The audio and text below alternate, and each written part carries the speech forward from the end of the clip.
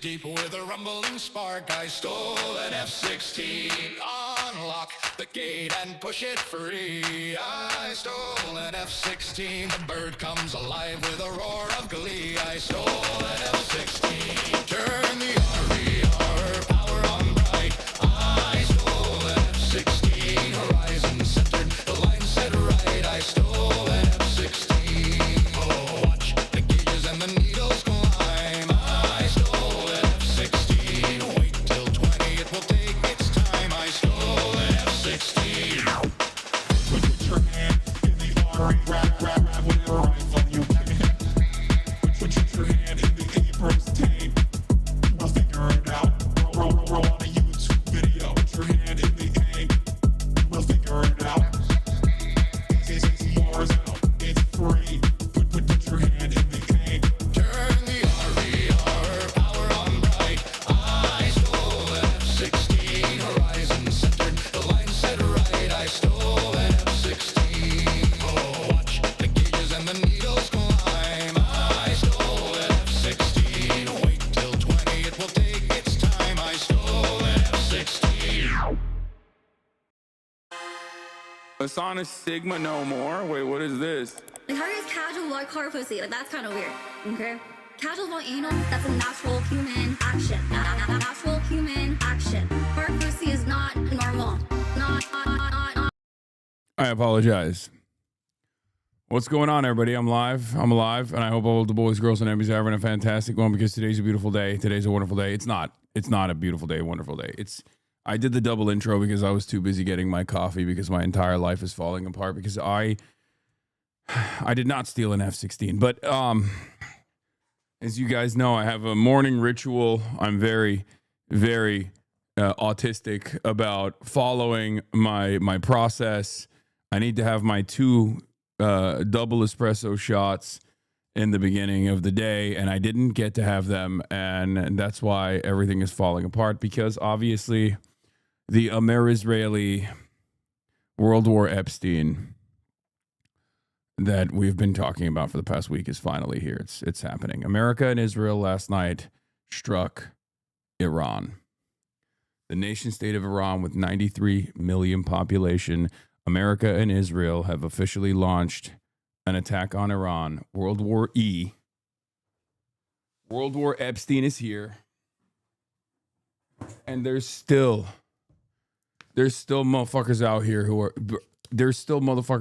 will be like, oh my God. Like, I saw a news hit on NPR talking about how Jean-Luc Mélenchon said Epstein. And in France, they're talking about how anti-Semitic it is that Jean-Luc Mélenchon said Epstein. Like, I need people to get fucking serious right now. Okay? I need people to get fucking serious. Conversations surrounding, like, the utilization of the term goyim. Conversations around, you know, how American feelings are going to be hurt in this process. Conversations around standpoint epistemology about how the Persian monarchists feel about striking a totally fucking foreign sovereign country with 93 million people. All of those conversations are utterly immaterial, utterly irrelevant, and I am not going to have any fucking, I am not going to give any room for dumb fucking bullshit like that today. Let's be real. America and Israel are functionally, and I think it's pretty understandable for the average person with a heart and conscience and a soul to see this. Like, from the perspective of anyone that's living in the periphery, America and Israel are basically the great Satan, right? Like, I live here. I'm an American citizen. I'm a dual citizen as an American and Turkish citizen. But like, you kind of look at what we have done around the world, and you start developing certain feelings where you're like, well, I mean, I guess there were KPD guys in Nazi Germany before the Nazis took power, right? Like, there was the SPD, there was a KPD. There were people who were anti-fascist, they were infighting. We must learn from those lessons. My point is, just because you're an American doesn't mean that you can't comprehend that we are the great white devil. You know? Like, there were plenty of historical figures of note, of notoriety, of worth that lived in these countries that we now know are historically evil countries, like Nazi Germany, once again, where people did actually resist. People did actually recognize the real danger that fascism presented, and people tried to fight back to the best of their ability. And try to thwart the development of fascism in these countries. I'm just saying, I'm thinking about different historical periods. Now, of course, the fucking Reich never had nuclear arms. They never had burgers either. So we are in a different predicament, right? We're in the Burger Reich predicament, nuclear armed Burger Reich situation, 800 military bases around the world, no real international competitors when it comes to warfare, and we're this towering, domineering force all around the globe. We just destroy whoever we see fit, and all of our enemies. We will kill all of their children, and we'll sit there and we'll sell you, we'll package you this idea as though it's for some kind of emancipatory purpose. And that's precisely what America is doing. And they're not even doing it that good. In comparison to previous attempts of imperialism, not to say that this is, somehow making things better. Obviously, I would never say that, but like in comparison to the Trump administration, when compared to the Bush administration, as far as like a sophisticated messaging apparatus that justified why we had to go to Iraq and bomb Iraq and invade Iraq and take all the juicy, delicious oil from the ground in Iraq. The Bush administration makes the Trump administration look like fucking savages. The George W. Bush administration and the neocons of the past make this current administration look like barbaric apes. Like, they were monsters, but they at least had a sophisticated tool and a propaganda apparatus that tried to package this illegal and unjust war that displaced tens of millions of people, a 20-plus year occupation, specifically at the behest of empire, at the behest of capital. And now the Trump administration doesn't even see a purpose in doing that. Why is this important? It's important because I hate to report this to you, chatter, but you and I, we're fucking cattle. We're cattle. That's it. They don't see the need to ask us for our consent on this. At least in the past, they would make it feel like we were involved in some way. They would try to coerce us into getting involved. They would try to manufacture consent. But the reality of the matter is we are cattle, and our consent is not necessary because our tools of fighting back against the masters have been destroyed. They have been completely destroyed. Do you understand?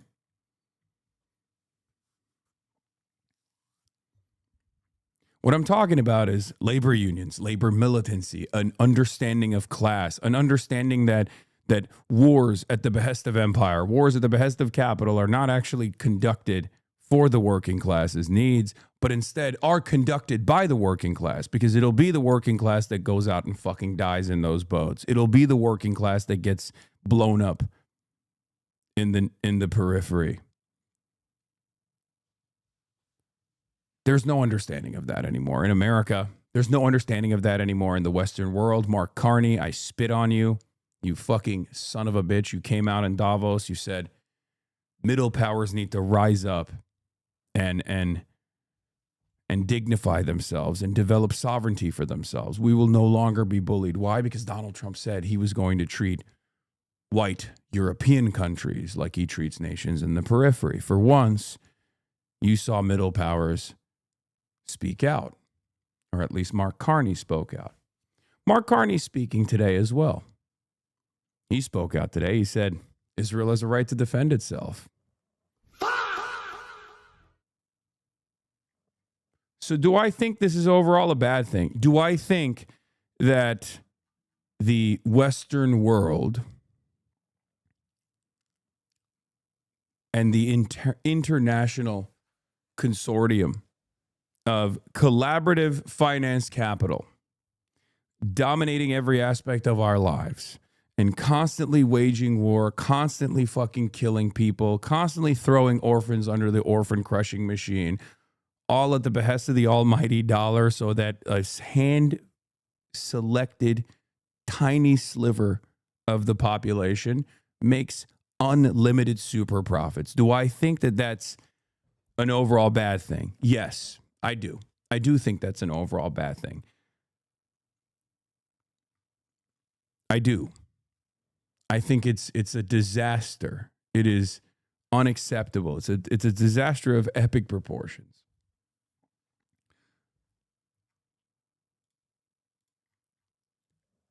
It's unlimited super violence.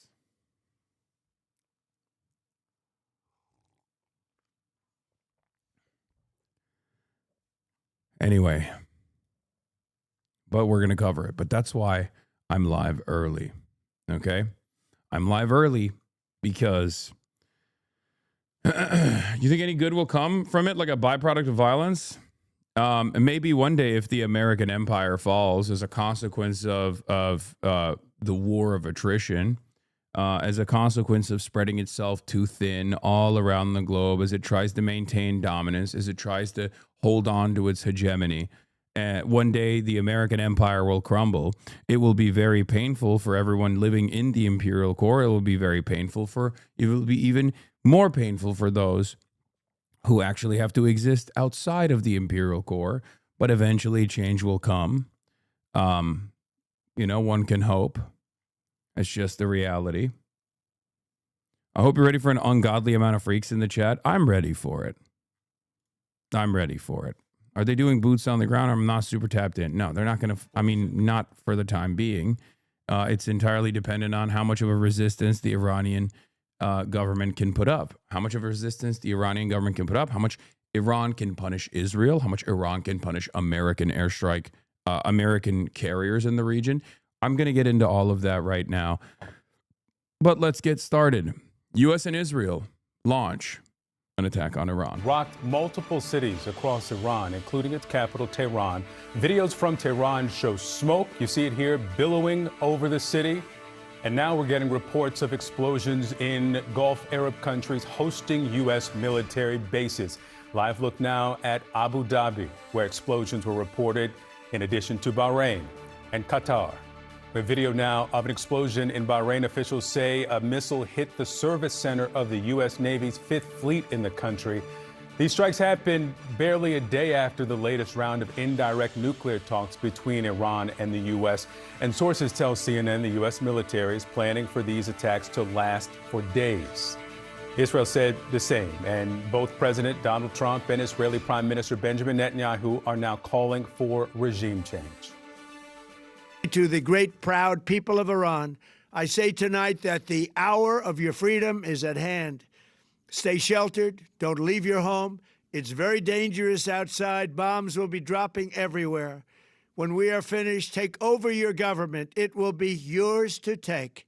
This will be probably your only chance for generations. Yeah, Iran media reported just hours ago that Iran... Bro, our heart's not in it. Our heart's not in it. You know what I mean? It's like in order to do this kind of like regime change, you have to come in with boots on the ground.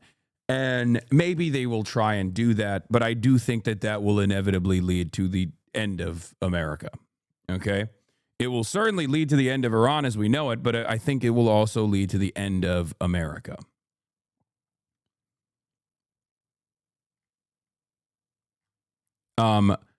What's remarkable about that is the admission that American sons and daughters will die, right? Because, we're slaves. We're all slaves. We're wage slaves of a different sort. We're all slaves to empire at the end of the day. Especially some of the poorest who thought that they could get a fucking comms degree, you know what I mean, for free. An amenity pretty much offered by every other competent social democracy, the opportunity for upward social mobility that's given to every single citizen unconditionally. In the United States of America, you have to become a slave to the Pentagon, and you have to go and, sell your soul to the American government so you can go and you can slaughter other people's sons and daughters overseas. You got to go kill some children, and then you get fucked up in the head. Hopefully you don't get your dick shot off while protecting a poppy field, right, for JSOC so they can actually keep doing clandestine operations and drug trafficking, stuff like that, right? So you come back to the United States of America with crippling PTSD, and then you get a fucking comms degree so you can have your job, if you're lucky enough to get one, by the way, then you can have your job be stolen by artificial intelligence. So some fucking faceless, lifeless, dickhead billionaire can turn can turn on the GDP machine and make a little bit more money. year over year, and it's fucking awesome. And then you sit around angry and you think to yourself, well, I have an unlimited arsenal of weapons. Will I actually organize? Will I actually topple the system? No, I'm just going to either kill myself and my family, or I'm just going to take the arsenal of weapons that I have and shoot up the nearest fucking kindergarten. That's just the average American existence. And then we sit around and think, oh, well, as long as this domineering force that is like broadly defined as American empire is killing other school children overseas, I feel a little powerful, right? People sit there, eat their potato chips at home in their crusty boxers and watch their favorite fucking incel, decrepit Twitch streamers and think, no, this force projection is good. It makes me feel fucking good. Well, your life sucks. Your life sucks. You have no freedom. You're fucking cattle. You are literally a goddamn slave. Some of you are slaves without actually even working, but that's just the reality, right? I myself am a part of this process as well. I play a role in this fucking sham. I play a role in this song and dance as well. I try to yell. I try to wake people up to these realities, but for the most part, you know, it's very difficult. It's very difficult for people to even envision any sort of change because we have been reduced to being servile cattle for many, many years at this point. Many generations ago.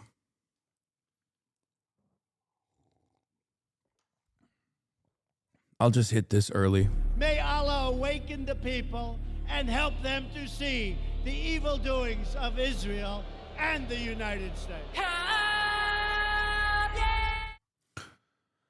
Oh, inshallah, one day. In any case, here, you want to see who you're doing this for. Remember why this is happening. When gas prices shoot up because the Strait of Hormuz is now officially mined and dammed and closed, and that's like 10% of fucking all global oil commerce that won't happen any longer, and all of a sudden you're at the fucking pump and you're like, why is gas $15 a gallon? How did this happen? Remember who you're fighting for.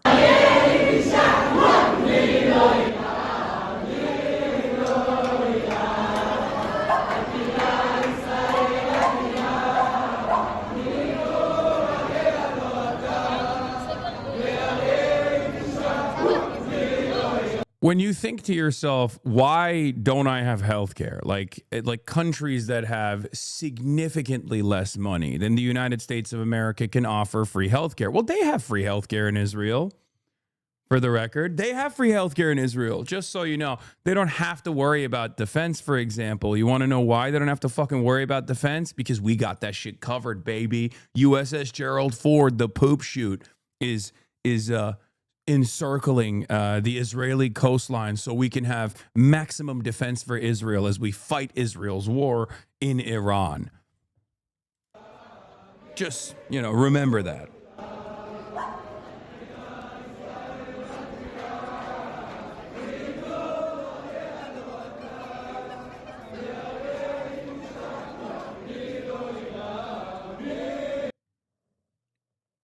Anyway, I think this is an older video from the last time Israel fucking tried to blow up Iran, and then Iran decided to retaliate. Working class magic. Did you see Israel responded to you? Oh, great. There's no such thing as a preemptive strike, I said. Israel is striking Iran in spite of the negotiations that the Oman mediators tried to publicize in the U.S. media to avoid this exact outcome. Little did they know Israel gets what it desires, even if it collapses the West. That's awesome. I'll be sending that GIF back when people are talking about how scared they are in the bomb shelters.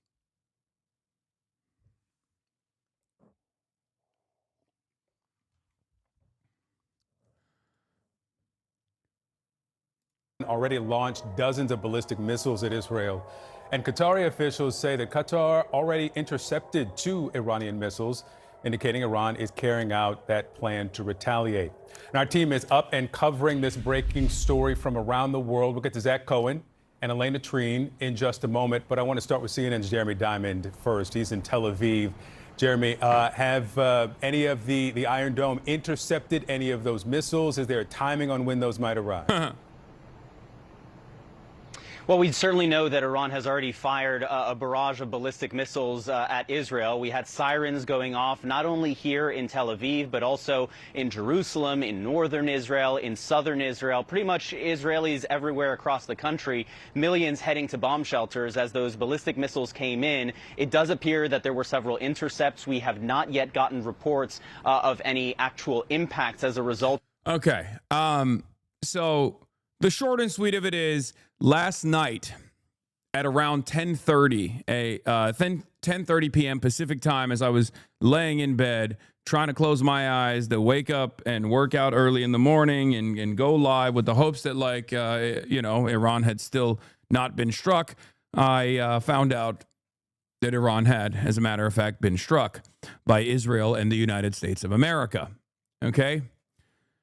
They tried to do an early decapitation strike, hit numerous cities from Isfahan to Tehran and many others.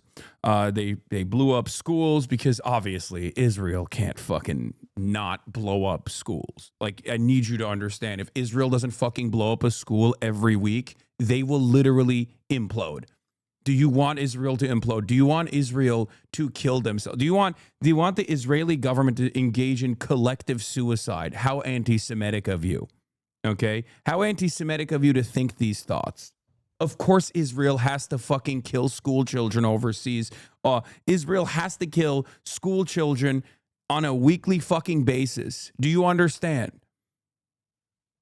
They have to do it. They have to do it. This is the only way to liberate the masses, okay? The Israeli economy runs on exploded school children, and some school children have to fucking die. 40 elementary schoolgirls killed, 9 to 13 years old. Thank you, Israel. Thank you, America.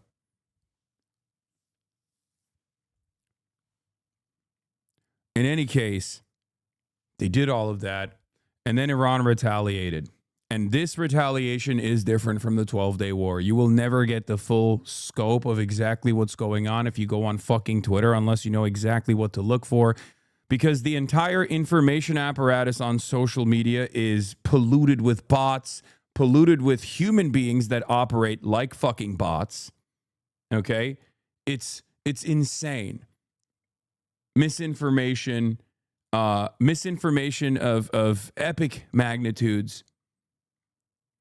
And no, the Gulf states are not actually receiving the brunt of this impact. The Gulf states that have American radar systems inside of American fucking bases inside of the Gulf states are receiving the brunt of the impact, with the exception of Dubai. Dubai has actually received a little bit more, and maybe some of the Gulf states will receive even more of the bombing. But so far, the reason why I say it's a little bit different than the 12-day war is because Iran immediately retaliated by striking American radar systems in Bahrain, in the UAE, in Qatar. And they've actually effectively taken out multiple billions of dollars worth of radar systems and early advance warning systems that the American government has designed all around the region. Now, of course, America knew this was going to happen, just so you know, because that is going to yield tremendous prosperity for the military-industrial complex. You blow up $2 billion worth of radar systems, but guess what? That means we got to rebuild. That means new contracts. That means new fucking contractors. That means new workers that will fly out into the Gulf and hastily rebuild these military bases. So that's not a bad thing. That's a good thing. America knew that was going to happen. That's why they brought in their entire AWACS fleet, the aerial surveillance systems that we have at our disposal, created by Lockheed Martin, created by Boeing as well. These surveillance systems are flying around. All around, basically in like a perfect single file line from Iran all the way to Israel to protect, of course, the Holy Land, the most important country on the planet. Not your state, not Wyoming. The only state in the United States of America that matters, the state of Israel. So, you know, just remember that. Every single Gulf country is being hammered currently that have American bases. They're being hammered fucking currently and presently. They are destroying billions of dollars of American equipment inside of American bases. I've seen videos in Bahrain of even Shahed drones blowing up the American base. Shahed drones can be shot down with an AK-47. That's how little America gives a shit about its goddamn assets in the region. If you wanted to, if you're wondering what the situation looks like, Shahed drones are so fucking slow, you can shoot them down with an AK-47. And they're currently striking. They're currently striking American bases in Bahrain. The naval base in Bahrain is being struck. Okay? Iranian drone hits the vicinity of Burj Khalifa in Dubai.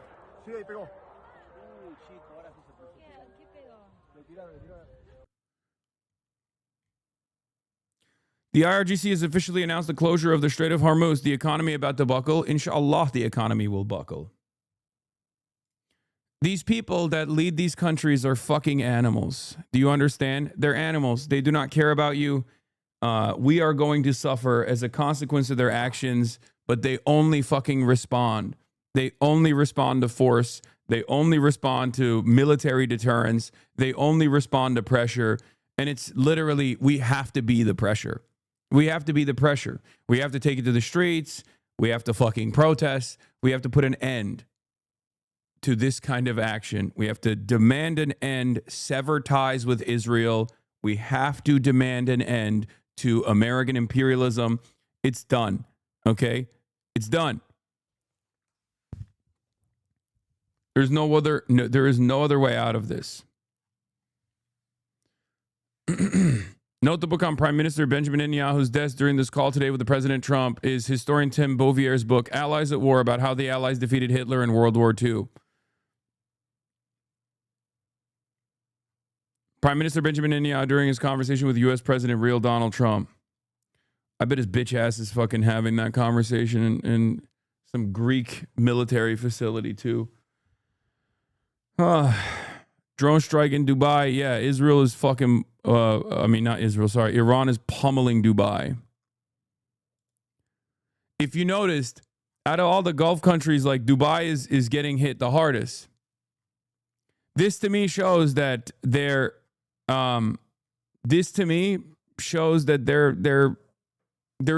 a reason, right? Like they are very deliberate about who they are attacking and why they're attacking the countries that they are attacking. Dubai is obviously, the UAE is obviously Muslim Israel. For those of you who don't fucking know, I know many of you think, oh no, that's like a pedophile cryptocurrency safe haven. That's basically Miami. The UAE's foreign policy and like regional leadership is basically to be the Muslim version of Israel. Okay. They're right there. Whenever Israel's doing stuff, Dubai and the UAE is right there. Okay. And for the record, Iran did warn every other country in the region. And Iran did say, if you do this, it will be a regional war. If you do this, if you back us into a corner, we will fight back. And of course, you know, that is the case.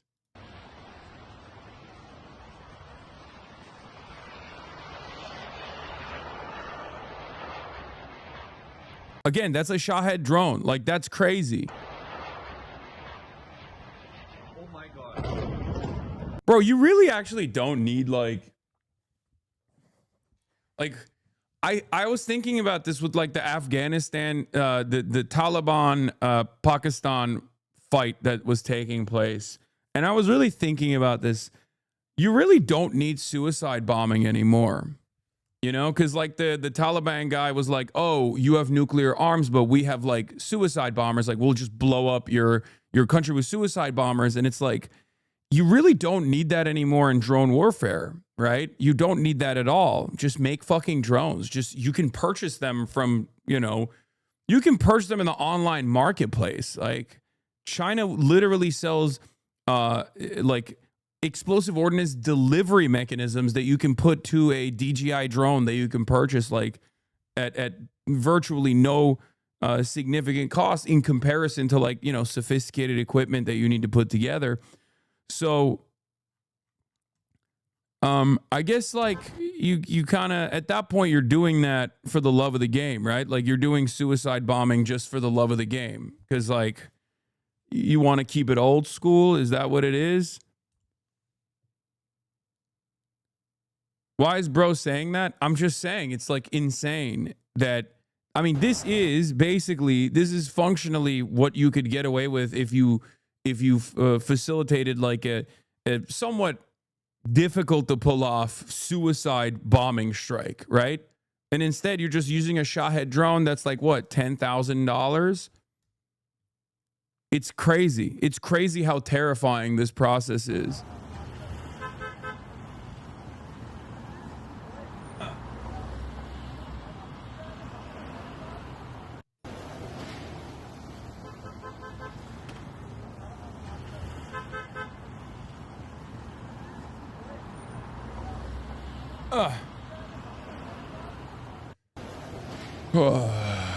Anyway.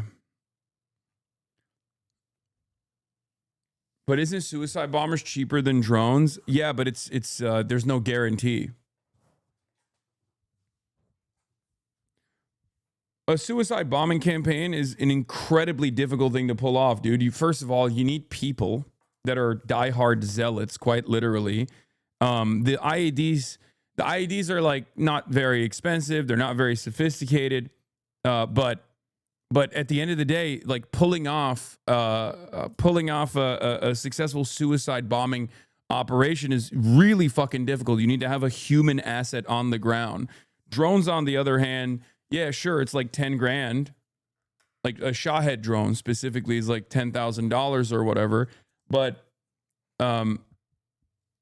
you know, you don't have like there. It's not. It's has a much higher success rate and more ordnances, more explosive ordnances on the drone itself.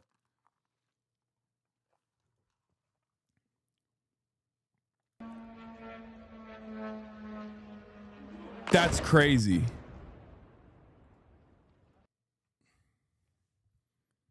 They're just doing like they're doing piecemeal Shahed strikes on residential buildings, dude.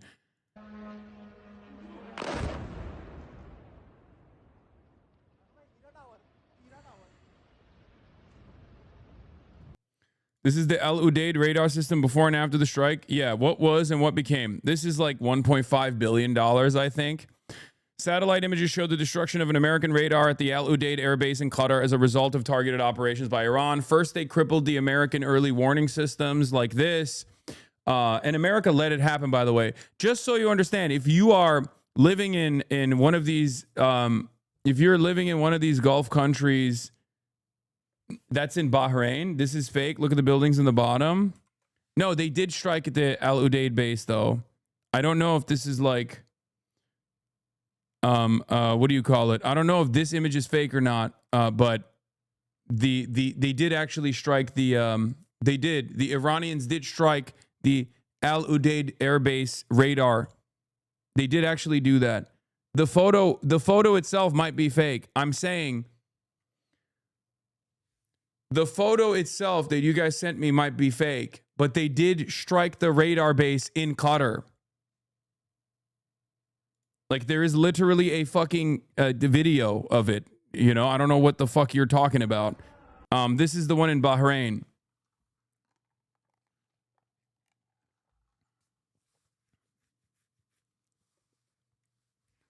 The first round, the first round of strikes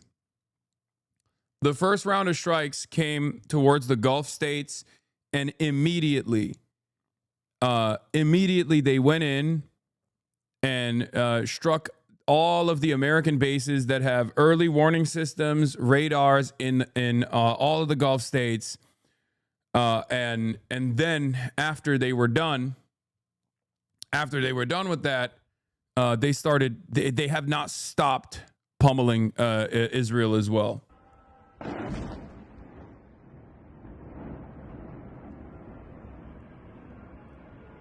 All this is a distract from the Epstein files? No joke? No, brother. No. This is not a distraction from the Epstein files. This is a 50-year project for Israel. This is so much more consequential than the fucking Epstein files. Like, this is not even that's crazy. This is a 50-year project by Israel. This is a project that also corresponds to American interests in the region in general. They've always wanted no sovereignty for Iran.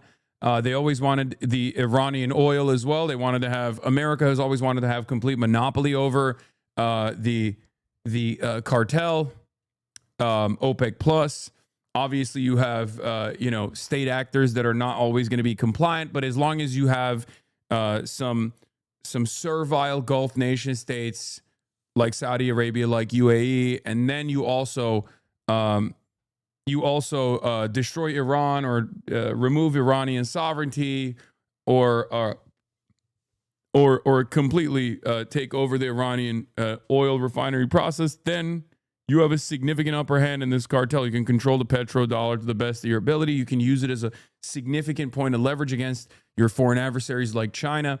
This is 50 years in the making. This isn't a new thing at all, and it's finally happening because Israel has lost all of its Western support. So this is perhaps the last time that they can do it. Okay? This is the last time that Israel will be able to do this. From their perspective, Trump is crazy enough to follow through on it. This is a final act of desperation, in my opinion. This is the grand design in the region coming to a close. So however much America, like if Iran is capable of putting up a strong front and a strong resistance against this, make it as difficult and as costly as possible for America to engage in this war of attrition while destabilizing the entire global economy, which they have the capability to do, America will most likely collapse.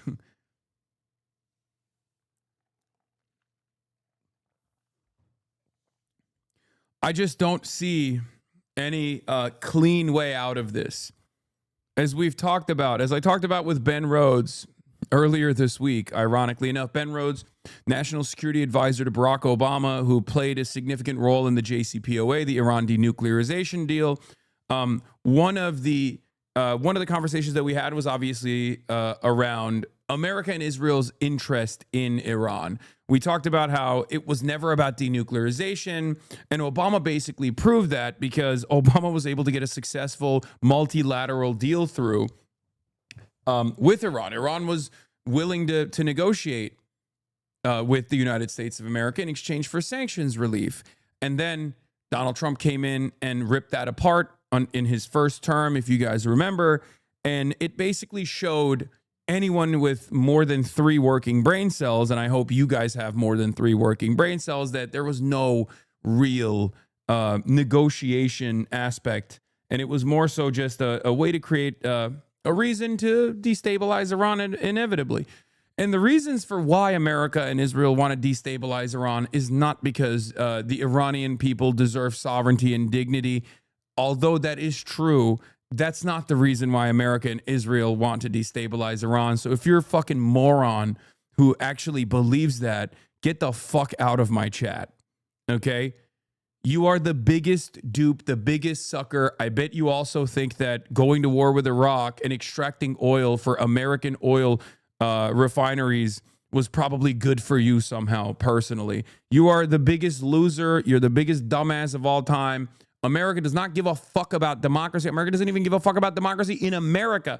America doesn't even care about American citizens. America certainly doesn't even care about American military members. We literally parked 50% of our naval assets in and around Israel and in and around Iran. If you think that we care about what happens to them, you are fucking delusional. Okay? Yeah. You're the guy who goes to the strip club and says, no, you don't understand. You see, Hasan, the stripper does love me, actually. She told me. She loves me. I believe her.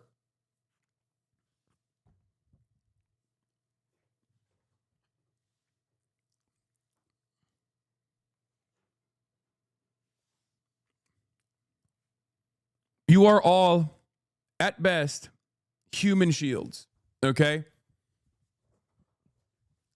Your worth to the American government, to the Israeli government, is either a human shield, collateral damage, maybe productive forces if you are productive to a certain degree, you know?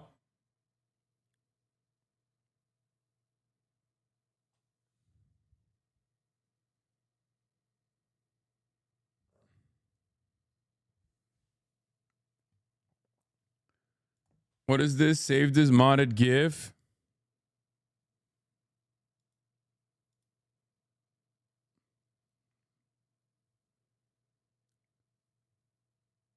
Do we have a blast off meme, by the way? I didn't even blast off yet. It's 48 minutes in and I just started fucking going in. I was not expecting Iran to fire into like 5 countries right away. I was.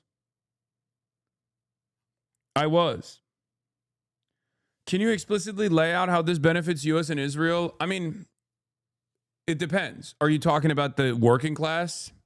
Are you talking about the capital owning class?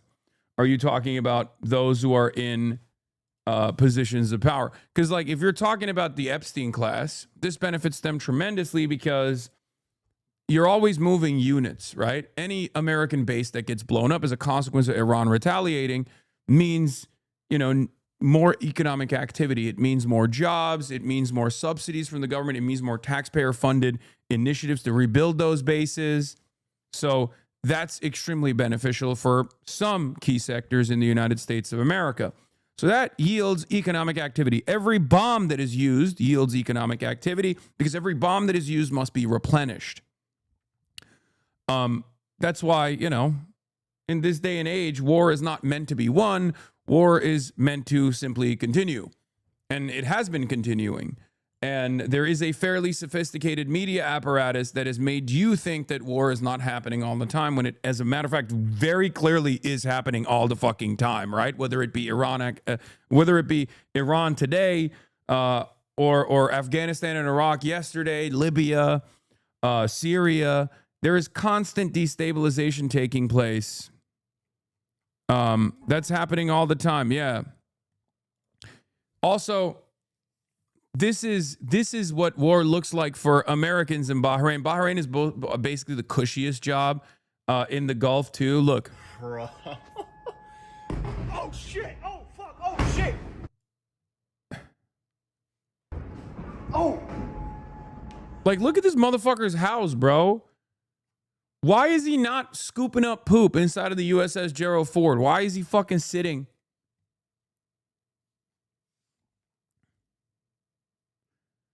Jamal Bowie is retweeting that you're anti-Semitic and insane on Blue Sky. Jamal Bowie is calling you anti-Semitic and insane on Blue Sky.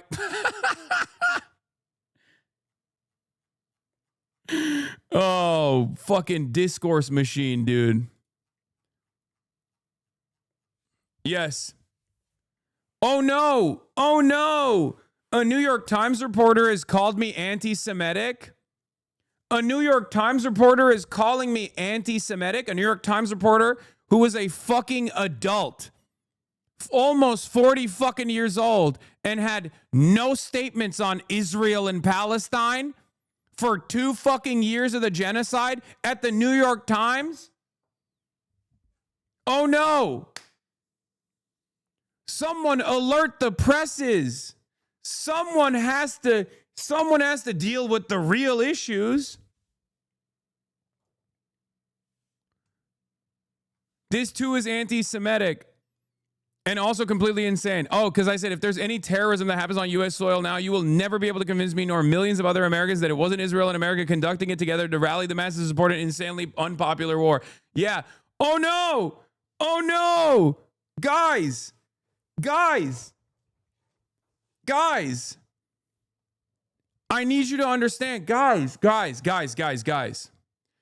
I know that the billionaire pedophilic elite will send your sons and daughters to go die in a region that has never done anything to you whatsoever so they can yield better returns on their initial investments year over year, okay? And we will do it definitely for the nation state of Israel as well, okay? Because they also have like a separate ambition of being able to develop greater Israel as this like biblical fucking project, right? They want to do that, and they can't do that as long as Iran has ballistic missiles. So we have to kill them. We have to kill them. But guess what, guys? Guess what?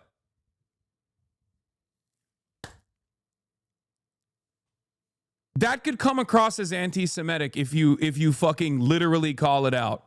You're not supposed to say that. And because it's deeply unpopular, because it's a deeply unpopular endeavor, because Israel is deeply unpopular, because Donald Trump is deeply unpopular, in an effort to do some sort of fucking crazy psyop on U.S. soil, if they were to do like an anthrax attack, for example, you know, never been done before, never been done before in the United States of America, never been conducted to make everyone in fucking Iowa think that like Al-Qaeda is going to come after them. Not even talking about 9/11 at this point. I'm talking about what came after, right? All the anthrax in the mail saga that universalized the fear that it wasn't just New York, the capital of finance, that was struck, but, you know, my bumfuck shitty town next to Gary, Indiana could also be under attack by Islamic style terrorism.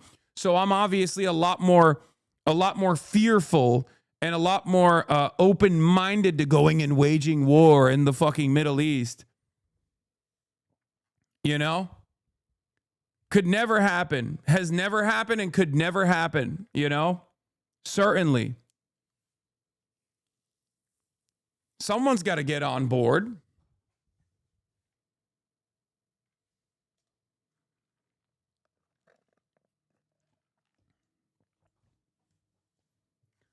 It's so insane.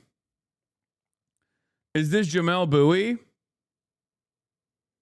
Apparently Jamel Bowie reposted this. How is this man so popular? Because everyone went crazy and expertise has been completely eroded, says Joe Steve. Where does this guy work? Assistant professor at U.S. history at UNC Chapel Hill. Political liberal, hoop reactionary.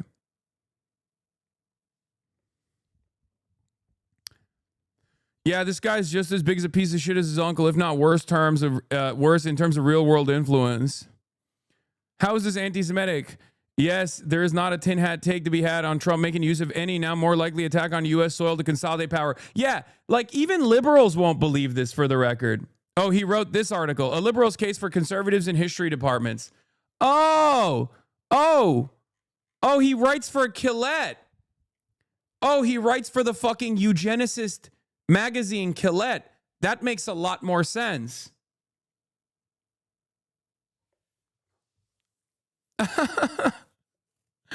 Oh, guys.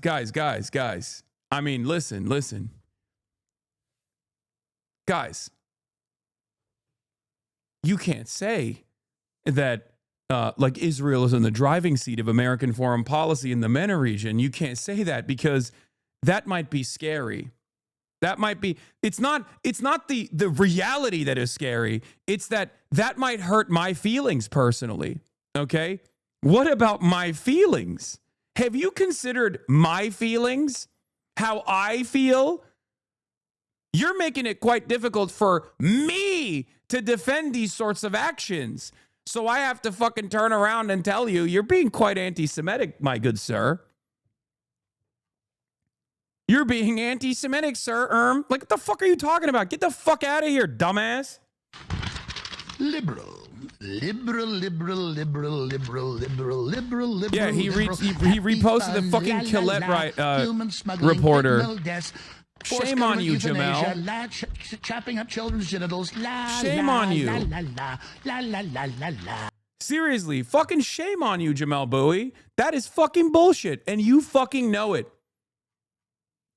Shame on you. Yeah. Wait till liberals do this exact same thing, but this time for Trump consolidating power. Because they only deal in terms of like the Democratic Party's success in elections versus the Republican Party, right? Like they do not deal in the material, and they will literally lean into this stuff when it inevitably happens, okay? They will say, oh, Trump is doing this because he's distracting people from the Epstein files. Trump is doing this because he wants to consolidate power and implement martial law.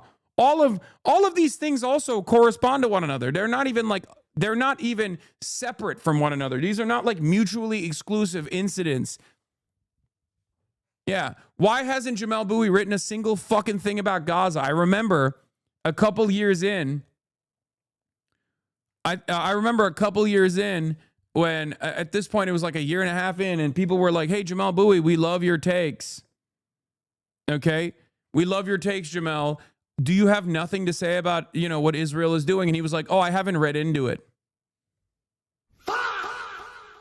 I haven't read into, like, I don't really know too much about what Israel is doing.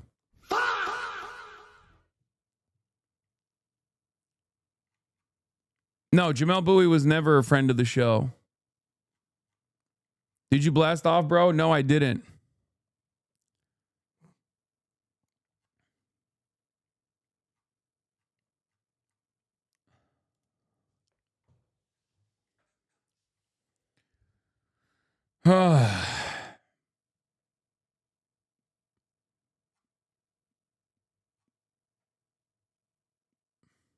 Yeah, 85 children have been killed by the AMERISRAELI bombing campaign in Iran. But guys, I need you to understand.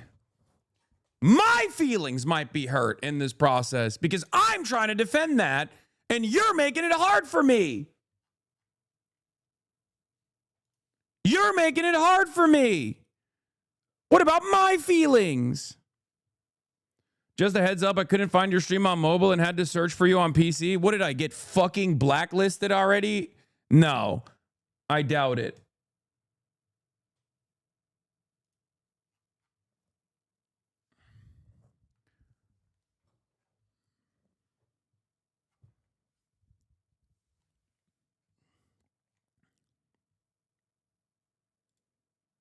I was told it was supposed to be Iranian. Oh, Iranian citizens cheering on being bombed? Yeah, no, the Bahrainis are ecstatic. Every video I've seen of like unks in Bahrain filming the American bases being struck is them going udrup, udrup, udrup, udrup.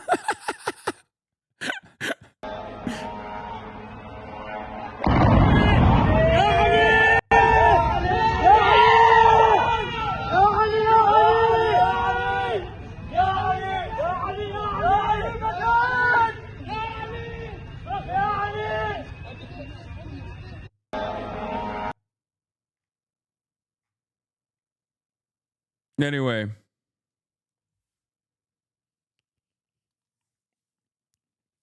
this is the funniest one. This is the one I was thinking of. Yeah. مسيرة اضرب اضرب اضرب اضرب. That's a radar dome, no? They just straight up took out a fucking a radar system with literally a Shahed drone. That does not happen unless America totally wrote that off, okay? Like, that literally only happened because America was like, yeah, we don't give a fuck. Yeah, blow it up. We'll make a new one. Do you understand? That's a Shahed drone. Look how fucking slow it flies. You can literally shoot that out of the sky with an AK-47, okay?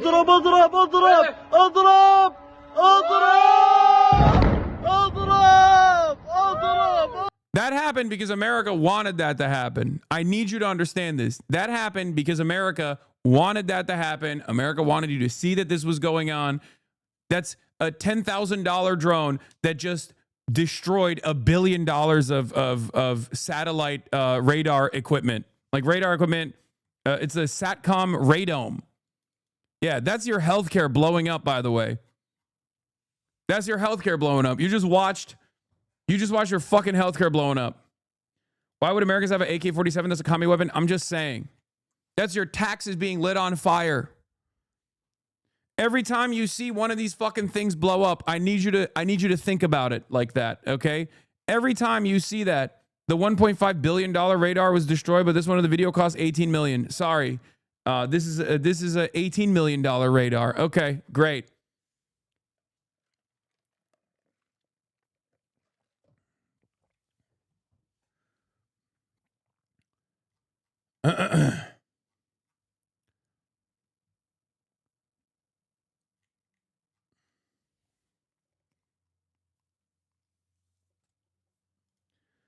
Just look at everything that this guy's tweeting. What is this? Current state of the Strait of Hormuz, which has been closed by the IRGC. Yeah, the U.S.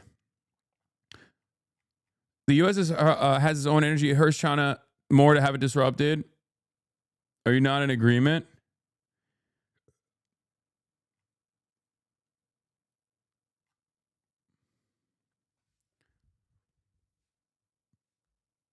Yeah, if you're a postdoc, you can't get grants. If you're a researcher, you can't get funding, right? If you were a public sector employee, you got fired. If you needed SNAP benefits and you were one of the hundreds of thousands that no longer can get that SNAP benefit, you now have to eat less food. But we can go and do this shit. We can go and move 50% of our naval assets. Tens of billions of dollars can be spent moving entire islands, basically, to this region and go to war and blow up fucking school children overseas. It is ridiculous. And quite frankly, I hate to say this over and over again, but we are fucking cattle, okay? We're cattle. We have nothing to say for this. We have nothing that we can do about this. We have nothing that we can do to organize. That's it. Like we just watch it from afar like it's a fucking movie.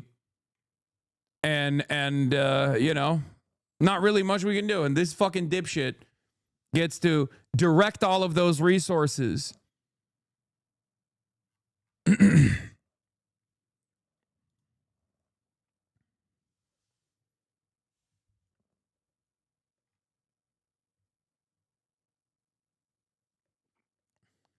Breaking. The building is in the Grand Air Hotel, which frequently hosts senior U.S. military officers located close to U.S. Fifth Fleet headquarters, struck with a Shahed 136.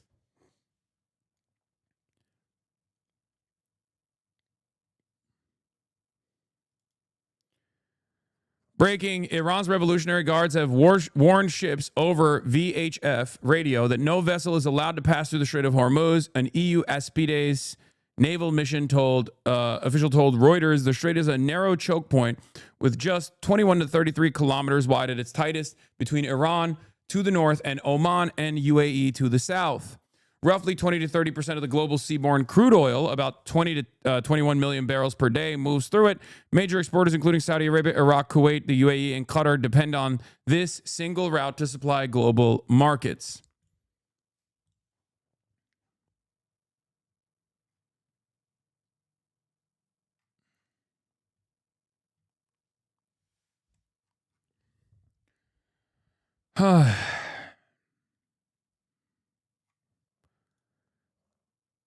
Price of oil will go up.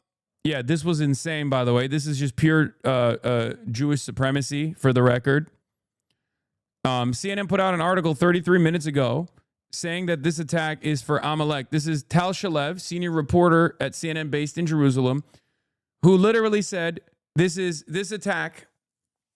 last night, that this attack was for Amalek and to fulfill the mitzvah of remembering Amalek. Timing of U.S.-Israel attack on Iran bears symbolic meaning in Judaism. The timing of the U.S. and Israeli attack on Iran bears symbolic meaning in Judaism. Ahead of the upcoming Jewish holiday of Purim, worshippers read the specific portion from the Old Testament known as Zachor. The passage from the book of Deuteronomy commands the ancient Israelites to remember an unprovoked attack by the nation of Amalek and to eradicate the memory of Amalek once the Israelites are settled in their land. The passage is read publicly before Purim to fulfill the mitzvah of remembering Amalek as Israel's archetypical enemy.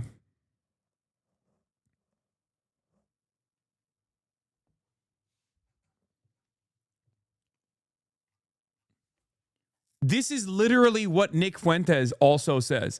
Benjamin Netanyahu and Nick Fuentes and this lady on CNN are entirely in fucking agreement. Okay? Like, this is Jewish supremacist thought. Okay? Who gives a fuck what some religious text says? What are you, fucking insane? You think I'm supposed to care about this? Are you out of your fucking mind? I care about school children being blown up. I don't want that to happen. There is no justification. This is a pre-Ellison takeover at CNN, by the way. So I don't know what the fuck the Ellisons are going to do to CNN to make it more pro-Israel. Like, is this going to be the only thing? Is this going to be the only thing that fucking comes out of CNN? Yeah. Also, Jeremy Diamond, CNN's Jerusalem correspondent, also last night was calling it a preemptive strike. Israel has launched preemptive strikes against Iran in a state of emergency.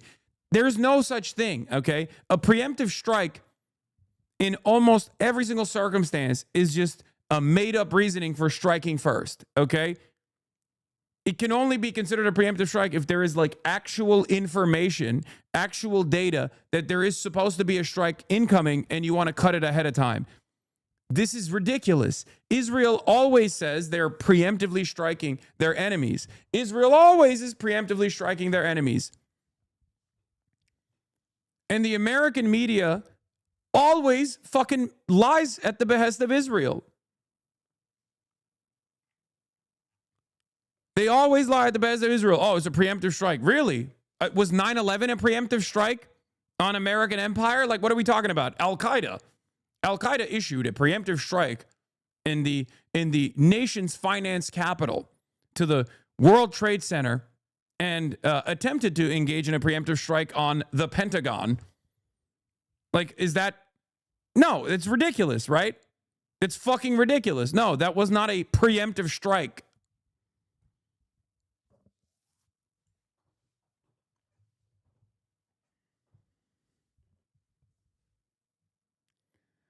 Yeah, Israel is preemptively striking school children.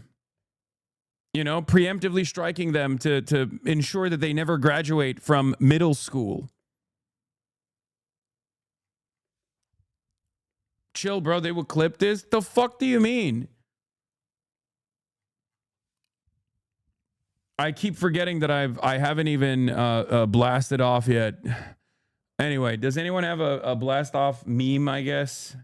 I don't even know at this point. Jesus Christ. It's 9 a.m.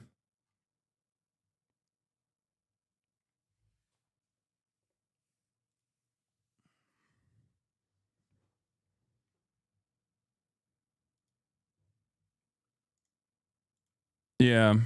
Okay, I'll do the remember who you're fighting for one.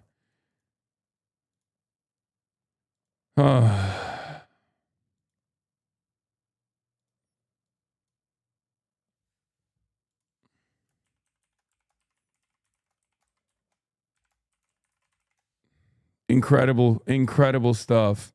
By the way, I'm live on Twitch and YouTube, okay? I'm live on both Twitch and YouTube here. We're blasting off.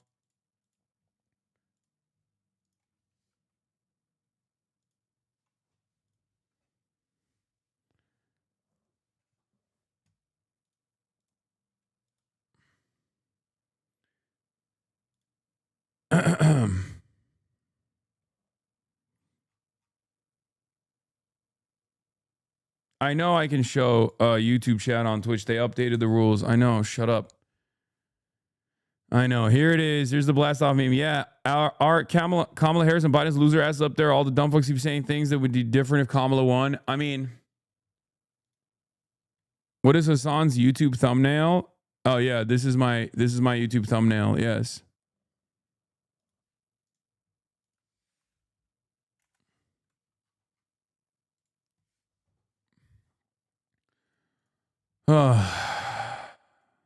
Anyway, let's continue with this shit. Here. Of those ballistic missiles. But all of this kicked off this morning around 8:15 a.m. local time. Israelis were woken to the sound of sirens, not announcing incoming missiles, but rather alerting Israelis to this new state of emergency that is in place as Israel announced that it had struck targets in Iran. We then quickly learned that it was not just Israel, but that these are joint strikes carried out by the United States and the Israeli militaries in Iran, targeting a range of targets inside of Iran. I'm told that there were dozens of targets that were struck by both militaries. We have been watching, of course, for weeks now as the United States has been carrying out this enormous military buildup in the region, but simultaneously a diplomatic track was taking place. But this morning, that diplomatic track was completely cast aside in favor of this military action by the United States and Israel.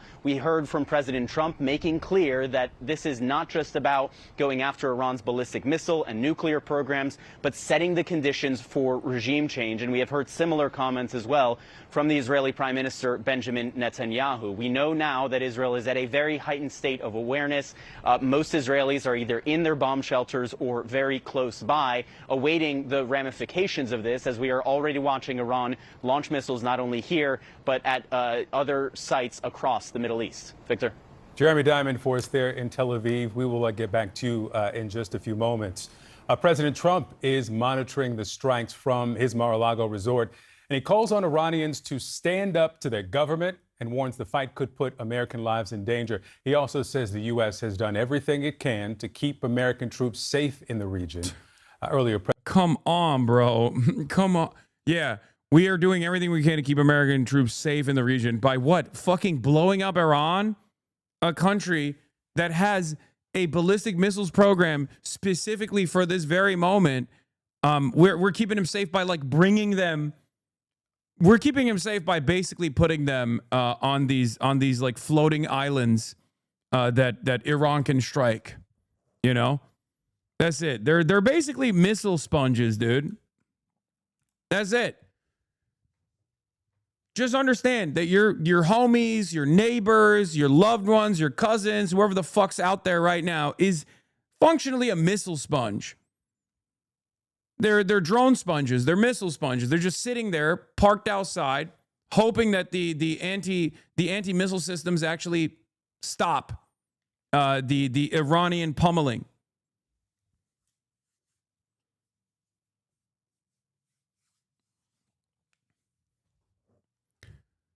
It's just so crazy because, like, everyone could have seen this from a million miles away. I mean, I talked about it for a fucking week. Like, it was so obvious that the entire negotiations process was a sham. The entire negotiations process was an utter sham. Everybody knew. Everybody understood that this was going to happen. It was an inevitability. It was going to happen. Because Israel wanted it to happen. And Israel has wanted this to happen for 50 fucking years at this point, okay? Not 50 years, but like definitely 30 years, right? This is like 30 years of American policy, American foreign policy and Israeli foreign policy. It's finally happening at Israel's weakest moment as far as like unlimited support from the West.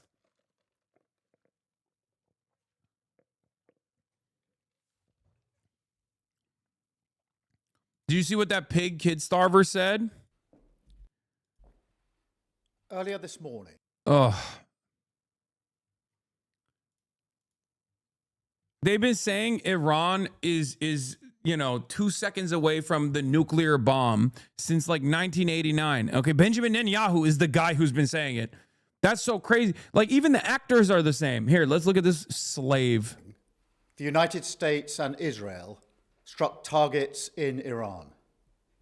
Iran has since launched indiscriminate strikes across the region.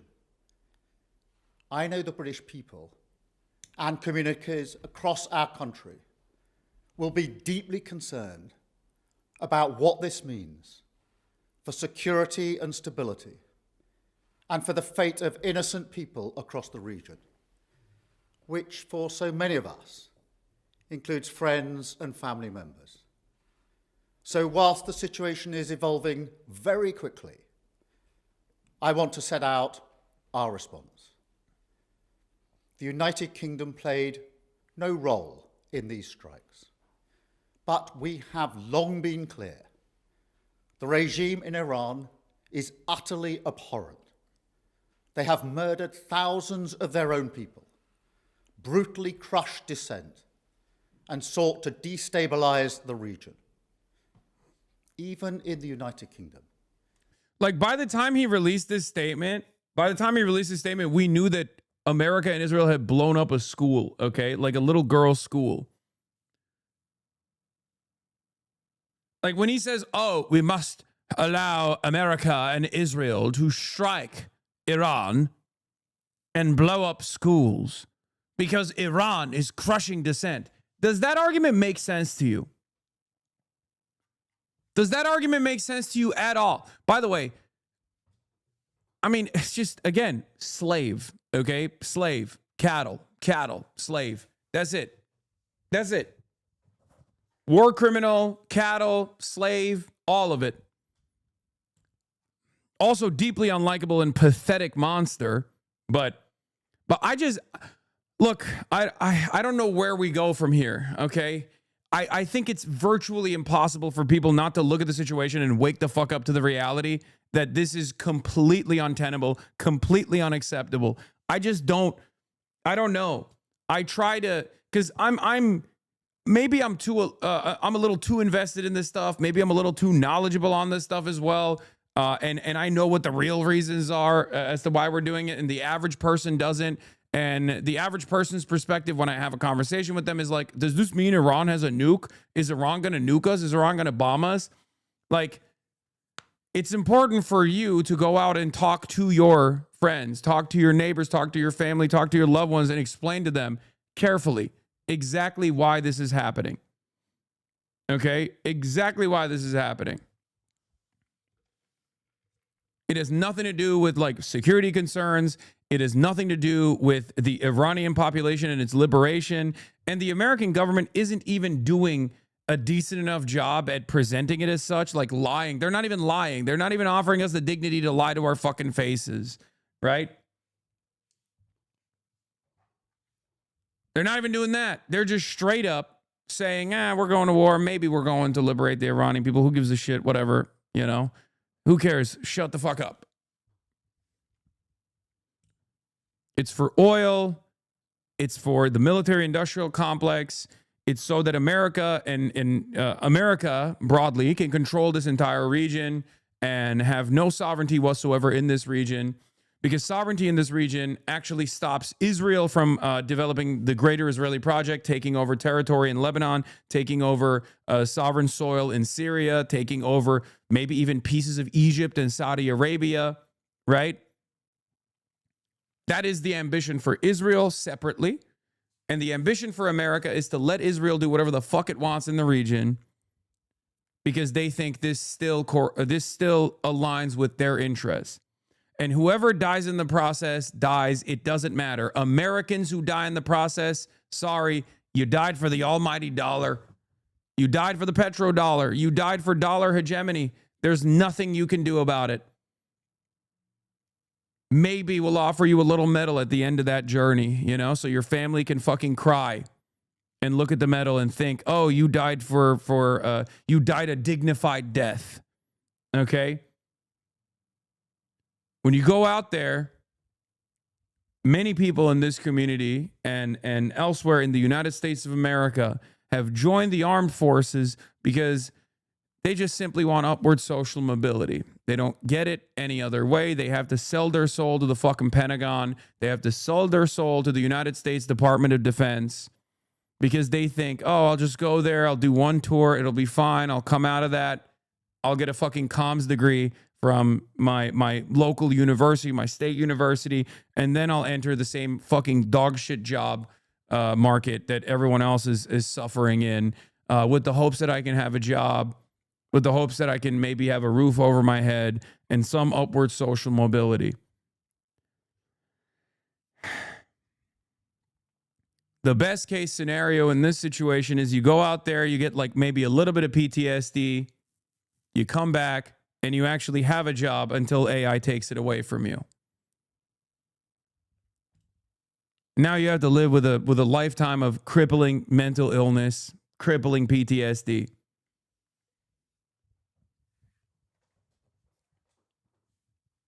But just know, when you're going out there and you're putting your body on the line, you're doing it for the pedophilic cabal of elite billionaires that control every facet of society, so they can make super profits over and over again. So they can extract the materials, they can extract the rare earth minerals, they can extract the natural resources, oil, right? If you want to simplify it, and they can make the money. Yeah. And worst case scenario, they'll tell you your injuries are not service related. There's that too.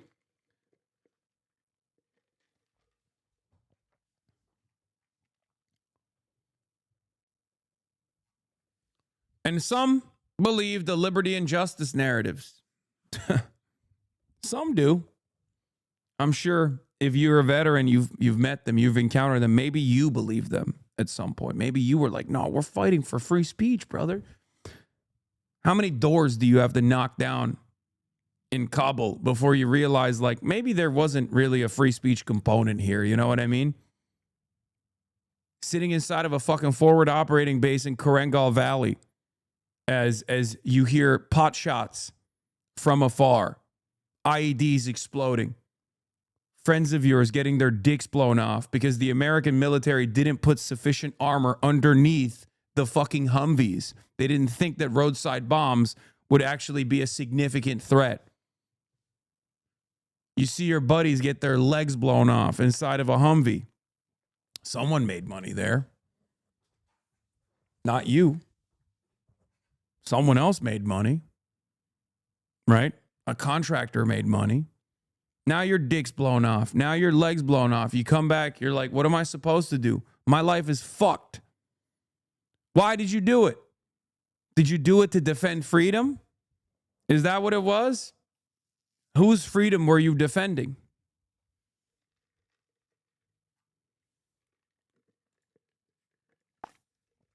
I'm from PR. I served in the Middle East when Israel started war with Gaza. I've lost buddies, lost to the suicide too. I'm fucked up in the head. This shit's making it worse. I served because I was broke, Puerto Rico situation. Knowing I fucked up my body and mental for Israel is driving me insane. Okay. There is a fucking productive thing that you can do, for the record, which is organize. Get other like-minded individuals that have been in the same fucking conditions and ensure that no one else gets duped and suckered into the same predicament ever again. Okay? That's what you're supposed to do. Your lived experience should help you help others. Okay? You can't give up. And I promise you, when you actually engage others with similar issues like that and you try to correct it, you try to offer atonement for the shit that you did that's like fucking up your brain now, you're gonna feel better as well. It is gonna be more productive for you. And slowly but surely, you work to the best of your ability to make things right, to ensure that there aren't new, younger generations that fall into the same fucking trap.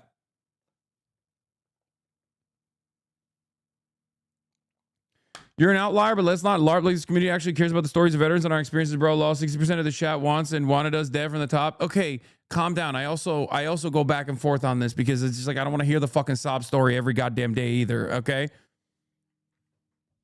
And that's not true. Half of the community are already like either fucking veterans themselves. It's like, yes, half of the community is like, oh yeah, every veteran, every imperialist soldier deserves death. And then the other half is like, I was an imperial soldier. And I kind of agree with what the people are saying, but I also do feel kind of fucked up about what I had to do. So calm down, okay? I don't care about what you've done. I care about what you're doing now. Do you understand? I don't care about what you've done. I care about who you are as a person now. Your lived experience and the things that you've done should motivate you to do better. And as long as you're doing that, as long as you're trying to stop others from falling into the same trap that you fell into, as long as you use that lived experience to ensure that others don't, as long as you use the training in the future potentially, it's fine.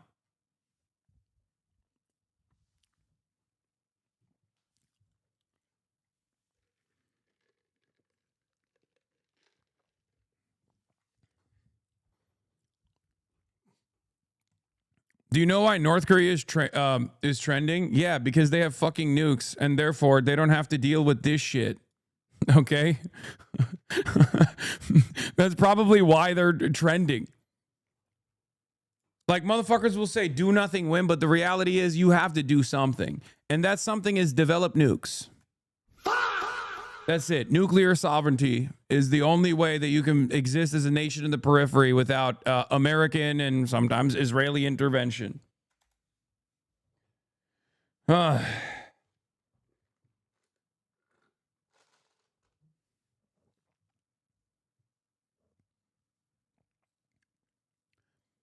Vague posting imperialists. I think Americans are going to manufacture consent for the Iranian intervention. I think that they're wrong.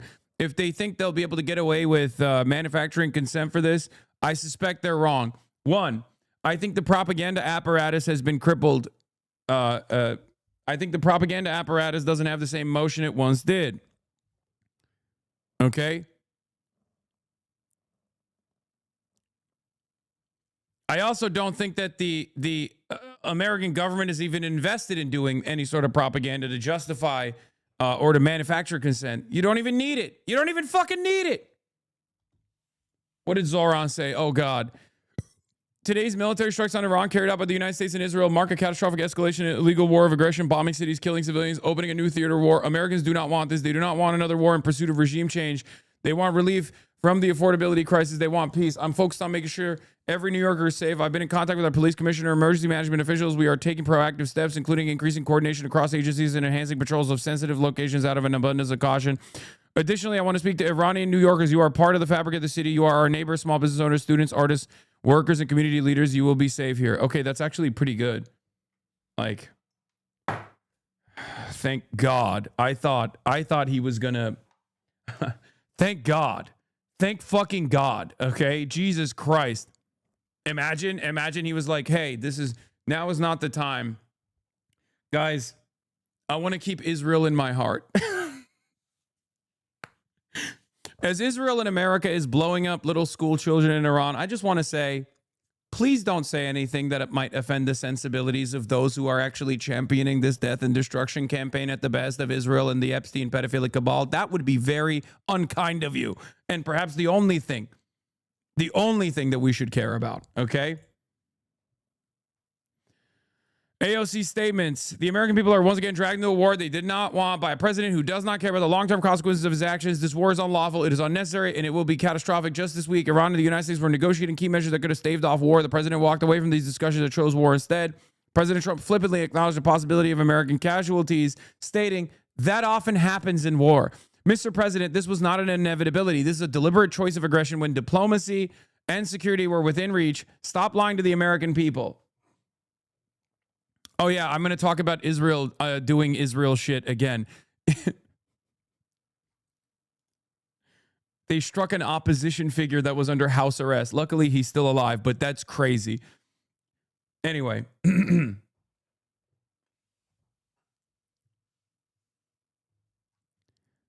Violence begets violence. We learned this lesson in Iraq. We learned this lesson in Afghanistan. We're about to learn it again in Iran. Bombs have yet to create enduring democracies in the region, and this will be no different. In moments of war, our Constitution is unambiguous. Congress authorizes war. The president does not. I will do my part to uphold our Constitution by voting yes on the Representatives Ro Khanna and Thomas Massey War Powers Resolution.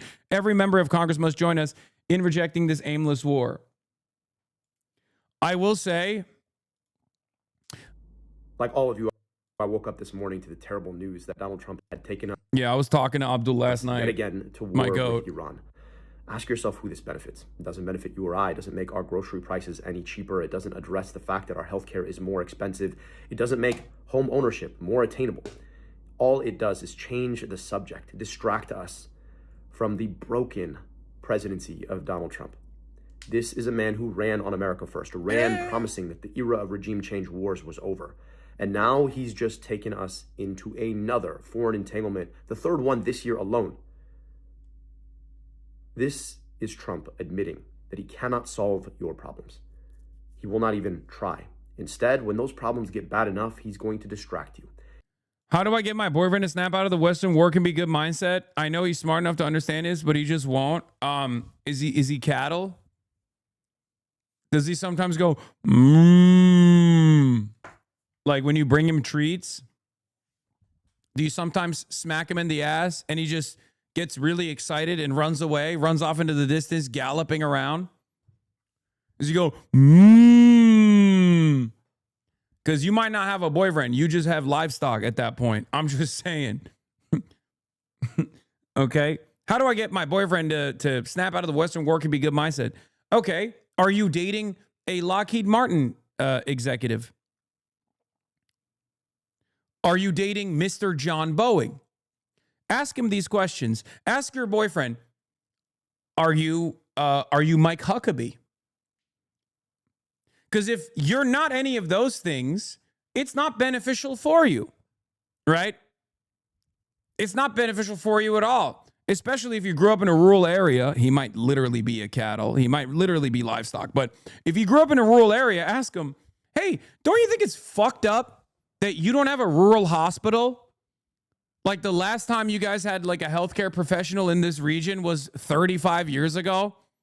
And businesses have completely pulled out of this area. Everyone is poor as fuck. But it seems like there's always money in the bank to go to war overseas. Does that do anything for you? Does that do anything positive for you? Does that make you feel good? Why does that make you feel good? If it does. You know? These are the questions you can ask your loved ones. These are the questions you can ask your loved ones. Ask them.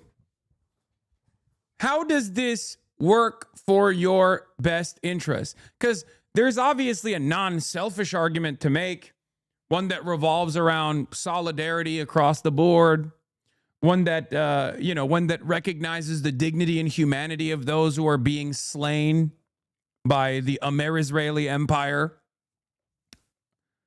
But if people can't comprehend that, there's not really any good arguments to constantly engage in this endless warfare anyway. There's not really a lot of great arguments at all, as a matter of fact. I mean, fucking even the veterans that go out there recognize it.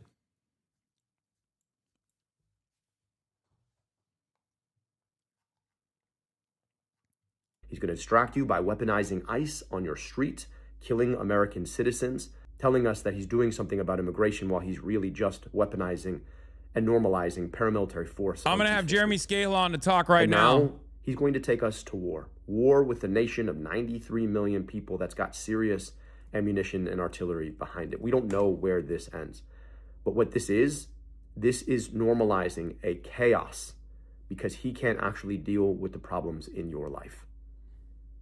This is an illegal war. There is no justification for it. He didn't even try to justify it to Congress. He had every opportunity in his State of the Union. He didn't. He's not trying to justify it to the international community because, again, there is no justification. Who benefits from this? How many American women and men are going to get broken over wars we never should have fought? How much of our time and our treasure is going to be spent shedding blood rather than saving lives here at home? This is unacceptable. No war with Iran, and we are going to stand up every single day to oppose this. All right. Jeremy Scahill's in the building. Jeremy Scahill of Drop Site is in the building. Esteemed guest. Welcome back, Jeremy. Unfortunately, every single time we have you on, it always feels like the world is collapsing right in front of our eyes. But it's still an honor to have you on nonetheless. Can you hear me? Thank you for having me back. Of course. So you guys, you just got done with your reporting. I believe you're in contact with some officials on the Iranian side, and Drop Site just revealed a couple hours ago, or your latest reporting shows, a very different perspective than what we're seeing in mainstream media. But I know you're paying close attention to what's going on in the news. Let's get started with, I guess now almost 50-year project of Israel finally coming to a close. Do you feel like there is any? Do you feel like there's any argument that you've heard so far that made you go, maybe this is a real reason for why we're going to war with Iran? No, and I think it has to be stated at the beginning, just from an American perspective, that the Democrats, we've seen this coming for weeks and weeks, that Trump was going to move forward on this. And at DropSite, we've been reporting on things that we've heard even from people within the inner circle. And one of the things we reported recently is that Trump has been kind of stomping around, even in internal briefings, making statements like, I'm going to go down as the president that forever changed the Iranian regime, and obsessively talking about the '79 revolution and the seizure of the embassy. And they've been, this whole thing started on its surface in mid-January, after the protests in Iran that then converted into very bloody battles and attacks in the streets of Tehran and other cities around Iran. And there's competing narratives about what happened there. But Trump seized on that moment in Iran and said, help is on the way. And of course, the utterly discredited son of the deposed Shah also was calling on Iranians to rise up and seize institutions. And then nothing happened in the immediate aftermath of that. And then Trump basically almost entirely stopped talking about Iran is brutal toward its own citizens and they're massacring their own citizens. He was obsessively claiming that he had stopped all of these public hangings. But they basically dispensed with that, and then they resumed this talk about nuclear weapons. And every U.S. national intelligence estimate going back years had concluded that toward the end of 2003, Iran had given up its nuclear weapons ambitions. And then in June, Trump conducted all of these strikes over 12 days on the three main nuclear sites in Iran. And then they said that they had completely and totally obliterated Iran's nuclear program. In fact, they created a special web page on the White House website to preemptively declare as fake news anyone that would dare to say otherwise. And then last weekend, we had Steve Witkoff, Trump's special envoy. He and Jared Kushner, the president's son-in-law, are the point guys on all of this. Witkoff makes like a Dick Cheney style statement and says, Iran is a week away from having industrial grade bomb making material. And they provided no evidence for that whatsoever. But it also sort of was like, well, wait a minute, you either totally obliterated the program or it's gotten so advanced that they're a week away from it. So they start obsessing about this nuclear thing. They're supposedly in negotiations again. Just what happened last year in June happened now, which is that they claim they were going to have another round of technical talks in Vienna, Austria on Monday. The Omani foreign minister last night was with Vice President J.D. Vance and said that the prospects for a deal are very serious. And then, people wake up this morning to news that the United States and Israel have launched massive bombing at sites and cities across Iran. The death toll in this strike that hit the girls' school in Iran has now officially surpassed 85. I'm hearing from sources in Iran that there's been a strike on some kind of a gym facility in another area of Iran where children have also been killed. The Iranians, unlike last time that Israel and the U.S. bombed, didn't wait to sort of absorb it and then come up with their own calibrated response. As we've talked about before, the Iranians have choreographed their retaliatory strikes through back channels with the U.S. in previous times. Yeah. We've been reporting for weeks they're not going to do that again. Yeah. In fact, we've had sources close to the power structure in Iran that have said that they understand that they're aiming to kill at least 500 American personnel in retaliatory strikes. So delegation to launch strikes was dropped down to a much lower command level in Iran. And that's why you saw an unprecedented simultaneous retaliatory response from Iran across all of these Gulf Arab countries. They also hit Jordan. A colleague of mine in Israel, who's in a bomb shelter right now, just sent me a message saying that the pattern of these strikes is unlike anything we've seen in previous attacks, and that the public instructions are to stay inside of those shelters much longer and a much longer duration than ever before, during these retaliatory strikes from Iran. Yeah. Iranian naval vessels from the IRGC have been turning ships away at the Strait of Hormuz. It's unclear if it's officially closed right now, but it appears that could well happen. But to put a fine point on it, let's remember that the Democrats have seen this coming, and Hakeem Jeffries and Democratic leaders in the Senate as well refused to bring to a vote this war powers resolution. Now, I don't have any illusions about the position of the Democrats. In fact, we reported at DropSite that Chuck Schumer and others are cynically hoping that Trump does exactly what he's doing right now for two reasons. One, they actually support it. That's the most important thing to understand. It's a bipartisan consensus. Absolutely. They support it. They may not want to say it out loud. But then the other component is that they cynically believe that if it goes foul and wrong, remember, 70% of Americans don't want this war, that it's going to be on Trump and it's going to help their electoral chances. That's what you can distill this down into. They quietly want Orange Hitler to wage a war that they also want, and then they hope it kind of goes bad when he does it, even though they really want it to succeed, but they kind of hope it goes bad in the eyes of the American people so that it helps them. It's a win-win, and it captures in a nutshell the state of the institutional Democratic Party's posture when it comes to foreign policy. Yeah, absolutely. I have the Ryan Grimm tweet here. It says, Jeffries, who held off a war powers resolution long enough for Trump to go start the war before it came to a vote, does not condemn Trump's attack in his initial response. The party leadership, as we reported last week, is eager to see Trump launch this war. I'm sure you've seen the House Minority Leader's statement on this supposedly unprecedented surprise attack that America and Israel conducted on Iran, that they were signaling that they were going to do as they launched an armada.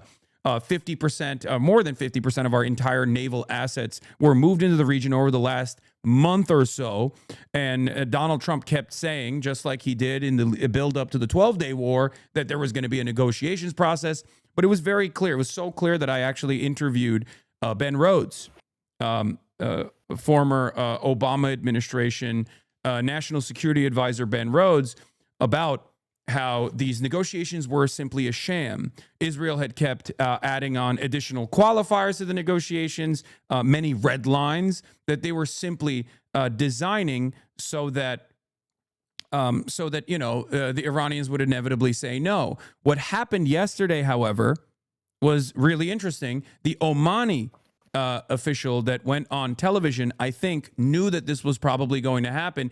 And that's precisely the reason why they were saying, no, Iran is actually totally on board with the negotiations and even leaning into maximalist demands that the American government was making on denuclearization. Demands that were even more aggressive than the JCPOA, as far as taking out enriched uranium from the country and whatnot. And I think they did that. This is speculation, of course, but I think they did that just to show the American population that the Iranian side was absolutely playing ball, no matter how ridiculous these negotiations were. Mm-hmm.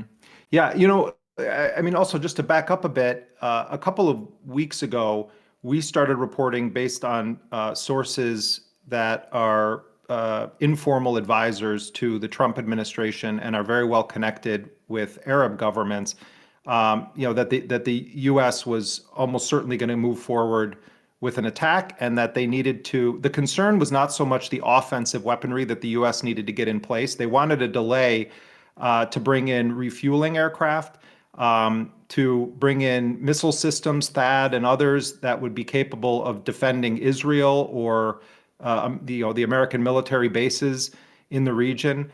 And I think there's a real question of whether there was ever even a scintilla of intent to negotiate in good faith. It could be that the entire thing, even if Iran had capitulated in a shocking way, that they still would have gone forward short of the Iranians declaring that they're no longer going to be in Iran anymore, and that Trump is welcome to take over, or Pahlavi can come and walk right in and we'll hand him the keys to the shop. But you had all of this stuff going on, and the Iranians, we started talking to senior Iranian officials, and what they said is, we're putting on the table things that go far beyond the scope of the JCPOA 2015 agreement. In fact, one official said to me, it would shock John Kerry. And John Kerry, of course, was the Secretary of State and was the lead negotiator of the 2015 deal. And so the enrichment levels, the oversight mechanisms they were willing to talk about, the idea that they would then have non-nuclear negotiations down the line, that they were going to buy American civilian aircraft, that they were going to open Iran's doors again to investment opportunities for American oil and gas companies and potentially other American corporations. Yeah. They put all of this on the table, and I think that from their perspective, they weren't Pollyannish about what they were facing. They know that Trump is kind of a crooked godfather as head of state, running around with his consigliere, Jared Kushner, and Steve Witkoff, the real estate moguls running around doing all of the bidding for Trump. But they felt like, we're going to show the world that we are exercising maximum flexibility on this question. And for some moments, it did seem, and by the way, I was told that there were actual direct talks between the U.S. and the Iranians, not just in this last round, but going back to February 6th in Oman. And the Iranians were saying that they had a sense that the Americans were even taken aback by some of what they were willing to put on the table. So, I talked to Rob Malley, who was on that negotiating team in 2015, an American official, former envoy to Iran under President Biden. And he said Trump could just call it a day and declare victory on this. He's just like knocking it out of the park compared to Obama in terms of what he's able to get out of the Iranians right now. If the issue is nuclear, they've got a victory here. But the thing is, the issue wasn't nuclear. The issue hasn't ever been nuclear.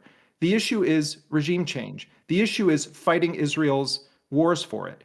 And this all comes days after Mike Huckabee. I know you talked about this on the stream, but days after Mike Huckabee says to Tucker Carlson that, it's a perfectly acceptable goal for Israel to try to move not just from the sea, to the river, but from the sea to the Tigris and Euphrates. Yeah.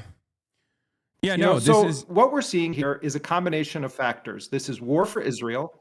Yeah, go ahead. Oh, sorry. You're also a little bit delayed on your end. Your internet is cutting in and out a little bit. So I apologize for cutting you off. What I was gonna say is like there's competing interests here. There's converging interests and then there's diverging interests. On the American side, and I want to hear your perspective on my assessment.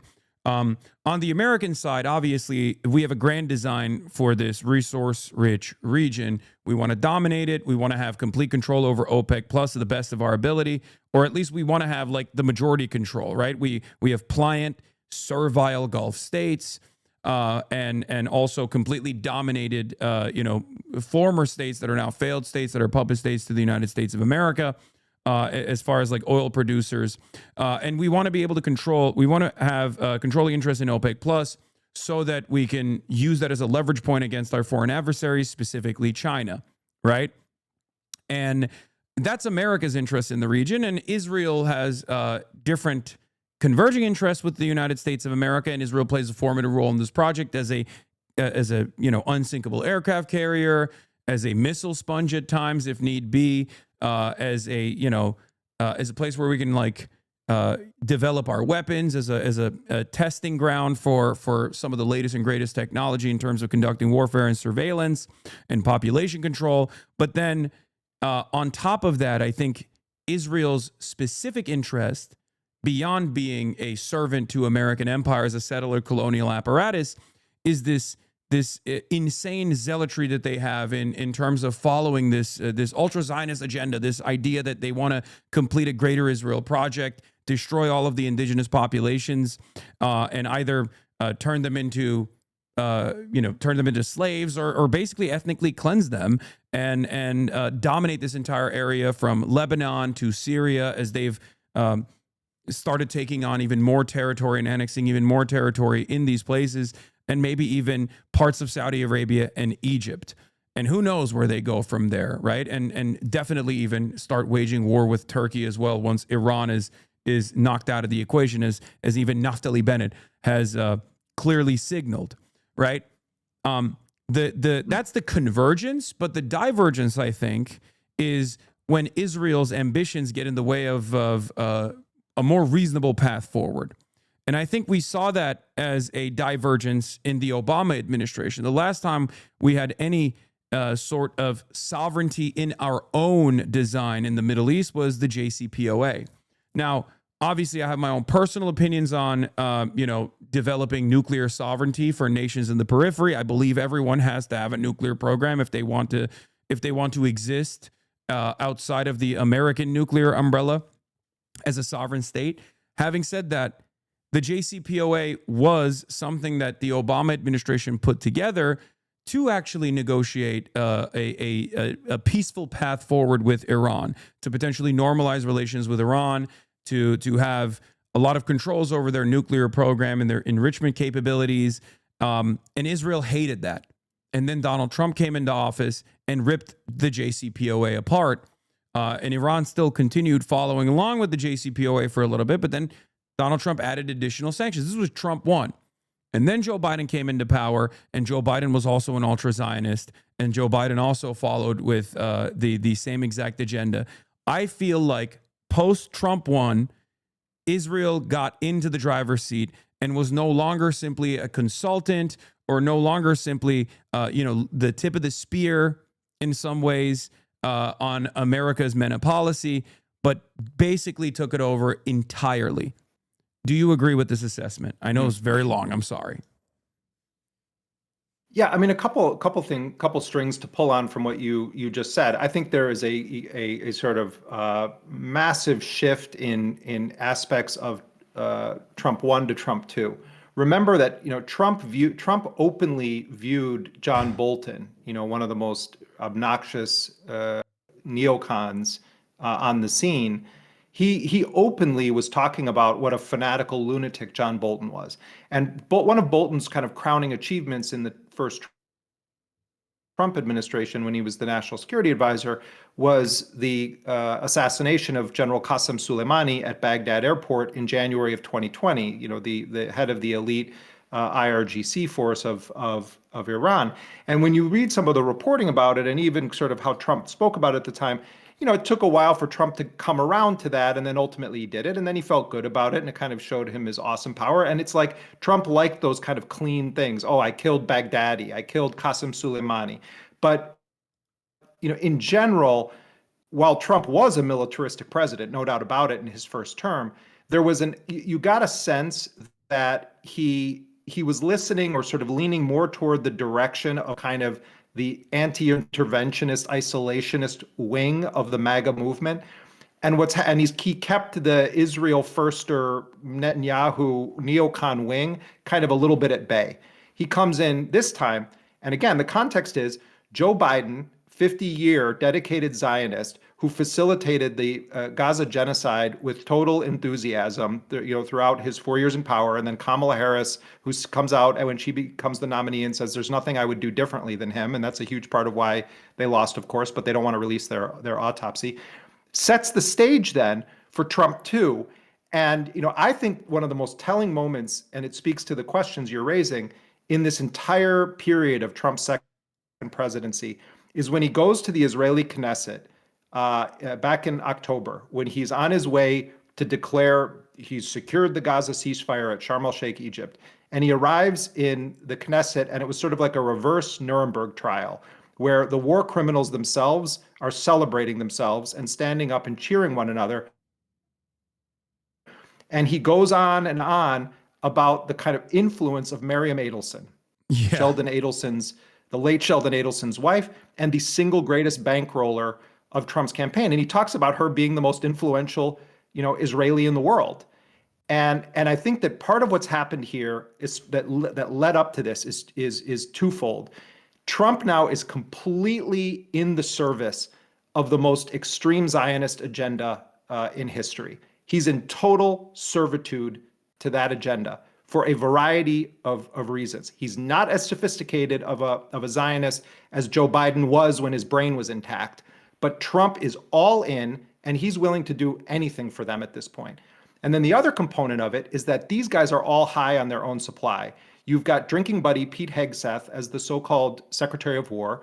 You've got little Marco, who thinks he's Dulles risen from the dead, trying to overthrow Cuba and the Venezuela thing. They kidnap Maduro, and Trump starts to sort of want it injected into his veins. And I was told that Trump and his people were saying, can we do another Venezuela in Iran?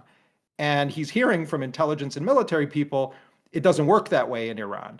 And he doesn't like some of what he's hearing from the military people. And he starts to understand that, Iran didn't go all in the last times that they've struck against us, that their ballistic missiles are actually pretty ferocious in some ways, that there are weak links in the Iron Dome system in Israel, that it can be overwhelmed, that U.S. bases can be hit, that you may, Mr. President, face a mass casualty incident involving American personnel. So then they're talking about, what about a Libya option where we use air power? But the problem is, what ground forces do you have inside of Iran?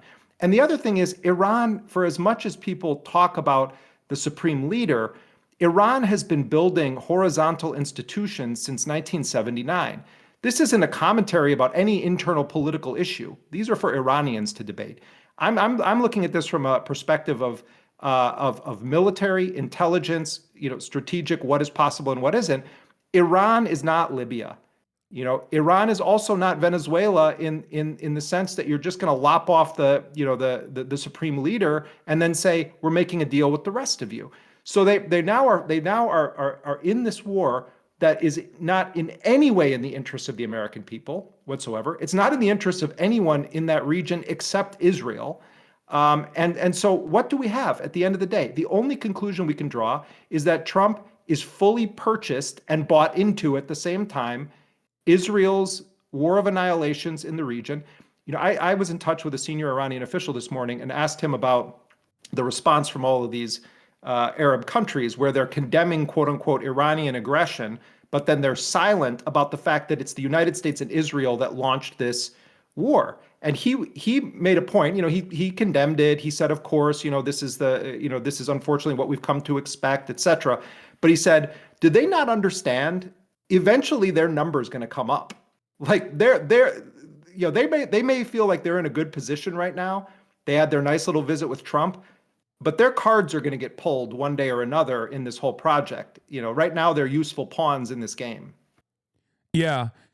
There's also this national security report from Reuters, which, maybe not always the most trustworthy, but at least on the American side, it's important that they're leaking this kind of thing. But Aaron Banco reports as a Reuters exclusive, the CIA assessed before the strikes that even if Iran's supreme leader Ayatollah Ali Khamenei was killed in the operation, he would likely be replaced by hardline figures from the Islamic Revolutionary Guard Corps.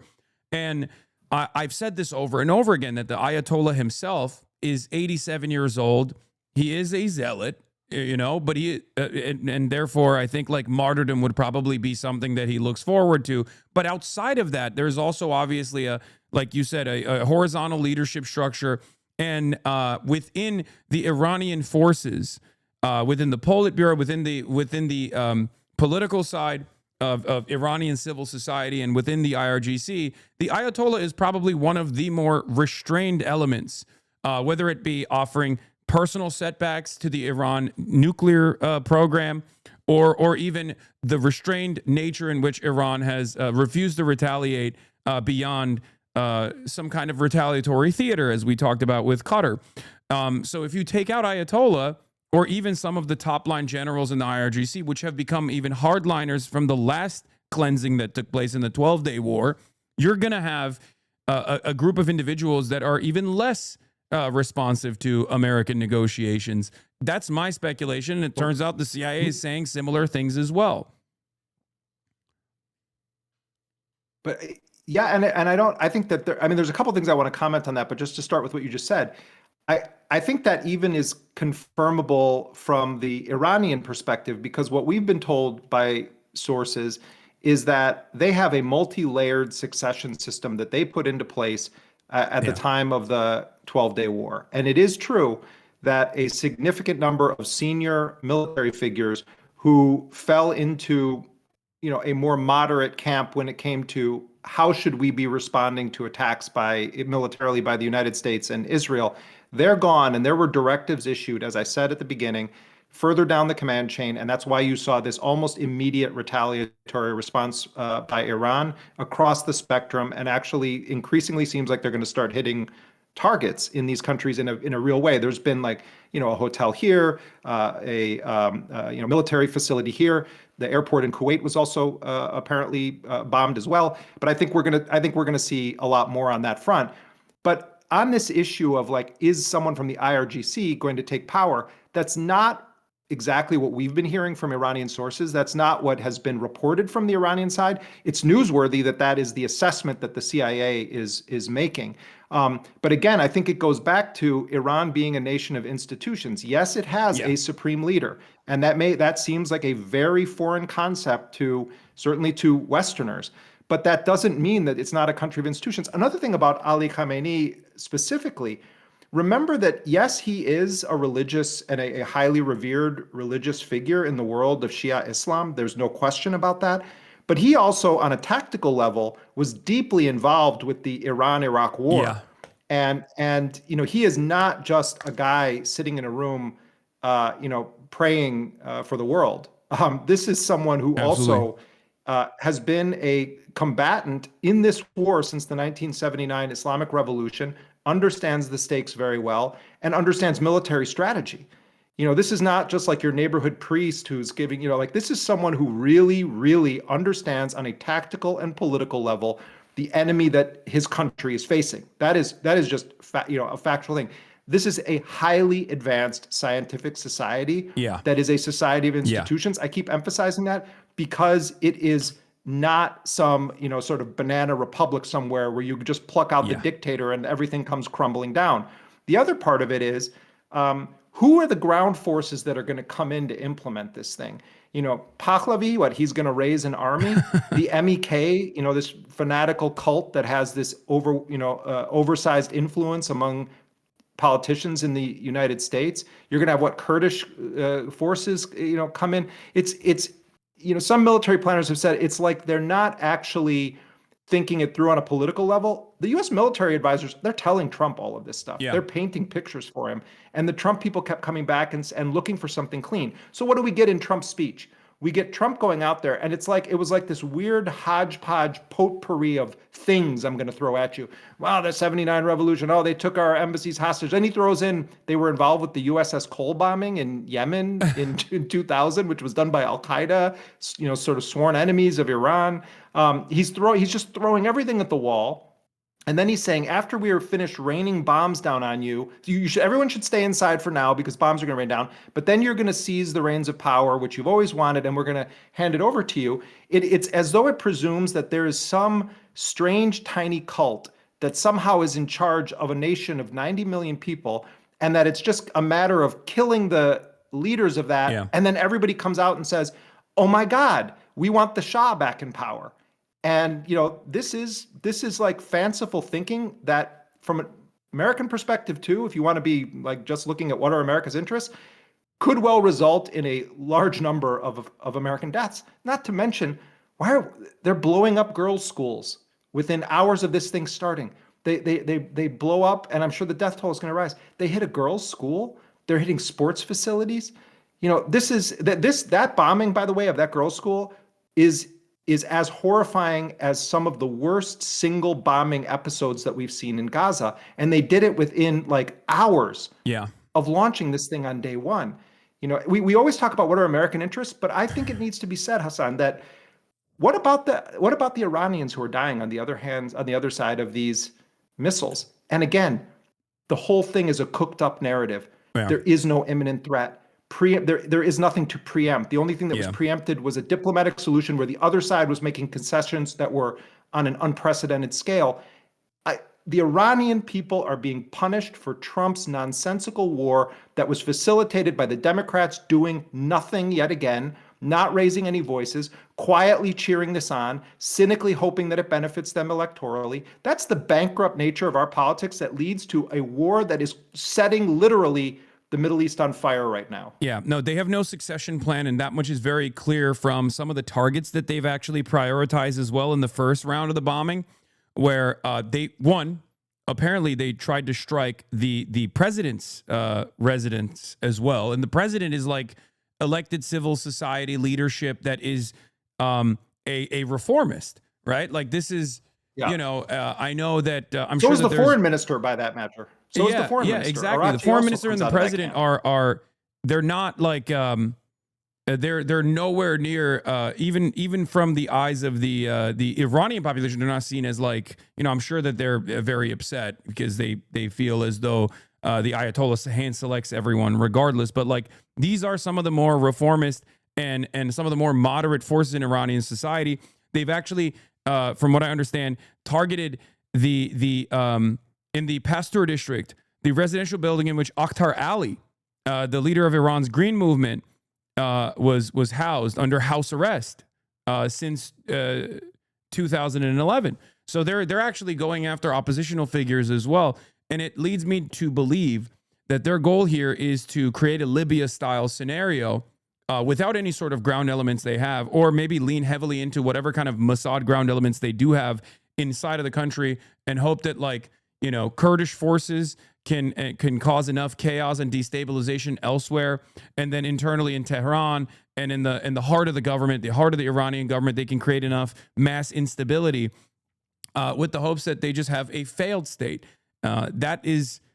It seems like that's their most likely scenario out of this. They have no succession plan. Well, it wouldn't be appropriate even if they had a succession plan, by the way. I'm not saying that at all, but it's just very obvious that they have no goals here other than the fact that Israel is terrified of the Iranian ballistic missiles program because it showed its capabilities of being able to cut through the THAAD interceptors and the Arrow systems and the Tamir interceptors as well, and actually strike at the heart of Israel in Tel Aviv and strike at military targets in and around Israel. And they want to be able to defang the administration with the hopes that they can just without depleting their munitions like they almost did last time. They want to be able to cause enough instability and enough chaos that there's never a threat from the Iranian ballistic missile systems ever again.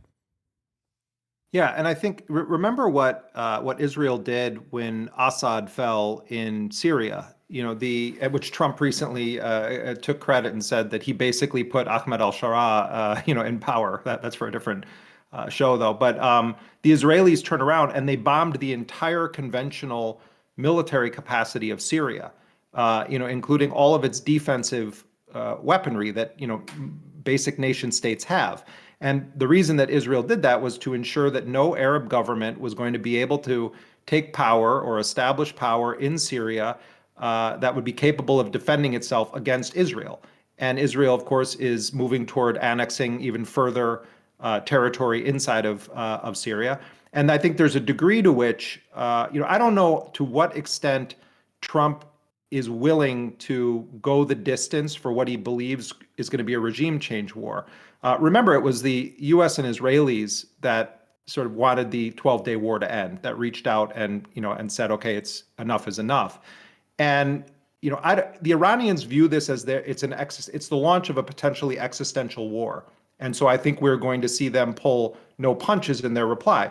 But how long does Trump want to take this on? What happens if the Iranians manage to strike a U.S. base and they kill a large number of U.S. personnel? What's going to happen in that scenario? So we have those questions, but let's play this out a bit and say, okay, they're going to continue bombing and they're hitting ballistic missile sites throughout the country. They're rebombing some of the facilities that they did last time, which, again, there's no imminent threat of Iran making a nuclear bomb. We should just be very clear about that. But let's say that the point is to use that as a justification for doing the rest of this. And they don't really even pretend to have an ultimate justification. It's kind of like a junior varsity version of the Cheney propaganda that took place prior to 2003.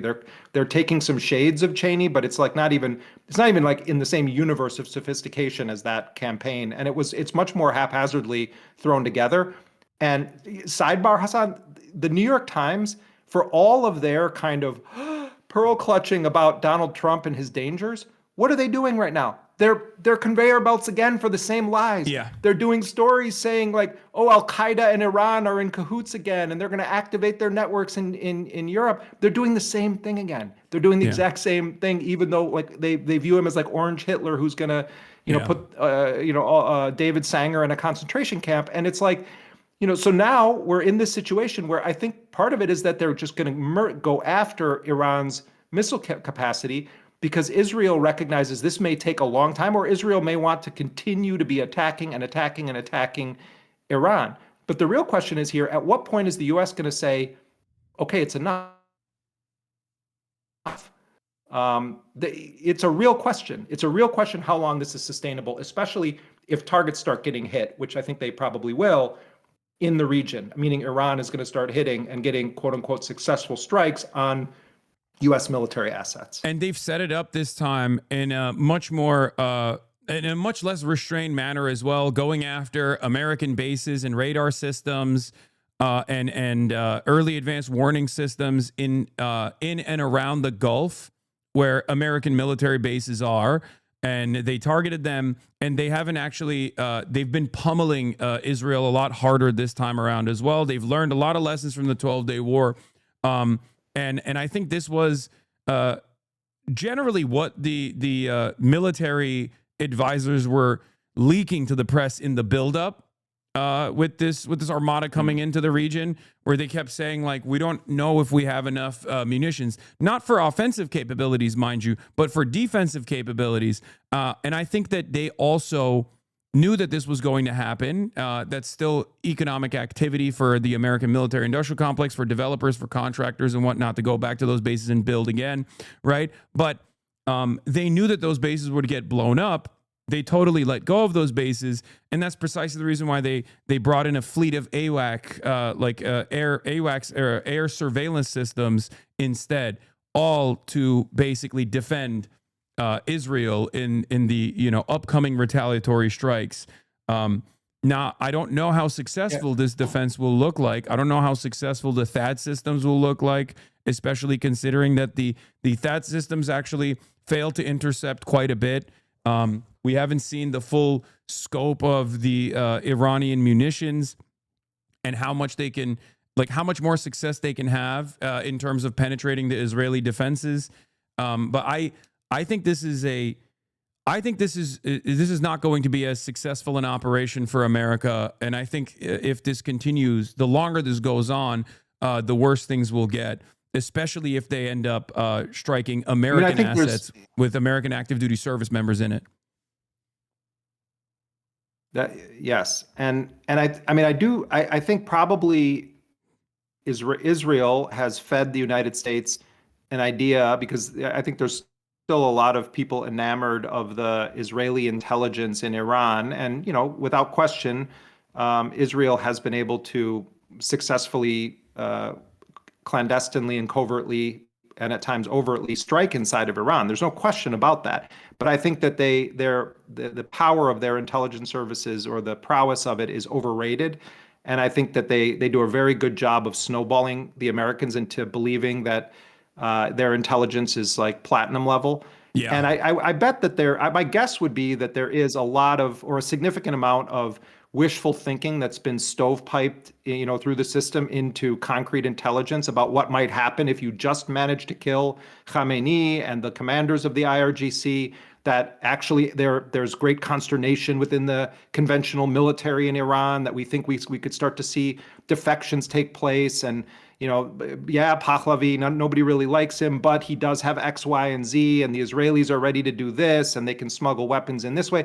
I can imagine that they have some little lab that they're cooking this stuff up in, and they're hoping that, like, things come together if they just continue to bomb and bomb and bomb and bomb.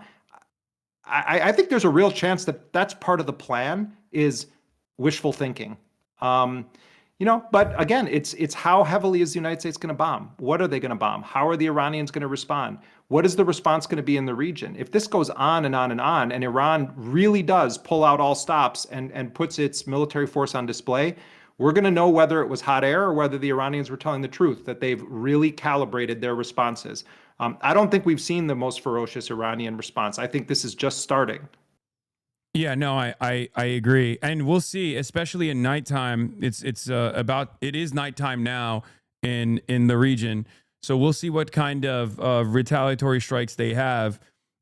They've definitely upped the intensity of their bombing campaigns in retaliation to Israel's strike. And who knows? I mean, the one thing I will say is that the only thing that both America and Israel respond to and choose to back away from is a military deterrence. That's the reason for why there is an indigenous, ballistic missile defense industry in Iran that has been fairly successful. And it seems that, like, restraint over and over again, and assuming that, like, the Western nations will deal with Iran in as equal partners in any capacity has been an abject failure. And it looks like they're recognizing that now, because once you get backed into a corner over and over again, you're basically teaching your adversaries that the only way to get out of it is to fight out of it, to fight their way out of it. Yeah. All right. Well, and Yeah, I was gonna. And again, like you know. Go ahead. Sorry. It's there's a little bit of drop. Yeah, I apologize if it's my internet. Yeah. No, it's all good. Go ahead. Yeah. Just one final thought on this. You know, I mean, all governments are going to say, you know, oh, you're not, you know, we're ready to take you on. We're going to fight. You're not going to be able to overthrow us. Like, you know, I don't think any of us that have you know, followed warfare or American regime change operations, you know, or know anything about this history are naive to that. But when we talk about the difference between Iran and the other nations that the United States or Israel have attacked in this manner, we're talking about a much more formidable adversary. We're talking about a much larger geographic area. We're talking about a much more modern and sophisticated society with a very sophisticated military and weapons production system. And we're talking about decades of building horizontal institutions. So it's not that the United States doesn't have the bombs to just continue on and on and on. It's not that there isn't sort of a really nefarious will here that's at play, or that Israel is finally getting its way. That's all true. At the end of the day, it's going to boil down to some unpredictable components that neither you nor I really can imagine at this point. And I think that it can come down to also what happens when there is a large-scale casualty incident involving Americans. How is Trump going to respond? Is he going to lose his mind and start talking about using a nuclear weapon? You know, how is he going to respond to that? What happens if you do this for a couple of weeks, and yes, you've killed a bunch of people, but there's no sign of an uprising happening? There's no sign of rebellion. And instead, what you're seeing is large demonstrations of Iranians inside uniting against what the U.S. is doing. What happens in that scenario? From the Iranian perspective, what does happen if the use of force by the United States is much more overwhelming than any analysts expected? That they are actually severely degrading the country's ability to launch ballistic missiles? What happens if there is a real wipeout of multiple layers of the succession system in Iran? These are questions that float around in the ether. And at the end of the day, the narrative from the US is that there's this Islamic Republic dictatorship that's holding a nation of 90 million people hostage. That's the dominant narrative. My sense is that Iran is a much more pluralistic society than that you have much sharper and nuanced degrees of how Iranians in general view the Islamic Revolution, the Islamic Republic government, what they want in their society. This isn't a case of two options where you either have, oh, these secular, Western oriented Iranian diasporas who think that, you know, who want to make sure that no one ever has to wear a hijab. And then on the other side, you have the mullahs. It's a ridiculous oversimplification that does a service to no one to think about. So that human dimension is something that almost never gets talked about. Iranians don't fall into two categories. You have people, even within the ruling state in Iran, there is great diversity of how people view what that government should be like, how they view its policies, including some of the favored policies to talk about in the West. There's great diversity of thought. And all I'm cautioning here is that let's say that the US and Israel are able to do unspeakable damage to the state in Iran. That doesn't mean that Iranians are going to, like, en masse say, oh my God, you know, thank you, Donald Trump. Now here we have X kind of government. That oversimplification is a total disservice, including to Americans who are trying to assess what they actually believe about these policies. Yeah. One last question before I let you go. Thank you so much for coming on, by the way. Jeremy Scahill of Dropside, everybody. And my question for you is, what do you have to say to these middle powers who at Davos, led by Mark Carney and many others, had condemnations for the United States of America and the death of the New World Order when Trump came out and basically treated white countries, European allies in the same way that he treats countries like Venezuela and the same way that he's treating a country like Iran. There was a lot of condemnation during the Greenland incident, and yet every single one of these European leaders and the Canadian leader with Mark Carney has come out to condemn not the United States of America and Israel for blowing up schools only a couple hours ago. And according to the Red Crescent, the death numbers are at 200 plus at this point in the first round of bombing, with 700 plus casualties overall. They are condemning Iran for retaliating. What do you have to say about this? Well, look, I mean, all of these countries have just been like cucked by Trump. I mean, it's really impressive. And you know, I heard even Keir Starmer today say that Iran needs to give up its missiles. What nation state exists without a capacity to defend itself? He didn't even say like nuclear weapons. He said they need to give up their weapons program. And it's like, okay, Iran, the solution to this is you're being attacked by the most powerful nation in the world, plus Israel, and the Prime Minister of Britain gets up and says that the solution is Iran should end its weapons program, as though that means that they don't believe that Iran should be a state. And so you have the Arab countries, with the exception of Oman, have all come out and they're condemning Iranian aggression. They're saying nothing about the US and Israeli aggression. You have the European countries who all are issuing these milquetoast statements about concerns about rising violence, and they're speaking as though there is no aggressor involved here. And then they pivot to the most passionate languages denouncing Iran, as though Iran started this. Iran has capitulated in terms of their terms to a set of demands that if they were on the table in previous deals that the Europeans have called for, the Europeans would feel that they had essentially tricked Iran. So what the logical European position on all of this would have been to say to Trump, do you understand what we have on the table here? We have been working for decades on this. No one has ever been able to achieve this before. Oh my God, thank you, Donald Trump. You got this. Sign this deal with Iran right now. But they're all afraid. They're all little poodles getting walked around the block constantly by Donald Trump, and they say nothing. And then they pathetically denounce the country that just had a girls' school bombed, where more than 85 people just got killed, a country that wasn't launching strikes at the United States. And the Europeans have the audacity to denounce Iranian aggression and call for it to lay down its entire weapons program, to not be a state anymore. I mean, we live in a totally upside down world. And I'll end with this. In my mind too, some of the biggest villains in this story, the Democratic Party.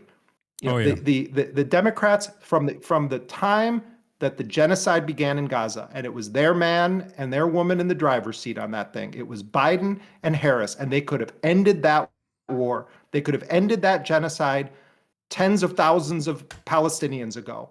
They could have warded off this whole thing. They gave us Donald Trump. They should never be able to shake these two fundamental facts from the past 3 years. They facilitated the genocide. They ensured it would continue. Then they refused to listen to people who were saying, you're going to lose this election to Donald Trump if you don't stop this policy. They refused to listen to people that knew what they were talking about, and they gave us Donald Trump. None of these people have any right to say, oh, the Palestinians in Michigan did this. No, you did this. And now you're doing it again. You're doing it again because you cynically actually like it. You cynically actually like what Donald Trump is doing. And then you pretend, oh, we're against it. Oh my God, Chuck Schumer saying the president needs to make his case. No, you need to make your case as to why you haven't done war powers resolutions, why you're not up in arms about this war of aggression that we're launching. We've seen this. You and I now are old enough. We've seen it. Yeah. Over and over. Why you've held it off until the bombing campaigns began. Like there was an opportunity, there was a shorter period. I saw someone talking about it. There was a shorter period of time in which like they created a resolution to honor Charlie Kirk. I think it was 8 days. It's been 12 days since it's been much longer than that, but certainly 12 days since like the Iranian conversation greatly escalated when the Armada was there. 50-60% of our naval assets are in the region. 12 days. They could have pushed for this war powers resolution ahead of time. They didn't. They waited on purpose. Now, the thing is, that's not going to stop Trump anyway. But they're not even creating the legal hurdles, like the congressional hurdles that are necessary to basically carry out impeachment later down the line if they end up winning in the midterms and have the capacity to start articles of impeachment once again. That's what's so crazy, is that they're not putting up any fight whatsoever. And it's so obvious that it is because they want this to happen. It is uniparty. Striking Iran has been a uniparty decision for many, many years. Now, I'm not saying that there aren't any Democrats at all that are against this. There certainly are some who have been outspoken on this, but they are far from the majority. And as long as those people also don't call out the party leadership for their lack of interest in moving in any direction to create some sort of like reasonable defense against it, it's all seen as, in my opinion, a total capitulation, total concession to the fascist imperialist endeavors of the Trump administration and Israel. Yeah, I mean, I know you're gonna move on, but just in closing on that front, I agree with you that there are a handful of political elected officials in the Congress, and they're not all Democrats. I think of Thomas Massey, for example. And Ro Khanna, of course. I mean, I think that they've done a really sort of praisable campaign on the war powers issue. And that's one narrow component of this, because remember that presidents also violate this all the time. Yeah. And Bill Clinton did this during his presidency, waging wars and violating the concept of the War Powers Act. So we shouldn't also view that as like, oh, Congress is going to do this and then Trump's going to listen to them. Oh yeah. Presidents, both Democrats and Republicans, Trump is doing it in the extreme right now. They really are enamored of this idea of the unitary executive, that when it comes to quote unquote national security policy, that Congress's only function is to fund the priorities that the president implements. This was the life's work of Dick Cheney and Donald Rumsfeld, and the embodiment of it under Trump is a real story. Because Trump looks like a buffoon in a lot of ways, and he says the most outrageous stuff. But if you look at it really through the lens of like what Cheney and those guys were trying to do, what's clear is that Cheney and company made a mistake by caring too much about the law. This was it. They were a lawless administration. They cared too much. Trump's kind of showing them how it's done. And he's also showing them, in the same way that Israel is showing they can bomb whoever they want and no one's going to do anything about it, Trump is showing them the Democrats aren't going to actually do anything about it. They're not going. They can't do anything about it. So we shouldn't waste too much time on like, oh my God, the War Powers Act. Oh my God, they violated the War Powers Act. It's an important battle, but the bigger battle is, where's the spine from the so-called opposition to stand up to these things, even in their own making the case to the American people? Chuck Schumer says Trump needs to make the case to the American people. Why aren't the Democrats making the case to the American people in a very robust way why this is a horrible idea on multiple levels, including what it's going to do to 90 million people in Iran and what it's going to do to the region, not to mention actual American interests, like not having our people killed. They're not making the case at all. So it's not just about the war powers resolution or demanding that Trump make his case to the Congress. It's also, if we had a real opposition, they'd be making the moral, ethical, and strategic case like their very existence depended on it right now.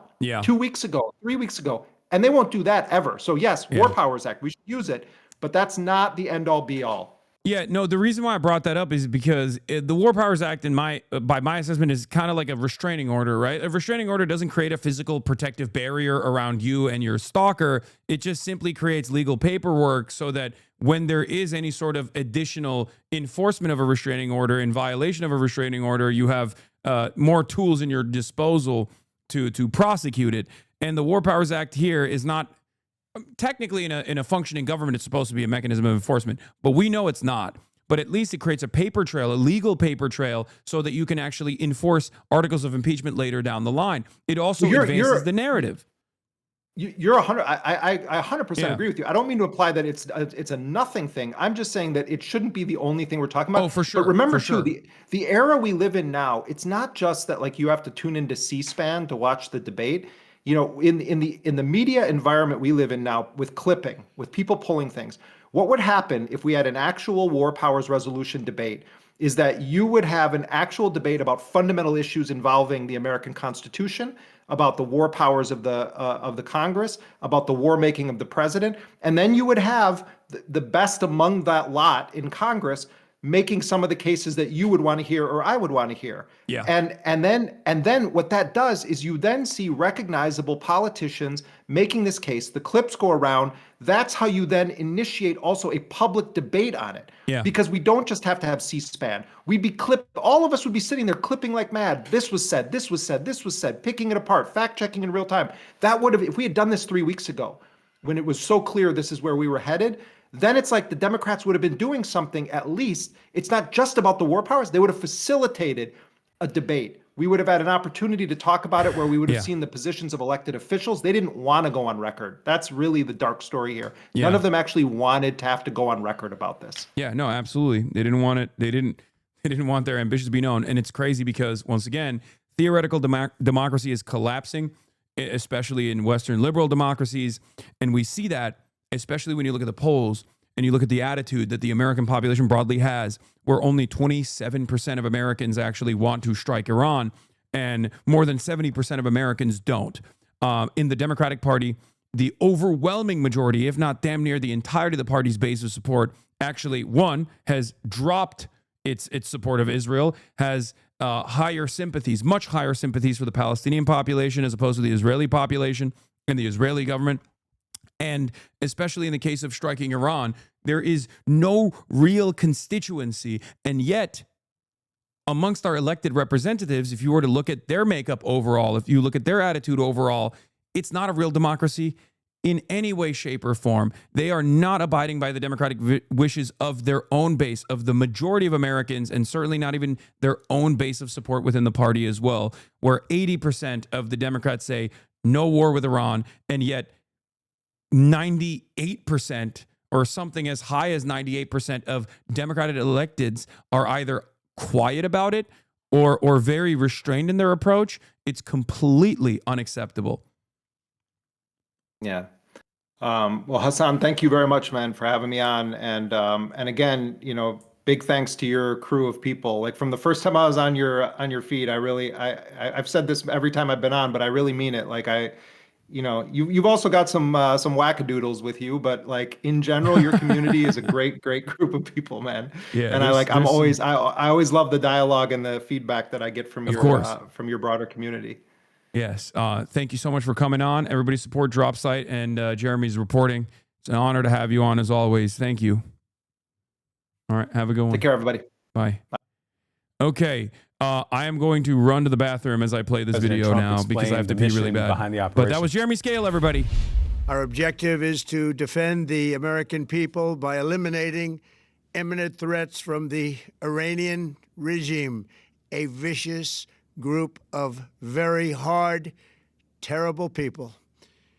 Its menacing activities directly endanger the United States, our troops, our bases overseas, and our allies throughout the world.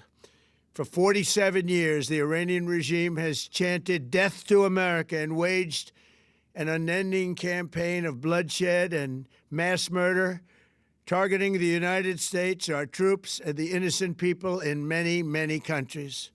All right, let's bring in CNN's Elena Treen. She's reporting from Palm Beach, Florida. Elena, the president said on Friday that he was not happy with where the talks were with Iran, and now we're seeing the consequences of that. Absolutely, and I think you're right to point out that the context of all of this is incredibly important. We had been hearing of Victor in recent days, really in the lead up until these strikes this morning, the president saying that he wanted diplomacy. He was hoping a deal could be reached. And from all the conversations I had with people at the White House, that was sincere. But of course, at the same time, you saw the Trump administration and the president directly order the most massive military buildup in the region since essentially the 2003 war with Iraq. And so that leverage was there. And I think a lot of people were waiting to see whether the president would move on that. And of course, he did. I I also found it very remarkable just to see the president in that video statement giving it and releasing it on social media, having that be the way that he delivered it. But look, there's a couple things I took away, Victor, from those remarks from the president. One is that he said that this is going to be a massive and ongoing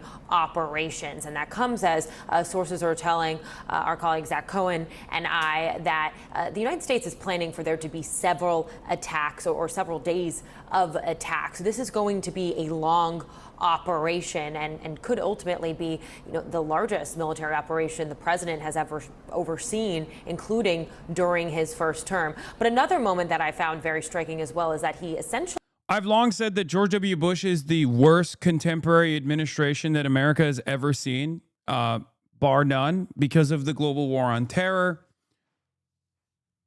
After today's events, depending on where this goes, I think Donald Trump is objectively now the official title holder and is far more devastating. I will say that. I think that his reign of terror is going to be more consequential than George W. Bush.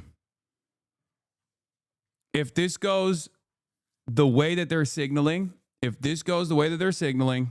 and there is a destabilization of Iran in particular, it is truly, I mean, at the domestic front, Trump is worse. All this stuff is true, right? I mean, George W. Bush did the Patriot Act. He walked so Trump could run.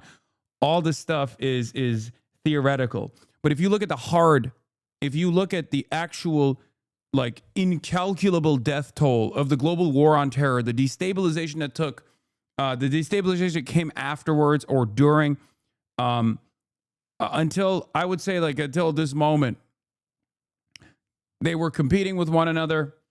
From this point onward, I think Trump takes the cake. This isn't to say that Donald Trump was good by any metric, by the way. I'm just trying to highlight how evil the Bush administration was. And effectively called for regime change in Iran. The president said in those remarks, quote, "When we are finished, take over your government." That was a message He cares more about Iran's democracy than he cares about the U.S. democracy? No, brother. He does not care about either democracy. He does not care about democracy, period. And he's never cared about Iranian democracy. That's not a real thing. You don't bring about democracy by blowing up schools. You don't bring about democracy by blowing a country up. That's just a lie that they half-heartedly told the American population leading up to this. And I guess some people were silly enough to believe it. But that was never the case. That was never the truth. Directly to the Iranian people. It will be yours to take. This will probably be your only chance for generations. That is a huge statement, particularly as really over the past year or so, ever since the president went into office for his second term, all of his top advisors were trying not to say that directly. And even though the president didn't say it directly, he came as close as he ever really has to acknowledging that one of the goals in this larger operation is to potentially see if the Iranian people can use this weakened state that the regime now finds itself in to kind of overthrow and push against the government there. So that was a remarkable thing as well. I also think it's worth pointing out, and you mentioned this, Victor, just how disappointed and frustrated the president seemed yesterday when talking about the negotiations that were going on just 2 days ago in Geneva between the president's top advisors, Steve Witkoff, and his son-in-law, Jared Kushner, with the Iranians and intermediaries in Switzerland, saying that they did not go far enough. And what we know that the United States wanted from Iran was to, one, be very clear that they had no goals and did not want to ever make a nuclear weapon, and also that they would commit to zero enrichment of uranium, things that the president argued they were not able to get to. And so that is what's led us to this moment. But of course, so many big questions, I think, that many Americans still have about what the future of this is going to look like. It's really interesting that one of the questions that I keep receiving in the chat over and over again is like the coverage around whether or not Ayatollah Ali Khamenei is dead or not. The Israeli intelligence has often been correct in their assessment whenever they say, like, a high-profile target has actually been assassinated. There are very few instances where they actually get it wrong. They lie about everything else. But The Israeli intelligence is saying that Ayatollah Ali Khamenei is dead. Iran is saying that that is not the case. Now, judging by past performance, he could just as well have been killed. The issue here that a lot of people don't comprehend is that is not as meaningful as you think it is. Okay? Even if that was the case, which there's no evidence for at this moment, that's nowhere near as meaningful as you think it is, or meaningful in the direction that you think it might help boost morale of like some on the ground movement of Iranians that are going to now seize control over the government. Okay, as I talked about with Jeremy earlier, there is a line of succession. This is a competent government with a contingency plan built into it, with horizontal expansion and numerous other forms that can seize control over the government and the government functions and continue retaliating against both the United States and also Israel. And not only that, but also there is a regional significance for the Ayatollah as well, as you probably know by now, if you've been in here for a long enough time, that there are Shias all around. There are Shias in Lebanon. There is a robust Shia population in Iraq, in places where there are American military bases, and their response to the assassination of their highest their highest religious figure will not be kind. Okay?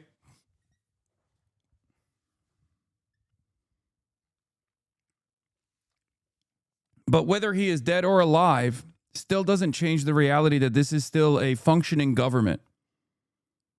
The notion that you would just like take out the Pope of Iran, right? The Pope of Shia Islam, and then all of a sudden everyone's going to go, oh my God, he's dead, so I guess it's over now, is silly, is stupid. Holy shit, look at this video. That Shahed is flying at you, bro.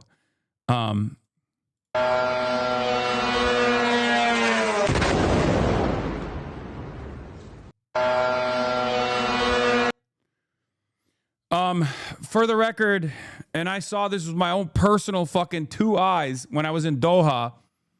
Not to say that this is happening in Doha right now, but if you're wondering, if you're curious as to why the Iranian drones are being expended on like civilian infrastructure in hotels and whatnot, I suspect that the Iranian intelligence has seen that the American military has not fully left they've left the bases, but they've probably not fully left the countries. They're not all in Israel or whatever. I suspect that they're probably staying in those hotels because there's no other reason why they were just like, this is Iran attacking all the Middle East, not Israel. Know your enemy, buddy. Wait, what? Is Iran attacking everyone, not Israel? Know your enemy, bud. Do you think Iran is just attacking Bahrain and the Gulf states for no fucking reason? Are you stupid? I'm literally in the process of explaining to you why they're not only striking American radar and American military bases in the region, but they're also most likely striking at these civilian infrastructure because the American military assets have moved into the civilian infrastructure and they're basically waiting it out. Now, is that actually within the rules of war? I don't think so, but does it fucking matter? Obviously not, right? There are no more rules of war at this point. This is the design that Israel and America had for the rest of the world. Also, it's really funny to be like, know your enemy. If you're Middle Eastern, if you're a Gulf state, know your enemy. It's Iran. It's not fucking America and Israel. Okay, buddy. The reason why I said I saw this with my own two eyes, because when I was in Doha, when I was staying at the hotel that I was staying at, I saw like officers in uniform also staying at the hotel.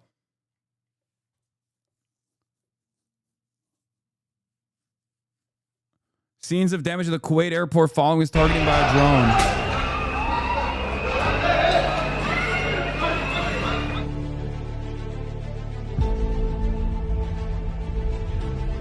Do you think Iran will respond by launching at America? At America, thousands of miles away?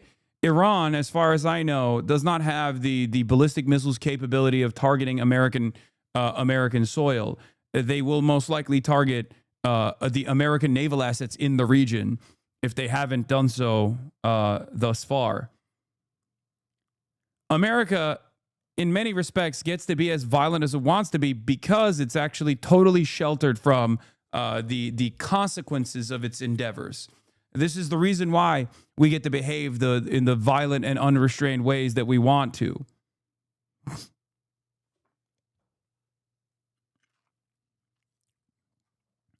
I support all I support all the lies the war is based on, but not the war itself. Old liberal proverb. Now compare and contrast Zohran Kwame Mamdani's statement about going to war with Iran and what the consequences of that might look like versus Gavin Newsom. The corrupt and repressive Iranian regime must never have nuclear weapons. The leadership of Iran must go. But that does not justify the president of the United States engaging in an illegal, dangerous war that will risk the lives of our American service members and our friends without justification to the American people. President Trump is putting Americans at risk abroad because he is unpopular at home.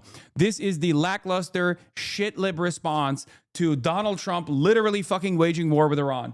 It is mind-boggling. Also, the name of the Green Movement leader is Mir Hussein Musawi, not Ali Akhtar. Sorry, Ali Akhtar is the area that he's in. Also, Samira Zone is in here and has been yelling at me for the last week. Okay? And he's still talking about why is Iran targeting residential buildings? Brother, oh my fucking God. Your countrymen are being slaughtered. And you're still going, why is Iran targeting civilian buildings? You are out of your fucking mind, dude. 200 dead, 90 schoolgirls murdered by American weapons, by American targeting systems in Israeli hands, and you're going, oh, why is Iran retaliating? You are a psycho. You're a fucking psychopath.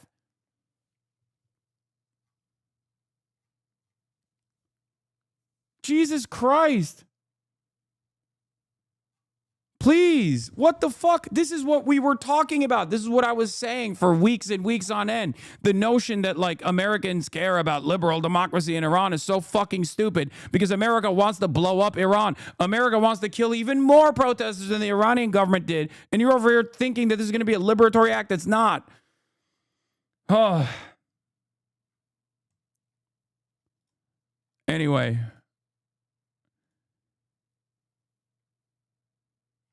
Ay, ay, ay, man. And that has been a big struggle. You can criticize both? No, you can't criticize both. What do you mean you can criticize both? What are you talking about, dude? What are you talking about? The Iranian government's repressive elements or the Iranian government's repression is inconsequential if we're talking about tens of thousands more people dying in the hands of a foreign state. What the fuck do you mean?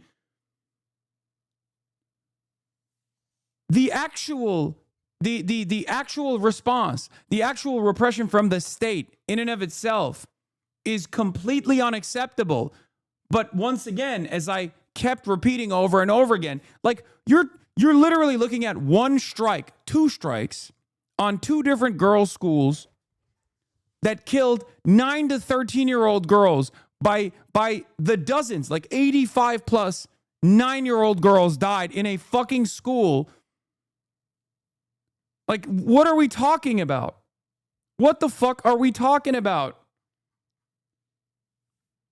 There is no both sides. There was no both sides in fucking Gaza either. There's no both sides in fucking Gaza. There's no both sides. Is there a both sides in Ukraine? Do you spend a good deal of time talking about like Ukrainian repression? Oh, Zelensky is not allowing democracy to thrive in Ukraine. I don't give that argument any fucking credence.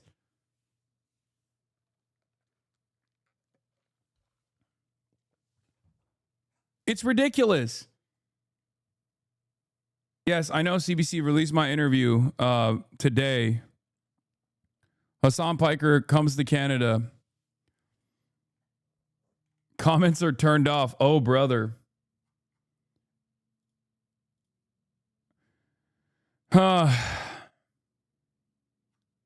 They claimed it was an IRGC misfire. Oh, wow. You know, I was born yesterday, and I didn't actually watch this happen. I didn't actually see this exact same fucking response over and over again. So I was born, I'm a baby. I'm a baby with a baby's brain. So of course I'm going to go, oh, it must have been its own misfire.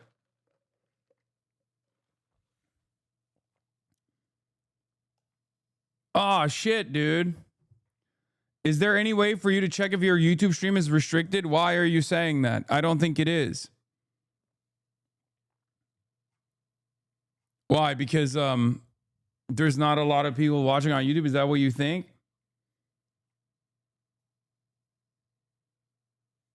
Yeah, hospitals. Yeah, there's the German chatter is having issues. That one German chatter is having issues in their region. Wait, really?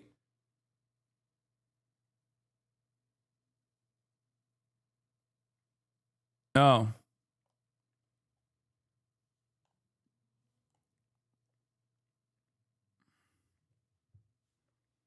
It's fine for me in Germany.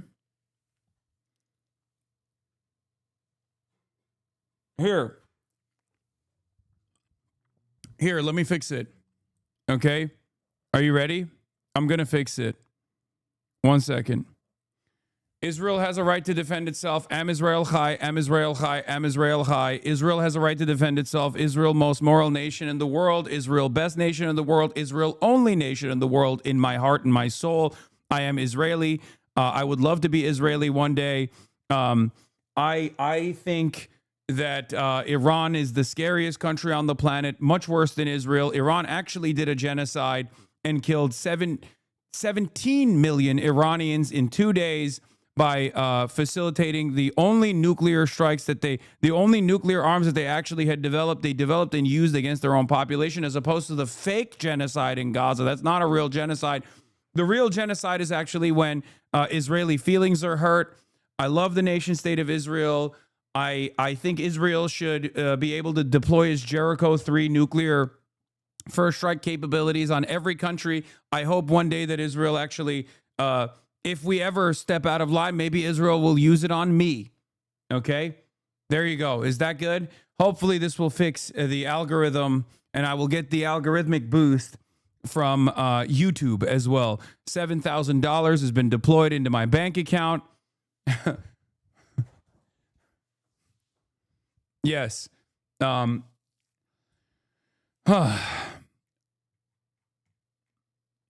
Is this sarcasm? What the fuck do you think, man? I'm making a joke.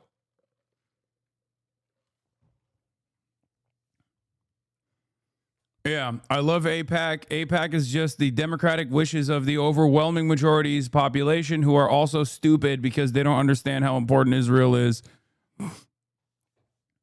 Also, yeah, this was the analysis from Barry, Bonzer Barry, who said they have not stopped hammering Israel for the last 9 hours. During the 12-day war, the attacks will come every 6 to 12 hours typically. They're keeping this tempo up while also striking at over a dozen U.S. bases in the Gulf, hitting vital radar systems and airports too. Now they are closing Hormuz. They haven't fully closed Hormuz yet, but there's speculation that they're going to close Hormuz. Yeah, so it is definitely different. Kamala's out with a statement. Shut the fuck up. Donald Trump is dragging the United States into a war the American people do not want. Hold on.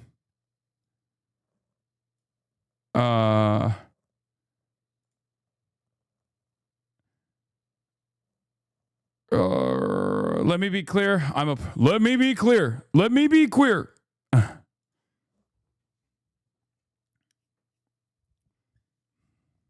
And pussy too. Let me be clear.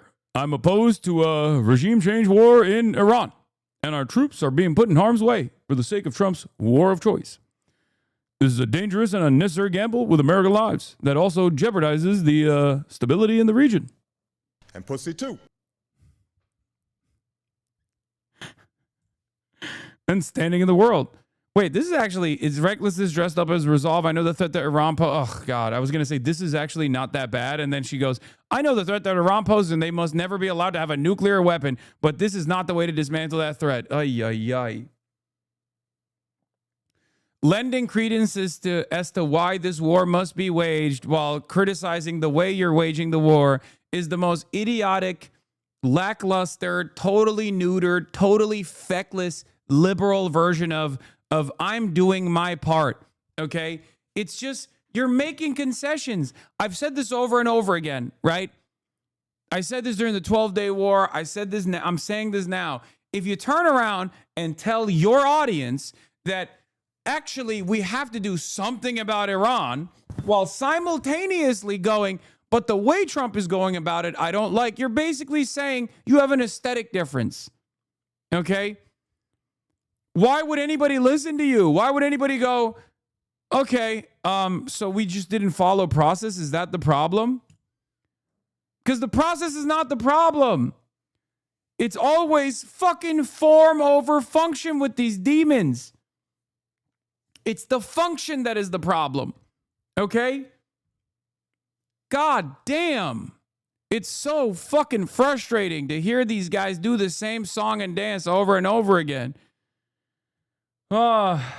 Satan Yahoo says Khamenei was targeted. Today. I know Khamenei was targeted, but was he killed?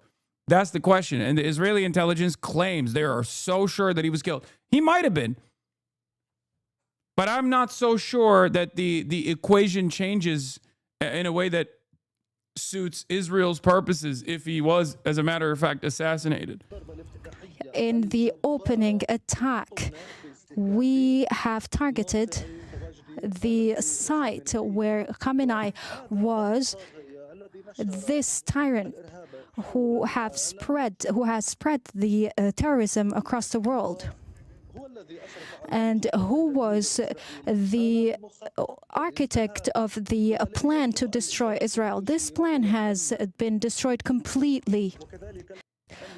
Today, in the open, it low-key might just allow for somewhere younger, more radical to take the reins. I mean, like, here's the other side of the story, okay? Let's say there is no popular base for the Ayatollah, even though there is, right? I mean, it's not like the majority, but it doesn't matter. It's a significant enough percentage of the population. But let's say that doesn't exist. Let's say everyone is now secular in Iran. They're secular, they're Western focused, they love the West, but they're still anti-Zionist. And they still have a indigenous, missile, indigenous munitions manufacturing industry. And they're still continuing along with their facilities, their underground missile silos, their underground missile production facilities, their underground missile launching capabilities are still there. They're still intact. What does Israel do then? Let's say Iran democratically arrived at the same fears that we all have about Israel. What then? Does Israel let up all of a sudden? What argument do they use at that point? Because at the end of the day, this has nothing to do with Iran's version of governance and everything to do with Iranian sovereignty being an ever-present danger and threat to Israel's ambitions in the fucking region. Okay? I can give you one example that is in line with American interests in the region. Okay? Turkey. Turkey is what they claim Iran should be, right? Turkey's a secular country, even though the leadership is more right-wing and more Islamist than ever before, but it doesn't matter. Ultimately, Turkey has all the functions of the things that they want to implement in Iran. And even the modest pushback that the Turkish government presents to Israel's ambitions in the region, despite the fact that Turkey is a fucking NATO nation, has led Israel to openly say Turkey is the next Iran. Turkey is in Israel's kill list. A NATO country.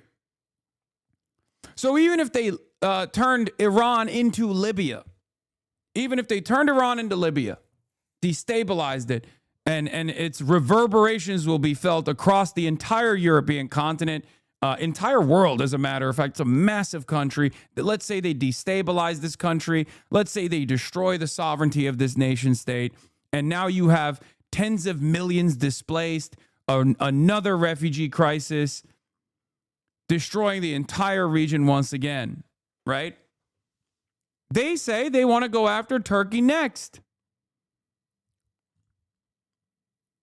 And Turkey has been in line with Israel's interests in the region because Turkey is a servant of empire, just like Israel is a servant of empire.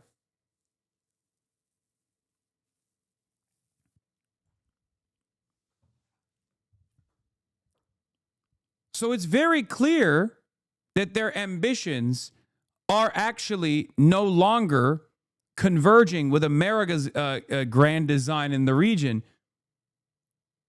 Their ambitions go beyond. Their personal ambitions, Israel's personal ambitions, is to seize as much territory and ethnically cleanse it to the best of their ability. That is very clear. Okay? Because they are a fascist country, and not all fascist nation states are going to exclusively work within the realm of material necessity. Imperialism as the highest state of capitalism. Okay? There are certain instances where, even the American government acts out in ways that don't pertain to immediate natural resource extraction when they engage in some aspects of foreign policy engineering. Okay? Haiti is a great example of this. Cuba is another example of this.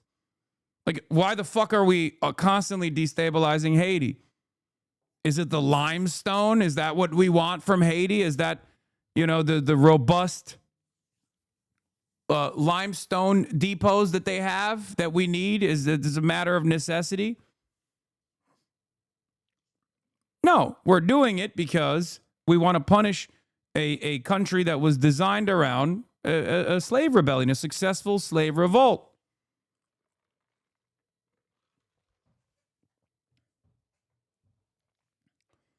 Same with Cuba.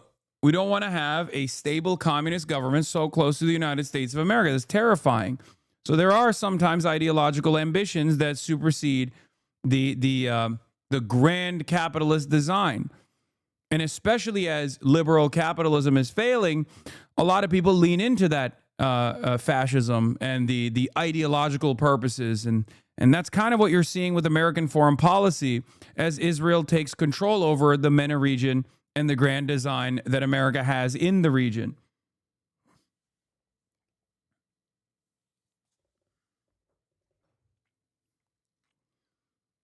Yes, I saw the fucking cruise missiles flying over Iraq. Is one of the most incredible sights. Look at this.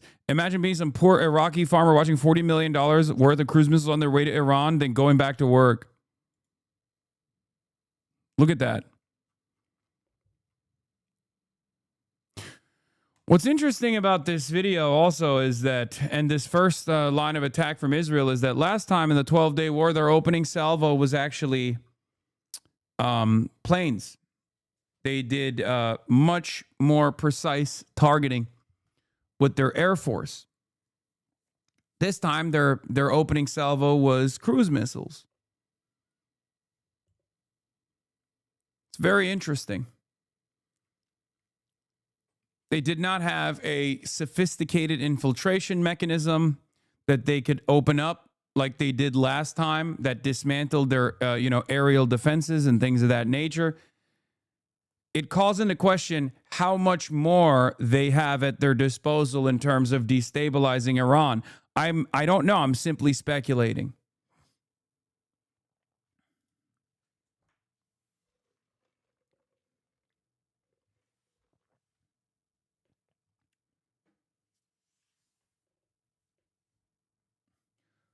I saw a picture of a bloody backpack on Reddit. Did we really strike an elementary school? We struck 2 elementary schools. We killed 80 little girls. Not one, but two.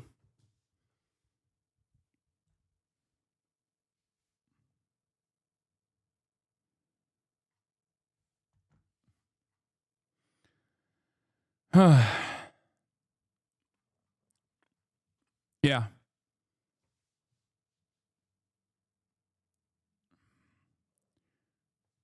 Could this be the end of America? It's entirely dependent on what level of retaliation Iran has the capability to commit to. It's again, it's entirely dependent on what happens next. Because if Iran fucking unleashes a barrage of its more sophisticated munitions on Tel Aviv, on American naval assets in the region, and they are capable of continuing this war, continuing the retaliatory strikes, and they start killing, like actual American soldiers, service members, if they start blowing up American assets, if they are capable of holding a blockade on the Strait of Hormuz, if they're capable of unleashing full war on the oil fields and collapsing the global petroleum markets, at that point, it's up to us here in the United States of America, in the imperial court, it's up to us living in the Western world to make a big enough fuss about the instability to make it virtually impossible to continue this war. At that point, who knows what might happen? The Iranian government has worked overtime to arrest, disappear most of every principled reformist leader, and when Israel bombs, they target them. There's no decent follow-up to a collapse. Even more cool-headed IRGC leaders are gone. Regime change in Iran just means security elements most responsible for the worst repressions will rule. Maybe they play ball like Delcy in Venezuela, but it won't be better for the people. Yeah, of course it won't be better for the people. There's never been a moment where American intervention has yielded a prosperity for the fucking population that is on the receiving end of American attacks, Israeli attacks. That doesn't happen. That's never happened, and it will never happen. That's just a fucking lie. And it's not even a lie that they are committed to at this point. It's not like they're fucking saying, we're doing this for you, people. They're not even committed to it.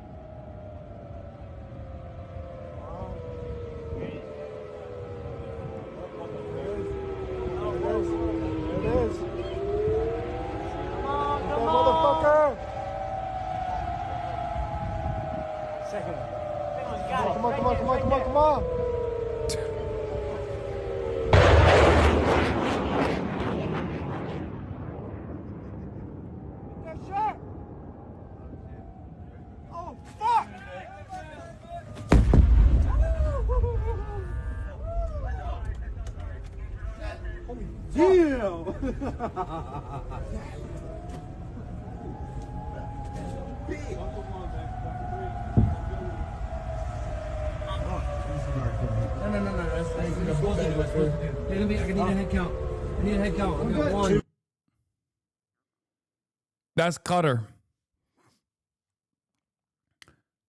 They refused to tell them for months that they were going to deploy. How long has it been planned? I mean, you can't conduct a military operation like this overnight, okay? It's months in advance planning. Fragment falling to the ground and exploding in Doha, the capital of Qatar. Why are they laughing? Wait, where did the video go? Oh, this is one of the buildings that was struck in Bahrain that's on fire. For those of you who are asking why residential buildings are being struck with Iranian Shahed drone strikes in places like Bahrain, I suspect that it's not to punish the countries, the Gulf nations that are allowing Americans to reside in them or allowing American bases to reside in them, but it's more so because a lot of the service members are moved out of the bases. And they're probably staying in hotels and shit. Something that I've seen personally as well. If they strike, because remember, they have the enemies of America have limited tools at their disposal, right? The foreign adversaries, our foreign adversaries have limited tools at their disposal, which is why I always stress to people that go, oh, why did the Hamas militancy, like, you know, throw missiles at whichever direction they possibly could? Well, that's because their capabilities are incredibly limited. Number one, they don't have the precise striking capabilities more often than not. And two, if they're striking a target, they most likely have some intelligence about why they're striking said target. Because if you have more limited tools, more limited munitions capabilities, you're going to try to make the most use out of them. You're not going to like try to fucking blow up a random house or whatever. Israel gets away with doing whatever the fuck it wants to because it has virtually unlimited munitions. And its grand strategy is just, you know, ethnic cleansing.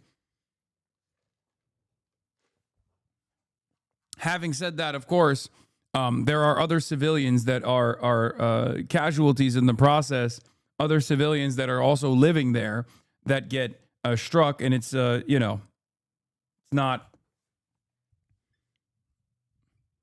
This is just a byproduct of, once again, America's imperial endeavors in the region. It's also a byproduct of Israel and America totally destroying the rules of warfare. The pre-established rules are completely gone at this point. It's part of the retaliation from Iran after the U.S. and Israel launched a massive and ongoing military campaign across Iran. U.S. embassies across the region are now telling Americans to shelter in place, and just in, the State Department is now urging all U.S. citizens in Lebanon to get out while commercial options are still available. Let's go live right now to CNN's Paula Hancock, who's joining us from Abu Dhabi. Paula, you and your teams are hearing new explosions where you are all the time, right? Yes, Wolf, there was another wave of incoming missiles, or at least we heard the blasts of what we assume to be the interceptions. Guys, I just want to ask you a question. If you feel like the highest priority here is like, you know, liberal interventionism or something like that, do you ever question why they do this after market close or in the weekend? Does that ever strike you as odd? Like, because it is strange, right? It's objectively strange that they would literally forego the element of surprise and also the capabilities that they might have by striking at night. Why is it that Israel struck Iran in broad fucking daylight, you think? Isn't that strange? Because if they really wanted to, if this threat was imminent, okay, if the threat was imminent, they would probably strike Iran in the middle of the American business day, right?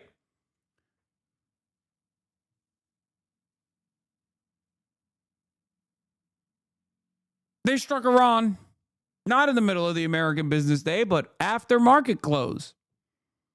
Just something to consider.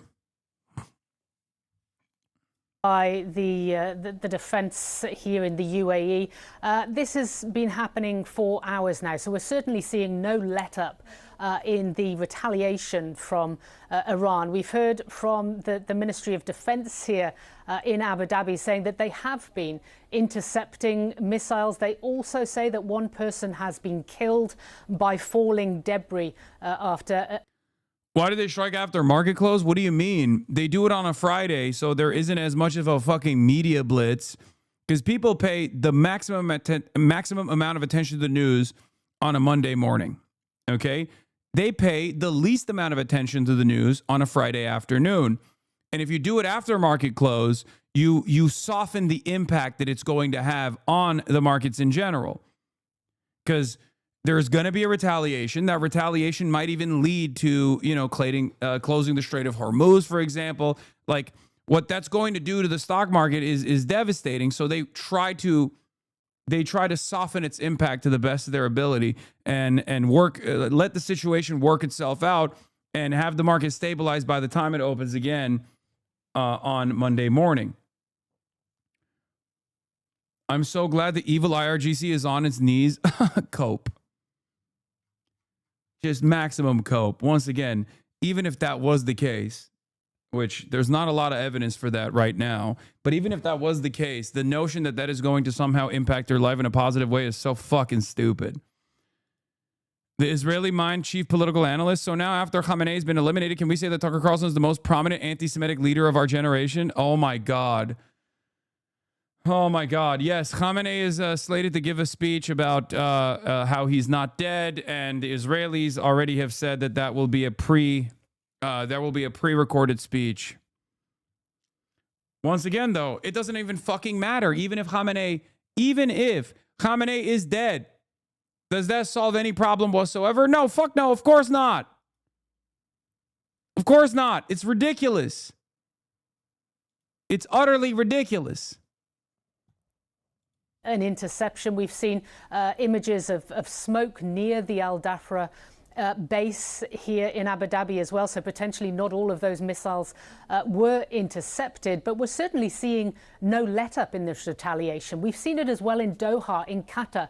They just recently had another wave of incoming missiles. Officials there saying that they are intercepting them as they come in. There are shelter-in-place orders across the Gulf nations. Airspace has been closed. We know in Bahrain, where the U.S. Navy's Fifth Fleet is based, that they have been targeted as well. And the same in Kuwait. We have heard reports in Jordan as well. There is anger as well as concern amongst these Gulf nations that they have become targets themselves. Many of them had said to the United States they were unable to use their bases if they were going to strike Iran. They had said that their airspace must not be used, as well as they wanted to put some distance between themselves and what the US president was ultimately going to decide to do. We've heard statements, for example, from Saudi Arabia saying that they give the strongest condemnation of this blatant and cowardly Iranian attacks, also pointing out that there have been incoming into Riyadh and the eastern province.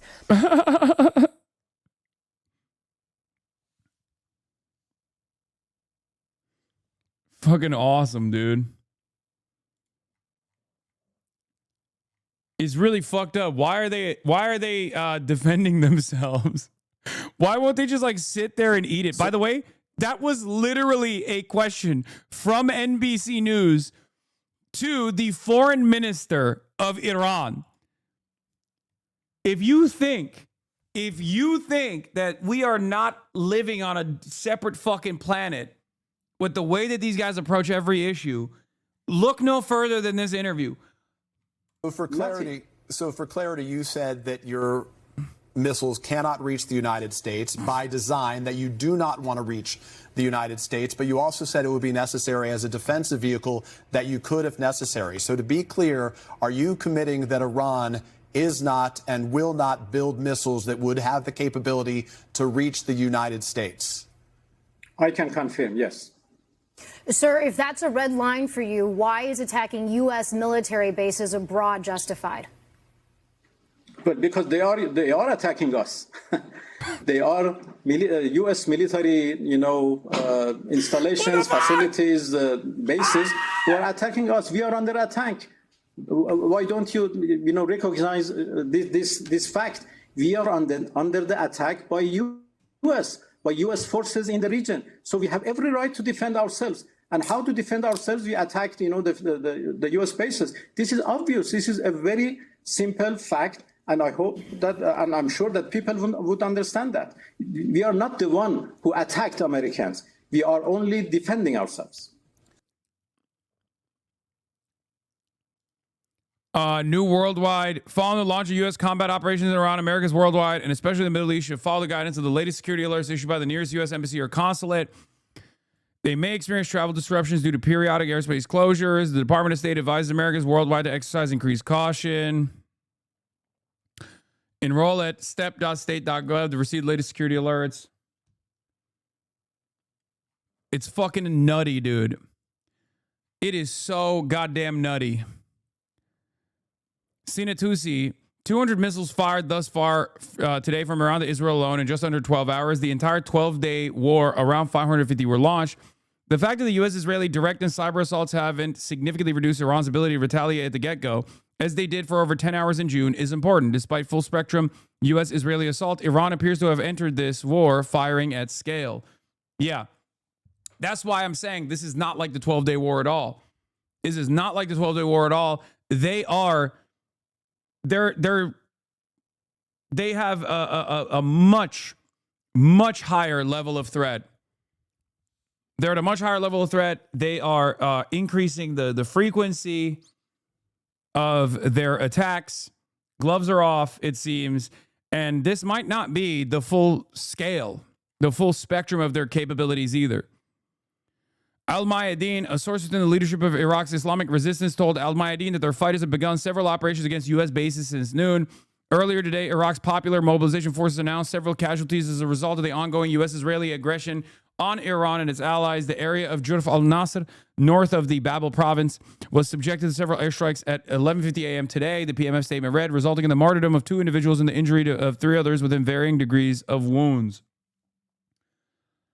You also have Hezbollah, but in Lebanon, but they are, I think they're just like totally diminished at this point. IDF spokesperson, the crossings to Gaza have been closed, including the Rafah crossing. Of course, Israel is punishing the Gazans once again, punishing the Palestinians once again. They only have one speed.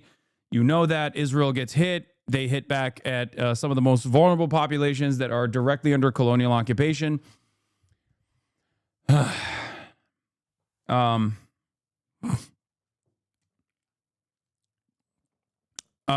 Breaking, U.S. military officials now estimate Iran strikes may extend for weeks. Yeah, it was going to be a day-long operation, right? It was going to be in and out, quick, fast. Turns out it's not.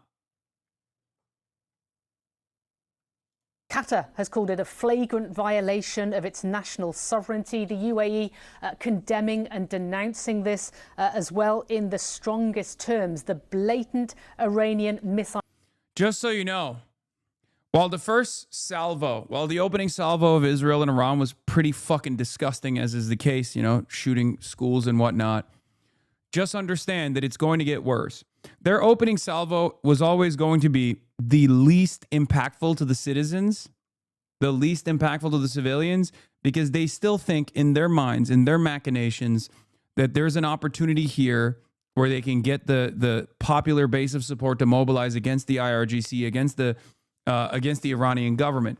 If they start recognizing that that's not happening, whether because the IRGC has been successful at destroying any kind of dissent in the country through repressive forces, or even if people realize that, okay, well, my new enemy now is America and Israel, when that calculation changes, because if you notice, like, Israel is currently doing cyber warfare, they're hacking apps, they hacked a prayer app to get get whoever they can to defect and fight against the Iranian government, all this stuff. But once they realize that the Iranian population might not respond positively to what America and Israel have done so far, or if they run out of military targets, which they probably won't, they are going to start punishing the civilian population even more so than they have. This isn't to say that they haven't already. They have. We know that they have. They've killed children, school children, little girls. I'm telling you right now, they are going to kick up the mass casualties on the civilian side in an effort to just say, fuck it. We are throwing away caution. There is no alternative here. We just want to turn this country into Libya. Trump spoke to Axios and floated off-ramps. New Barak Ravid, of course, Israel's #1 journalist, Barak Ravid, IDF Ravid, has gotten an exclusive with Donald Trump. How shocking.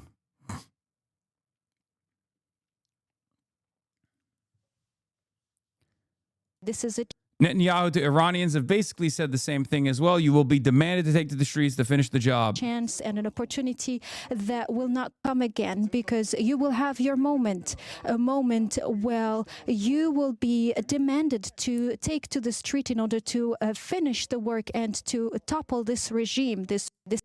Yeah. They're gonna. It's going to go from Iranians, we see you, we hear you, we're on your side. These are liberatory bombing campaigns to, if you don't fucking kill your leadership right now and destabilize the country at our behest, we will fucking murder your families. It will turn up. Just wait.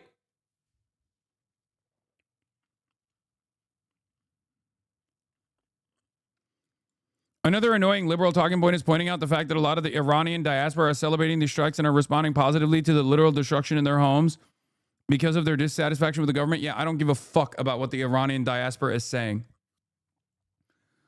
I've seen it far too many times. I've heard it a million times over, man. I heard it in Iraq. It doesn't matter. Who gives a fuck what the diaspora says? Even if the local population was like, oh, thank God. Even if the people in Iran right now are like, actually, thank God that they're killing a bunch of people here. Okay? That still doesn't make America and Israel's actions right. It still doesn't yield prosperity for the Iranians. If they can't see it because they're too focused on their own government's repression, I'm not going to fucking lean into standpoint epistemology to justify this kind of destabilizing incident when I've seen it play out a million times over. I'm 34 fucking years old. I've seen this play out in Iraq. I've seen this play out Operation Sycamore in fucking Syria. I've seen this play out in Libya over and over again. I've seen this play out in Afghanistan. It does not matter. It does not matter what the local population even says in this circumstance. What will end up happening is what has happened over and over again. Mass destabilization, death and destruction, balkanization potentially, and millions, tens of millions of people displaced.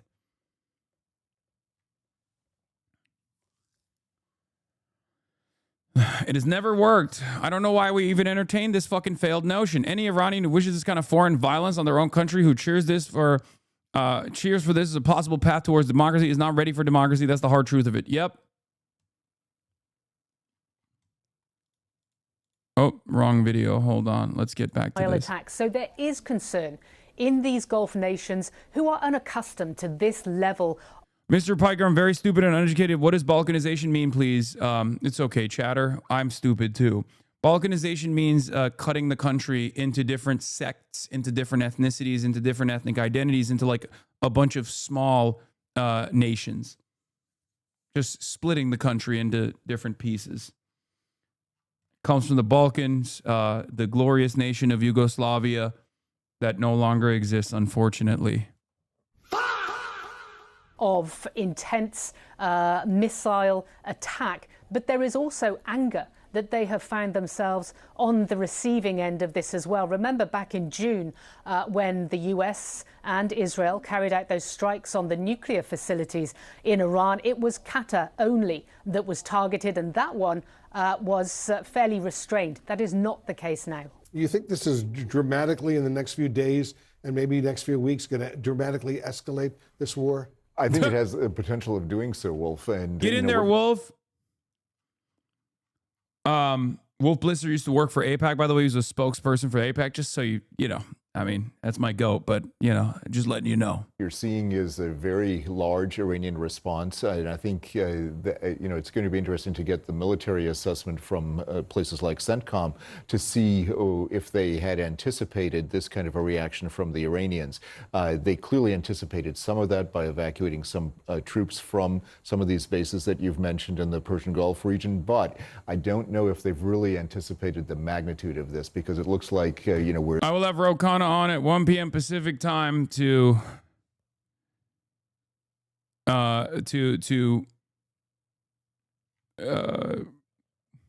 let his statements be known about going to war with Iran. We're looking at several hundred, if not a series of 1,000 drones heading toward Israel and potentially other targets as well. And if you add that, couple that with missiles that the Iranians still have, it could be a fairly substantial response. I also asked AOC, but she has not responded. The question then would be, though, what kind of follow-up will the Iranians have?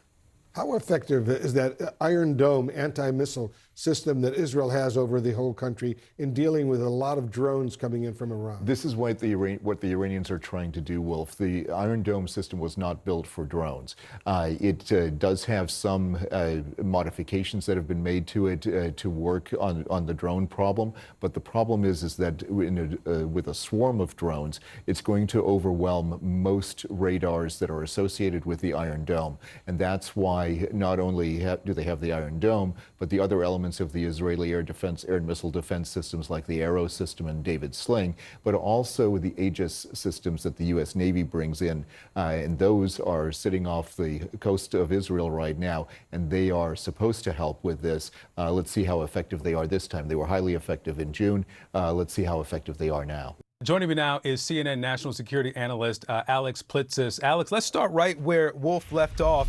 Explosions over Bahrain. The Iranians hit the U.S. Navy's 5th Fleet Service Center. Explosions over UAE, both Dubai and Abu Dhabi, over Jordan, Kuwait, other states there in the region. Just put into context the scope of the response from the Iranians and what you glean from how they've responded and how quickly.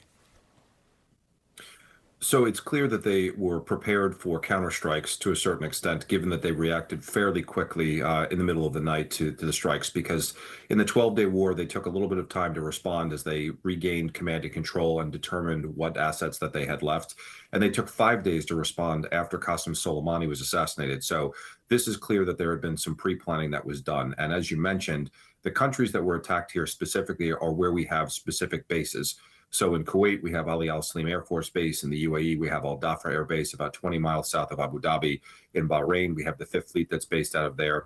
In Doha, we happen to have nearby Al Udeid Air Force Base is not only the Air Force Base, but also the forward headquarters for U.S. Central Command. So all of those locations are strategic U.S. military bases in the region. I'm joined now by Daniel Shapiro. He's the A U.S. official says the U.S. has not previously faced such a wide range of simultaneous strikes targeting its overseas bases. Yeah, no shit. The opening salvo in retaliation from Iran was literally something that they've never faced before.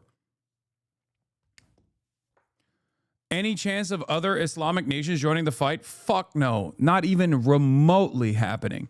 Not even close to happening. If anything, they join on the side of America and Israel by being like, oh, you hit our bases. The only country that will join, the only country that will take action is Yemen. That's it. And maybe some of the militancy in Iraq. former U.S. ambassador to Israel, Ambassador Shapiro. Thanks so much for joining us. I understand you are now in a shelter in Tel Aviv. CNN showed their expert from the Atlantic Council. It is now showing their expert from Tel Aviv. What difference would Ellison make? I don't know. I guess they would just straight up make Benjamin Netanyahu the only host on their show. Like, well, how do you level this up? Amit Segal, I guess. They were hiring Amit Segal to do commentary in Hebrew. You must learn Hebrew now. Like, is that, like, how do you level up from your pro-Israel sentiment right now, you know?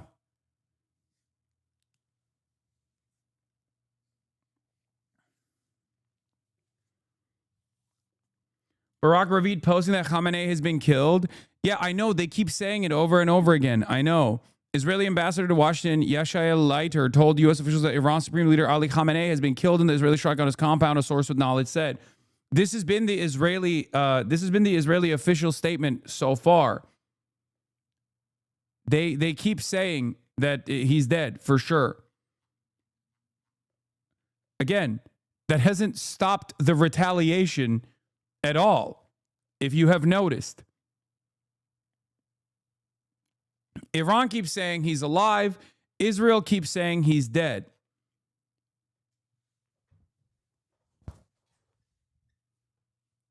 As I said earlier,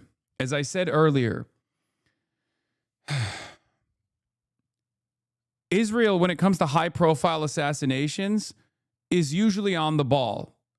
We gotta be for real here, okay?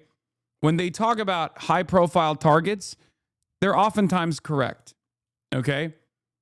As I said earlier in the day. But ultimately, that that doesn't matter, right? Like, or it's not going to yield the response that Israel and America thinks is going to create.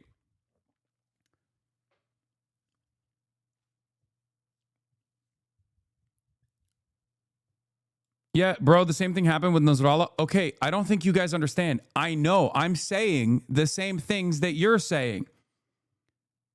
Okay? When Israel said Hassan Nasrallah was killed in their strikes and Hezbollah said he wasn't killed, okay, it turned out that Israel was correct. So whether Ali Khamenei is dead or alive, that's up in the air at this point. It's likely that Israel is correct. The difference here is the IRGC and the Iranian nation state is very different than Hezbollah. Okay? Do you understand? So regardless of whether or not they were able to do a successful decapitation strike and assassinated Ali Khamenei and martyred him in the eyes of the popular base of Shia support all around the region, okay, this is ultimately not going to be as consequential as like Israel and America thinks it is. Do you see what I'm saying? Like focusing on whether or not he's dead or alive is utterly irrelevant right now, especially when the IRGC is currently pummeling Israel, okay? Clearly, that has not caused Iran to turn around and go, oh my God, we're putting our arms down. You killed the Ayatollah. What will we do? Do you understand? The Ayatollah is 87 years old, guys.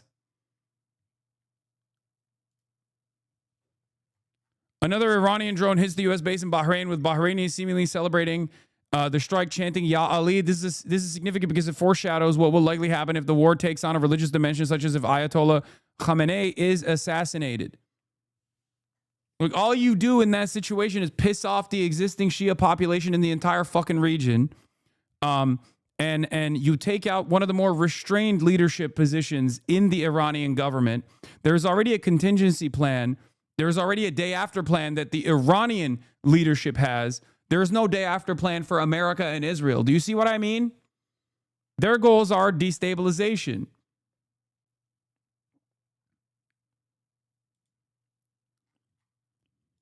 So just to clarify, what you're seeing play out right now, you believe this is a war? Well, when you call for regime change, it is not a military action. It is a war. Congress should be on record, every member, all 435 members of the House, all 100 members of the Senate, make a decision, put your name on there, yes or no, because this is not a limited military action, and that is on any capacity, Caitlin.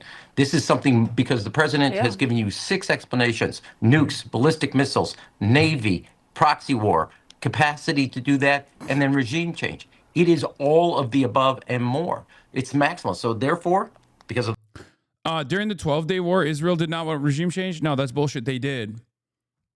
It was that America didn't have as many assets in the region as this time. They did. America was like, see what you can do. They overpromised. Okay, remember, what did Jeremy and I just talk about? Israel and Israeli intelligence overpromises and underdelivers.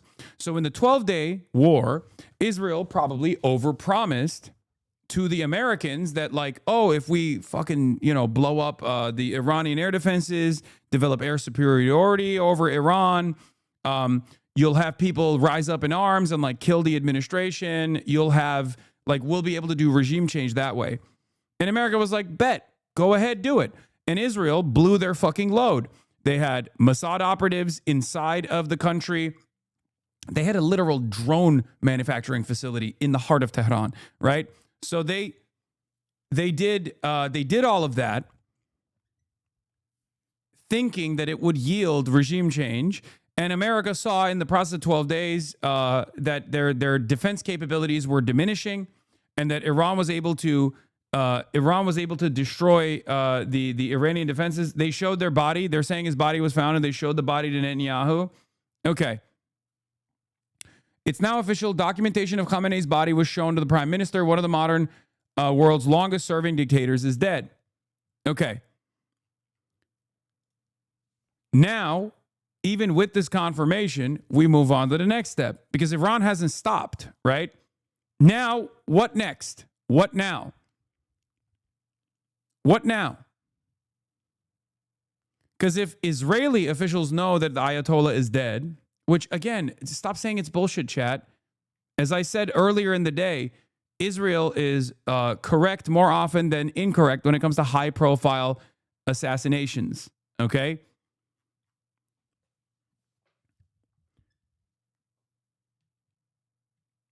Even if it is correct, even if there is full confirmation, even if it's correct and there's full confirmation, what now is the question. Steve, all right, what caused you and your associates to go to this shelter? What happened? Thanks for having me, Wolf.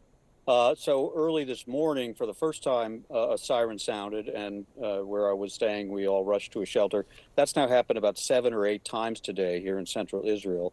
The last one, which just occurred a few moments ago, was followed by a series of booms. Sometimes which is an interception of an incoming missile.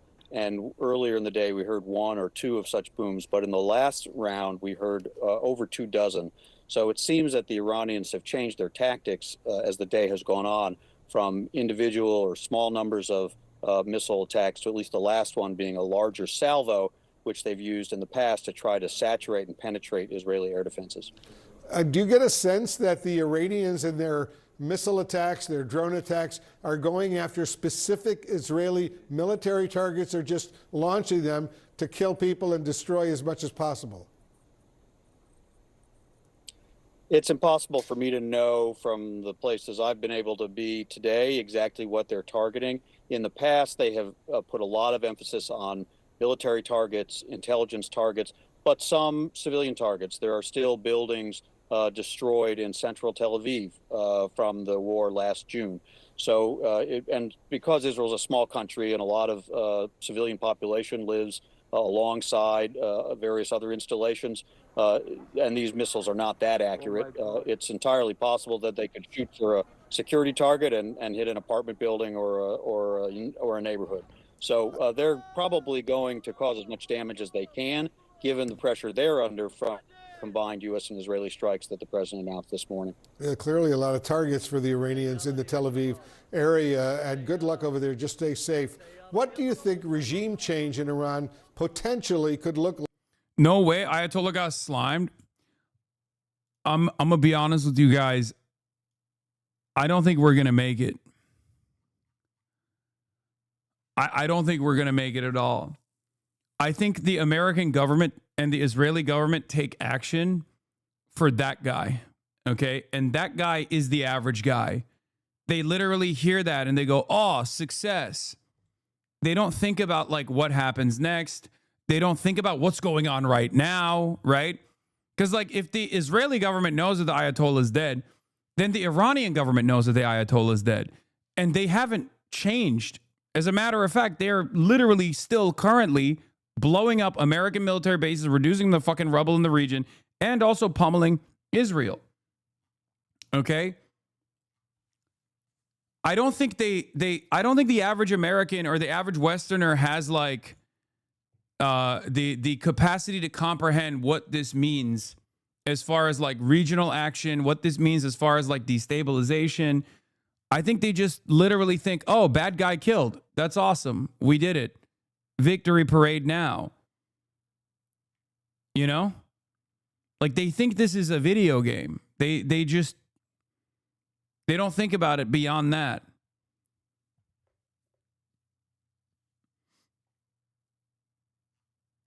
Is that what it is? Like they refuse to comprehend what's still currently happening. Because it's not like Iran was like, oh no, you killed the Ayatollah. It's over. We are actually giving up on our ballistic missiles program right now. It's done. On God, you slimed the Ayatollah. I will now let go of my weapons. I will now stop bombing Israel in retaliation. Like, is that what you like? What? I don't know. I don't know what you think is happening at this point. Do you see a clear path to who might actually take over if there is regime change? I think this is one of the big question marks hanging over what the president announced. I think also for a lot of people, they literally think that like the Ayatollah has like the power of hypnosis or something. Like that people don't independently arrive at the conclusion that like they want to fight back against Israel and America's bombing campaigns after like the first opening salvo killed like a bunch of schoolgirls and a bunch of civilians, like 200 plus civilians, right? Like they think, oh, well, the Ayatollah's dead. He had the Gias power to fucking hypnotize the entire Iranian population. Now that he's dead, these people are going to welcome us as liberators or something. Am I wrong for remembering that in the 12-day war, Iran hit the same civilian targets that Israel did a day or so later? Yes. They did, but if the Ayatollah is dead, then they probably have a different response package anyway. Because this time around, they have been much more aggressive in their retaliation. Last night. First of all, I think many Americans probably woke up this morning surprised to discover that we're at war in the Middle East, something the president said he was going to try to avoid. And he really didn't do very much to prepare the public or discuss with the public what his strategy was, what the goal is, why it was imminent, and why it was necessary to take this action now. He mentioned... I'm from Iran, the neighboring city of Tehran. People are dancing, cheering, and whistling in the streets. Nobody is with Iran. Stop supporting Islamic savage regime. Longtime fans is 2020.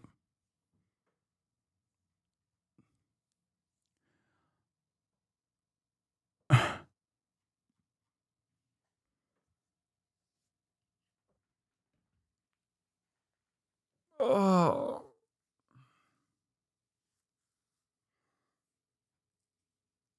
We're not going to make it. It's over. It's over, brother. Hog brain is complete. Okay? Hey, HasanAbi, I'm standing literally in the rubble right now, and it's fucking goated. Okay, you don't understand. I want more JDAMs. I want more JDAMs. Oh, wait, I'm dead now. I don't think he's joking. I think that there are, I mean, he's probably not in Iran, but there are people who are like, oh, no, this is going to be great. Just like there were people in Iraq that were like, I hate Saddam Hussein. Thank God he's been toppled.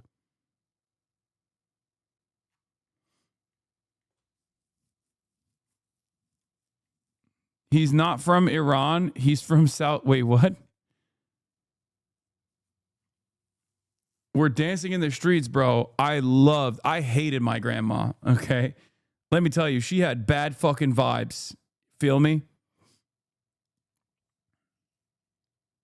What is this? Where is this from?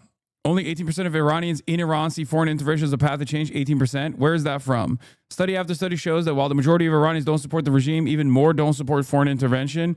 We know our own history. Why would we support the ones who created the problem in the first place? Even Gaman, the most regime-critical survey out there, the one that Shah supporters themselves cite, show Iranians in Iran prefer civil protests, 31%, and strikes, 65%, over foreign intervention, 18%, as a path to change. Iran poll / Chicago Council asked 2007 Iranians what Iran should do if the U.S. attacks. The majority said respond militarily. 30% said go to the UN. No majority for welcoming it. 86% of Iranians view the U.S. negatively. Iran poll 2019. And NIAC / YouGov in 2025 show 53% of Iranian Americans don't even want foreign intervention. Like not even the majority of diaspora supports this. Except if you were to look at my chat, it's 99% of Iranians in Tehran and 125% of Iranians in the diaspora that support this unconditionally. They're literally aching for it. Their back walls are quaking. They want it so bad. They want to shove a Tomahawk missile up their fucking assholes and launch themselves in the direction of Tehran to kill their own fucking grandparents. If that was what it would take. If you ask the people in my chat tuning in from fucking Langley. Okay, that's all they want. That's all people are demanding.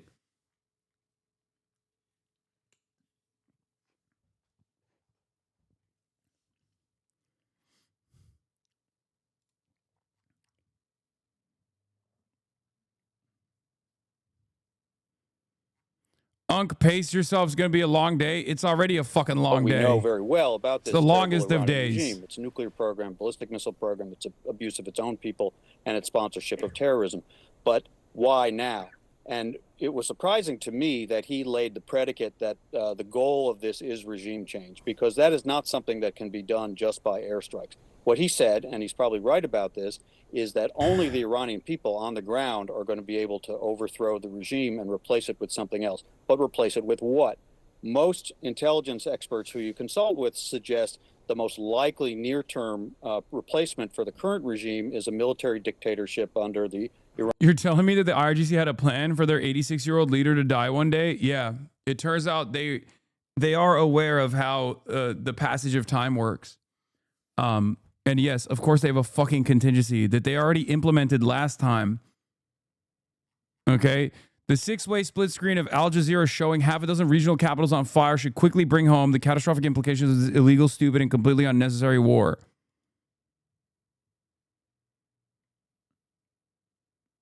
Longtime fan from south of Tel Aviv here. People are dancing, rejoicing, seeing liberatory Iranian missiles strike us. They're doing the cum dance.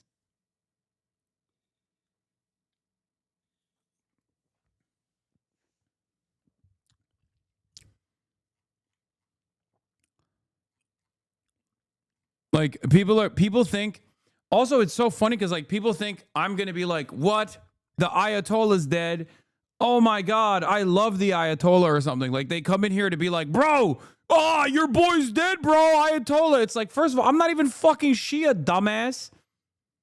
And secondly, even as a Sunni Muslim, like when have I been a pious man, you know?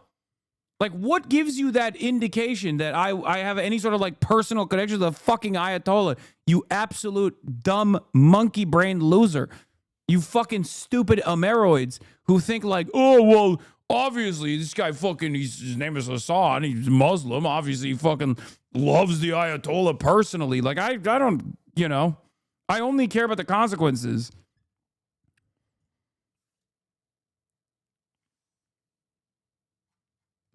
Iranian Revolutionary Guard Corps. Beyond that, it's a big question mark whether there is a sufficiently consolidated opposition, whether it could be done peacefully or democratically, whether different splinter groups, ethnic or regional. Yeah, just wait. Now that the school that they struck, is getting a little bit of motion in Western news, they'll hit the same lines. Oh, this was an IRGC missile. This was a misfired IRGC missile. And then they'll say, okay, it wasn't a misfired IRGC missile. It was actually, there was actually a missiles munitions stockpile under the school, and we had to blow up the girls on top of it. You know how it is. That's how it always goes, okay?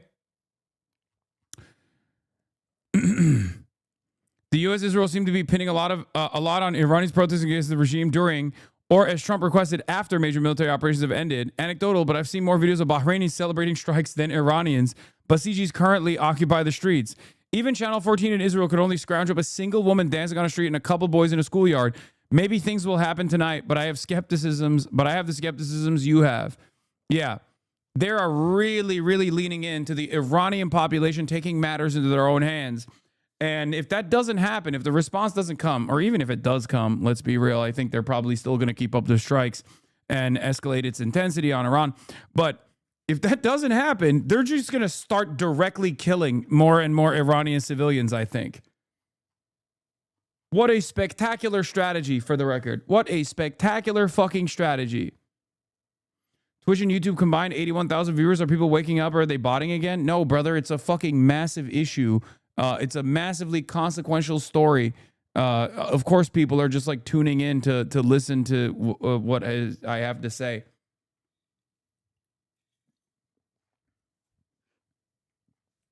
Yes, the Piker Broadcasting Service is alive and well. For you, the viewers, by you, the viewers, subscribe to the Piker Broadcasting Service if you would like to support the broadcast. Twitter claims your dog died. What is this? Streamer Hasan Piker's dog Kai has died at age 3 after an apparent accident at home. The cause of death has not been publicly confirmed. Yeah, no, it's because all the fucking Zionist Hasbara dick riders that are too afraid to openly say they want to suck Israel's cock as hard as they possibly can until the cummies impregnate them with the future of the Israeli population. They have to go and be like, oh, it's memes. Hasan is so mad. He's like zapping Kaya or whatever. That's it. That's what this is. I saw another one of those guys on the timeline being like, oh God, Hasan is going to punish Kaya so hard. They have to create this fucking narrative that, like, one, I'm really fucking upset at my best friend, the Ayatollah, and his passing. And then two, I'm actually punishing my dog Kaya for it. It's just a way to, it's basically just a way to not say that you want to eat Israel's dick to the best of your ability. Did your dog really die? No. What are you, fucking stupid? Of course not. The fuck is wrong with you?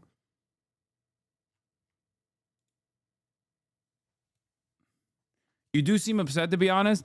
Yeah, I wonder why I would be upset about multiple billions of dollars in assets being used to destroy a foreign nation at the behest of Israel, another foreign nation, rather than, I don't know, use it on American soil for American hospitals and American education. I wonder why, as an anti-imperialist, I would have, some opinions on this that are negative.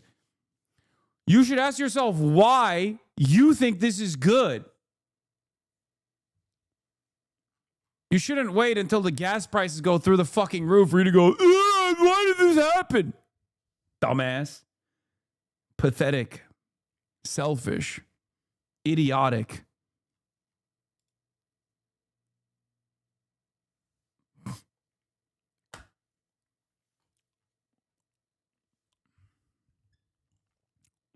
Ignorant.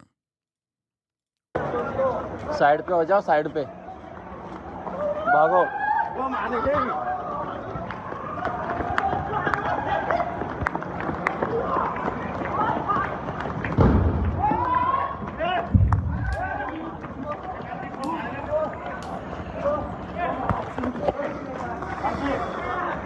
Oh my God.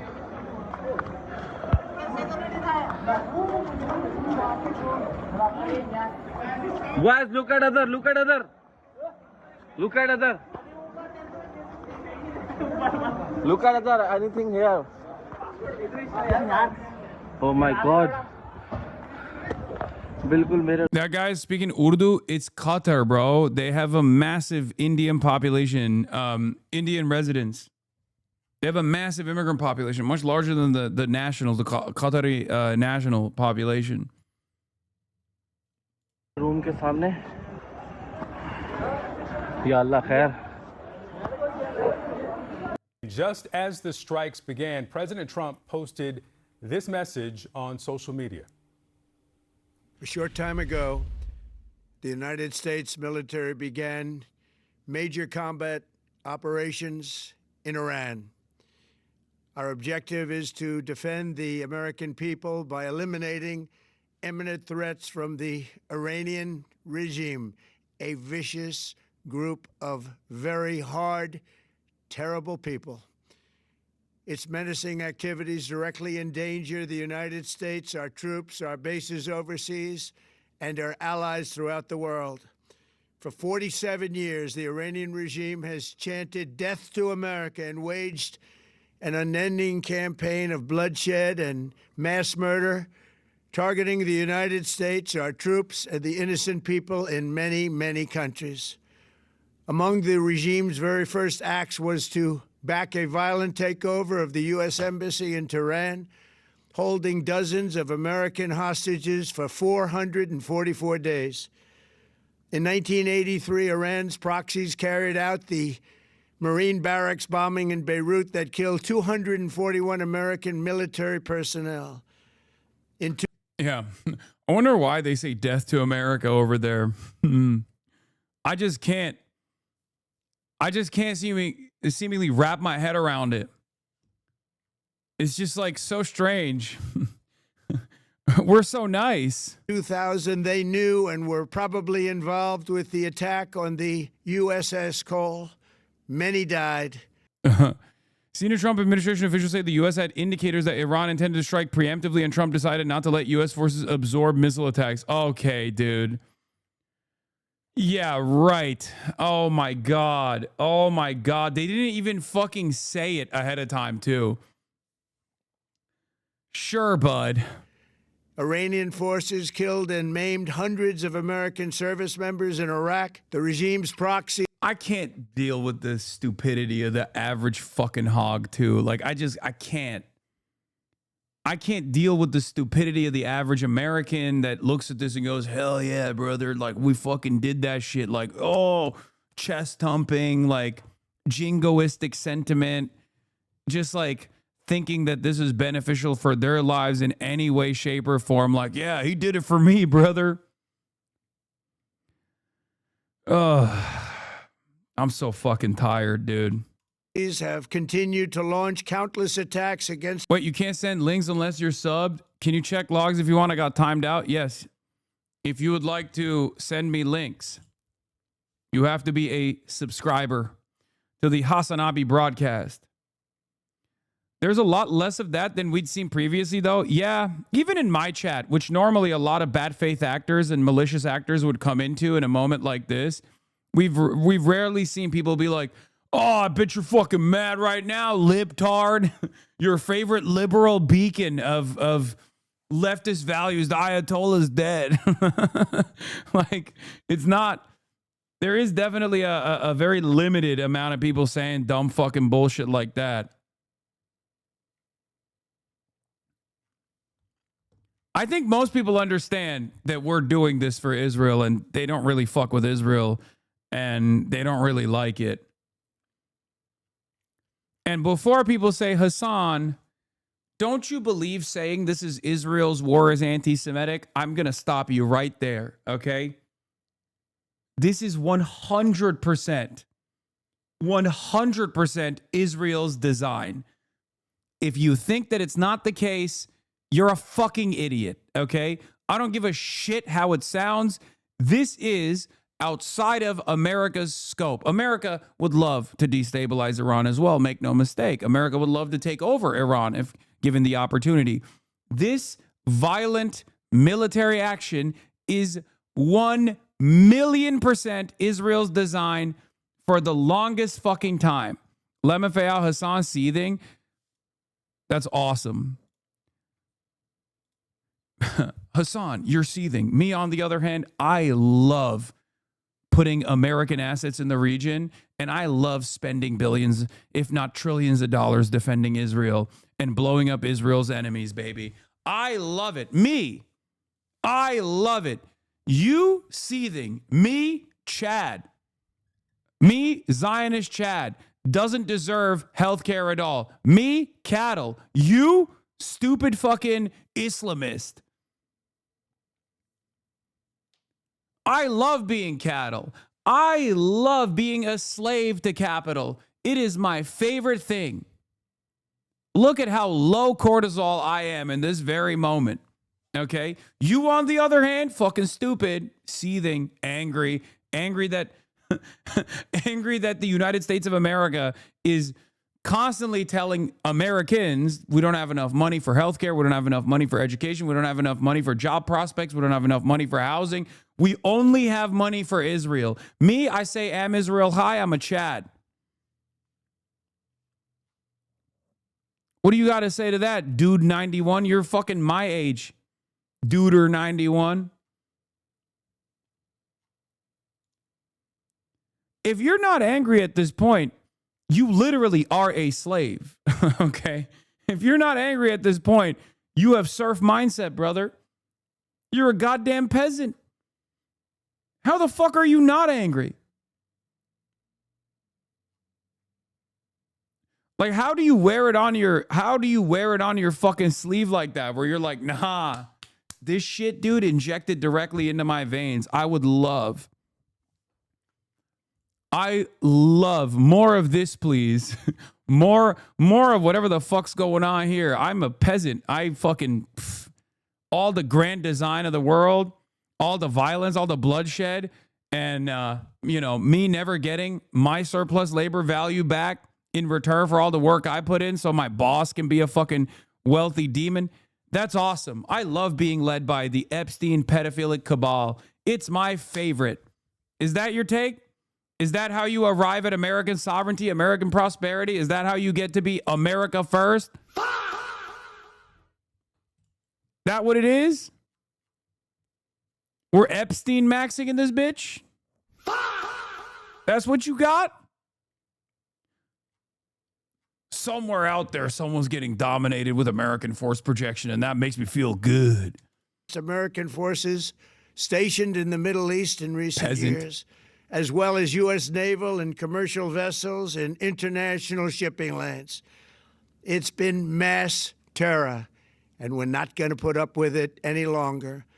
From Lebanon to Yemen and Syria to Iraq, the regime has armed, trained, and funded terrorist militias that have soaked the earth with blood and guts. And it was Iran's proxy, Hamas, that launched the monstrous October 7th attacks on Israel, slaughtering more than 1,000 innocent people, including 46 Americans, while taking 12 of our citizens hostage. It was brutal, something like the world has never seen before. Iran is the world's #1 state sponsor of terror and just recently killed tens of thousands of its own citizens on the street as they protested. It has always been the policy of the United States, in particular, my administration, that this terrorist regime can never have a nuclear weapon. I'll say it again, they can never have a nuclear weapon. That is why in Operation Midnight Hammer last June, we obliterated the regime's nuclear program at Fordow, Natanz, and Isfahan. After that attack, we warned them never to resume their malicious pursuit of nuclear weapons, and we sought repeatedly to make a deal. We tried. They wanted to do it. They didn't want to do it. Again, they wanted to do it. They didn't want to do it. They didn't know what was happening. They just wanted to practice evil. But Iran refused, just as it has for decades and decades. They've rejected every opportunity to renounce their nuclear ambitions, and we can't take it anymore. Instead, they attempted to rebuild their nuclear program and to continue. It's pretty crazy that he openly fucking says, American soldiers are going to die and the Iranian public is going to be hurt by this too. It's fucking crazy.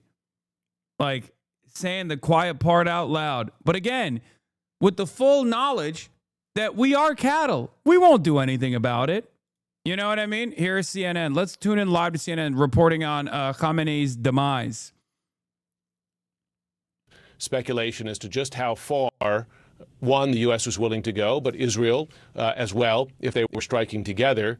And now we know they were willing to go as far as taking out Iran's most senior leader. Now, we had reported earlier that he was not the only target of these strikes, that other senior military and other leaders in Iran were targeted. We don't know their status at this point, but as we reported earlier in the day, Israeli officials were becoming more confident over time today that they had hit at least some of their targets. Listen, in Iran, does that mean that suddenly there will be a new government, a new leader, one friendlier to the U.S.? No, an enormous network and structure of leadership and power remains in that country, military, economic, political, and otherwise. But to take out the supreme leader is a significant change. And of course, the question is, how far does that change go? Does it weaken the government to the degree that the government collapses? Does it weaken it to a degree that the protesters that we saw take on this government quite bravely in recent weeks are inspired to go out into the streets again, right? I mean, that's what President Trump was encouraging them to do explicitly in his statement this morning. Now, that's quite a risky proposition, given that government retains enormous power, and they showed they were willing to use it to deadly extent in the many thousands of protesters they killed in recent weeks. Those are still the open questions, but we have one question answered. Was Israel willing to go so far as to take out the supreme leader of Iran? And the answer is yes, and they had success doing so. Right. And now the big question is what comes next? Jim Sciutto, stand by. I want to bring in Barak Ravid, CNN political and global affairs analyst. He's also a global affairs correspondent at Axios. Barak, I know you spoke with President Trump earlier today. Again, if you are just joining us, our breaking news is that Iran's supreme leader has been killed in these strikes. That is coming from Israeli sources. Barak, we're still waiting to hear from the president, from the U.S. government, but the Israeli sources confirming that. What more are you learning? What did the president tell you? So first, just about Khamenei, I think around 30, 40 minutes ago, the Israeli ambassador to Washington, Yechiel Leiter, updated several U.S. officials and members of Congress that Israeli intelligence shows that Khamenei has been killed and his body was taken out of the rubble in the compound in Tehran that was attacked. I spoke to President Trump a little bit before 1 p.m. While he was in Mar-a-Lago. We spoke for around 5 minutes. The president sounded to me at least hi in chat, but you and your community ignored me, not a single hi back. Calm and confident. I don't know, chatter. Are going according to plan. World-changing incidents are taking place, don't you think? The situation with Khamenei was one of the main things he was tracking at that moment. And what was interesting in what he told me is that I asked him, how long is this going to continue? And he said, I have several off-ramps. I can go long and take the whole thing, meaning take over Iran, something that, I don't think that's something that is seriously being considered. That's quite a statement, yeah. Yeah. Or I can go on for another 2-3 days and then tell the Iranians, we'll see you again in a few years if you try and rebuild your nuclear program, your missile program, meaning that Donald Trump, at least my impression from the conversation with him, is that he's looking to end this thing within a few days. And basically put an ultimatum to the Iranians. We can get a deal, or you can try and rebuild your program, and then we'll just bomb you again if you try to do this. And I think that was one of the messages that U.S. officials that just briefed reporters, I think 10 minutes ago, said that when the 12-day war ended after Operation Midnight Hammer, the U.S. told Iran, if you try to rebuild, we will come again. And those U.S. officials said that the Iranians, according to U.S. intelligence, did try and rebuild the program. So we know from satellite imagery that the Iranians started infrastructure work in several of the nuclear sites that were attacked in June. We do not know whether they really tried to resume a nuclear program, meaning enrichment and other activities.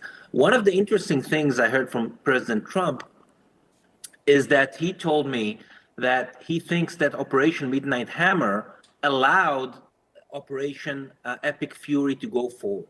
Because President Trump claimed that if he did not go on that operation last June, if he did not order a strike on those 3 nuclear facilities, Iran would have been much, much closer to a nuclear weapon, maybe even have a nuclear weapon by now, according to what President Trump said. And that would make the current operation much harder, maybe even impossible. We just have to say the Iranians were very close. By the way, for YouTube, like the YouTube stream, for the YouTube chat, like the YouTube stream and interact with it, please.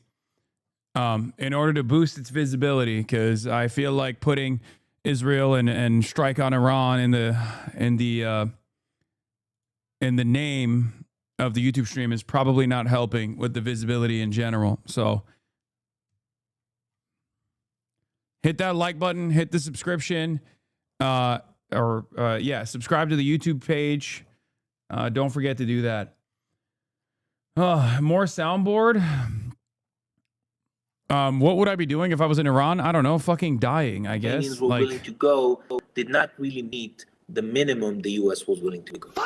Barak, I also Here. want to ask you about these strikes and the strikes this morning that ultimately killed Iran's supreme leader. What more do we know about them? You have to think, and there has to have been incredible intelligence that went into knowing where he was. The fact that these strikes happened in the daylight when normally, when the U.S. has struck, it has been at nighttime. Do you know any more about the context around the actual strikes themselves? So I think one of the reasons that the strike was in daylight is because it was part of the, on the one hand, was part of the deception. The Iranians, I guess, thought the strike would be during the night, as it's been last June, but also because the Israeli officials say that they had intelligence that at that time of day, morning time in Iran, there has been 3 different gatherings of senior Iranian officials in 3 different places. And that was a window of opportunity, an operational window that the Israelis could try and conduct strikes on those 3 gatherings and try and eliminate many top political and military officials in Iran. One of them, the supreme leader. By the way, the Israelis assess that they managed to take out the commander of the Iranian Revolutionary Guards Corps, that they managed to take out the commander of the Iranian Armed Forces, that they managed to take out the Iranian Minister of Defense, that they managed to take out the head of Iranian intelligence, and numerous other officials. And what is amazing to me is that this is exactly how the 12-day war started.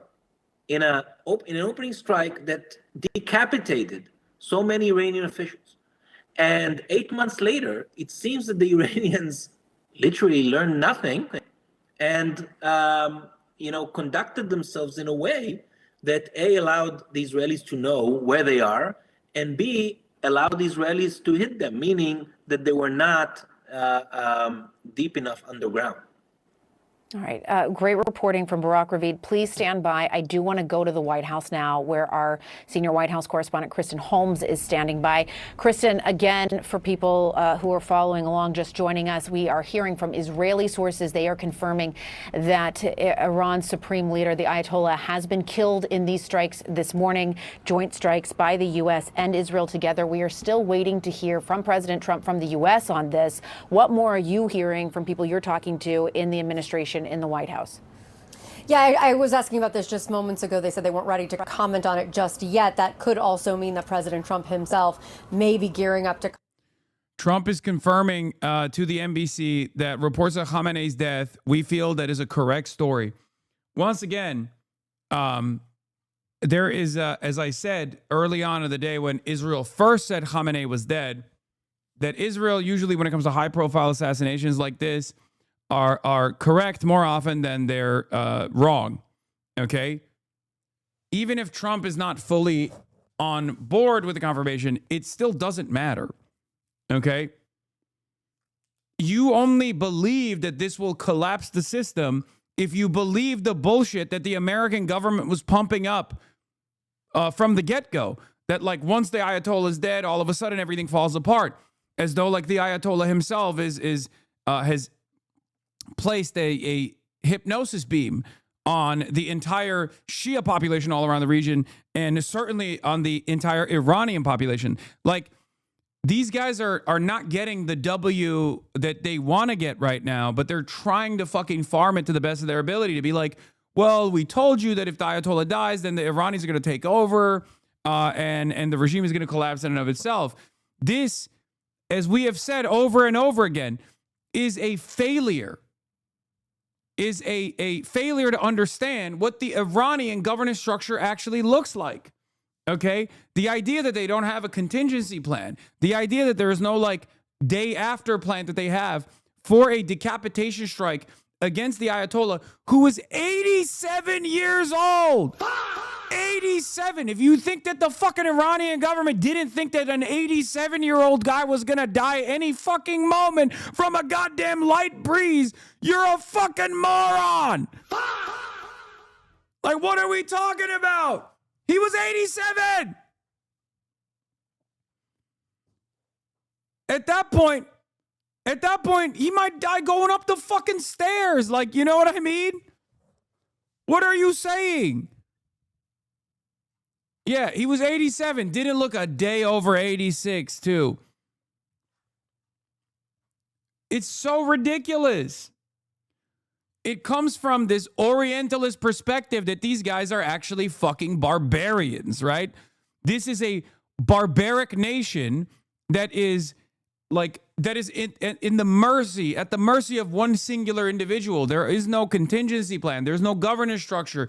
There's no horizontal administrative apparatus that is capable of running the show in the very likely scenario that the fucking Ayatollah dies, even if not in the hands of Israeli and American airstrikes, but simply because he sneezed too fucking hard. What are we doing?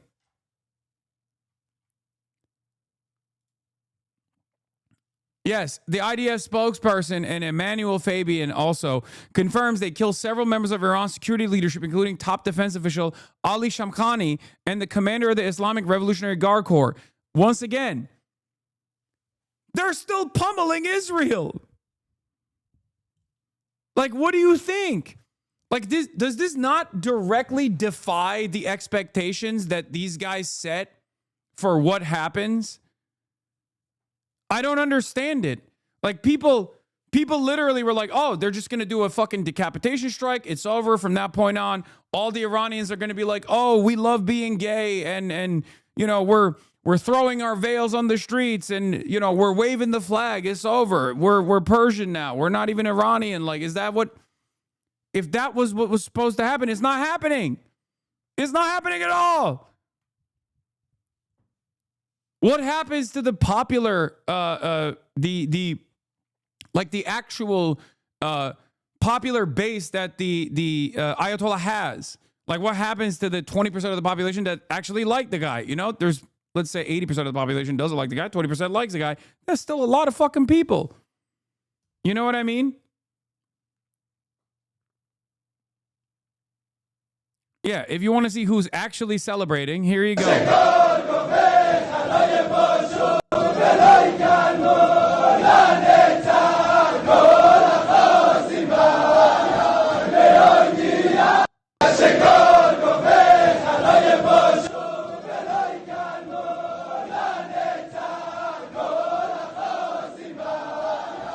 We couldn't hold control over Iraq or Afghanistan. Iran is nearly 4 times as large. We don't have the troops for this. No 9/11 to boost the ranks. I know. That's why a lot of people got offended when I said if there's ever like a you know,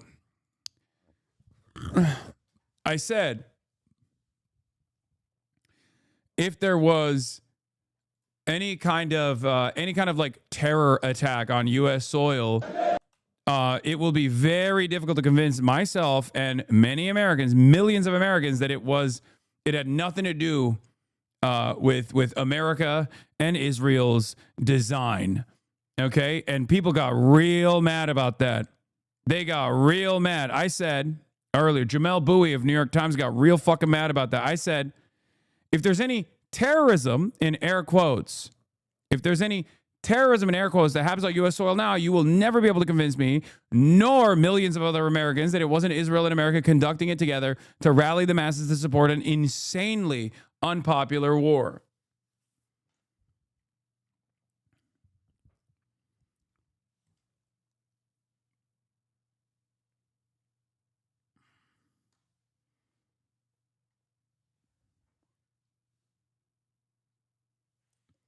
Your take is a filter? In some ways, yes. Kaya from Morale Boost, she's literally living La Vida Loca right now. She's literally living La Vida Loca at the park, having the time of her life, not a care in the world, has no idea what's going on. He deleted that repost, by the way. Everyone blow up on him, lol. Like, this isn't even awesome. 9/11 was an Israeli op shit either, for the record. Like, I'm not even saying that here. I think, like, people want to make it seem like I'm saying that, okay? But I have long maintained the position that America does not have the popular support for another global war on terror, especially in the aftermath of the global war on terror. What kickstarted the increase in the ranks and the reason as to why so many people joined the military, joined the armed forces, was because of 9/11. A lot of people were like, oh, there it is, like fucking 9/11. We got to go punish people. We got to go punish people overseas. We got to do something. It was a vengeance quest, right? A lot of people joined. Ever since then, obviously, the draft has been relying heavily on the poverty draft.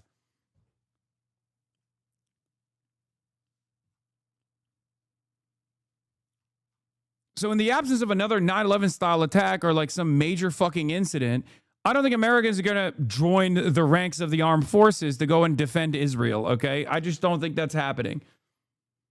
The war itself is unpopular. Israel itself is unpopular. Most people see this as Israel's war. America's waging Israel's war at their behest, as always.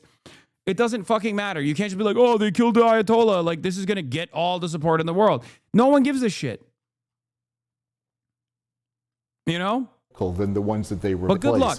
Pay extra mind to those who offered unlimited support to the Epstein class and Donald Trump and his defenses of his defense of his butt buddies that were all over the fucking Epstein files. Pay close attention to how they try to package this incredibly and unimaginably unpopular war. And by that, I mean the likes of Asmongold, who will try to fucking massage the narrative to be like, well, yeah, I mean, we're fucking dominating Iran. Yeah, it's based. Just make sure you understand. Anyone that comes at you with this and doesn't openly state that this is very clearly Israel's design, it's very clearly uniparty for the Democratic Party's leadership. They wanted this to happen, and that's the reason why they're not presenting a strong enough response to it, knowing full well that it was going to happen.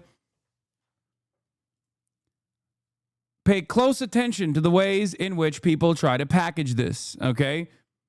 Pay close attention to the ways in which people try to defend it. Administration is, as we are getting this news that the Supreme Leader has been killed. Well, clearly, Jessica, the president has chosen his most aggressive action here, which is seeking regime change, and he made that pretty clear during his brief 8-minute video that he released on Truth Social. What he didn't explain was the mechanism of getting from the military action that Cedric has just walked us through to the political reality of what a regime change would look like. Because as Cedric just suggested, you can get all kinds of regime change, and some of it can be worse than what it is that you just departed from. So if in fact the Supreme Leader has been killed, if in fact a good number of the leadership of the Islamic Revolutionary Guard Corps, their most elite military, have been killed, the first question is, who are the successors there?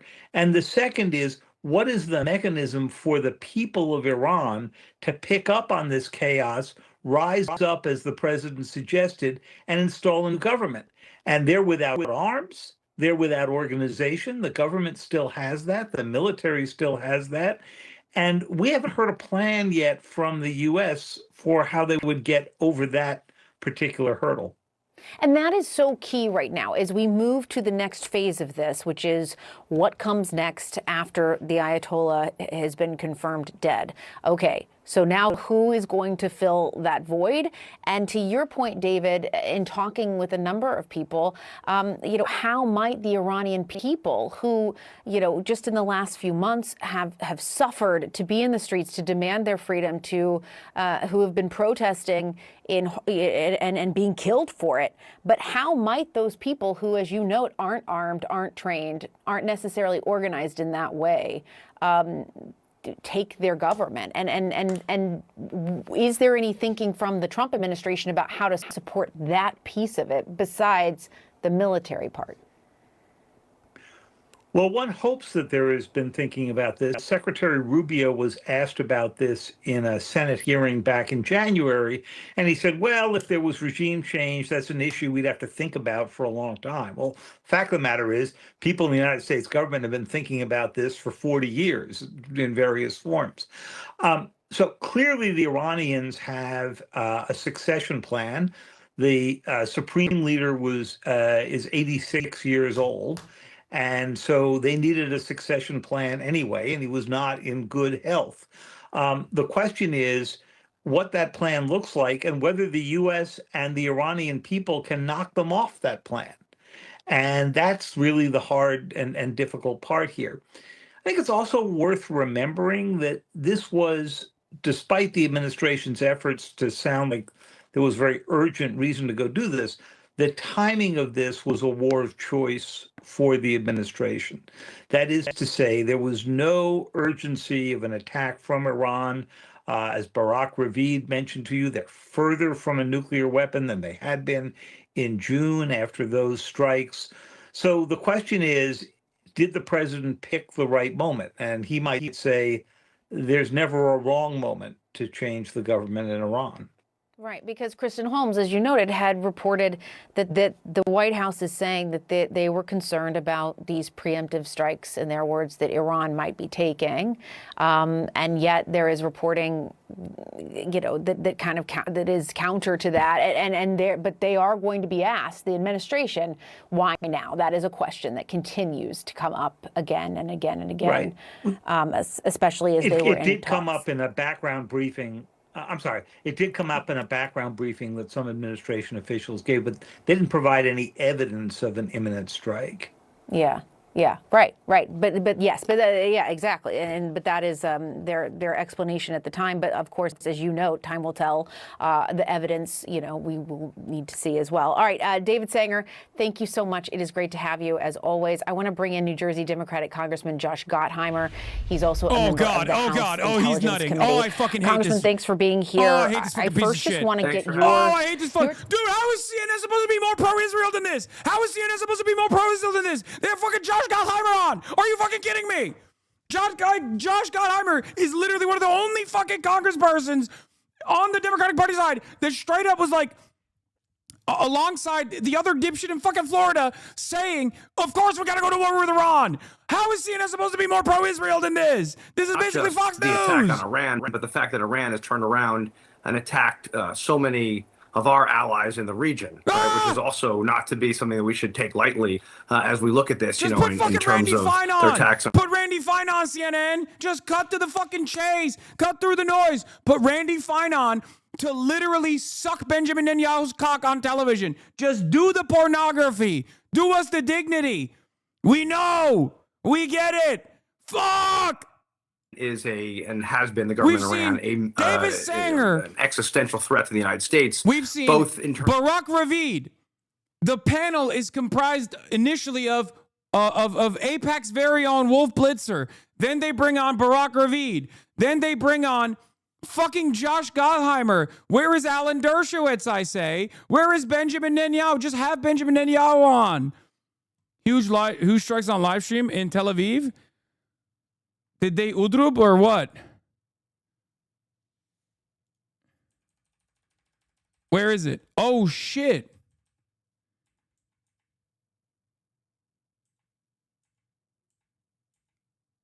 No, those are interceptors. Oh, shit. Oh, shit. Oh, fuck. Ooh. Wait, is this new? Is this happening already? Like this? Oh, shit. Oh, they cut across. All right, and you're starting to see some activity there, again, toward the right of your screen now. Ooh. Okay, so 10:39 there in Tel Aviv. Just a few minutes after we reported Israeli sources saying that the strikes this morning by the U.S. and Iran did in fact kill the supreme leader of Iran. And there were questions about what we might see after this news and throughout the night in Israel. I do want to bring in Cedric Layton, who's standing by. And Cedric, obviously, Israel has the Iron Dome. They work to intercept these missiles that are coming toward Tel Aviv right now, but help people understand what we're looking at on our screen.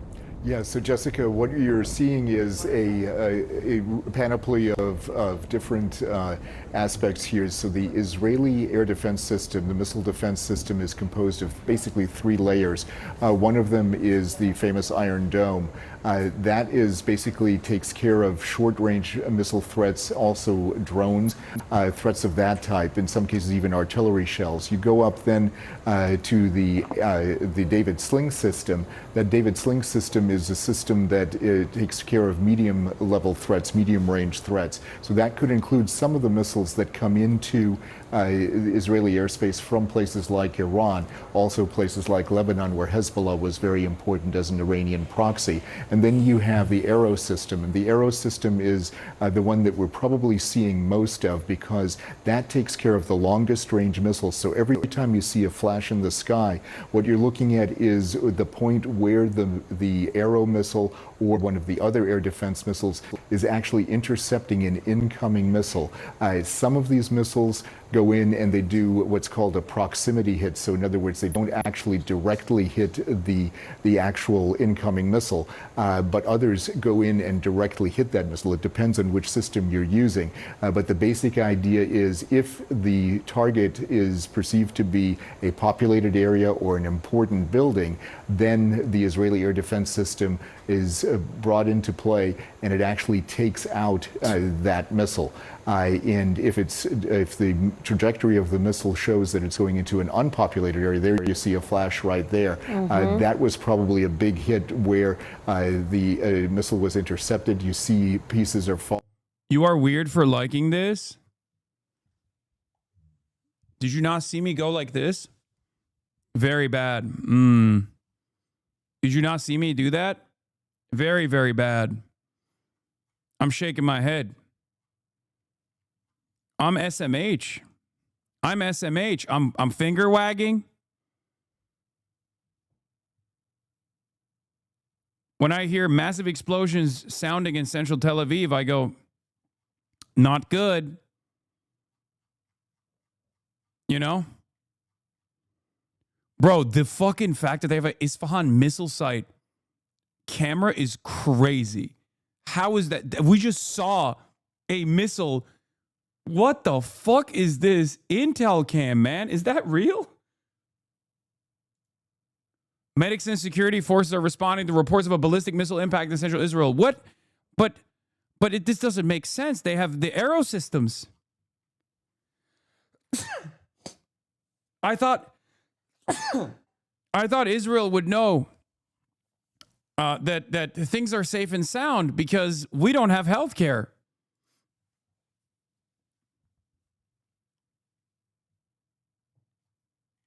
Israel go and find out today why we don't have health care. You know, that type of shit.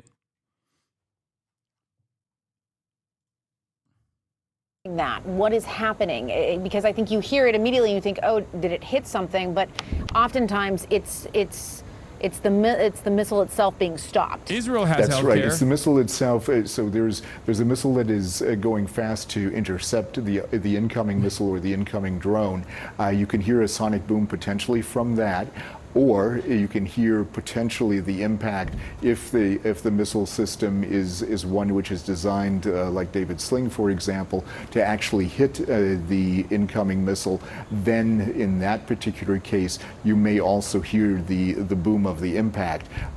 Generally speaking, there's a possibility also of an explosion happening because there are proximity fuses on these weapon systems, and when they explode on impact, that then is designed to destroy the incoming missiles.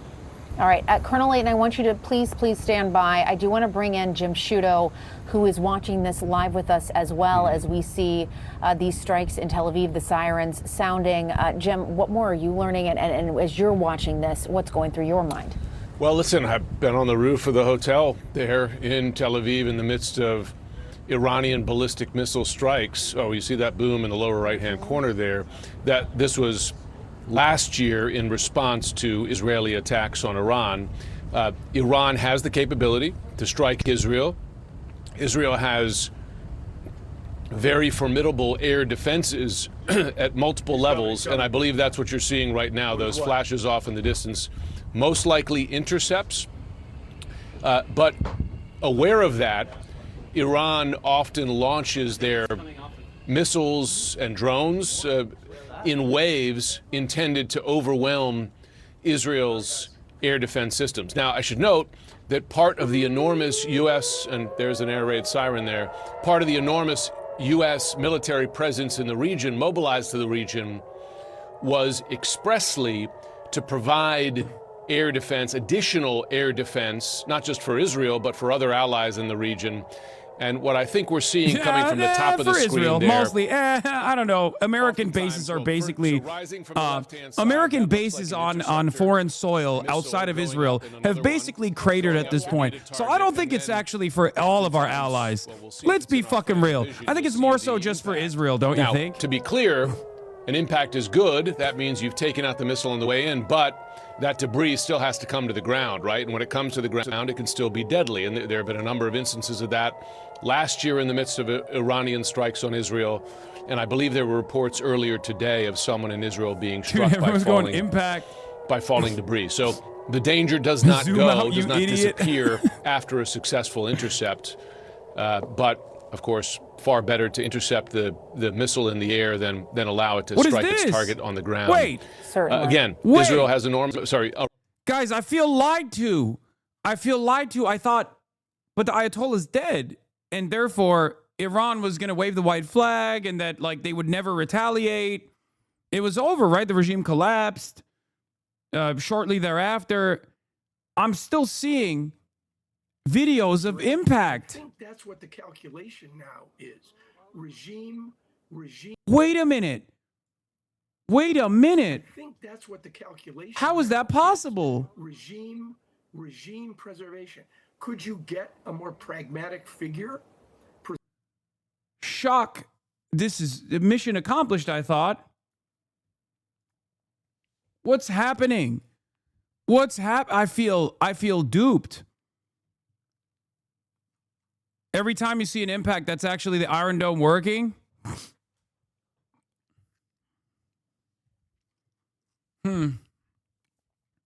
It's just confusing to me is all. I've been told by all of the intelligent, smart, well-educated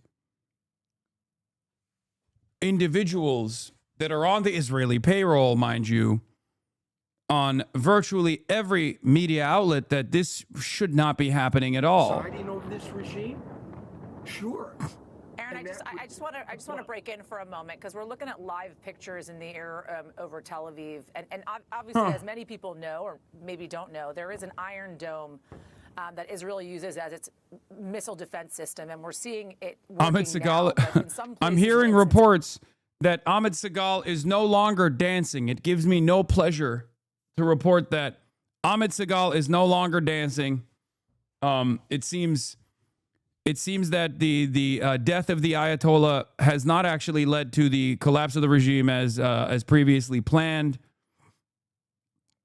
Let's take a look. Another impact. Listen. That's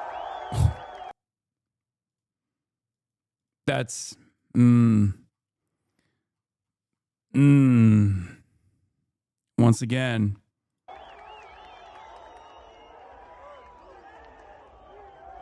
This is I just, let's get a better look. I couldn't tell what happened there. Listen.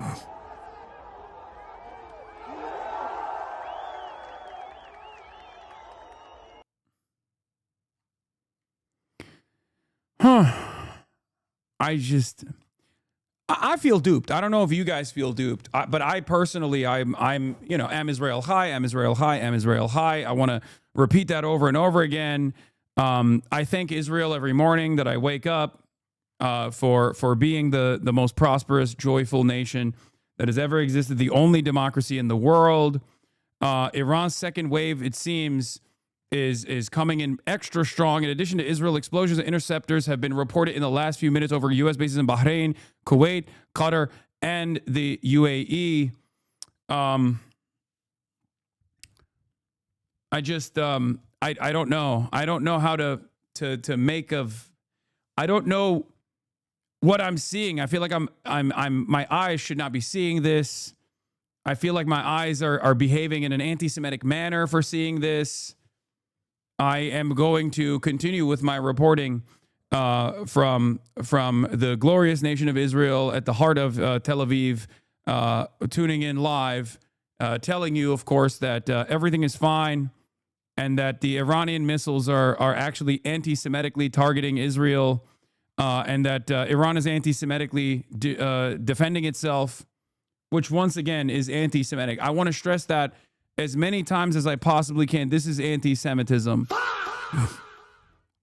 The Associated Press is live showcasing, once again, the ballistic missiles coming from the Iranian direction, striking at the heart of Tel Aviv in the most anti-Semitic manner.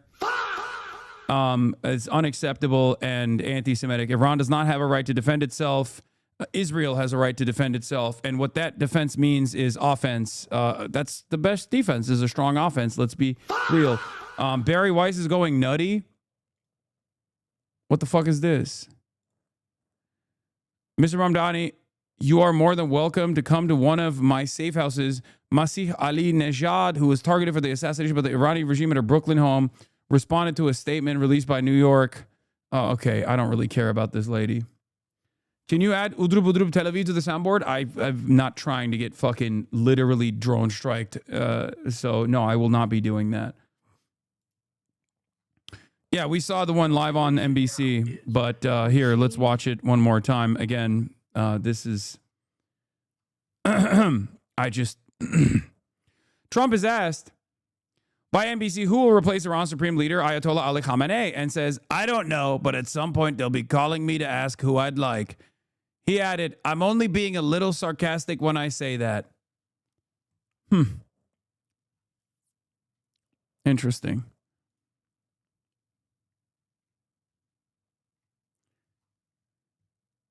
This missile is very anti-Semitic. Oh yeah, we saw this earlier. This is at Al Udeid in Qatar. In 10 minutes, I will have Ro Khanna on to talk about the Democratic Party's response and lack of response. You have the Israeli air defense system, which is basically designed to protect against these kinds of missiles, but it can't do it all alone, and especially when it gets overwhelmed by these kinds of things. The Aegis systems, the Aegis radar systems that are based on the ships that are part of the carrier strike group. What's the point then if they don't think it'll actually topple the regime? What do you mean? The point is to try to destabilize Iran so that they can't do this. What they're doing right now, they don't want Iran to do. That's the whole point. And they're going to keep pummeling Iran. Once this barrage is done, they will literally continue pummeling Iran. And then if Iran ups the ante, if Iran starts striking American carriers in the region, for example, then they'll respond by upping the ante on their own. I don't know. I mean, look, man, who knows where this goes? I will say Israel is a nuclear armed nation and is utterly psychotic. But for us here in the United States of America, we get to watch our tax dollars light on fucking fire. So even from a selfish perspective, even from the perspective of a selfish American who doesn't give a shit about like the lives that are being destroyed in the process, MDA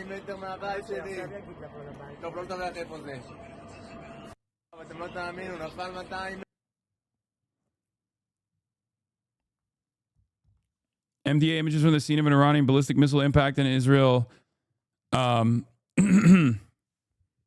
central Israel a short while ago.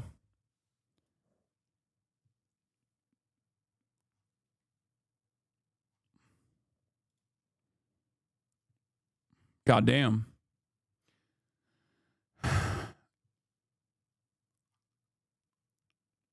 Amit Segal is mad at Palestinians for celebrating. In Iran, they celebrate the death of the dictator. In the Palestinian city of Nablus, they celebrate the firing of rockets at Israel. Oh, God, you're a fucking bitch, dude. I wonder why they're celebrating. Shut the fuck up.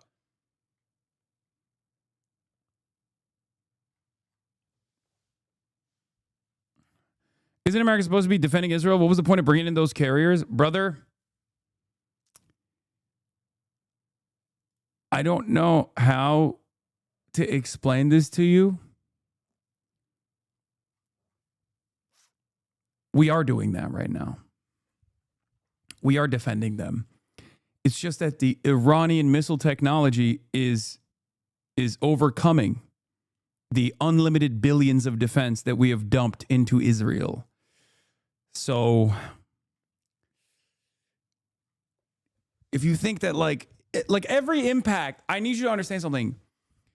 Every impact that Iran has right now inside of the Israeli boundaries means that all of the American defense and all of the Israeli missile technology, the anti-missile defense systems, is failing.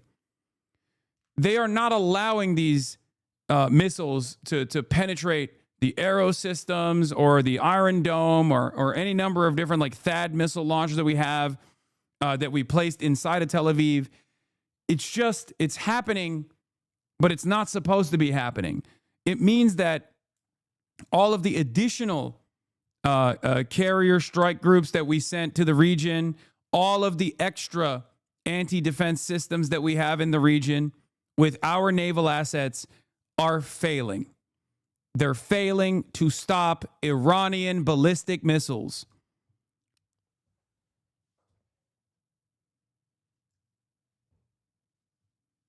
What is this? Your op Kira was finally revealed? That's not real. There's no shot that's real. Popular user Kira Won't Miss home security. Because you want to know why I don't think this is real? Because I think Kira Won't Miss is actually a white man.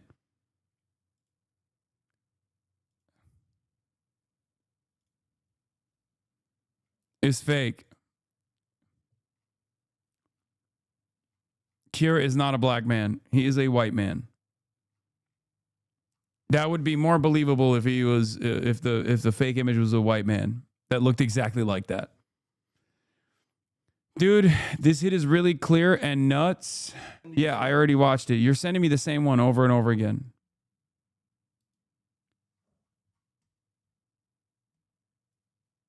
Oh, don't worry. Don't worry.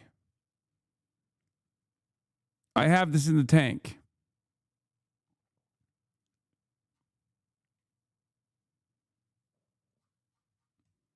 The fucking official Israel War Room account is throwing up Zohran Mamdani fucking memes at me.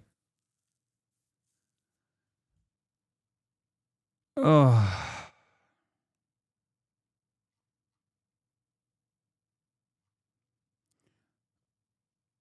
Jose, new video on watching Tucker Carlson, not relevant right now. Does it exist if levity is needed? What levity? We're getting some of that. Don't worry. Big facility to do this with the amount of enriched uranium, the 60% enriched uranium, and they have is about 600 pounds worth of that uranium, 420 kilograms of that uranium. That's enough material for 10 nuclear devices, and it would only take a few hundred centrifuges. They have thousands of centrifuges originally. We don't know where the centrifuges are. We don't know where the enriched uranium is. Still a risk, still a danger. All right. So certainly more to come. Joe, thank you so much for your analysis there. We really appreciate it. New Trump quotes on ABC. New President Trump just told me he believes the Supreme Leader is dead. When I asked the Supreme Leader is dead, the president said, we believe so. I asked if he knew definitively. I don't want to say anything definitively until I see things, but we believe he is. And much of their leaders are gone. Not only from the one site, but two other sites that we attacked also. We had great intelligence, and so we think much of the leadership is gone. There is going to come a moment where Donald Trump also realizes, but he's an idiot, so it's going to take a while, but he's going to realize that the Israeli intelligence was lying, not on the Ayatollah's demise, okay, but certainly lying about like the day after plan. Okay? That's what's so remarkable about the situation.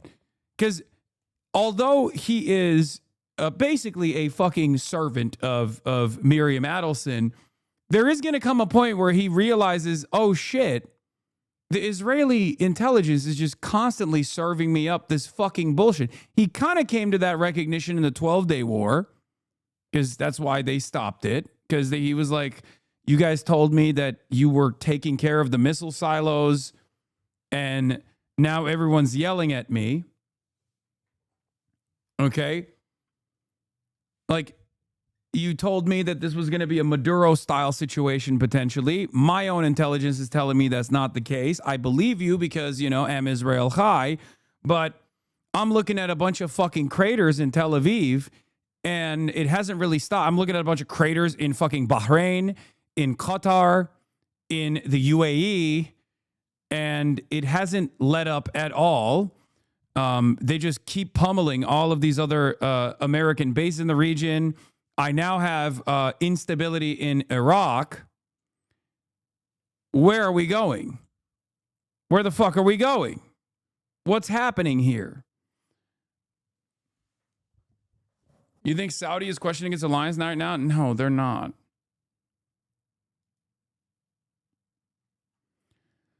Post-war hand-wringing has always been liberal ornamentation. It was with Iraq, another war, apple bomb started, and it is here. The point is to destroy military's independent U.S.-Israeli hegemony. What follows is irrelevant. Fragmented, chaotic, and sectarian, all the better. Yes. The goal is collapse. The goal is complete destabilization. The goal is anarchy. The goal is to defang all of the instruments of defense that sovereign nations have.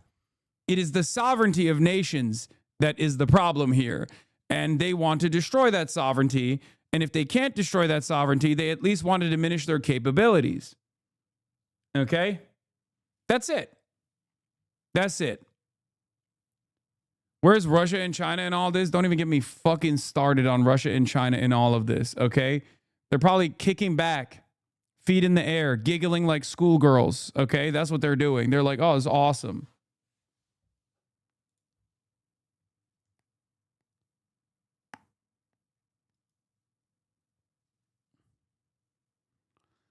China is helping with surveillance. They are doing that. And Russia has helped with defense as well. And China has helped a little bit with defense as well. There's certainly a lot more that they could be doing, though, in my opinion.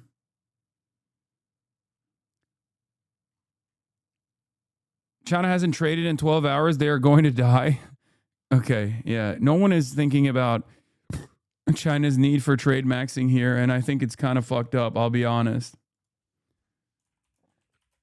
Ro Khanna is about to be on the broadcast, by the way, ladies and gentlemen. Like I said, Congressman Ro Khanna is about to be on the broadcast. I will be asking him some questions about, what's going on.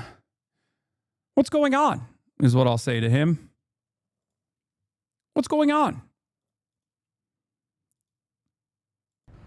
Here was his 35-second video from 8 hours ago.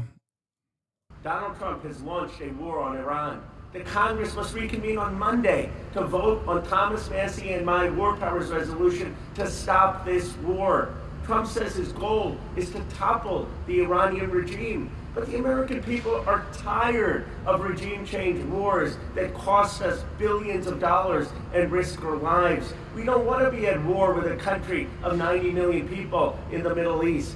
Every member of Congress must go on record today on how they will vote on Thomas Massie and my war powers resolution.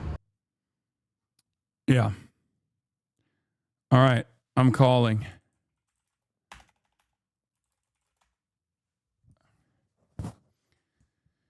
The Islamist regime in Tehran has been helping Russia massacre Ukrainian civilians. There's no major justification for you to help to defend Iran. It would be a completely story if Iran did not have regime. What are you saying, bro? Shut up. Yeah, that's why we had to kill schoolgirls in Iran. You're right. All right, ladies and gentlemen, Congressman Ro Khanna is here. Welcome to the broadcast. This time, I don't know where you're at right now. There's a lot of snow behind you, and I know you're not in San Francisco. Where are you at, Ro Khanna? I was at Dartmouth doing a town hall. I was at Stanford last week on AI, and so Dartmouth also was key in developing AI. So we were doing a town hall with students, packed house on the Epstein class and AI. Of course, Iran came up a lot. Yeah, I actually saw in one of your town halls, there were a bunch of constituents that you were addressing that tried to tell you, like, no, we have to do regime change in Iran, as a matter of fact, because the Iranian government has been incredibly repressive. Now, that is true. The Iranian government has been incredibly repressive in dealing with their own domestic affairs and in putting down any sort of like resistance movements. Having said that, however, your answer was pretty decent, where you talked about how American intervention is not going to help the Iranian population. And unfortunately, only a couple short days after, we are now seeing that the American and Israeli response is not helpful at all. America has now, since that incident, America and Israel have been bombing Iran. Iran has been retaliating. Where are you at now on this issue? Well, Thomas Massie and I are introducing the War Powers Resolution to stop this war. I mean, the reality is it's not just unconstitutional. It hasn't worked. It didn't work when we went after Gaddafi. It led to 6 years of civil war in Libya. And people say, oh, Ro, is it a partisan thing against Donald Trump? No, I just told you something that President Obama did, who I admire in many ways, that I disagreed with. This didn't work when we took out Saddam Hussein. The taking out the leader is the easier part. I mean, the hard part is what comes next. And a lot of times the people within the regime look at what the United States did, and they use that to whip up a angry nationalism. And it leads to more killing and a worse outcome. So you have now a president, again, who promised to end these wars, to not get us into a regime change war, breaking his promise, spending billions of our dollars on aircraft carriers there, on strikes there, putting our troops at risk, and we don't know what's going to come next. Yeah, and there is no day after plan, and that much is obviously clear. So I want to ask you very directly: do you believe that getting Congress to vote for the War Powers Act will actually stop this administration, or do you feel as though this administration is going to continue doing whatever it wants to do regardless? Well, it's a high bar because we've got to not only pass it, but the president's got to sign it, or we've got to have the votes to overturn his veto. Now, when Bernie Sanders and I passed the War Powers Act to help stop the war in Yemen, President Trump in his first term vetoed it, but he voluntarily suspended the refueling of Saudi planes. And by the way, Thomas Massie was involved in that as well. But that was the only time that the War Powers Resolution has ever passed the House or the Senate, when Bernie and I did it. And we did manage to get the war of Yemen to stop, not by force, but by the public pressure. So I believe in this case, the public pressure can matter, especially if we can get more than Massie. If we can get Walt Davidson and a few other Republicans to come vote with us, it matters. And at the very least, we need a unified Democratic Party. And it can't just be this procedural gibberish. Yes, we need to come to Congress, and there is a constitutional right. But we also need to say we are against dumb wars. We're against endless wars in the Middle East. On the substance, we are not for taking unilateral action and engaged in these wars.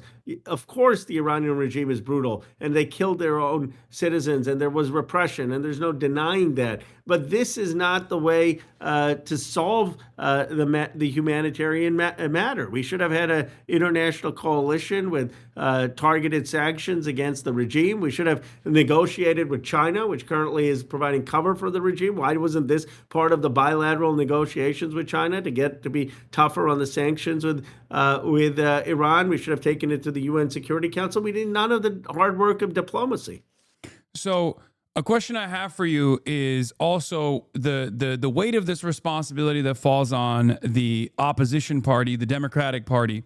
When you announced that you and Thomas Massie were going to work to put together the War Powers resolution, we were already at the heat of the escalation of the Armada moving in the direction of Iran, and it's now been 12 days after Trump openly postured about attacking Iran.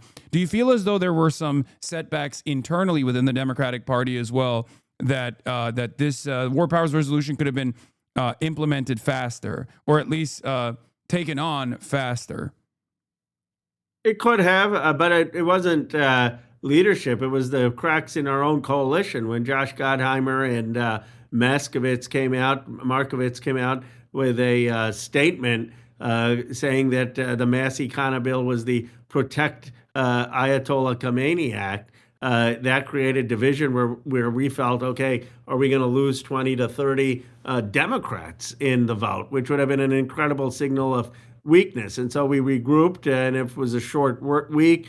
Johnson cut some of the days, and then we now got 3 days ago or mid last week the consensus. So now I think the defections would be minimal, but we still need a very strong Democratic vote next week. Where do you think these defections are coming from, especially considering that the recent Gallup poll data showed for the first time ever that the plurality of Americans are actually sympathetic to Palestinians over the Israelis? And this is not even just about Israel-Palestine, of course, even though it's obvious that this is Israel's design, Israel's ambition in the region for quite a long time now. Where do you think these defections are actually coming from? Because there's clearly not a lot of Democratic appetite in the base of the party, let alone the base of every party at this point. Independents are majority not in favor of going to war with Iran.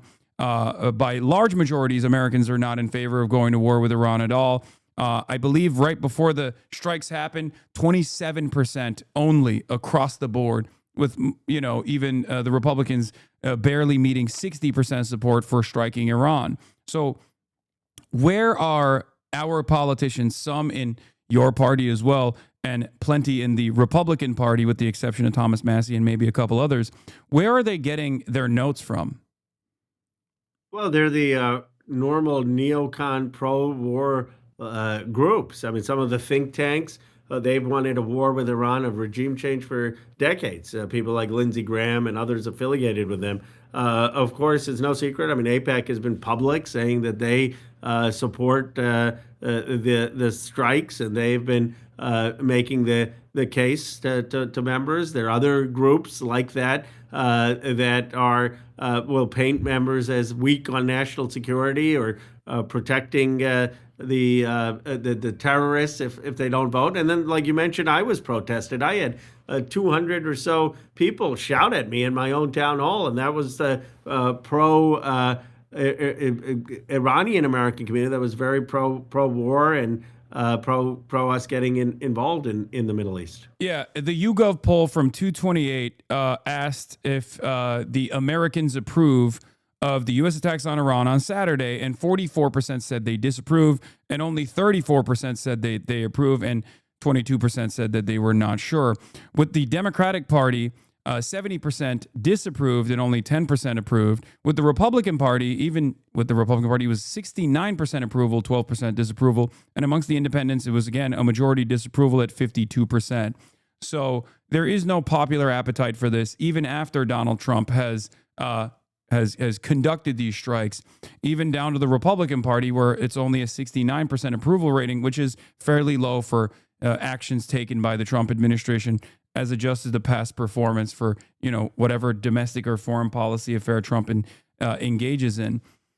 So what will it take for our representatives to actually represent the democratic interests of the majority, overwhelming majorities, in your opinion?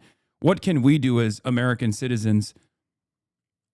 We need the most strong mobilization right now on the Khanna Massie War Powers resolution. You know, just flooding every Democratic leader, every Democratic member of Congress, every Democratic senator saying, well, how do we get a unanimous vote? We got to flip Gottheimer. We got to flip Markowitz on this. We got to say this is a time you stand with the Democratic Party in unison. And you stand against a president who's gone to an illegal war that is as that could have repercussions like the Iraq War. It's as consequential a vote. And so all of your listeners, you've got a huge base. If they can just help get an enormous social media movement that we should become the anti-war party. Look, Donald Trump took that and lied about it, that slogan from us. He said, I'm going to be the pro-peace candidate. I'm going to be the anti-war candidate in 2024. We have got to be the anti-war party. We've got to say that what Trump did in Venezuela was illegal and wrong. What he's doing in Iran is illegal and wrong, and not mince words. You know, some of these Democratic statements, I'm not going to say which ones because I don't want to pick a fight with my own party, but some of these statements, you read it and I don't know what they're saying. It's a bunch of, I have to get to paragraph 6 to understand, well, are they against it? Are they for it? I mean, it's such a long prelude. I'm thinking, okay, are they going to come out with a Fetterman? I'm for the strikes. And then they're like, no, it's illegal. So just say we're against endless wars. We're against intervention in these cases. We're against spending people's money on these wars where we know from experience from Libya, from Iraq, from what happened in 20 years in Afghanistan, that they don't work. Do you feel like, so that's another thing I was going to ask. Do you feel like offering justifications to why there is a necessity for regime change while simultaneously talking about the process in which this regime change is taking place is actually a failure in the response within the Democratic Party for those who choose to speak on this issue on such terms?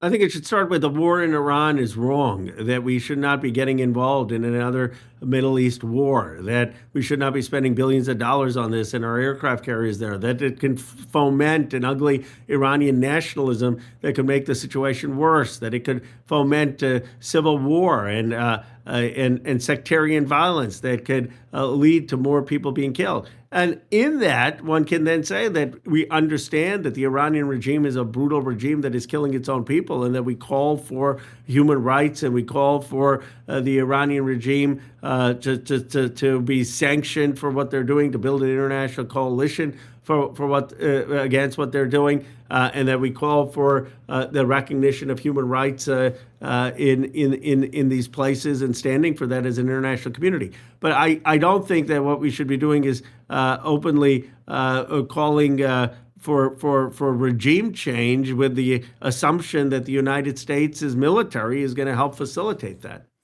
Okay, so you're saying as long as the wording is flipped on and the weight is adjusted in the direction of no war with Iran, but then talking about the Iranian administration's repressive nature is probably a better alternative.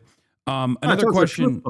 Another question I have is the reason why I'm asking this question is because clearly when these kinds of statements come out, right in the aftermath of the Israeli-American joint strikes on Iran, taking the lives of 200 people, and according to on-the-ground reports so far, there have been not one but 2 schools that have been potentially targeted and hit with our missiles, very likely.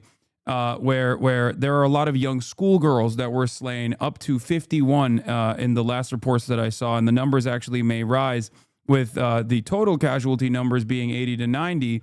I think that the reality of the matter is American bombs are not going to be are not going to cause liberation for the Iranian population. As a matter of fact, especially considering there's no day after plan. Even if there was a day after plan, it still wouldn't cause true sovereignty for the Iranian population.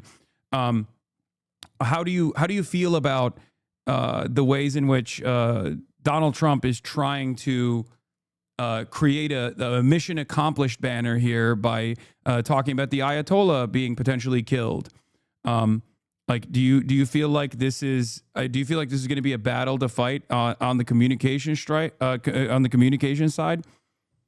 Well, we need to see what the reporting is. I've seen the same social media reports that you have, that the Ayatollah may have been killed, and obviously he's a a terrible actor. But the question is, what comes next? I mean, is the regime just going to replace him? I mean, it's not clear that just because he's killed, that suddenly that means that there's going to be democratic governance with human rights. I mean, you could still have the IRGC just replace him with someone else. He was aging and frail and likely to pass anyway over the next year. So I think what is important is to see what the facts are and understand that just killing people is the easier part, but the much harder part is building a government that respects human rights and democracy, and that making sure that the country doesn't descend into civil war. It's also about not setting a precedent for Putin or Xi Jinping or other great powers that if they want, they can just go in and assassinate other country leaders if they disagree with the regime. Yeah, I mean, I don't think. Well, with Putin, he has done similar things in the past as well, but I don't necessarily think that the hypocrisy argument is our strongest one. But that's my own personal perspective here. The thing that I wanted to before I let you go, and I thank you so much for coming on. One of the questions I have here is about where we go from here. Like where we go from here. What's your assessment on what the retaliation is looking like so far? What the retaliation is going to bring about? Because it does seem like this is going to be an extended conflict. Well, first of all, I'm hopeful that it is not extended. I'm hopeful that we can extricate ourselves. I'm hopeful that our service members aren't going to get killed. I'm hopeful that we're not going to have killings of young girls in Iran. Again, I haven't been able to confirm that, but I've seen the same reports on social media as you have of this horrific sense of young girls being killed in schools, and I will find out. But we need it to stop, and we need to have some sense of statesmanship and diplomacy now take over. And that's why I'm hoping, that's why I rearranged my schedule to come on, because you reach a lot of people. And this vote is going to be one of the most critical historic votes in their country's history. I mean, people are talking about the Epstein vote, and that was important, very important for survivors and justice and elite impunity. But this vote may even have deeper consequences, which Massey and I are bringing, which is that a clear no to getting into another war in the Middle East. I mean, that's really what's at stake. And so my hope is that we will see anti-war mobilization around the country, that we can get a decisive vote on this, and that we can stop us from putting in ground troops, stop us from having forces there that are going to be in a drawn-out fight with the regime. Or at least create a legal structure to later down the line have punishments if necessary, if the Democrats actually do win the majority come midterm elections and drop articles of impeachment potentially. One thing I will ask is you were able to create a successful popular mobilization around the release of the Epstein files, and clearly this was something that Donald Trump ran on personally. You were able to take advantage of the base of support, the Republican side of the conversation, also wanting transparency around who was actually financially involved with Jeffrey Epstein, who was actually potentially a co-conspirator.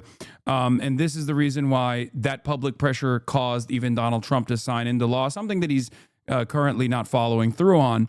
Having said that, what are some of the more malleable? Who are some of the more malleable colleagues that you have in Congress on the other side of the political spectrum across the aisle that could actually receive a little bit of pressure to help people like ourselves potentially whip votes? Because it's very clear that Mike Johnson is going to be a hurdle in that endeavor. Well, I think Representative Davidson is a key vote. Representative Bacon is a key vote. Representative Brian Fitzpatrick is a key vote here. Someone like Andy Briggs is a persuadable person. Representative Gosar has opposed military interventions. And then on our side, of course, you've got to get Moskowitz, you've got to get Gottheimer, you've got to get Lauren Gillen, and we need a strong statement from all of the party leaders that we are not going to be for another Middle East war. And so to the extent that people are mobilizing online for strong statements in support of Massey and my bill, that will help. I mean, we've seen it from some people. AOC issued a very strong statement saying no war, will support Khanna Massey's bill. She's going to do it. We need other clear, decisive statements. Of course, Pramila Jayapal and Mark Pocan, and, there have been a number of people in the Progressive Caucus, Greg Kazar, who have, but we need as many of those as possible. Yeah. Last question I have for you is, you talked about potentially pressuring the Iranian government in order to bring about democracy in Iran. There was an alternative means that previous administrations utilized, one that you actually brought up yourself. Barack Obama's administration was able to successfully facilitate the JCPOA if the nuclearization was a major problem, which I don't think it is. Isn't there an alternative as far as the utilization of sanctions and the ease of sanctions in order to get assurances? And do you believe sincerely that this conversation, these negotiations were actually about these conversations that were taking place between the Trump administration and Iran, with a lot of Israeli intervention and influence as well, were truly about denuclearizing Iran, ensuring that they only have, civilian-grade enriched uranium? Or do you believe that that was just a casus belli to create an opportunity to strike Iran, to destabilize Iran? I believe that there were people who were negotiating, thinking they really were going to solve the nuclear issue, but the Omanis who were mediating said that they were close to a deal, that they were making progress. And yet Donald Trump, someone got in his ear about a regime change, and he's gone at it from a regime change, as is evidence, if you believe the reporting about the Ayatollah, that there's allegations and evidence that he made the first strike may have been on one of the first strikes would have been on the Ayatollah. So obviously their mission was a regime change and not just the nuclear deal. I supported the JCPOA. The Omanis were saying that the United States could have gotten a better deal than even the JCPOA. We could have gotten a deal on on dismantling the ballistics, on dismantling any and giving up any enriched uranium in storage. But we chose not to do it. And I, at this point, believe Donald Trump is engaged in a regime change war. Yeah. Okay. Well, thank you so much, Ro Khanna, for coming on. And I hope to hear from you. Thank you. Good luck on hopefully being able to win the votes, and we'll try to do our very best out here as well. Thank you. Thank you. Thanks, Hasan. All right. That was Representative Ro Khanna for a short interview. Moscow is a genocide supporter. He needs to be voted out in these midterms. No, I know. I think it's good to have people's like actual perspective on the record, and whichever way they vote, like to have that in the congressional record. Dubai airport has reportedly been hit in the latest Iranian attacks against the UAE.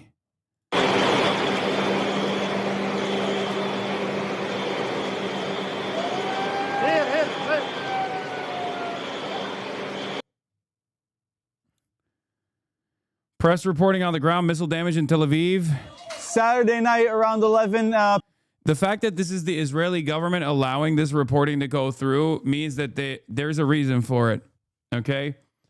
There's a reason for it. If they're showing these strikes, that means that their retaliation is going to be incredibly severe, okay? That means that their retaliation is going to be far more severe, and they're trying to create a reason for it, to showcase themselves as like the victims here. Because under different circumstances, Israel has not allowed there to be any reporting on impact sites because it greatly diminishes confidence in the Iron Dome. So the very fact that they have this in English too means that they're going to go fucking nutty mode next time around. PM, we're here on scene in the central district of Israel. You can see behind me there is... They literally made it illegal to show this stuff last time around in the 12-day war. I just want to let you know, okay? This was illegal. They never allowed... If you remember, there were American reporters on scene. Trey Yinks was pushed away by the Israeli occupational forces and stopped from filming one of the impact sites. This is probably because it's a residential area. That's part of the reason why they're showing it. They don't show the military. They don't show strike zones, impact zones if it's actually a military target, even if it's in a residential neighborhood. This is in English. It's very suspicious. I'm just letting you know. There's a reason for why you're seeing this. Severe missile strike that hit a building complex. Iran is produced iron, not iron. Okay, good one. We're still currently working now with the other forces on the field to make sure that we can take out the fire. And we're still extracting at this moment patients from both buildings you can see behind me. We're still working on the buildings that are surrounded and are still ablaze. Have you found any trusted sources denying or confirming Khamenei? The Iranian government is not the most reliable when it comes to stuff like this. They're saying that that's not the case, that Khamenei is still alive. The Israeli sources, especially when it comes to high-profile targets, high-profile assassinations, are fairly reliable. They're fairly consistent. I would... if I were to weigh the responses, I would say that the Israeli response is probably accurate. I don't know. Donald Trump is coping, doing the media blitz right now, saying it's pretty much over. At this stage, maybe we can get a fucking interview with Donald Trump. This motherfucker's calling every goddamn news outlet he possibly can to be like, no, it's great. It's great. We're great. We're doing great. I promise you. Things are great. Believe it. Okay. But judging by the Trump response, it's probably the exact opposite. If he says it's good, that means it's not good. I talked to the president over the phone a short while ago and asked him how long U.S. military operations against Iran would go on. How long do you think this will last? As long as we want it to, actually, but it's done such damage already. It's like they are incapacitated, essentially. I asked them what happens next if the regime fails. What do you think the next leadership looks like? Have you identified anybody? Trump, yes, we have a very good idea. Who, how? He did not elaborate beyond that.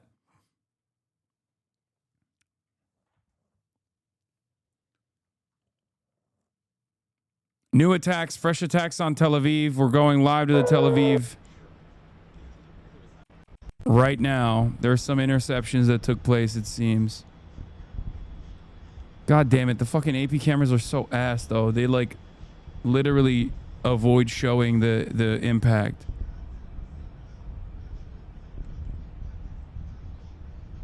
Would you throw on a MAGA hat?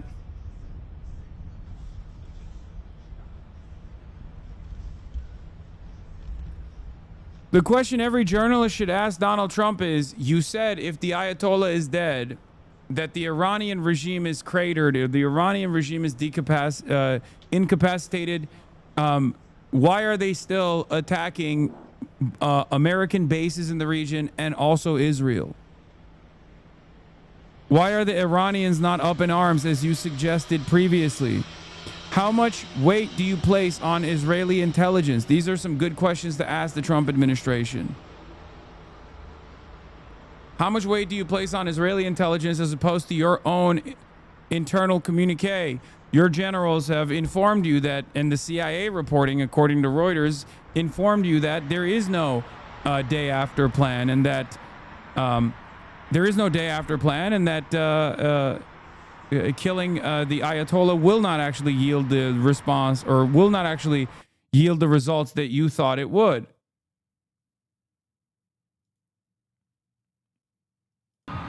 As the president stated, our objective is to defend the American people by eliminating imminent threats from the Iranian regime. The president ordered bold action. CENTCOM forces are delivering an overwhelming and unrelenting blow.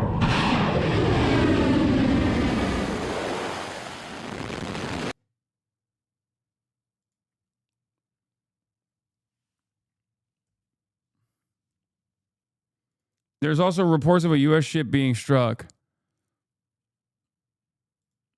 but I don't know how reliable that is. Iran's IRGC announces fifth wave of TP4 U.S. targets were a U.S. MSP supply ship near Jebel Ali. Reportedly, the ship's been disabled with 4 Iranian drones suffering heavy damage. The ship supplies U.S. military ships. The U.S. base in Kuwait hit with 4 ballistic missiles and 12 drones with confirmed casualties. A U.S. MSD-class combat support vessel serving as a fuel tanker in the Indian Ocean struck with Qatar 380 missiles. Iran says the strikes caused heavy damage and losses. This is from 6 minutes ago from the IRGC.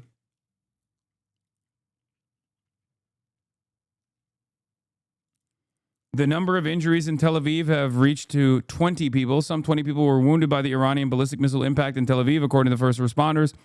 Among them is one person in critical condition, one in serious condition, and two in moderate condition. The fact that the Ayatollah posted, yeah, this doesn't mean anything. In the name of the exalted Haider, peace be upon him. That doesn't really mean anything. Anyone could fucking post on his profile. I will say, our only frame of reference right now is to compare this to the 12-day war. And in comparison to the 12-day war, they are much faster at striking targets in Tel Aviv. In the 12-day war, it took a couple days for them to be able to successfully penetrate the Iron Dome, especially with like the missiles they were using. They used a lot of fucking older equipment. They used a lot of drones. The drones are super slow, easy to fucking intercept. This time around, they came in hot, and they haven't really ceased in their barrage of missiles. The Arya dude is a huge propagandist for the Iranian state. Don't trust them. You're not wrong, for the record. You are absolutely correct on that. But it's, of course, important to get the other side's perspective in this matter. What are you talking about? Of course, I'm literally only watching American media. Every now and then, in the overwhelming sea of AMERISRAELI media that I'm watching, I'm going to fucking listen to what the Iranian side is saying as well. Okay? It's fucking crazy. Like, Jesus Christ, dude. But yes, I am aware. Thank you for informing me. You're going to see behind us, we got to move. There's a lot of incoming fire right now toward Tel Aviv. And so just stay with us. We got to go. Our security. So we're going to stay live with you, but we got to move toward hard cover here. The city's getting hit very hard. Come with me. And you're going to see behind us, we got to move. There's a lot of incoming fire right now. Can you pray for me? I live in Qatar. If you lived in Qatar, what would you do as Qatar's in the middle of everything going on? I would fucking demand that you have no fucking real democratic power here, but I would demand that the kingdom remove the U.S. bases. No more CENTCOM. Good luck.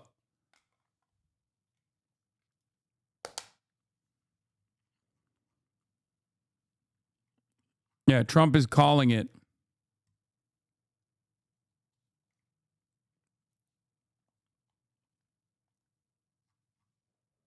There's also an emergency UN session happening right now. What are they going to do? Fucking condemnations? Regional destabilization. Yeah, this shit doesn't matter to me at all, brother. I might as well be watching. I might as well tune into like the Hutchinson broadcast to see what his take is on fucking America and Israel striking Iran, you know? Oh no. The United Nations.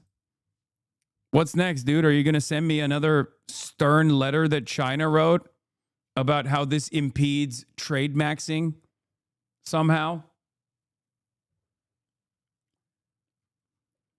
Every single dumbass Euroid leader came out and said, oh, how joyous of a day this is that America is striking another sovereign nation. Literally. Who takes over if the Ayatollah is dead? Another Ayatollah. Ayatollah is a position. There were three in the line of succession that were picked in secret before the 12-day war because the current Ayatollah, or the former potentially Ayatollah, who is 86 years old, recognized that Israel was probably going to do a decapitation strike. It didn't happen in the last 12-day war. But it happened this time, potentially, allegedly.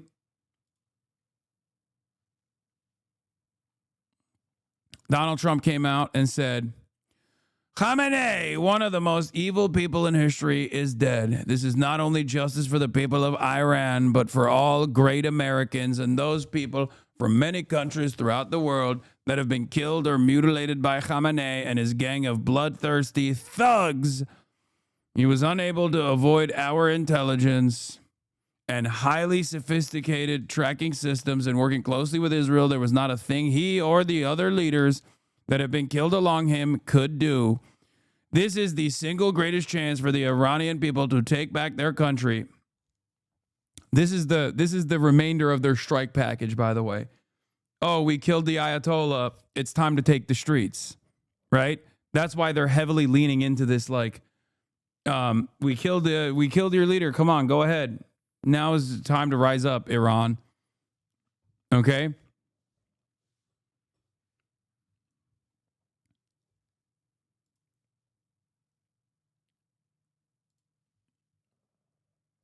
The head of Iran's Unified Combatant Command, Major Ali General Abdullahi, has released an audio statement saying that Trump should know that this time it is not up to him to end the war, and that the U.S. Israel must receive a teeth-breaking response.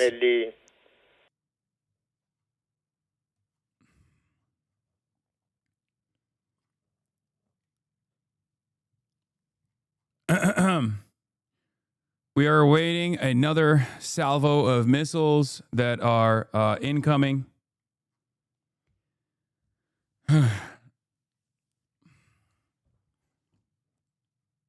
But in any case, let's continue with this.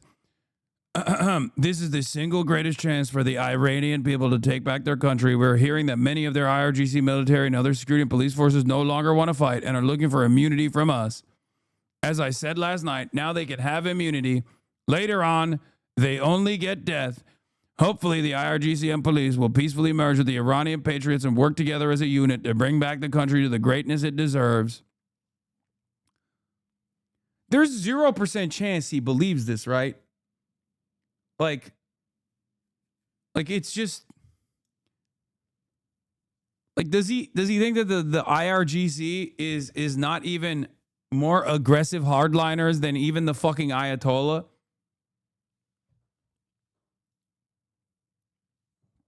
Recent reporting by the New York Times and Reuters indicates Supreme Leader Ali Khamenei entrusted Larijani with wartime contingency planning and safeguarding the Islamic Republic's political structure in the event of major escalations of leadership assassinations.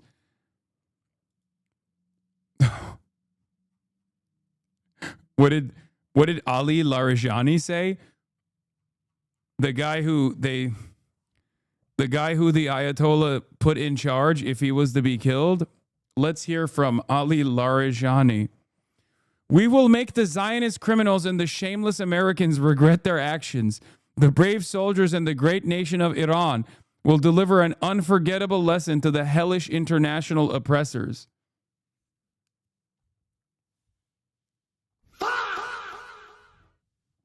I don't know. I don't know how much smoke this is. I don't know if this is smoke and mirrors. Wait, what is this? Is this another one? Two interceptors swing and miss. Oh, no.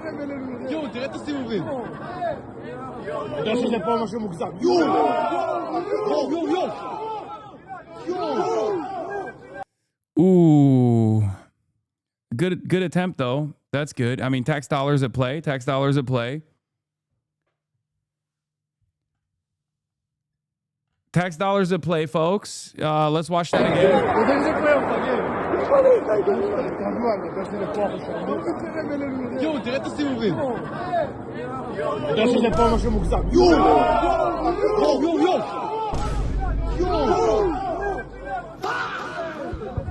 נפילה של החיים.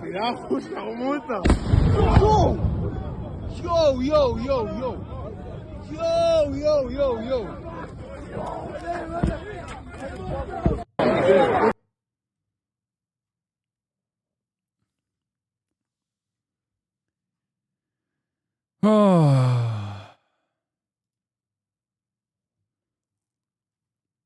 Where are they running? I don't know what they're going to do if...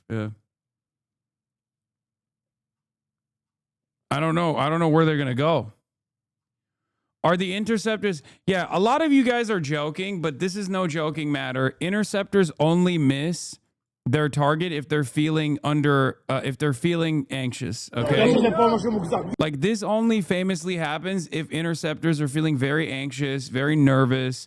And I don't think it's funny. I don't think it's funny that you guys are laughing at American tax dollars at play, being lit on fire. This is performance anxiety, especially after the 12-day war performance. Like, they're very nervous. The interceptors are. How would you do in their stead? Really, how would you do? I bet you wouldn't also perform as well as the interceptors are. Have you thought about maybe the fact that these interceptors are Hamas? Have you thought about that? Not laughing now, are you? Yeah. Your empathy is insane. I'm a very empathetic person. Exactly. I can even demonstrate empathy for faceless, lifeless interceptor missiles that my tax dollars paid for. Yeah. There's more to the Trump statement. He confirms he will do heavy bombing until peace, peace, peace through bombs. Oh, I forgot to finish the Trump statement because we were looking at the guy in charge, if Ali Khamenei is actually dead. Why are you making jokes right now, bro? This all leading to a large regional war. What do you want me to fucking say, man? What do you want me to do? Cry all day? The fuck do you want? If I'm angry, everyone goes, oh, you're bent. You're bent. You're fucking mad. You're mad. If I make a joke every now and then over the course of the last 6 fucking hours, you're like, why are you making jokes? What am I supposed to do? Die? Jesus Christ. I paid for it. I'm watching it happen.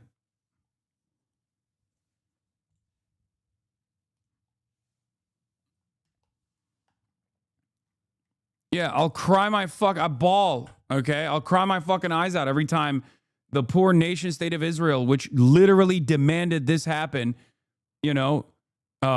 faces a fraction of the consequences of its actions that it's like dishing out to the entire fucking planet with my tax dollars.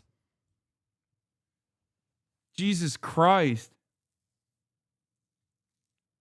Yeah, this is what I say. Legalize comedy. I'm stoic. That's what it is. That's what I'm doing. Anyway, hopefully the IRGC police, all this stuff. The process should soon be starting in that not only the death of Khamenei, but the country has been in only one day very much destroyed and even obliterated. The heavy and pinpoint bombing, however, will continue uninterrupted throughout the week or as long as necessary to achieve our objective of peace through the Middle East and indeed the world. Thank you for, so he's going to continue bombing Iran. He's like, oh, if you guys don't, it's literally exactly as I said. Remember earlier when I said they're going to tune up the dial of death and destruction if the Iranians don't respond? It's basically the same process as the sanctions where it's like, we'll starve you until you kill your leaders. Okay? Okay, now that we've killed your leaders, we'll bomb you until you've killed the rest of the leaders. And if you don't actually kill your leaders, we'll just bomb you harder. The bombing will continue. Some of you are going to die, but that's a risk I'm willing to take. I mean, he literally said American soldiers are going to die in the process, and that's a risk he's willing to take. So, of course, he doesn't give a fuck about brown people. Let's be real now.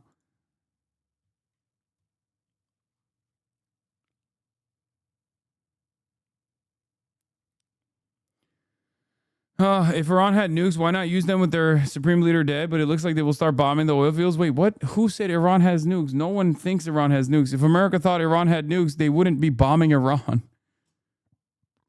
That's kind of the whole point. At the senior level right up to the supreme leader. But there are other levels that remain, and there are others who could then slide into those positions. Do they have the same power? Does the regime together have the same strength and wherewithal to remain in power, to exercise power inside its country, around the region? Those are open questions. And also, what would the U.S. be willing to accept, right, if this does not topple the regime, if the people don't rise up and do it themselves? Would the U.S., for instance, be willing to accept someone from inside the regime, a la what we saw in Venezuela, right? You remove Nicolas Maduro and Delcy Rodriguez moves in. There's no Delcy Rodriguez equivalent in Iran, but what would the You want to know why that won't happen? Because Israel, that's why. No, that won't happen. Unless it's literally like Mike Huckabee that they plant in charge of Iran, which the Iranian population will obviously revolt against, which you need military intervention at that point, unless there is literally like Reza Pahlavi or something, which again will require boots on the ground to defend. It's not happening because Israel doesn't trust any Iranian to run the country. Israel doesn't want sovereignty in Iran. And held enormous power inside Lebanon. It backed up the awful Assad regime in Syria before it fell, which carried out just years and years of crimes against its own people, bloody crackdown. Of course, it backed Hamas, which has attacked Israel repeatedly, most notably on October 7th. It backs the Houthi rebels in Yemen, which has been disrupting shipping in the Red Sea. But specifically from a U.S. perspective, during his reign, it was Iran that was supplying those. Dude, we are the bad guys. We're watching the bad guys news story. Okay, we are literally watching the bad guy news channel. Okay, like think about their perspective. It's like, oh well, you know, the devastating attacks that Iran contributed to with October 7th. It's like no mention of Israel's apartheid, no mention of Israel's genocide. Like that's an afterthought. I would just say against his own people, multiple bloody crackdowns against the Iranian people. That's what his leadership was for the country and for the region. Jem Sciutto, as always, it is good to have you to put that in context. The stories that matter. This whole area. Is he dead or not? Why so much contradicting news? There's a very high likelihood that he's dead. But again, that doesn't change. That really doesn't change the dynamic from the perspective of like the Iranian government continue to retaliate against Israel, right? There's a very low likelihood, but there's still a likelihood that he might not be dead. But like, if he's not dead, like, okay, Iran is still retaliating. If he is dead, okay, Iran is still retaliating. Do you see what I'm saying?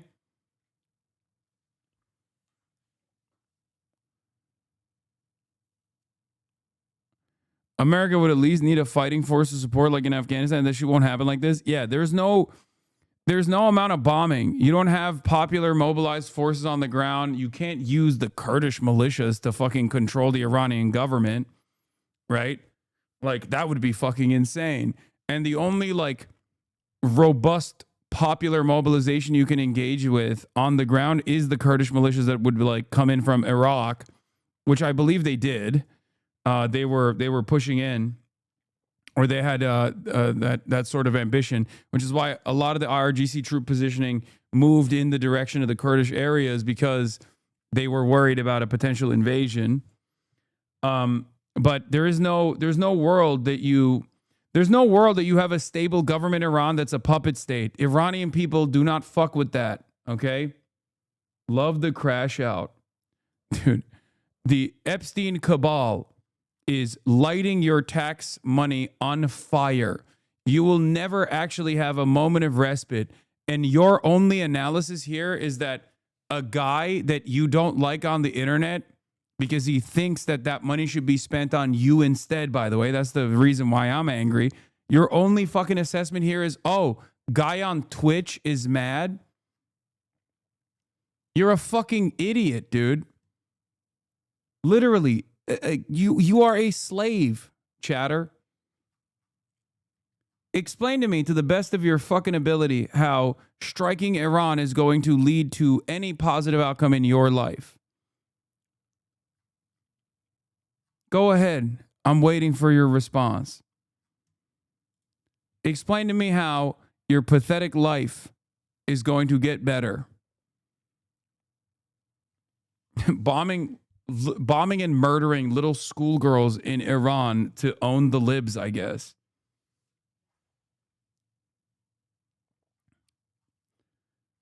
America is led by a pedophilic cabal. And you're over here being like, nah, this time is good, actually. The pedophilic cabal's grand desire in murdering school children is actually going to be so good.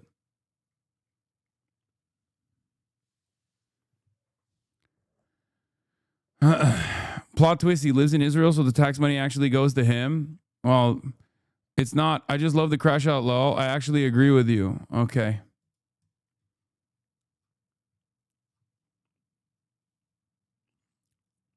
Shia Iraqis are celebrating in Dearborn where Saddam was executed. Not even 10 years later, ISIS was taking slaves and killing Shia. It took 3 to 4 solid years before it was crystal clear that Iraq was a complete clusterfuck and a mistake. Just very odd that this stuff is repeatedly memory hold. I remember Tariq Ali being shouted on question time for not supporting the invasion by an Iraqi. Yeah. The fact that people still point to post-war Japan and Germany as examples of regime turnarounds 80 years later shows how unusual it is in the modern era. That was after the use of nukes and tens of millions dead.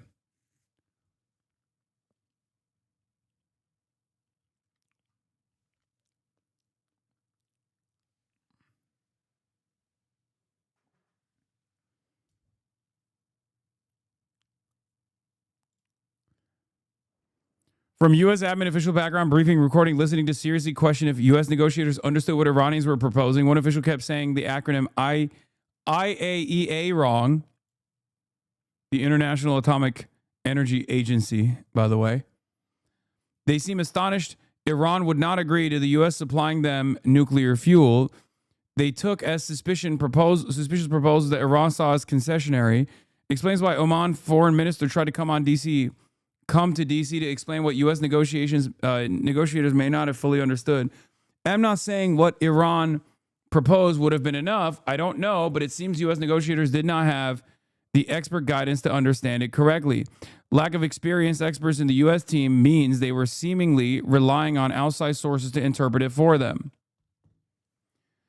I will tell you from my own suspicions with my conversation with Ro Khanna, by the way, earlier, that they are very worried about having this come across as like Israel's war. America's fighting Israel's war. Why are they worried about this? Because back in the day, that's what Pat Buchanan used to say. Okay? It is seen by especially the old guard in both the media and also in the political class as an anti-Semitic canard. Unfortunately for them, it's objective reality, right? And I do I am very careful with the language that I use. And also on top of that, will routinely explain how this has become Israel's war rather than just simply say like, oh, we invaded Iraq because of Israel or whatever the fuck, right? Like, was that good for Israel? Yes. Was America still at the, behind the wheel in that endeavor? Absolutely.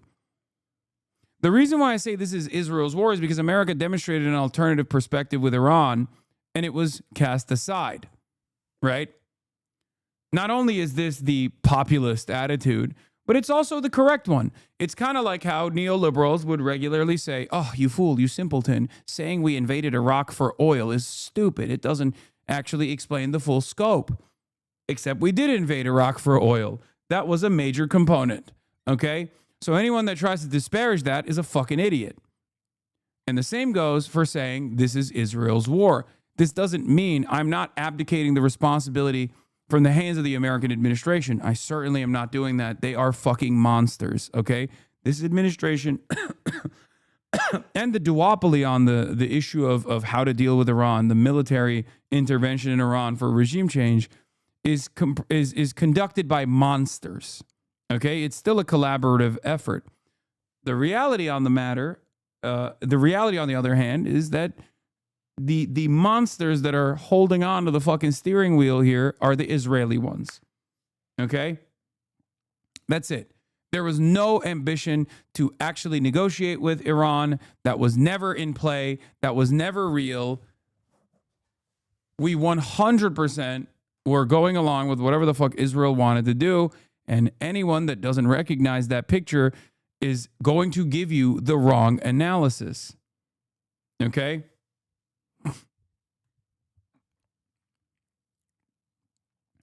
I will say this much, though. Shockingly, I am receiving, in spite of the fact that we have 60,000 people on the Twitch stream and another 26,000 watching on the YouTube stream. Shouts out to YouTube, by the way. Please like the YouTube stream. I would like it very much if you were to hit that like button and also subscribe to the YouTube stream. But despite the fact that there are so many people watching right now, the number of people that are in here being like, oh, get fucked, libtard, we're owning the Ayatollah or whatever the fuck, is very marginal. This is anecdotal, of course, but it leads me to believe that the propaganda apparatus is not working as intended. A lot of people are so angry at Israel in general that it kind of feels as though people are not buying what the American government is selling here. It's quite a difficult thing to sell to the American masses that keep hearing over and over again that you don't have enough money to fix the potholes. You don't have enough money to fix the fucking healthcare system. You don't have enough money to fix the education. You don't have enough money to get better broadband, better infrastructure, better services from the government. But when it comes down to defending Israel, we will fucking move mountains. Okay? We will move mountains. Netanyahu's plane, Wings of Zion, landed in Berlin. He is no shot. Nah, no way. He did not run away to Germany. I mean, Greece, I understand, even though it's in striking distance of Iran, but Germany?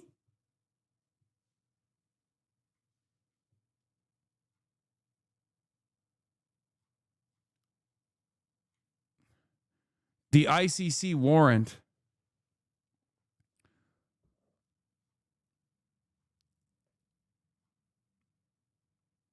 They said he did that last time, but I don't think he did. I don't think this is real, man. That's crazy. Especially considering that the European Union, I mean, it's over at that point. You might as well go to Davos, you know what I mean? Like, what is the ICC warrant worth? Nothing. Nothing at all.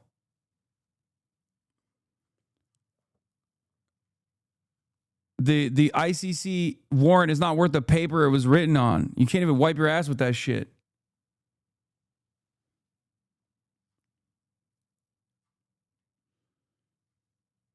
Maybe it's a pump fake. Here's the comparison of polling with support for the Iraq war versus this. 72% of Americans were in support of military action in Iraq in 2003 versus at the beginning of the attacks against Iran, it's only 34%. And that's after. That's like 1 day after. That number will grow for the record. But it's crazy that a 45% opposition and plurality opposition still exists. If Big Yahoo stepped foot in Greece, he would be turned into a campfire story. Okay, dude.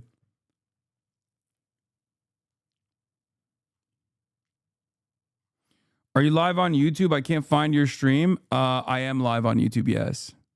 Today's military strikes by the United States and Israel mark a catastrophic escalation in an illegal act of war, of aggression.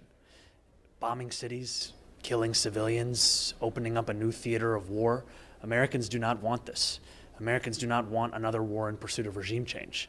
We want an answer to the affordability crisis. We want peace. Now, I may be a young mayor, but I am old enough to remember the devastating consequences of our country's pursuit of regime change in this same region not that many years ago. Now, my focus is on keeping New Yorkers safe. I've been in close contact with our police commissioner and emergency management officials. We are increasing agency coordination as well as patrols of sensitive locations out of an abundance of caution. And additionally, I want to speak directly to Iranian New Yorkers. You are a part of the fabric of this city. You are our students, our artists, our small business owners, our neighbors, our community leaders. You will be safe here. Okay. You kind of.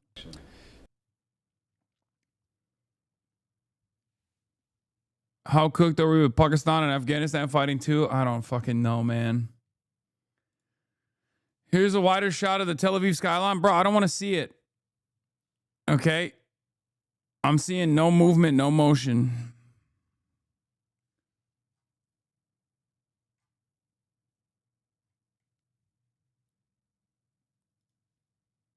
Yes, yes, yes. The Burj Al Arab hotel has been struck by an Iranian drone. It's on fire. I know.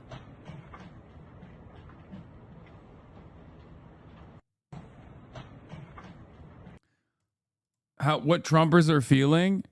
Bro, what the fuck? If you still support Trump after starting a new war, you are an ignorant shit for brain sycophant who loves being lied to. You'd believe anything you're told and are enabling the most corrupt president to do whatever Israel demands. What the fuck? No one wants this shit? Yeah. I agree.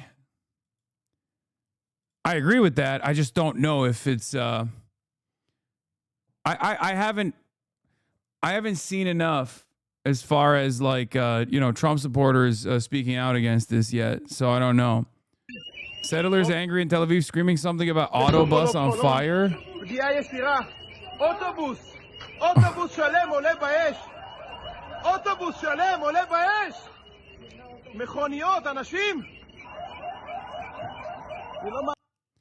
Senior Trump administration officials telling me that credible intelligence indicated Iran planned preemptive. Oh, come on. Get the fuck out of here. Get the fuck out of here, bro.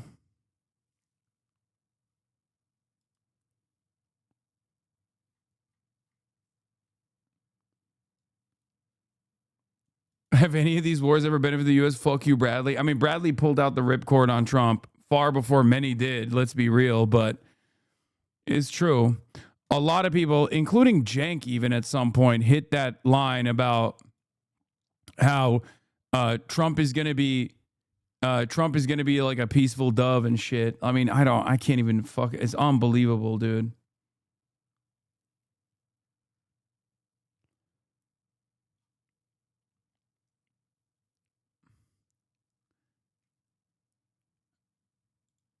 She still made the war about Charlie Kirk. I admire it. Yeah, you're going to have to earn our trust on this one. We will never forget how they murdered Charlie Kirk for this war, and he knew they were going to do it. He spent his final days mentally anguished, texting the very people who would ultimately betray him. In honor of Charlie, I stand against Israel. What? What the hell? The fuck does this... What?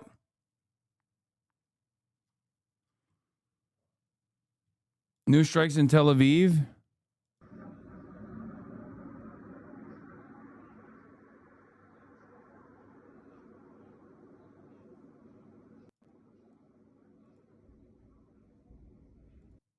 Is that new?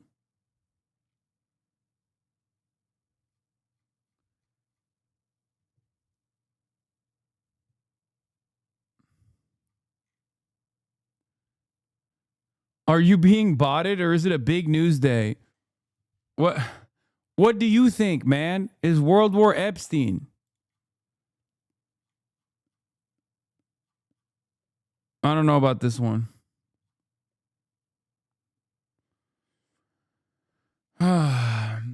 I think what we really need to think about is the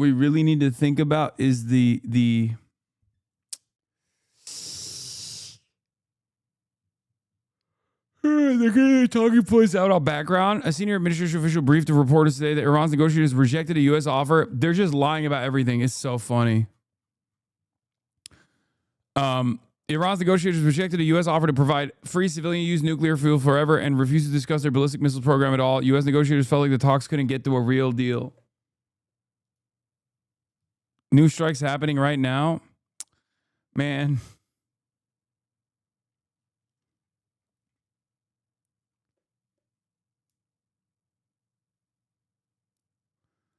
What is this? Iranian liberal women. Oh, this was after the first 12-day war. Iranian liberal women showing her hair hold protest demanding Iran acquire atomic bomb to use against Israel and close the Strait of Hormuz. This was from the last 12-day war. This was the last time Iran was struck. These bastards have been driving us crazy for 400 years. Yeah, this is a real video, but it was from last time Israel struck Iran.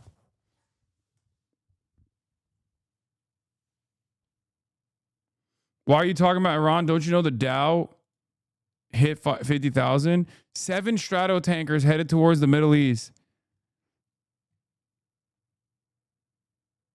A lot of reactionaries follow Chris Menahan, so not good. No. Chris Menahan has always been like super anti-Israel, though. Israeli TV is not bragging about all the money they're going to make selling weapon systems after the U.S. takes out Iran. The Israeli defense systems in the coming years will be very, very busy selling weapon systems, a panelist says, according to their own translation. Great.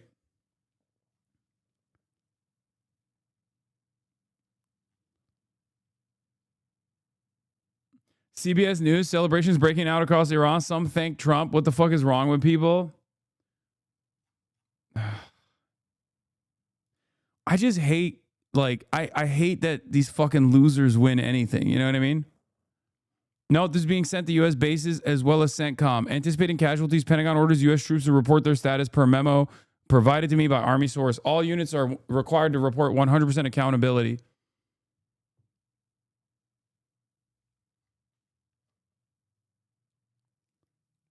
The script is the same. That's what's insulting.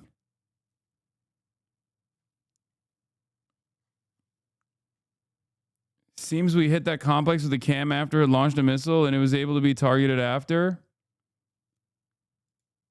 Bleak, unk on unk, genocide. Jenk, I don't know how I can be more clear. Trump will end and prevent war in the Middle East. He wants peace. Harris and our neocon cabinet want war, war, and more war.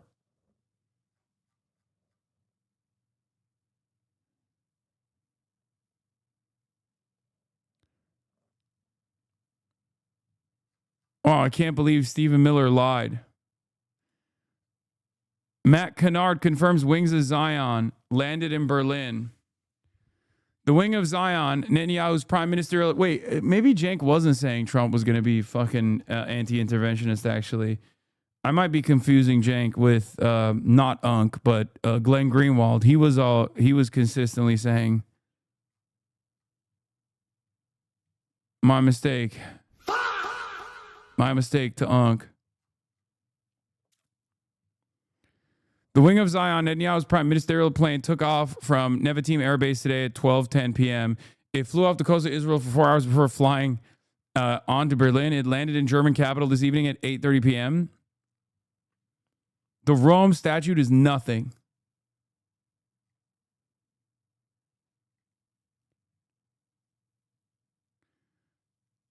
Yes, I know the Trump War Room is using the FITUX account. He's looking at the same shit we're looking at, brother. I know. Khamenei tweeted, I know.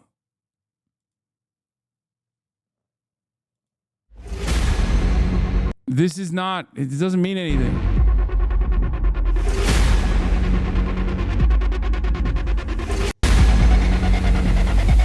ما شروع کننده نیستیم. اما در مقابل اون کسی که طمع داشته باشه حمله بخواد بکنه اذیت بکنه ملت ایران مشت محکمی به او خواهد زد.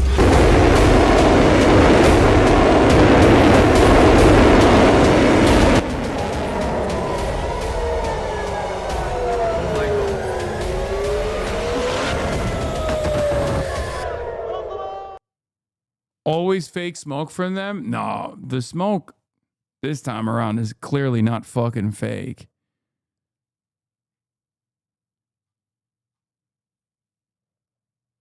It just doesn't mean that it's real. I mean, it doesn't mean that he's like actually alive.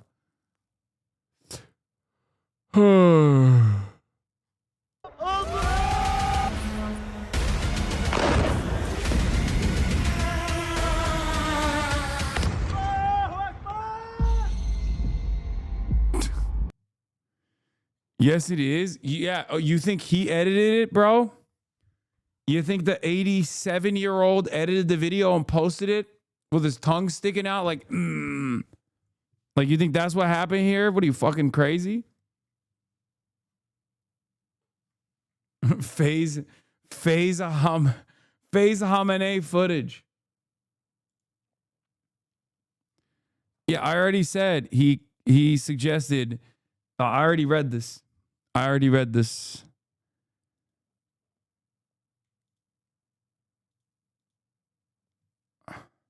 didn't even get to finish the Trump statement. Developing long-range missiles that can now threaten our very good friends and allies in Europe, our troops stationed overseas, and could soon reach the American homeland. Just imagine how emboldened this regime would be if they ever had and actually were armed with nuclear weapons as a means to deliver their message. For these reasons, the United States military is undertaking a massive and ongoing operation to prevent this very wicked, radical dictatorship from threatening America and our core national security interests. We are going to destroy their missiles and raise their missile industry to the ground. It will be totally, again, obliterated. We're going to annihilate their Navy. We're going to ensure that the region's terrorist proxies can no longer destabilize the region or the world and attack our forces and no longer use their IEDs or roadside bombs, as they are sometimes called, to so gravely wound and kill thousands and thousands of people, including many Americans. And we will ensure that Iran does not obtain a nuclear weapon. It's a very simple message. They will never have a nuclear weapon. This regime will soon learn that no one should challenge the strength and might of the United States Armed Forces. I built and rebuilt our military in my first administration, and there is no military on earth even close to its power, strength, or sophistication. My administration has taken every possible step to minimize the risk to U.S. personnel in the region. Even so, and I do not make this statement Crazy that he got that dumbass hat on while he's doing this speech, by the way. lightly, the Iranian regime seeks to kill. The lives of courageous American heroes may be lost, and we may have casualties. That's crazy. That often happens in war. But we're doing this not for now. We're doing this for. He said some of our soldiers are gonna die for Israel. It's not a big deal, you know. It is what it is. The future, and it is a noble mission. We pray for every service member as they selflessly risk their lives to ensure that Americans and our children will never be threatened by a nuclear-armed Iran. We ask God to protect all of our heroes in harm's way, and we trust that with his help, the men and women of the armed forces will prevail. We have the greatest in the world, and they will prevail. To the members of the Islamic Revolutionary Guard, the armed forces, and all of the police, I say tonight that you must lay down your weapons and have complete immunity, or, in the alternative, face certain death. So, lay down your arms. You will be treated fairly with total immunity, or you will face certain death. Finally, to the great, proud people of Iran, I say tonight that the hour of your freedom is at hand. Stay sheltered. Don't leave your home. It's very dangerous outside. Bombs will be dropping everywhere. When we are finished, take over your government. It will be yours to take. This will be probably your only chance for generations. For many years, you have asked for America's help. Just take over your government, forehead. Come on.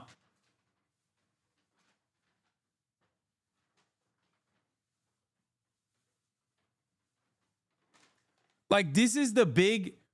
It's unbelievable that this is the grand strategy they have in motion. Come on, just take over the government, dude. What do you mean?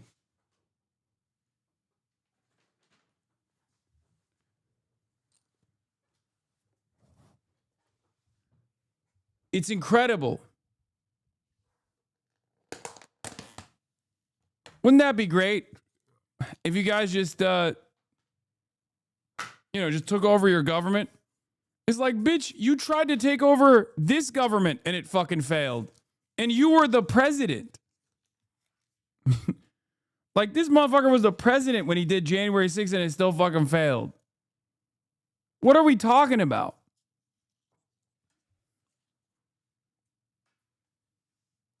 You couldn't even liberate the American masses. But you never got it. No president was willing to do what I am willing to do tonight. Now you have a president who is giving you what you want. So let's see how you respond. America is backing you with overwhelming strength and devastating force. Now is the time to seize control of your destiny and to unleash the prosperous and glorious future that is close within your reach. This is the moment for action. Do not let it pass. May God bless the brave men and women of America's armed forces. May God bless the United States of America. May God bless you all. And that was posted at about 2:30 a.m. Eastern time by the president. And since then, we saw, of course, the strike across Many cities in Iran and the retaliatory strikes across several states and countries there in the region. The UAE reporting that one person was killed by debris falling from one of the intercepts of a ballistic missile from Iran. Let's talk now about the political implications of this operation with Errol Lewis, political anchor for Spectrum News and the host of The Big Deal with Errol Lewis. Errol, good morning to you. And before we get into those specific elements, let's back up just a bit. I mean, the world is awake and watching this, but put this into a domestic political context. Just the moment that we're watching in President Trump's time in office and the gravity of the address we just played in full. Good morning, Victor. It's interesting that this should be happening right now. There was a poll taken just a couple of days ago, the Associated Press has reported, saying that people have, by and large, Americans have very little confidence in this president to handle a situation of exactly this sort. People are worried, a majority of voters are worried about a nuclear-armed Iran, but an overwhelming majority say they are not entirely comfortable with Donald Trump as the person to try and solve the situation. And so I think when you see that there is this arms buildup, there's this troop buildup, the world's largest aircraft carrier, the USS Gerald R. Ford, steaming into the region, we know that there's a lot of force being directed at Iran, but it's really telling that there's no troop presence. And the president's address really confirmed that. It's not a full-scale invasion. He wants to try and get out of this or get through this, maybe provoke regime change without a lot of American casualties, because I think the White House knows very well that the people are not necessarily behind this, and that what starts out as uncertainty can turn into direct political opposition if this goes on for too long. My brothers and sisters, citizens of Israel, before the holidays, Israel and the United States launched a joint operation, Operation Roaring Lion. The goal of the operation: to put an end to the threat from the Ayatollah regime in Iran. At this moment, the IDF is striking targets of the repressive regime, facilities of the Revolutionary Guards and the Besiege, and together with the United States, sites of ballistic missiles that threaten both Israel and U.S. forces. This operation will continue for as long as necessary. For 47 years, the evil regime in Iran has called death to Israel, death to America. It has crushed the citizens of its own country, it has cast fear upon the peoples of the region, and it has spread a sprawling network of terror throughout the entire world. It has invested vast resources to develop atomic bombs and tens of thousands of... It'll never not be funny to me that everything that the West says about Iran, Israel has done tenfold. Like, they'll talk about Iran wanted to develop nuclear weapons. Israel has nuclear weapons. They talk about, like, Iran being a cancerous force in the region. Israel is the cancer. Okay, 100%.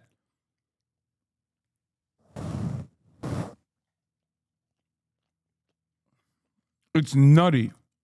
Missiles intended, as it defined it, to erase Israel from the map of the world. It also armed the terror proxies around us, in Gaza, Lebanon, Syria, Iraq, Yemen, and Judea and Samaria, and it shed our blood. But if anyone needed further proof of the murderous nature of the Ayatollah regime, they received it last month. Because we all saw how this regime of terror in Tehran carried out an unprecedented mass massacre of the citizens of Iran itself.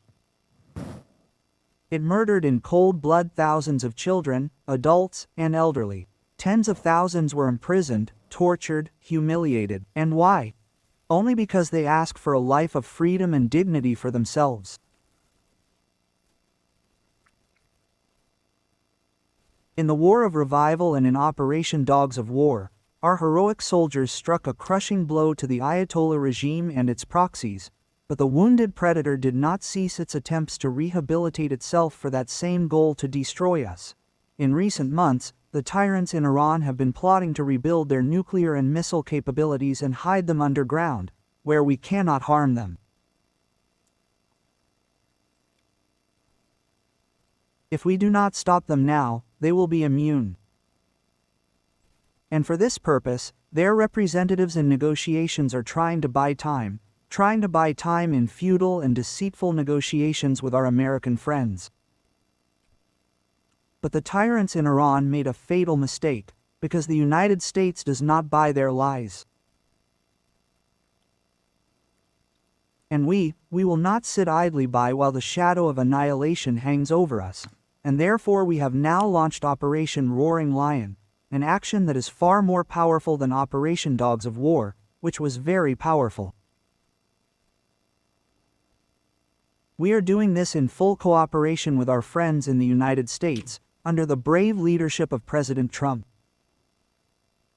Together with the United States, we will strike the terror regime hard.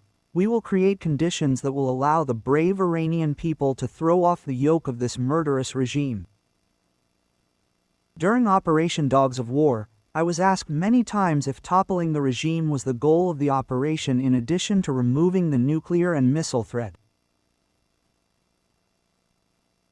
And I answered that this was not the goal, but it could certainly be the result, and indeed that is exactly what happened when millions of Iranians took to the streets.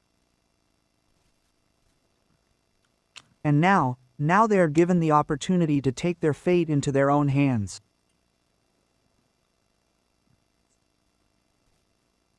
Citizens of Israel, like in Dogs of War, also in Roaring Lion, we will all need patience and fortitude, because there will be costs, and perhaps heavy costs. But I know what wonderful powers are hidden within our people, what wonderful powers are hidden within you, citizens of Israel. Since the War of Revival began, we have stood together, and today too we will stand together with heroism, in brotherly love, with mutual responsibility. I ask all of you, strictly follow the home front command instructions, because you already know, these instructions save lives. Challenging days are ahead of us. Every military action involves risk, but the risk of not acting is infinitely greater. Because if we do not act, we will get a nuclear Iran, an Iran with tens of thousands of ballistic missiles, an Iran that will act to destroy us and be immune to our counteractions. As a people desiring life, we have no choice but to go into battle. Except that this time we are doing it with the tremendous combined power of the State of Israel and the United States of America. From here, I wish to address the citizens of Iran. And while you guys are having fun inside of your bomb shelters, I will be in Berlin at Berghain, partying my dick off. You, citizens of Iran and the Iranian army, listen. You are not our enemies, and we are not your enemies. We have a common enemy. The murderous cult of the mullahs that has taken over you through the repressive forces of the Revolutionary Guards and the besieged. They are the ones who brought your wonderful country down, brought it down to the depths of despair. They are the ones who have failed you and your children. Therefore, in full coordination with my friend, the President of the United States, I say to you, anyone who lays down their weapons, including among the regime forces, will ensure their safety and secure their future. The Iranian people, in all its parts, the Persians, the Kurds, the Azeris, the Baloch, the Abkhazians, and all other citizens of this wonderful nation, this is your opportunity to establish a new and free Iran. Take your fate into your own hands. Raise your heads, lift them to the sky, our forces are there. The free world is all coming to your aid. Help has arrived. And I believe the day will... Hasan, protests have started in Iran per multiple sources. Where? It depends.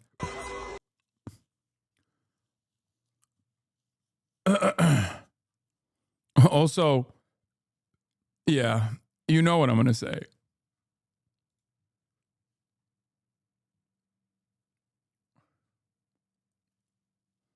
You know what I'm going to say. So why are we, like, I'll spare you.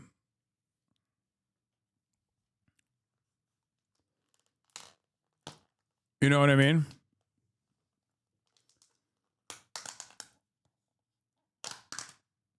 Did they actually kill him? I think so.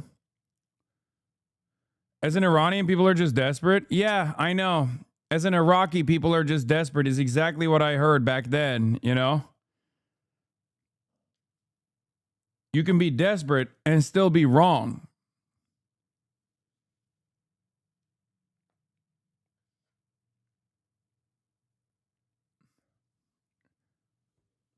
That's it.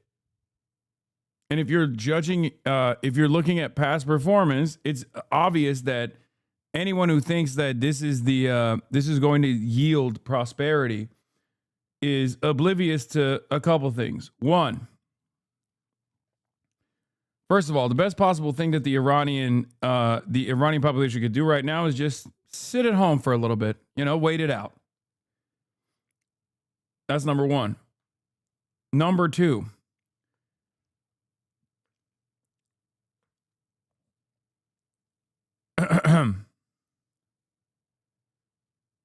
let's say that regime change comes. If that regime change comes and the popular support is still on the side of anti-Zionism, well, that's not going to be enough for Israel, is it? Hideous, disgusting, fat old fuck. Of course he funded Hamas. What? Who the fuck are you talking about? 10-month subscriber?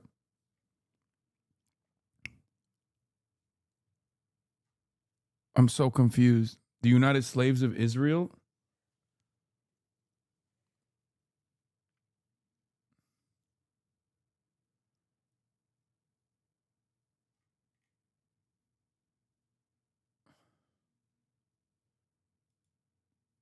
What is this? Israel in full panic mode from dancing, celebrating, and shut up football and panic as Iranian missiles fly overhead. Karma? I don't know if this is new.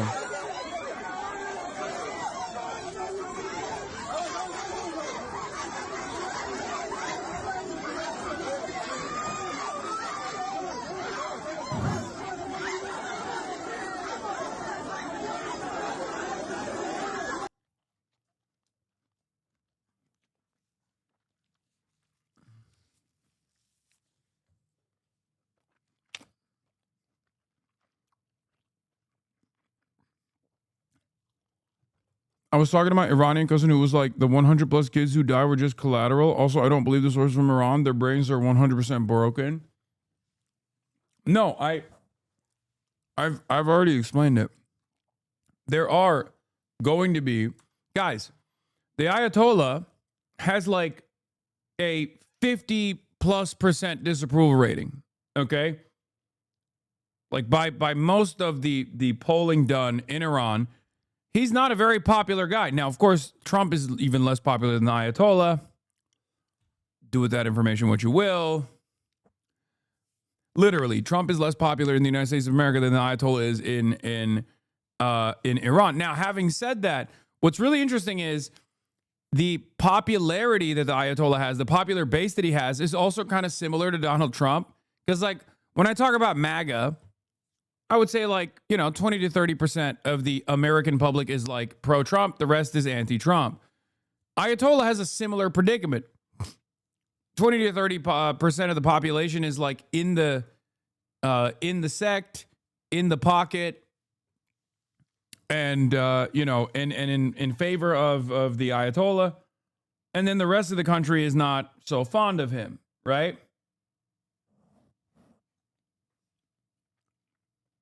Now, the reason why I'm bringing that up is because this makes a popular mobilization or popular resistance all the less likely because he has a fairly strong base of support.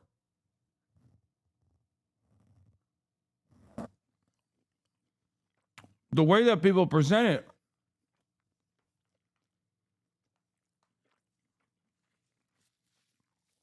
by looking at a lot of the people who hate the Ayatollah, and there are plenty, right? What they fail to factor in this equation is like the popular mobilization that will happen at the behest of the Ayatollah or the regime. I don't know that that's true. And also, soon they would be able to... This will cause tremendous destabilization. The United States. I guess it depends on what you mean by soon. Soon could mean in 2 years, but it certainly wasn't imminent. What really led to this? The protests in late December and January. President Trump drew a line. He said help is on the way. The supreme leader gave an order to crack down and kill thousands, perhaps tens of thousands of people. That led to this military deployment. And then as this unfolded, everything came together. The missile issue, the nuclear issue, you had these nuclear talks, so everything kind of came together. But this immediate crisis trigger, and why did we deploy this force, you can trace it back to those protests and that massacre, which again, the supreme leader ordered. And I think President Trump was hoping, that... This is Biden's key guy on Israel, by the way, Brett McGurk. If Iran was prepared to give up its nuclear enrichment program. But as you and I have been discussing over the last month, that was highly unlikely. Iran is not going to give up that program. It sees it's critical to its own survival, but now its survival is at stake. It has a ways to go, Jake. There's a lot of unknowns. All right. I'm sure we're going to keep having lots of conversations about this. Brett McGurk, thank you so much. Appreciate it. And we are hearing growing calls from Democrats and a handful of Republicans for a vote on the president's power to use unilateral military force against Iran without any congressional authorization. We're going to have a member of the Senate Armed Services Committee who calls the strikes illegal on the show next.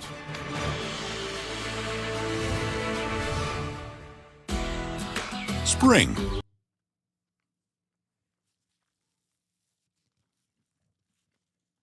Will not be far when Israel... I'm going to interrupt you very briefly while you've been introducing Julie Sirkin. They're telling... هم میهنان عزیزم لحظاتی سرنوشت ساز پیش روی ماست. Sorry, but I don't agree with you on this one, Chief. Is there any precedent for the radicalization and empowerment of hardline zealots post-American bombing? True. My mistake. Or even, what country hasn't benefited from a power vacuum that America created in the country? There are so many famous examples of incredible prosperity that American decapitation strikes have actually created. I am, of course, an ISIS supporter.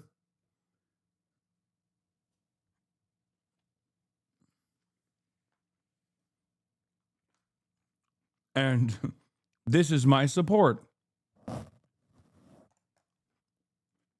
کمکی که رئیس جمهور ایالات متحده به مردم شجاع ایران وعده داده بود اکنون رسیده است. این یک مداخله بشردوستانه است و هدف آن جمهوری اسلامی دستگاه سرکوب و ماشین کشتار آن است، نه کشور و ملت بزرگ ایران. اما با وجود رسیدن این کمک، پیروزی نهایی همچنان به دست ما رقم خواهد خورد.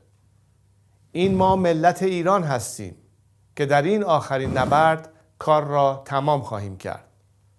زمان بازگشت به خیابانها نزدیک است.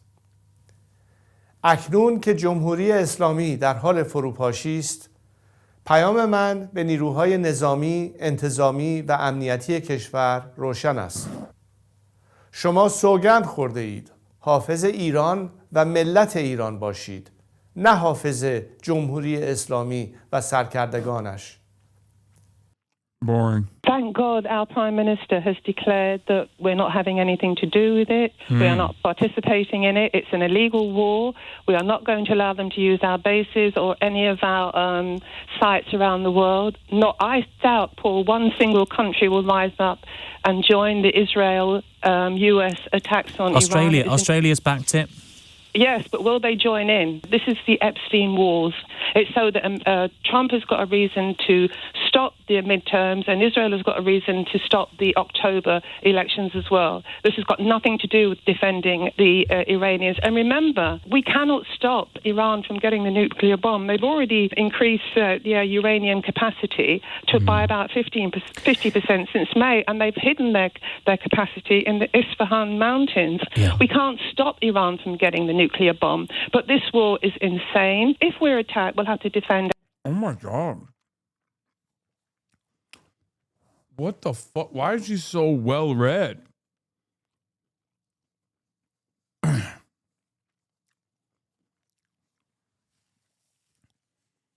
Like, she's better at analysis than like 98% of people that we've heard from CNN, Israel's favorite news channel. In the course of 2 days, the rationale for this war is cycled through the enrichment program, the freedom for Iranians, and now the ballistic missiles. If this latest one is true, then it clashes with Trump's statements that he can exit quickly and cleanly. No, I'm telling you, I think they just want to instigate some kind of popular movement leaning into the unpopularity of the Ayatollah, and they're waiting it out currently.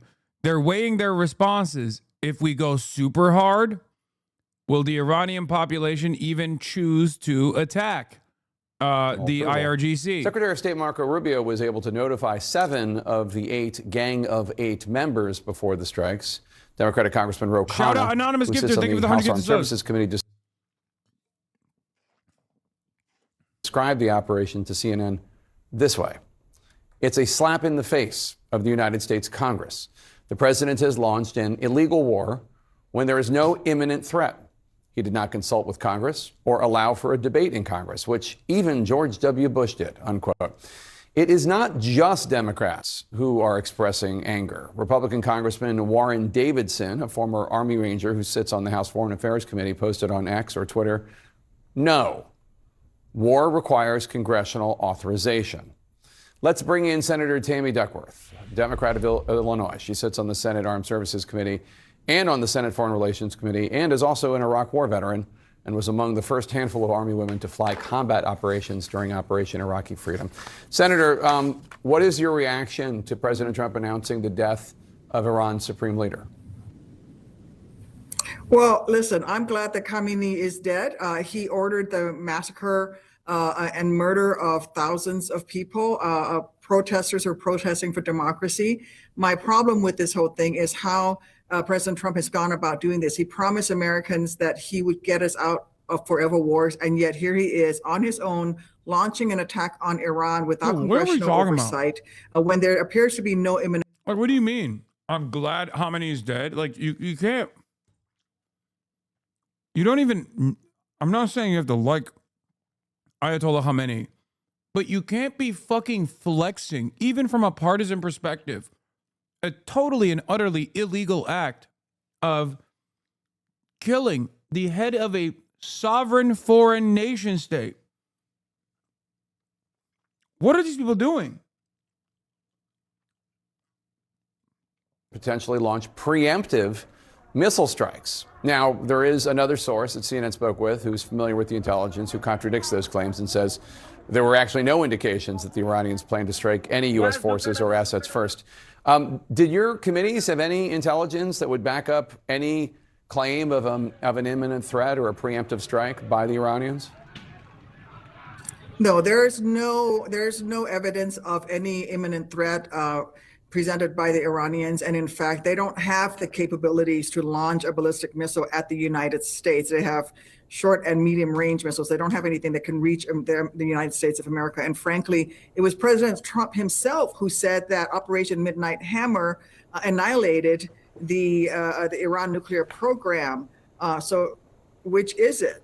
Did they annihilate their nuclear program, or are they imminently about to launch a nuclear attack on the United States? Their arguments doesn't hold water. And frankly, I'm deeply concerned that the American taxpayers, and in particular, our men and women in uniform, are going to be paying the price for Donald Trump's recklessness here. You posted on X today, quote, "By illegally striking Iran, Trump made a choice, one he did not have to make. that puts American lives and national security at risk while threatening to draw us into yet another expensive taxpayer-funded forever war without congressional approval. He owes it to the American people. He promised he would always put first to immediate. Like, you guys understand when you say, I'm glad Khamenei's dead, he's a fucking ruthless autocrat, but I just don't like the way Trump killed him. You're not actually making an argument on your side. You know? Like, people that hear that go, wait, what do you mean? We took out a fucking tyrant. That's awesome. Oh, so you're just mad that Trump is the one who did it? That you didn't do it yourself? Because you were too pussy to do so? Is that what it is? It's so fucking dumb. You're literally saying what he did was awesome. I like what he did. I just don't like how he did it. And for other people, they're going to listen to that. They're going to hear that and go, okay, I don't give a fuck. I'm glad he's dead. You said it yourself. Years, and Americans became the target of terrorist organizations all around the world. I am deeply concerned that that is where we are. We're in the precipice of that. Alternatively, is he going to do what he did in Venezuela, where he decapitated a terrible regime, but then turn around and started working with the vice president of that same terrible regime? Is he now going to turn around? Like, oh God, what if he actually fucking works with the IRGC now to stabilize the country? Like, that's Iran? an outflanking. What is next? He needs to come to Congress, present to us his evidence for that imminent danger. We will take the vote. We will have those discussions the way that American people voted for us, empowered us with the responsibility of having that vote. But the administration needs to come forward and tell us what exactly is their next steps. Army veteran and Illinois Democratic Senator Tammy Duckworth, thank you so much for your time tonight. We appreciate it. President Mods, I'm demanding a manual ban review for Empress Gardens, or I'm reporting for anti-Semitic content. I am even going to submit a government report and open a Twitch ticket. What? A Twitch ticket? You're posting that on YouTube, dog. What the fuck are you saying?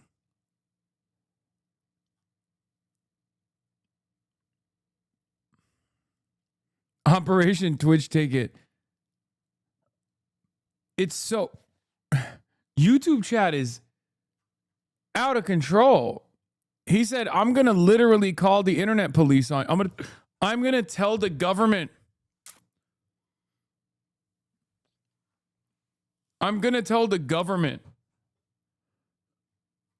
You're going to jail for banning my friend.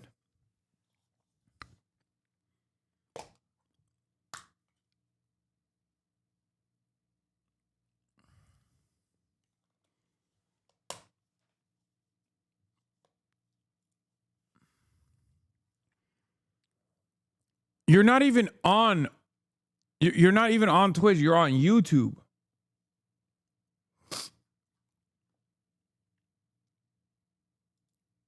What was it? Empress Gardens. Tell your friend they're a bitch too.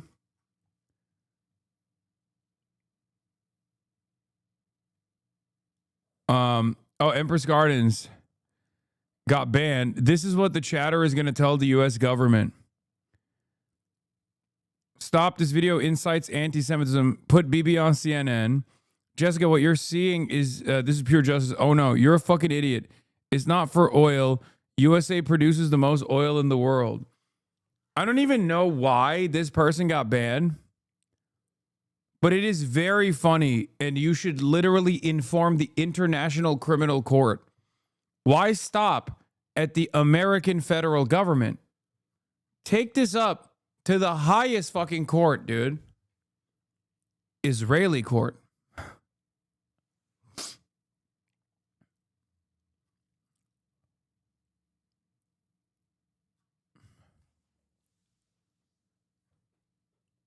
Mod comment. One is a genocidal dictator, the other was elected president. Is so simplistic. In contemporary history, we avoided making these comparisons for being poor. Like comparing Hitler, Mussolini to Trump and Bolsonaro is a disservice. I am a tanky and agree with you, chatters, bro. Beg you, please read something about fascism. What? That's from 2024. I'm going to unban this person. They're just fucking annoying. It's fine. I actually want to keep him banned, though, because I want to see what the other friend does. You know what I mean? I want to keep him banned because I want to see what the other, like, his friend, like, where will they take this?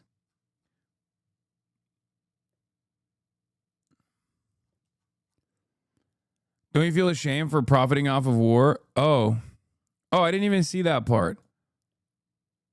I think they're just a shitter. Look, 300,000 people left. This is white replacement. Like, they're just a shitter.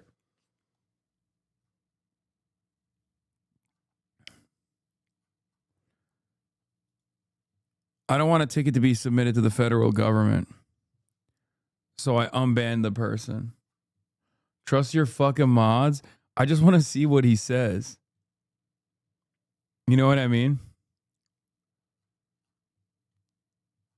I mean, they're clearly fucking annoying if they're on the YouTube stream complaining. You know what I mean? I just want to see what their fucking deal is. Like, I want to pick apart their brain a little bit. You know what I'm saying? I'm tired. Okay.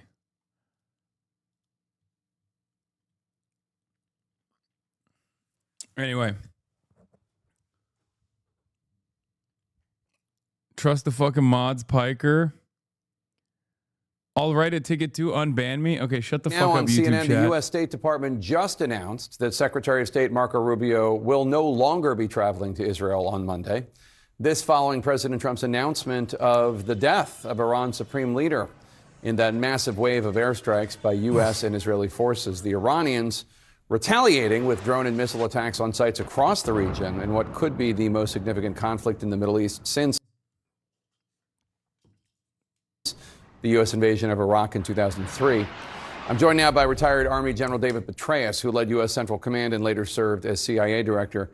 General, good to see you. In Sunday, in an interview on WABC, you predicted that U.S. strikes in Iran, quote, will not bring about regime change, sadly, unquote. Regime change is something that numerous presidents have weighed and that the CIA surely has gamed out. And obviously, the death of Khamenei doesn't necessarily suggest regime change. It might just suggest a new head of the regime. Are there more moderate forces within the rank of ayatollahs, the mullahs, or within the Iranian government who not only could run the country, but who could lead it to a more less aggressive stance when it comes to the world?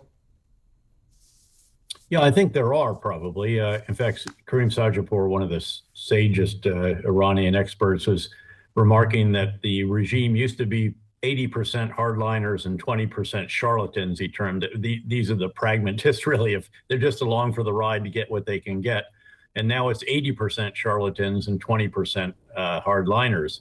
So surely in there are some who recognize that a country with the second largest natural gas reserves in the world and the third largest oil reserves, an educated population, quite a secular population too, compared to others in the region, that surely there is someone there who might see that death to Israel and death to America has not produced particularly good results. In fact, their proxies are all degraded very heavily. Hezbollah is a shadow of its former self, hasn't even really done much so far. And Syria is no longer an ally. Others are degraded also. So there surely is someone. The question is, can that be the person who actually grabs the reins of power? I must say that when I offered that assessment a week or so ago, that I certainly didn't assume that we would have this stunning achievement today, which is to take out the supreme leader, apparently the defense minister and the head of the Revolutionary Guards Corps, and maybe the president as well, and some others, which also is just a reflection of stunning arrogance on the part of the Iranian leadership. I think they really were, they thought they were in the clear for another period of daylight because we didn't go during the normal time. Almost all of our operations begin in the early hours of the morning. And in this case, they apparently came out and they were even gathering and meeting, discussing various topics.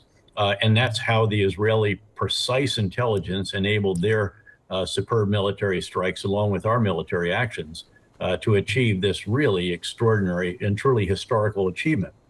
But again, who will follow? That's the question. And then also, is there a large number defecting And could someone then take leadership of that? The challenge here is there is no Ahmed al-Shara figure, as in Syria, who had a military force who was able to take down the hollow regime forces of the murderous Bashar al-Assad in Syria when the Hezbollah and the Iranians and Russians couldn't come to the rescue.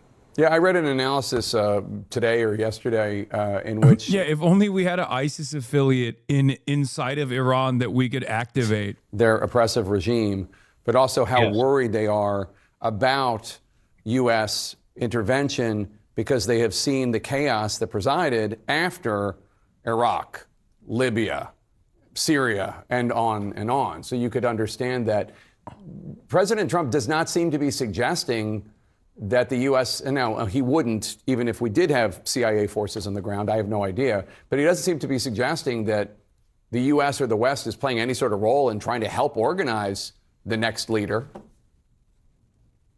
Well, we don't know. What we do know is that Mossad, for decades, has had extraordinary intelligence and penetration inside Iran. The first time I ever met with an Israeli Defense Force chief of staff, it was in the Pentagon because they weren't part of Central Command at that time. They are now, and we really couldn't go there officially. And he laid out photos of the inside of the most sensitive facilities in Iran. They went on, of course, later to steal the nuclear records right out of Tehran. They, of course, had intelligence that led to the ability to take out over a dozen nuclear scientists and many of the senior leaders with precise drone activity from a base they established inside Iran. So I think there's a big question about, do they have something in the mix? Can they find some leaders and then enough guys with guns? Because the problem is that the people that usually prevail in situations like this are not the Democrats on a white horse here, the George Washington figures. These are the guys with the most guns and the most ruthless willingness to use those weapons. Yep. General David Petraeus, always good to have you on. Thank you so much, sir. The breaking news tonight, Iran Supreme Leader dead, killed by U.S. and Israeli strikes on Iran. President Trump now calling on the Iranian people to rise up and take their country back. We'll take you live to the Middle East next. Bet you can't run as fast as T-Mobile. Bet you I can. Bro, this kicked off because, I mean, it's kind of crazy, the sheer arrogance from Petraeus there, where he's like, wow, these guys are so stupid. In the midst of another round of negotiations, they were dumb enough to get together and have like a regular meeting in their own country. And I guess to a certain degree, it's true. It is kind of dumb, right? It is kind of dumb because, like, it's obvious that they were going to do this. But even then, like, you shouldn't say it if you're America. You know what I mean? You should just not be out there saying, like, yeah, of course we're going to kill sovereign leaders on their own soil in their nation's capital amidst negotiations. You know?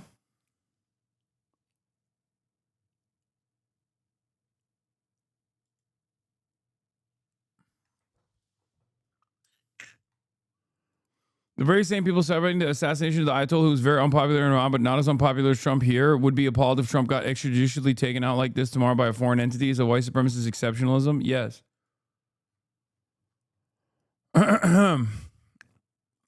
Remember to spot the implicit assumption, says Nathan J. Robinson. Israel, and only Israel, has the right to defend itself. Israel has the right to exist as an apartheid state. Iran must never have nukes, but the U.S. and Israel can. Iran's missiles are a threat to us, but not ours to them. The U.S. empire will not be looked at in history kindly.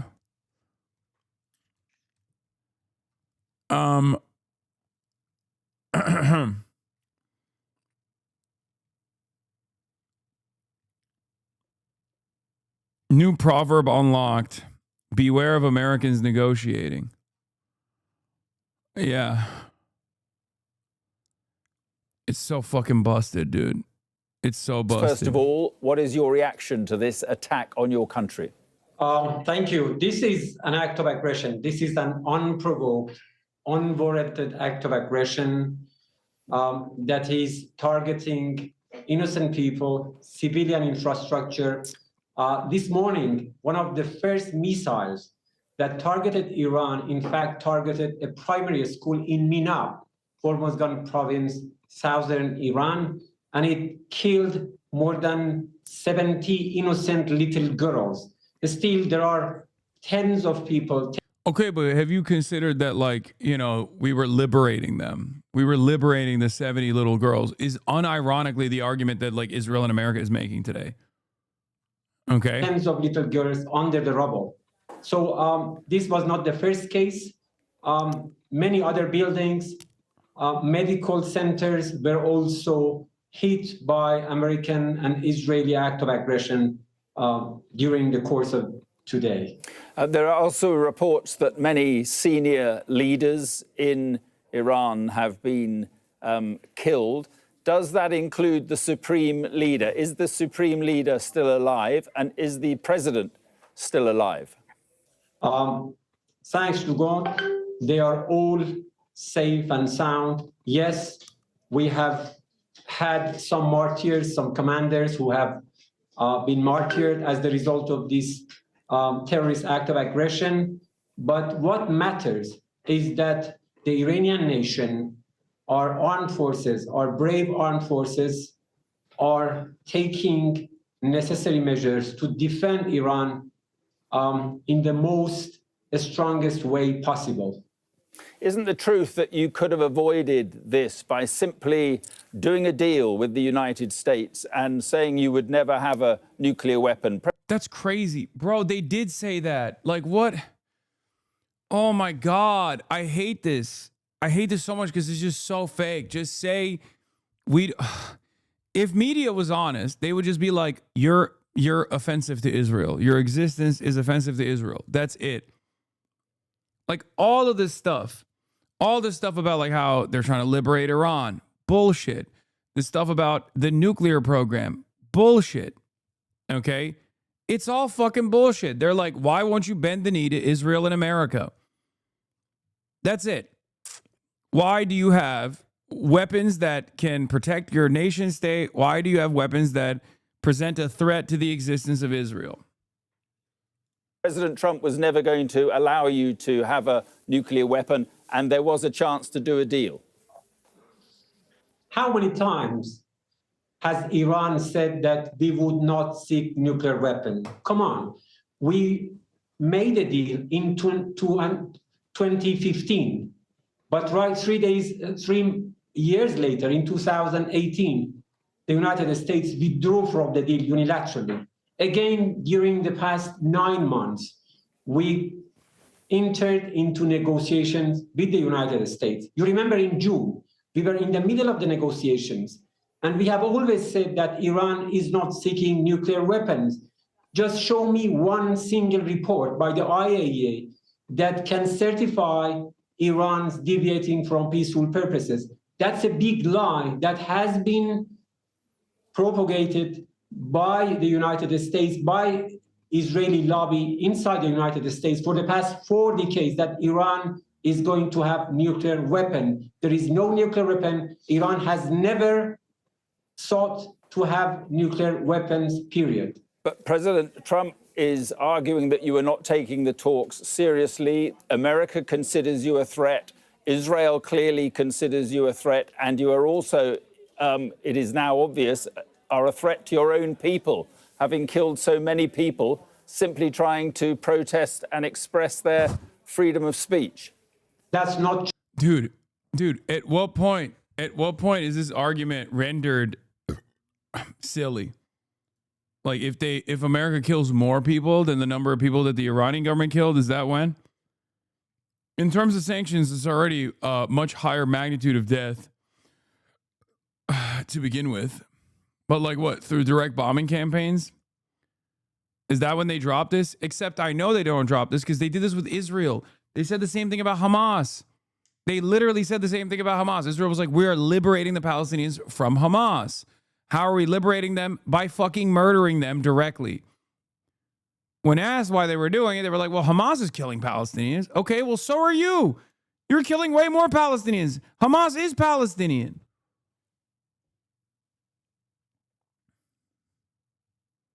true?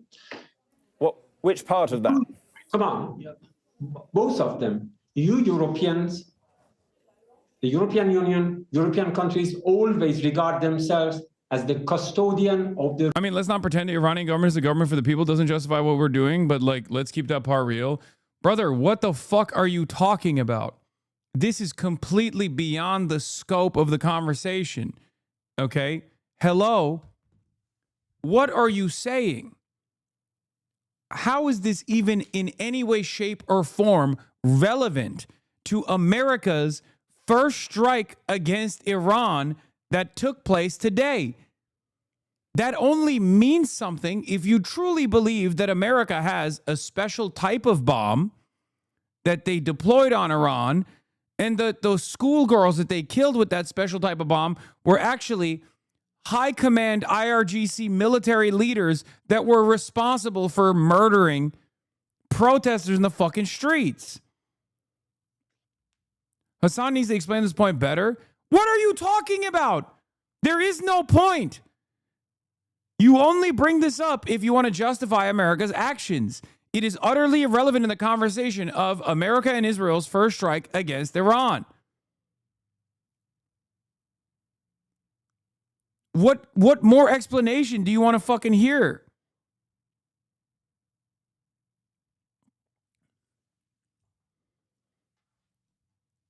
What can I say? There is no additional point that I can make here that would like help people understand if they're just like refusing to comprehend this. It's not. I'm simply responding to the reporter's question. One doesn't need to be wrong for one to be right. Both actions to be wrong. America's current actions are how Iraq kills their people. Yes, obviously, no nation state should be killing their fucking people for protesting. America kills its own people for protesting. We know this, okay? But it's utterly irrelevant. The reason why the fucking journalist is asking that question is because he wants to justify America and Israel's actions. That's the exact same reason why the journalist asked the stupid question before that, where he was like, why won't you concede to America's demands to not have nuclear arms? Do you think that this reporter is actually doing honest reporting here? Or do you think he is trying to do regime propaganda? He is doing regime propaganda. It's that simple. It's the same principle behind asking Hamas to condemn Hamas in the aftermath of a fucking genocide. You bring up a Hamas Politburo chief moments after his children were slaughtered in Israel's hands, in fucking Doha too, of all places, and then you go, do you condemn Hamas? The fuck are you talking about? Rule of law. Show me just one single... It's an utterly irrelevant point in America's bombing campaign here, unless you actually are lending credence to America's military initiatives. You actually think America's bombing campaign has something to do with bringing about democratic change in Iran. And if you truly believe that, you're a fucking idiot. Do you understand? Thank you, Open Presence, for the 100 gifted subs.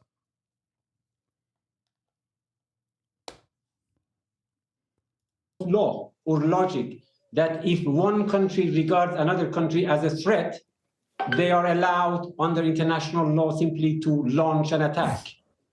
But what kind of threat? Come on, what kind of threat do you think Iran was posing to the United States? Did we go to the Gulf of Mexico to attack the United States? They have come from 6,500 miles away to our shore. All right. They have created so all right, many... you're making too much sense. All right, now, enough. Enough with that. Military bases around Iran. And right now, they are attacking Iran. And you are saying that Iran is a threat to Israel and to the United States? Well, you're clearly a threat to Israel. You want to destroy Israel. Now, President Trump wants regime change. Why do you say that? Why do you say that? Because no, come on. Please do not change the facts. It was the Israel and the United States that attacked Iran, not vice versa. In June, they attacked Iran. Right now, they are telling everyone clearly that we launched an attack against Iran. It was not Iran that launched an attack against the United States or Israel. But the position now is that President Trump is clearly after regime change. He wants the people of Iran to rise up and overthrow the government. Do you think that could happen? That's an illusion. That's, again, an unlawful act of aggression. That's against the right of self-determination of the people. The Iranian nation decided 47 years ago to overthrow the dictatorship that was supported by the United States. The Iranian nation knows how to take care of their destiny. It is not for any outsiders to claim that they are trying to help Iranian nation. Our people saw it by their own eyes when the United States tried to help us by killing innocent girls in Minab and other cities. Right. The junior schoolers were massacred in many cities in Iran. It's not a black and white situation. It's a gray area in some parts. The attack isn't justified. Trump is doing what he wants to and so on. The Iran government is still hurting its own people pretty hard. Or working with Iran refugees is pretty horrible what was happening there. No, it is a black and white situation. Because if your job is to say, oh, I want to stop, dead Iranians, okay? If you're saying like it's really gross and fucked up that Iranians are dying, and the Americans traveled 6,000 miles to go and fucking kill Iranians, and they're going to continue killing more Iranians, as a matter of fact, then yeah, it's actually America's fault. It is pretty black and white. It's actually incredibly black and white.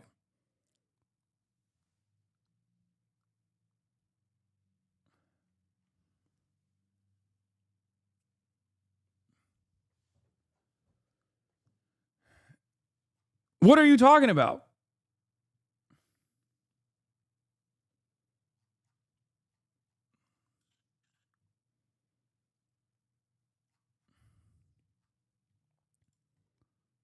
That was the kind of help that the United States... Bro, the Western progressive movement will not survive. I mean, it's just not even real, I don't think.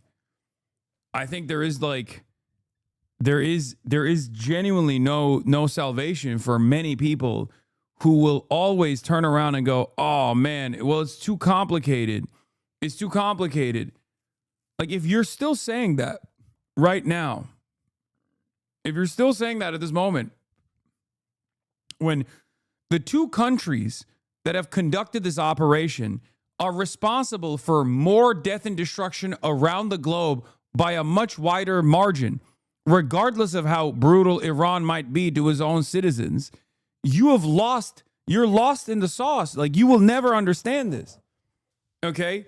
If your goal is the avoidance of death and destruction and murder, you can't under any circumstances be like, well, these guys are pretty bad too. I'm glad that they're I'm not glad that they're bombing, but something had to happen. Like, what are we talking about? What the fuck is this?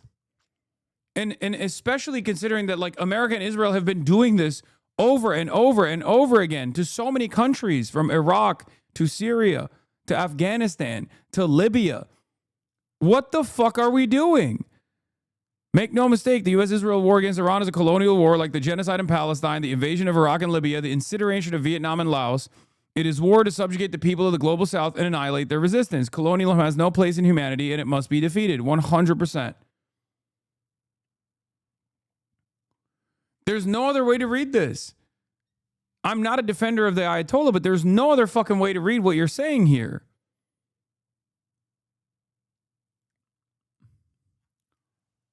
And it's especially crazy to me that you guys are doing this.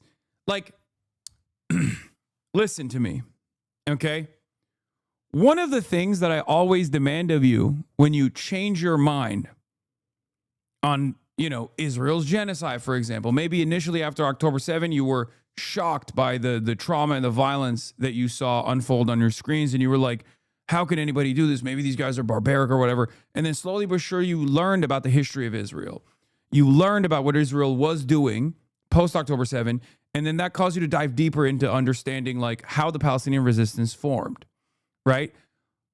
And you changed your mind through that process, and I'm here for you, okay? It's fantastic that you changed your mind in that process. But what do I always tell you? remember your initial thoughts. Remember your initial hangups that didn't cause you to dive deep into the fucking source material to develop a broader understanding of why people do certain things. Because that hangup, if you don't eradicate that in your mind, will come back over and over again. Same with like people who were anti-Jeremy Corbyn, who fell victim to the propaganda campaign that Jeremy Corbyn was actually an anti-Semite. Like, what do I always say? It's great that you love Jeremy Corbyn now, but think about what led you to believe so easily that so readily that Jeremy Corbyn was an anti-Semite, and try to eradicate that inside of your mind. Okay? And the same goes for this. For a lot of people, post-October 7, they were not ready for the conversation that, Israel was responsible for October 7 due to 75 years of brutal apartheid. And although many people changed their minds with new information, they still, I guess, did not change the way that they receive Western propaganda and information about Western imperialist endeavors. Because Israel was also making that same argument post-October 7. They were saying, we are liberating the Palestinians from Hamas. It turns out they were just liberating Palestinians from their own fucking mortal coil, right? And the same goes for this incident. This is an imperialist war of aggression against a sovereign state in the region for one reason and one reason only: its sovereignty. Because as long as Iran remains sovereign, doesn't matter if it's a despotic regime that is tyrannical or ruthless to his own citizens, doesn't matter if it's the most prosperous, peaceful, liberal country on the planet. As long as it maintains sovereignty and has an anti-Israel position, which is righteous, by the way, it will always be a threat to the nation state of Israel, and therefore it will be eradicated. Okay? The same exact arguments are currently being deployed right now to justify, to help you come to terms with what America did, to make you say, it's really fucked up that those children died. It's really fucked up that America killed those children. But don't you think the Iranian government is also cruel and also ruthless? And that's precisely what you need to fucking shed yourself of. This understanding that, like, America sometimes gets a lot of stuff right. Like, America sometimes is very violent, but that violence is done at the behest of a greater good, right? And in this circumstance, the greater good is obviously overthrowing this despotic regime. That's what you're doing. That's what you're fucking doing in this moment. Okay?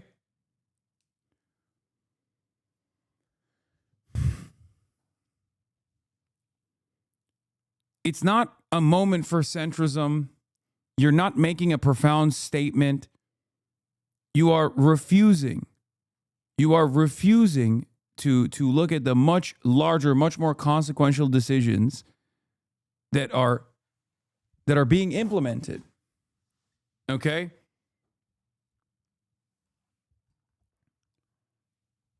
America did not blow up that school and numerous other targets and to kill the Ayatollah because the Ayatollah is ruthless to his own citizens.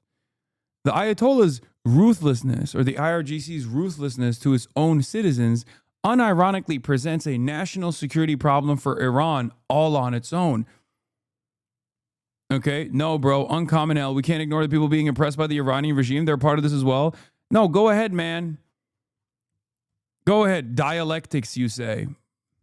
You can understand both. Dialectics. No. That's ridiculous. That is fucking ridiculous.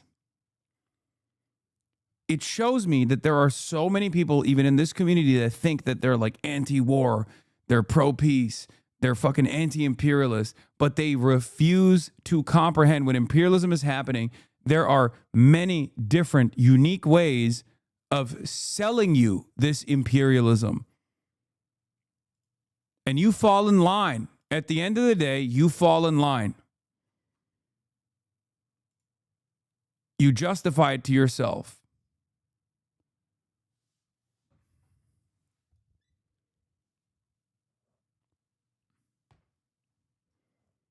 That's it. Iran as a sovereign state presents a reactive force against America's imperialist endeavors in the region. And that is the reason why America and Israel have wanted to destabilize the nation state for the longest fucking time. And that is precisely the reason why they're engaging in this destabilization. That is precisely the reason why America has implemented sanctions. It's not sovereign, though. It's occupied by the mullahs. Man, shut the fuck up. It's occupied by the mullahs. Oh. Everything else is pure whataboutism. Okay?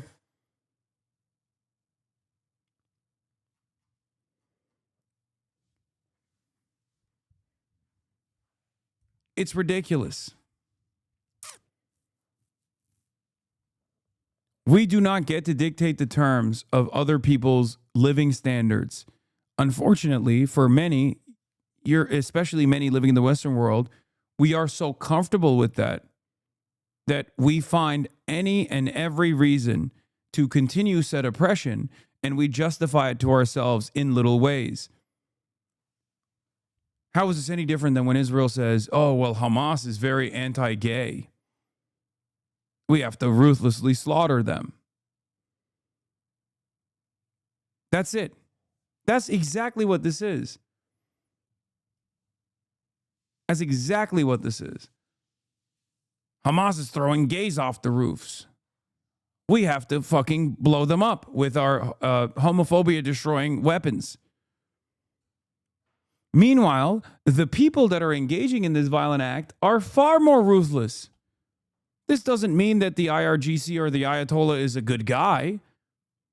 This doesn't mean that they're not ruthless in their domestic affairs and the way that they stamp out protests, the way that they react violently. But if we're talking about overall death and destruction around the world, it's not even a fucking question who has been responsible for infinitely more casualties. If you get mad at the at the IRGC slaughtering its own population, you should be infinitely more mad that a foreign alien force has traveled 6,000 miles with tens of billions of dollars worth of weapons and have blown up a fucking school in said sovereign country. What is this conversation?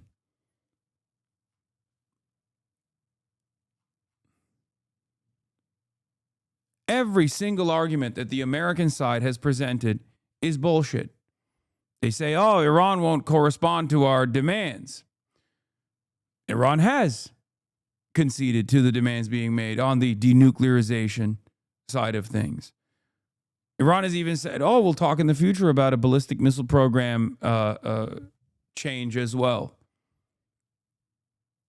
They'll say, oh, Iran is actually really ruthless to its own citizens. That's why we have to do this. The citizens demand, they yearn for freedom. And that freedom comes in the form of Hellfire missiles. It's ridiculous.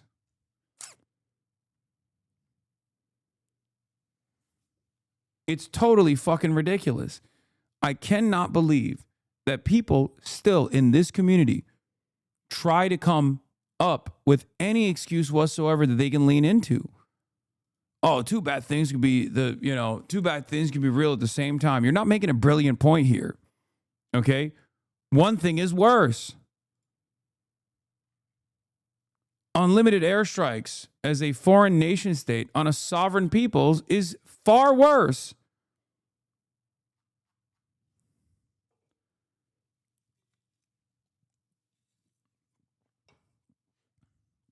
Especially when those unlimited airstrikes on a sovereign people have nothing to do with the liberation of said people. And then, of course, the propaganda kicks in. The people of Iran begged for American intervention after 20 to 30K were killed in protest. This was the only way the regime change was going to happen. Exactly. Do you see what you did, chatter? Two bad things can be correct at the same time, chatter? Look, These are your fucking allies. You understand? People love taking advantage of the information vacuum. People love taking advantage of the morality vacuum. We have to be uncompromising in moments like this.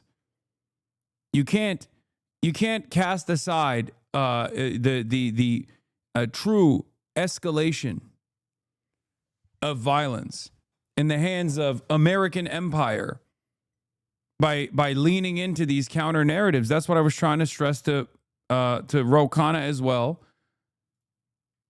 That's what I was criticizing when the Democrats come out and they're like, well, you know, I'm glad the Ayatollah is dead.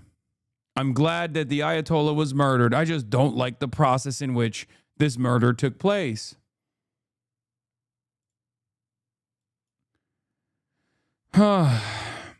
Yes, why do you think I'm defending the U.S.?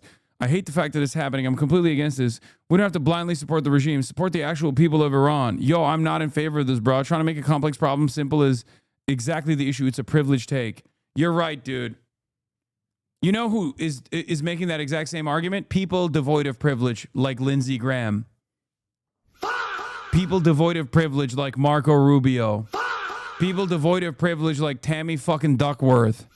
People devoid of privilege like Donald Trump. There is no both sides. There is no both sides here. It's ridiculous. You just don't want to fucking say it. If you understand the nuances and the complexity here, you would understand that I'm not a supporter of the IRGC, okay? And its domestic affairs, of course. I'm a supporter of Iranian sovereignty. Let's say this helps Iran. People of Iran become free and get to live in democracy. Everyone's happy. Would you change your views on U.S. intervention then? Sure. Probably not, because I'm aware of American history. If they got one right for once, that would be a shocking change of pace. It still wouldn't change my perspective broadly on U.S. intervention, because I'm not fucking delusional, and I've seen this exact same song and dance over and over again. Okay? Libya, Iraq, Syria, Afghanistan. Everywhere that we have our footprint has crumbled, cratered, been destroyed.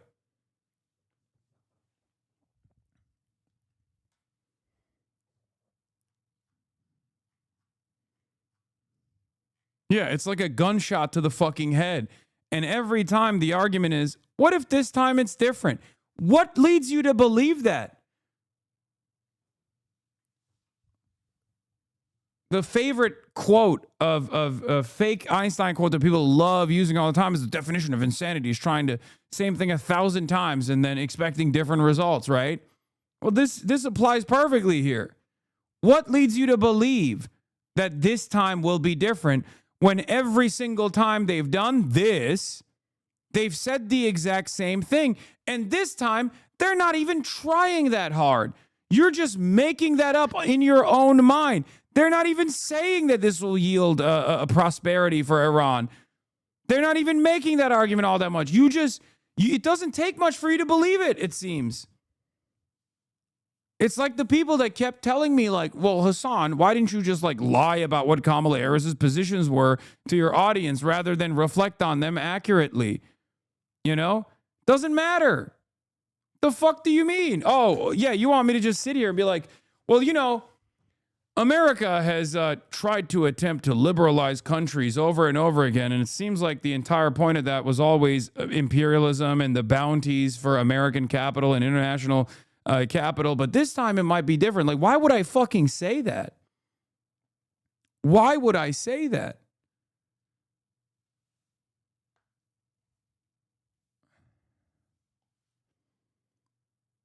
It's ridiculous.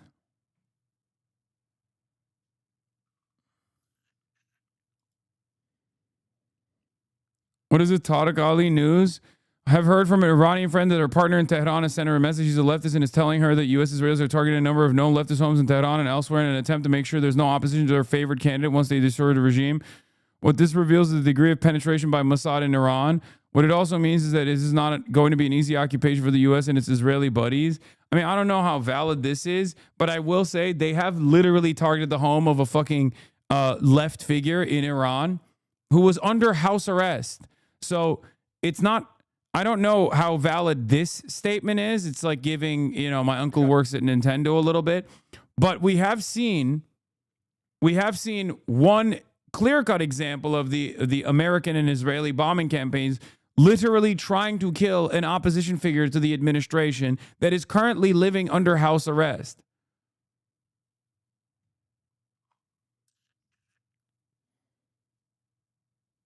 It's all propaganda. I'm losing my mind. Like, I went to college and did international relations courses with men and women my age from Iran, and they always said every single secular element of the country that isn't CIA or Mossad backed is more aggressive towards the West than the Ayatollah is.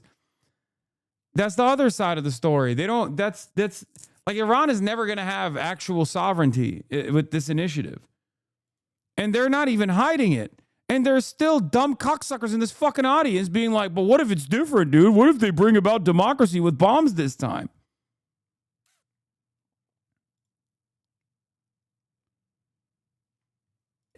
Whatever the George Bush is not fighting this like Vietnam.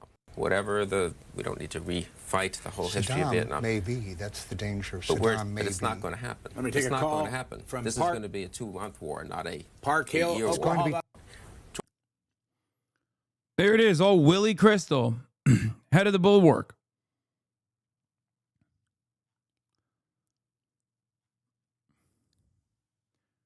Yeah, real neoliberalism hasn't been tried.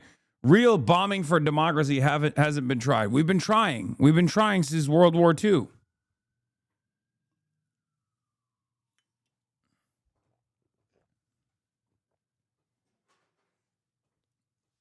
Iranian ambassador, I would advise the U.S. representative to be polite. It would be better for yourself and the country you represent. To make a further statement. Thank you. I have one word only. I advise to the representative of the United States to be polite. It will be better for yourself and the country you represent. Thank you. The representative of the United States has asked for the floor to make a further statement. Frankly, I'm not going to dignify this with another response, especially as this representative sits here in this body representing a regime that has killed tens of thousands of its own people and in. This happened after Saddam was toppled. It didn't stop many Iraqi insurgents from shooting RPGs at me years later. Wait, what the fuck? Oh my God. That is shocking. He's not wrong. He's not saying, dude, what the fuck? That is the most like anti-interventionist statement I've seen from an American Democrat, while also still simultaneously, admitting to his service as a war criminal. But still, are you kidding me? He's directly fucking attacking people who are demanding intervention and the regime toppling. He might delete this tweet, I think. What the fuck? Ruben Gallego? So what's next? All these Iran war boosters are fine with an air war. What happens when it doesn't end neatly? Is Trump willing to commit ground troops? The president owes the American public. That's not great. Bullshit, that guy's on it when it comes to U.S. intervention. I guess the reason why I'm thinking of him being lackluster, or my assessment is that, well, one, he's a Democrat, and two, he literally was pro-Israel until he got yelled at. Why aren't you downtown LA with your press visit with the diaspora? Yeah, let me go to the fucking Let's Bomb Iran festival.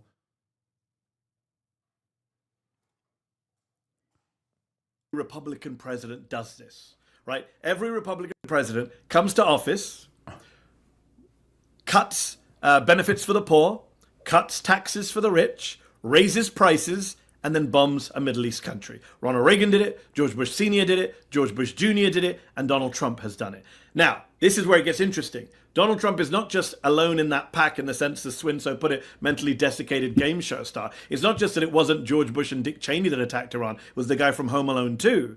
It's also the fact that he ran as the anti-war president, the anti-war candidate, the no more forever wars, the no regime change wars. Again, sorry to plug our excellent Zateo content today, but we just put out a piece at Zateo, listing out all the times Donald Trump and J.D. Vance and Tulsi Gabbard and RFK Jr. and Stephen Miller and David Sachs, all of these Trump people said, vote Trump.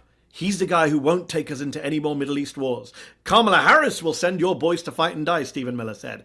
Not us. Donald Trump said, there'll be no new war on my watch. He bombed 7 countries in 2024. He started 2025. He started 2026 attacking Venezuela. And now here we are with this major conflict in Iran. We don't know where it's going to go. And it was all a lie. And I'm sorry, I've got to say this. Swin said, we all knew. Well, many of us knew. But we also had a bunch of people on the right and sadly on the left too, who bought into this bullshit line that Donald Trump would be an anti-war candidate. He would be a candidate of restraint, of isolationism, Donald the Dove. It was bullshit. The people who fell for it should apologize today or hang their heads in shame, because what Trump has done, as I say, in many ways is worse than even what Bush did. Bush at least turned up to Congress. Saddam Hussein at least had once had a weapons program that people were worried about. With Iran, it's completely illegal and unprovoked.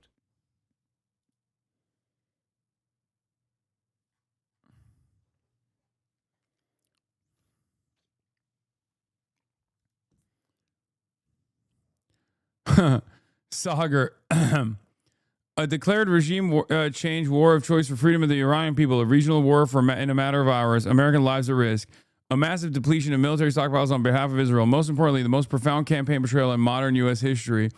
It's just really unfortunate how this Trump guy had never been president before the 2024 election, and there was no way of knowing if he was a neoconservative until now.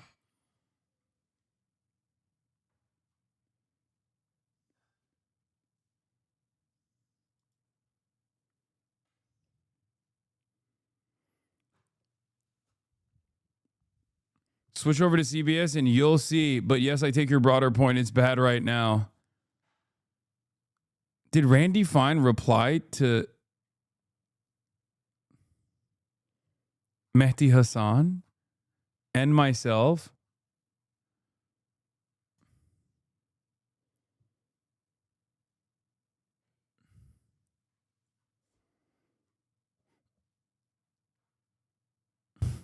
Bro, you never showed us this Dana Fash. And we have here somebody who actually did just go vote for Ron Paul, a first-time caucus voter, Corporal Jesse Thorson, who is 28 years old, and you are active duty U.S. Army. Why did you vote for Ron Paul? Well, I'm really excited about a lot of his ideas, especially when it comes to bringing the soldiers home. I've been serving for 10 years now, and all 10 years of those have been during wartime. I'd like to see a little peacetime Army, and I think he has the right idea. Now, you have done 2 tours in Afghanistan. You told me you're going to go back for a 3rd tour. I mean, if you can see your neck right there, what you have on your tattoo, 9/11, remember, and a picture of the Twin Towers. Some Republicans out there have been saying that Ron Paul would be very dangerous for this country because he wants to bring troops like you back from your post from all over the world. Well, I think it would be even more dangerous to start nitpicking wars with other countries. Someone like Iran, Israel is more than capable of. All right, we just lost our connection, unfortunately.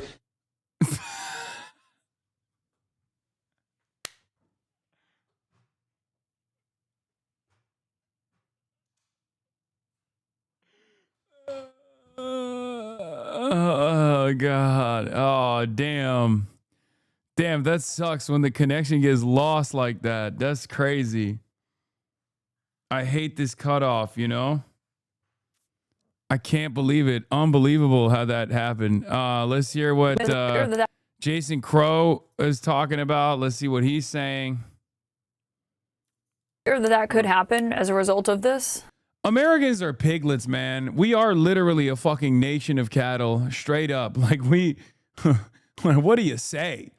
What do you say to all the fucking people out there that are just like, well, this is actually probably for the greater good. I feel pretty solid about this stuff.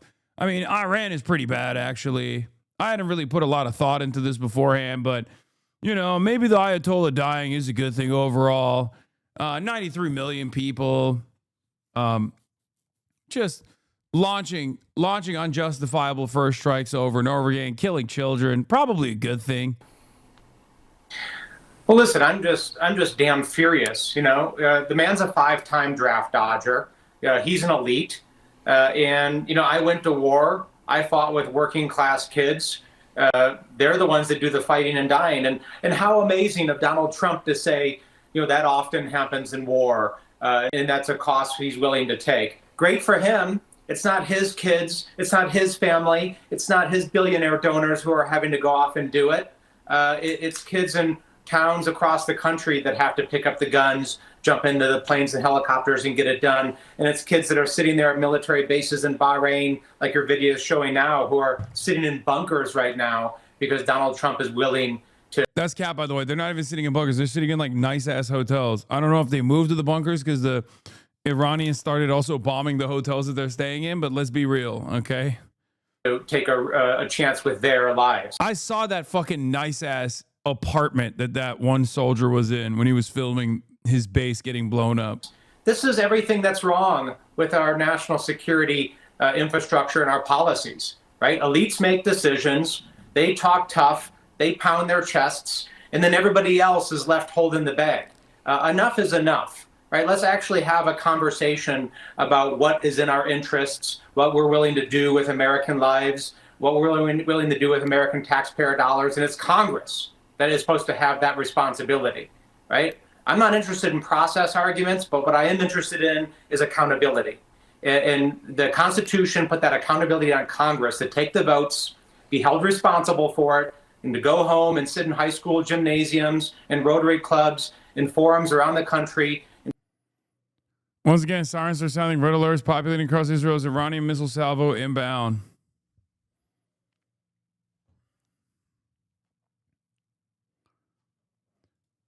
It's crazy.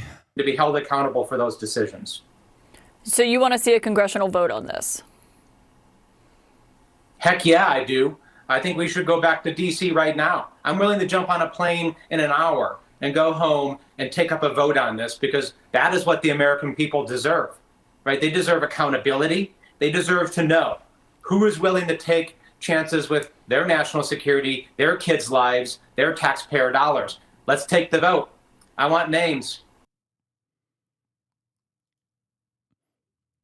Fifth threat, missiles and drones in Dubai, Bahrain heading towards Haifa. God damn. Bro, I don't even understand how many missiles they have. Like the first day so far, the first day is not even done. It's like half of the first day has been done.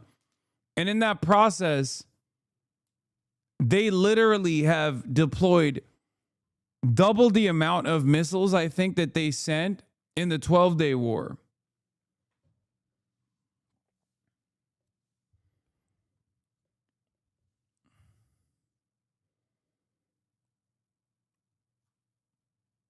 I guess it's like they've been waiting for this moment, you know? This is it. Any chance this will end once it crashes the economy further? Insurers cancel policies and raise prices for ships in the Gulf and Strait of Hormuz. The lesson U.S. sanctions campaigns is that you don't have to physically blockade shipping lines. You just have to raise risk enough that normal commercial trade stops working. That too.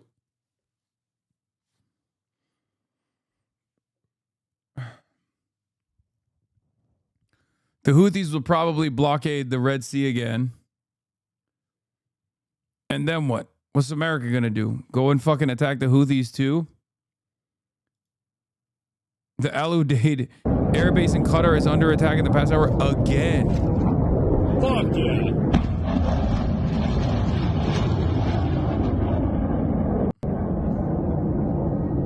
Dude, the entire cost of this is going to be... Holy fuck, the cost of this is going to be immense. Like, look at our tax dollars, brother. God damn.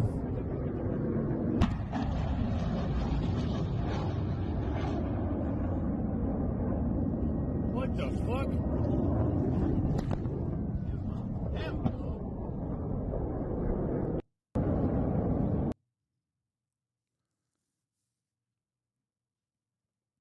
BBC says they have 2,000 missiles and more drones than that. Israel News reports a few hours ago they've launched 200 missiles and drones so far. Oh, yeah. A Chinese tourist in Tel Aviv captured the footage of the U.S. Military support ship being hit by an Iranian missile. By the way, that was real. Look. 看到啊，起烟了没有？航母被炸了啊！看到啊，航母被炸！哇塞，航母被炸了啊！看到啊，看到没有？看见了吗？这航母被炸了啊！哎呦，我说话都不会说了，现在被吓！哇塞，哎呦哇塞，这航母被炸了啊！看到啊，看那个浓烟了没？在海里面炸到航母旁边啊！看到啊，美国是航母炸的地方。哎呦哇塞！ Tom, fuck you for talking about costs when lives are being stolen, and now literally is the modern age Franz Ferdinand. Brother, I've been live for 7 hours and 40 minutes. Do you think I haven't spent the last 7 hours and 39 of those minutes talking about the fucking death and destruction, lives being lost? You know? Are you fucking stupid? 哇！哎呦，航母被炸了啊！看看啊！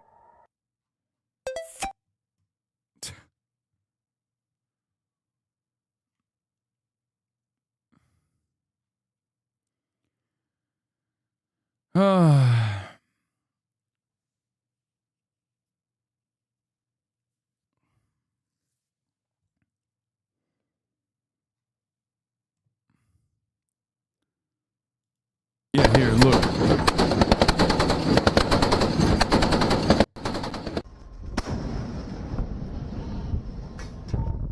Think about it like that.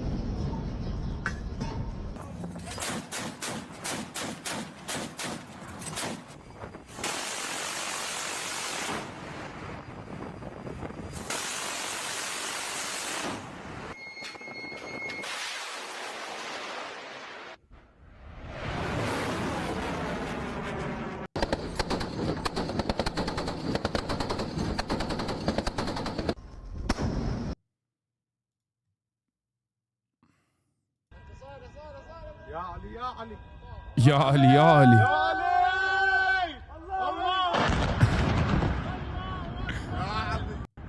I'm glad the people of Bahrain are having a good time with it, though.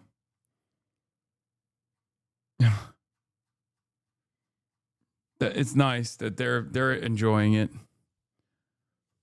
The Shias in Bahrain are having a grand old time.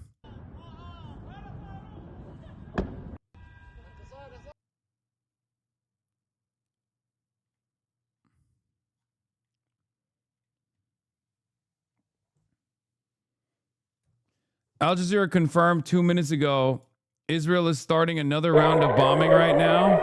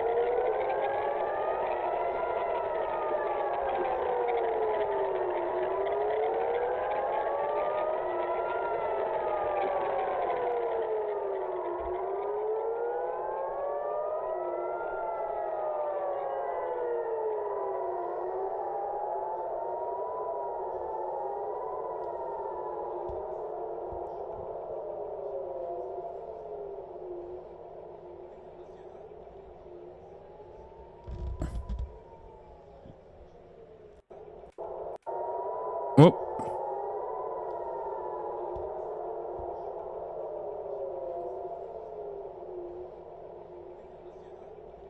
That's a hit, isn't it? Yeah. Why won't they show the fucking strikes, man?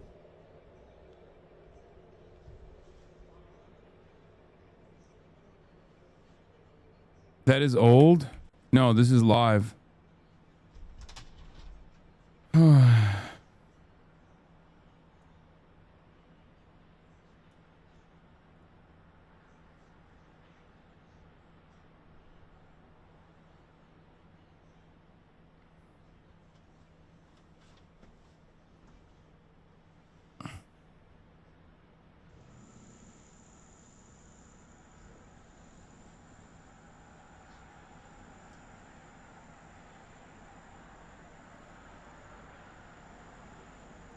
Unlike the 12-day war in Iran, which Iran used a certain segment of its missile force to retaliate in distinguishable waves, this is complete chaos.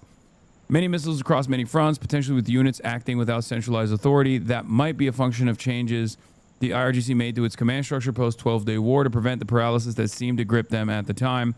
The Iranian attacks on all fronts, especially those attacks aimed at U.S. allies and partners in the region, is almost certainly a semi-planned campaign to attempt to impose enough costs on U.S. allies to isolate U.S. and Israel diplomatically.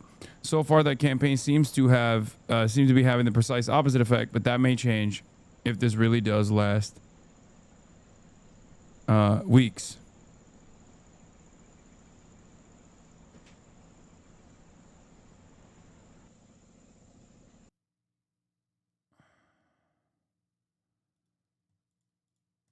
Let's see what CNN is covering. Just ads. To provide to Another war began this morning at about 6 o'clock UK time.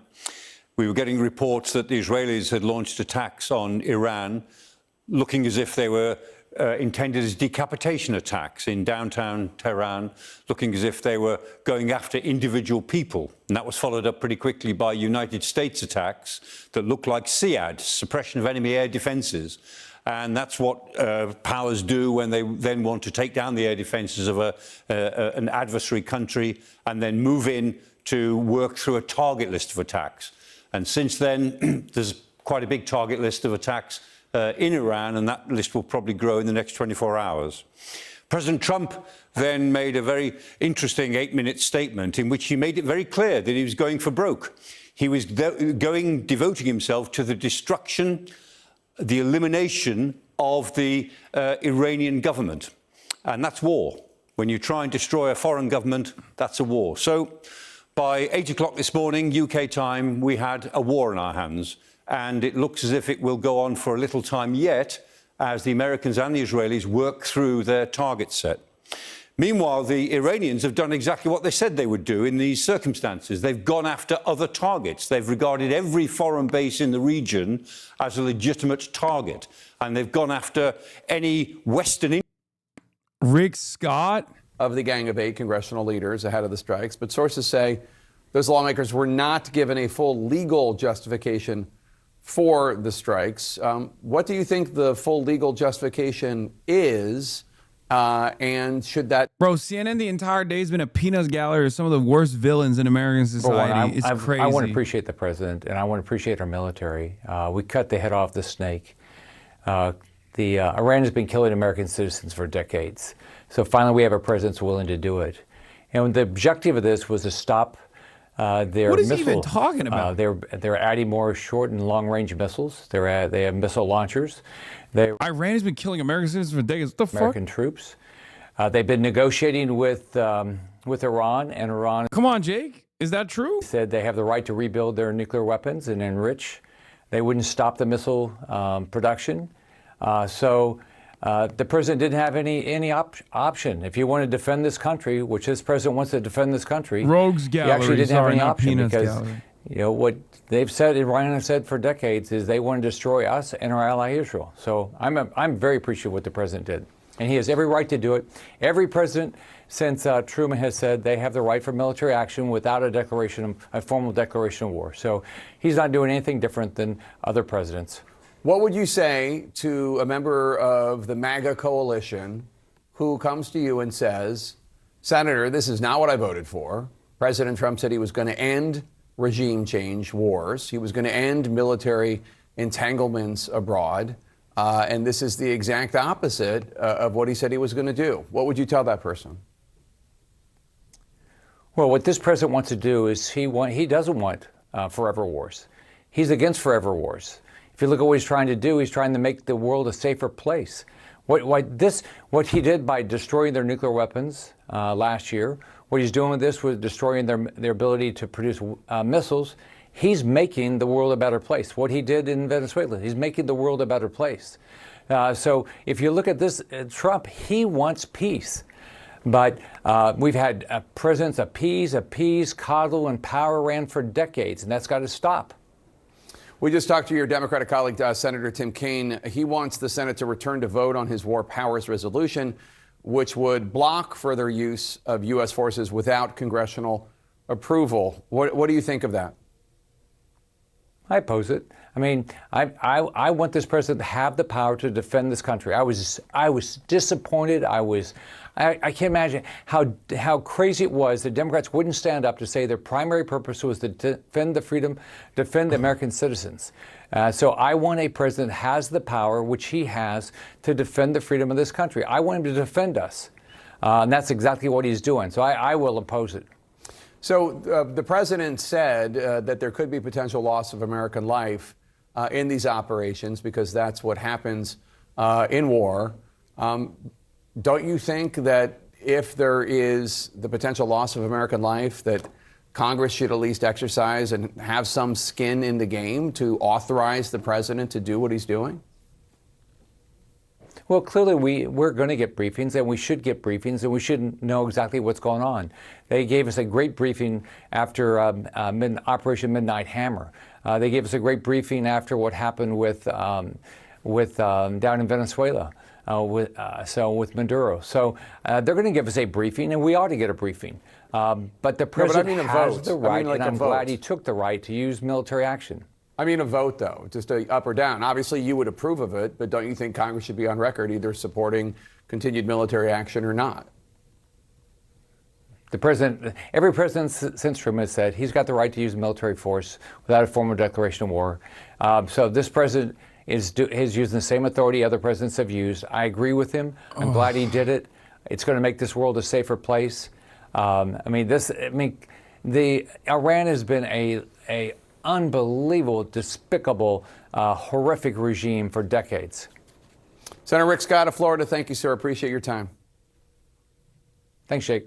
Ahead on CNN, a historic day reshaping the Middle East as President Trump announces that the supreme leader of Iran has been killed. The president of the United States calling on the Iranian people to overthrow what's left of their government. We're live on the ground in the region after this quick break. More confirmation that it is Bibi in that plane. It appears to have avoided flying over countries in Balkans and Central Europe. If Benjamin Netanyahu actually escaped to Berlin, I'm going to lose my fucking mind. I mean, the entire Western world is just nothing, dude. Stop sending me the link of whether or not I'm going to slide to my own fucking speech at Northwestern University, chatter. Yes, I'm going to be at Northwestern University. You're literally sending me the link of you're sending me the link on Twitter of a photo of me announcing that I'll be speaking at Northwestern University. What do you think? Do you think I will slide to my own speech? The answer is yes. I will be sliding to my own speech at Northwestern University. I will be speaking after sliding.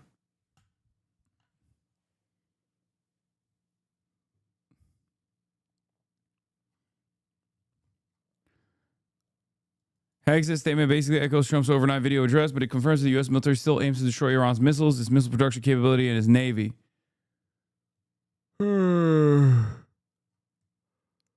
Incredible.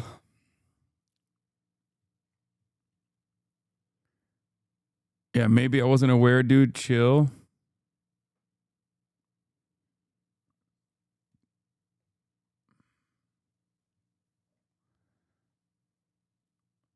What is this? By saying this.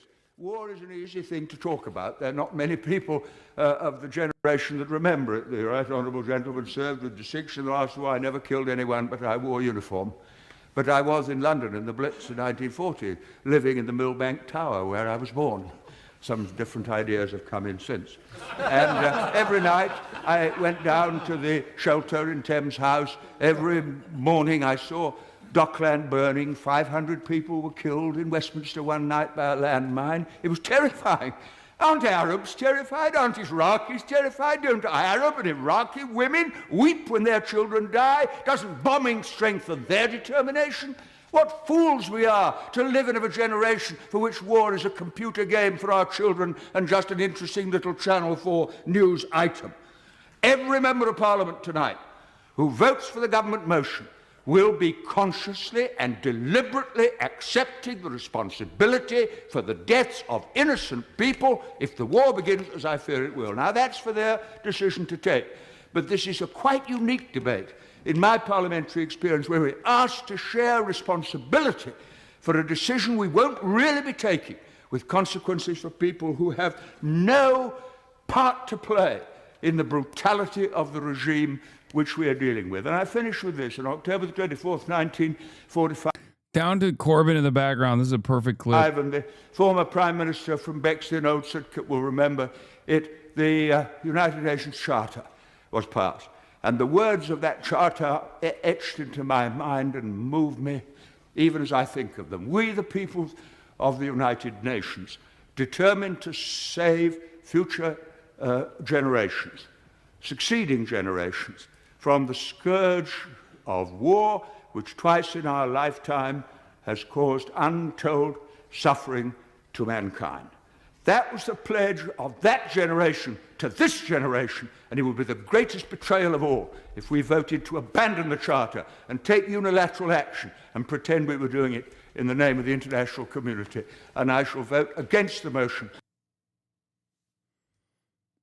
Tony Benn's a fucking legend, a proper socialist, class trader of the best kind. Can even see a young Jesuit in the background. Him not becoming leader of the Labour Party arguably led to Blair, Mendelsohn, and Starmer now. Yeah. J.D. Vance enjoys a Mountain Dew alongside Tulsi Gabbard as a pair preside over the war in Iran, while Donald Trump at his beach club in Florida announces Americans may die from it. 2011 Trump contradicting current President Trump. Our president will this is a classic one. Start a war with Iran because he has absolutely no ability to negotiate. He's weak and he's ineffective. So the only way he figures that he's going to get reelected. Like Donald Trump in comparison to Barack Obama, it makes Barack Obama look like a fucking lion, okay? It gives me no pleasure to report this, as I have been incredibly critical of Barack Obama's foreign policy agenda. Some of the examples that I use in terms of destabilization initiatives ruining countries is directly from the Obama administration's foreign policy. Libya obviously comes to mind. Having said that, with his dealings with Israel and specifically with Iran, Barack Obama is a fucking lion in terms of not being remotely as compromised as Donald Trump is by the cancerous entity that is also known as the nation state of Israel. It's just the truth. Okay? Straight up. And it is, and I repeat over and over again, it is a clear indication, if not outright 100% proof, that not a single Democrat has talked about going back to the JCPOA since Donald Trump became president and ripped it apart. Not a single one. This was the Obama administration's signature achievement of foreign policy, and Israel fucking hated it, and every single Democrat, every single top Democrat has never turned around and been like, why don't we go back to that? That was cool. That was good. Barack Obama's own vice president at the time became president of the United States of America and did not even remotely consider normalizing relations with Iran because he was a massive Zionist.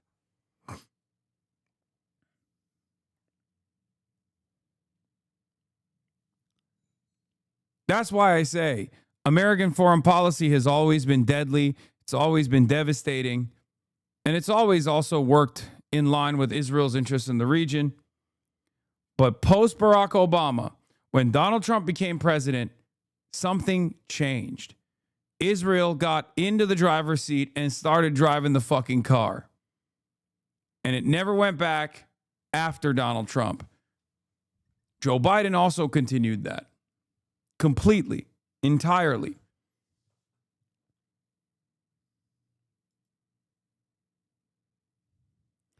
The Democrats will nominate a presidential candidate in 2028 who vociferously condemns Trump's war with Iran by attacking Trump from the right for not finishing the job. Yeah.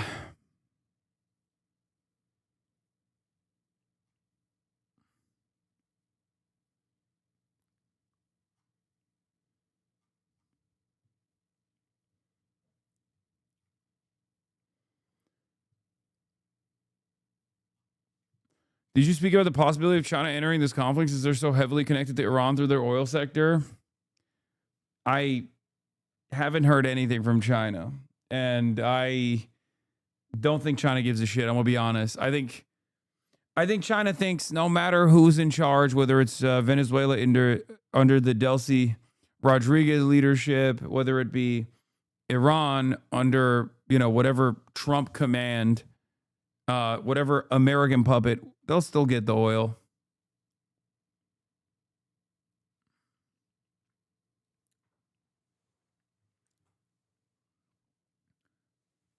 When Iraq was invaded, and America took over the oil refineries in Iraq, they didn't stop selling oil to China. They kept selling oil to China at the same fucking rates that they were selling oil to China prior to the American takeover. They'll come out, they'll condemn the attack, and then that's it. Nothing else. The U.S. is a war addict. Throughout its over 240-year history, this is probably not even recent. It has been at war for all about 16 years. The U.S. has 800 overseas military bases in over 80 countries and regions. The U.S. is the main cause of international disorder, global turbulence, and regional instability. What are you going to do about it? Nothing.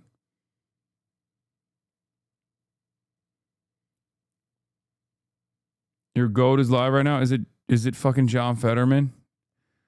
I will Brian kill me. Oh, it's Dan Bongino. Fuck this, yeah. But, the folks out there who are criticizing him, you have to understand, he gave them a long runway for diplomacy. He's been talking about since 2016 the fact that bombing and taking out and decapitating the regime is an option.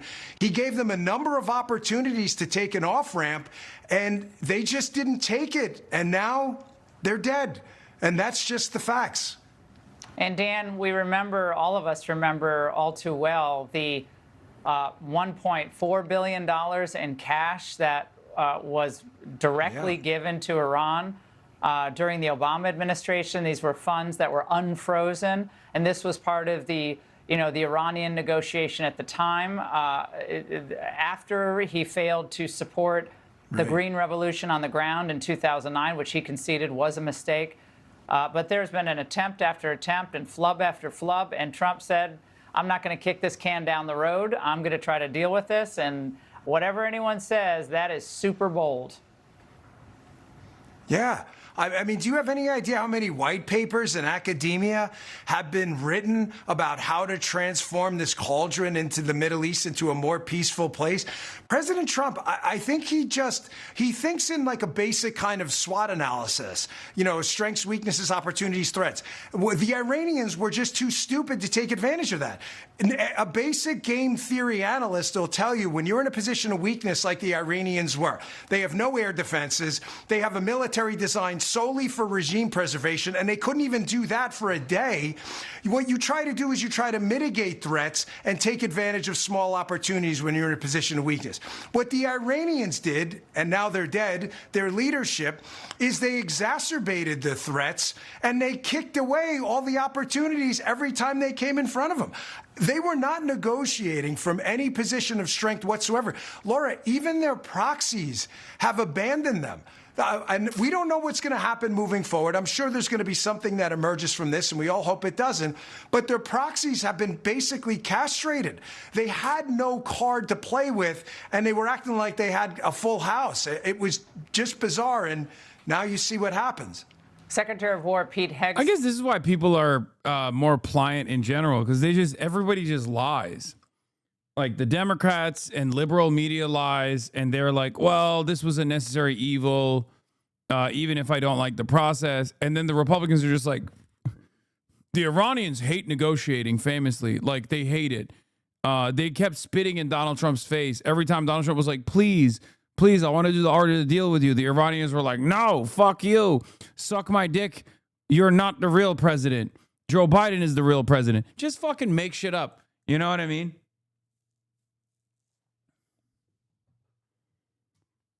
Not going to tolerate missiles that target Americans. I imagine what Secretary of War Hegseth is saying is missiles that target American military bases in the Middle East, because they do not have, they did not have the power to hit the mainland United States, not even close.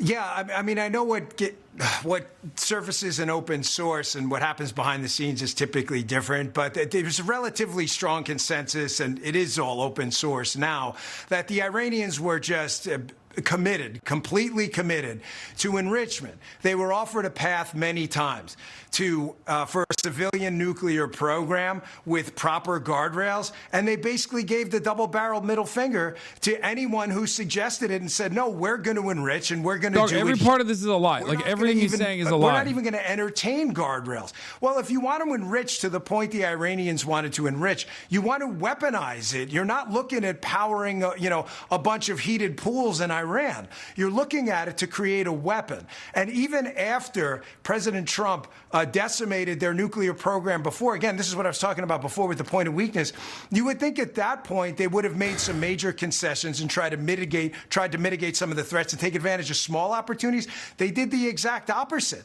They basically made no concessions at all. And President Trump and his team had basically had enough. You can only offer them food so many times before they throw it in your face. And now Dan, you see what happens. And Dan, your message to some of our friends on the right who are saying, look, President Trump ran on no regime change, and now President Trump is doing regime change. You see the Democrats are picking up on that for 2026 themes. Your message to them tonight. Well, it's incredible how the doomers, Laura, it hasn't even been 24 hours. It's happened at 3 a.m. It's not 3 a.m. Eastern time. Can you give the man a chance to cook a little bit? I mean, he just deposed and decapitated the entire upper-level infrastructure of the Iranian death to America regime. Maybe give the guy 5 minutes before you're already crapping on everything he did? I mean, who else has been able to do this? If it doesn't work out over time, there'll be a bunch of papers and a bunch of talking heads, I'm sure, who will rip it apart. It's been 24 hours. Give the guy a chance. Where's he been proven wrong in the past? I thought World War III was going to break out after the Abraham Accords and after he moved the embassy and after he got Maduro. None of that happened. Give the guy a chance. He knows what he's doing. He's surrounded himself with more than competent people. Give it a chance. It's not even been 24 hours yet. All right, Dan, thank you very much for joining us tonight. Busy news night, obviously. And Iran's leadership may be decapitated, but as Bongino just said, they're still capable of retaliatory strikes. Just pan over here. We've got more interceptors coming off and more fire coming in here. So just stay with us here, John. You see these trails, and there's another one coming off. There's a bunch of them here, so just take a little wide shot. Yeah, we got more coming off. Just get ready. Just put me here so I can talk here. And you're going to see behind us, we got to move. There's a lot of incoming fire right now toward Tel Aviv. And so just stay with us. We got to go. Our security. So we're going to stay live with you, but we got to move toward hard cover here. The city's getting hit very hard. Joining us is Michael Oren, former Israeli ambassador to the United States. He spent much of the day there in a safe room himself. Mr. Ambassador, we're going to get to what the death of Khamenei means for Israel in a moment. But first, tell us about these strikes today. Have they begun to slow down at all, or the frequency similar to what they were like 10 hours ago? No, they're pretty stable, Laura. It's good to be with you in Tel Aviv. The last blast that killed an Israeli woman and wounded several dozen literally shook this building to its foundations. That's how powerful these missiles are. They are not firecrackers. They're carrying over 100 pounds over 1,000 pounds of TNT, which is enough to not just to blow up a building, but to devastate an entire neighborhood. If you can imagine this. And Iran has thousands of these missiles, which means for Israel, it means that this war was was a war of no choice. It's an existential fight. We cannot let Iran have that ballistic missile capacity. Someone in the chat asked me, why are you watching Fox News? I got tired of watching the diluted talking points on CNN. It's the same talking points. One doesn't pussyfoot around it. So I went straight to the source. There's very intensive fighting, or air defense fighting, over Tel Aviv. We've had one major impact in the city today. The Iranian foreign minister is kind of reminding me of Baghdad Bob a little bit, saying, everything's fine here, don't worry. Khamenei's great, yeah. He's a lot. Americans and Israelis failed to, access to hit their targets, and now everything is under control, and we almost in less than 2 hours we were able to start retaliation. Now, Mr. Ambassador, they had, as Dan Bongino said, so many opportunities. President Trump wanted to settle this peacefully. He said so many times, and we have no reason not to believe him. And they wouldn't do it. They wouldn't give up that dream of enrichment of uranium. They wanted to keep it going. They said, oh, it's peaceful, it's just for energy, which nobody bought. Why do you think in the end they bet against President Trump here? That when he said he was going to do something, he put that red line down, he was going to do it. Because the enrichment for the Iranian regime, like the ballistic missile system, like the support for terrorist groups in the Middle East and indeed throughout the world, it's in their DNA. Basically, the United States was asking this regime not to change itself, but to try to commit identity suicide. And Iran was going to be incapable of doing this. Regime was incapable of doing that. And so probably from the get-go, there was no chance of bridging those huge gaps between the American position and the Iranian position. Maybe the Iranians concluded, I think falsely, that last summer when they, during the 12-day war, when they fired some missiles at Qatar, the president immediately agreed to a ceasefire and actually tied Israel's hands. Maybe they drew false conclusions for that about this president's commitment to seeing through his promises to bring about a change in Iran, to come to the aid of the Iranian people who have been very courageous in going out and protesting against this regime at the cost of thousands and thousands of lives. Well, this is going to be up to them to take it to the next level. After the military strikes are done, this is up to the Iranian people. Mr. Ambassador, thank you very much. And with the Ayatollah and as many as 40 of the top Iranian officials dead, the key question does become, who is going to step in? Is there a true reformer waiting in the wings, or will the next guy be even worse? Now, some Iranian Americans and others are proposing the son of the Shah of Iran, Reza Pahlavi, who's lived in the United States since 1979. And today, Pahlavi posted on X. But does he have the support on the ground that would be necessary? That remains unclear tonight. Another name being floated is Ali Larijani, Secretary of the Supreme National Security Council. This is the guy we just. And he presents. This is the guy who we just heard, who was like, "We will show our teeth to the Zionist entity. We will destroy them." Late today, saying, "We will make the Zionist criminals and the shameless Americans regret their actions. The brave soldiers and the great nation of Iran will deliver an unforgettable lesson to the hellish international oppressors." Here to discuss is Jonathan Schanzer, Executive Director of the Foundation for the Defense of Democracies, and Ali Safavi from the National Council of Resistance of Iran. His brother was executed. FDD is just straight up Israel, by the way. Foundation for Defending Democracy, formerly known as Emet, which is truth in Hebrew, is post 9/11 Israeli lobby, straight up created by Benjamin Netanyahu. Larijani. Well, first of all, thank you very much for inviting me to your show. When it comes to who will be the next leader of Iran, I think it is the Iranian people who will determine that. Today, and it will be Reza Pahlavi. Maryam Rajavi announced a provisional government based upon her 10-point plan, which calls for holding free elections in Iran no later than 6 months after the fall of the regime, to elect a constituent assembly which will draft the future constitution what is her listening of face? the republic. And of course, that will determine who the next leader of Iran her listening face. will be. People of Iran will vote for that. That said, when it comes to Ali Larijani, he's a regime stalwart. He was the head of the Iranian state radio and television for 10 years. He was a parliament speaker for 2 terms, 8 years, and he was a member of the Supreme National Security Council for many years. So he indeed is one of the most hardline elements of the Iranian regime, and that is precisely why he was elevated to the position that he has today by Khamenei when he was thinking of what will happen if, in fact, some war breaks out. As to Reza Pahlavi, obviously he is a relic of the past. His father, people of Iran, threw out of Iran for his brutal dictatorship as his grandfather. So when it comes to any game plan for the future of Iran, Reza Pahlavi doesn't even have a seat on the bench. The Iranian people are not going to overthrow the mullah's regime to replace it with a dictator. As far as they are concerned, there's no difference between a crown and a turban. Jonathan, your thoughts on succession here, because the worst thing that could happen, one of the worst things that could happen, is that you decapitate this regime, and another regime of future terrorists is in place. Well, that's right. And I think right now, here's what I would look at. There are 3 different sets of people that have been cultivated by outsiders. We got the CIA, you got the Mossad, and you've got the Crown Prince, all cultivating people on the ground, hoping that they may be able to step in, but nobody is going to stick their neck out until they know this regime has fallen.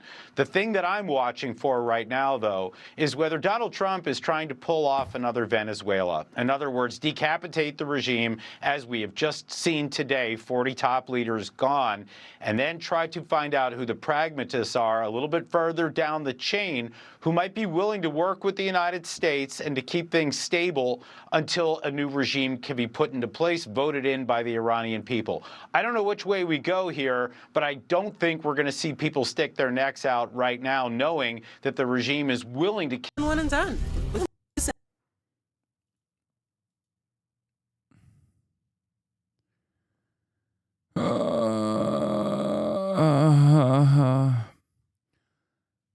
Iranian Vice President Mohammad Reza Aref informed officials of plans to have him take charge of the country during wartime, according to a report by state media that suggests President Masoud Pezeshkian was either badly injured or killed. That's the other side of this, which is that they also did a decapitation for the fucking president for some goddamn reason.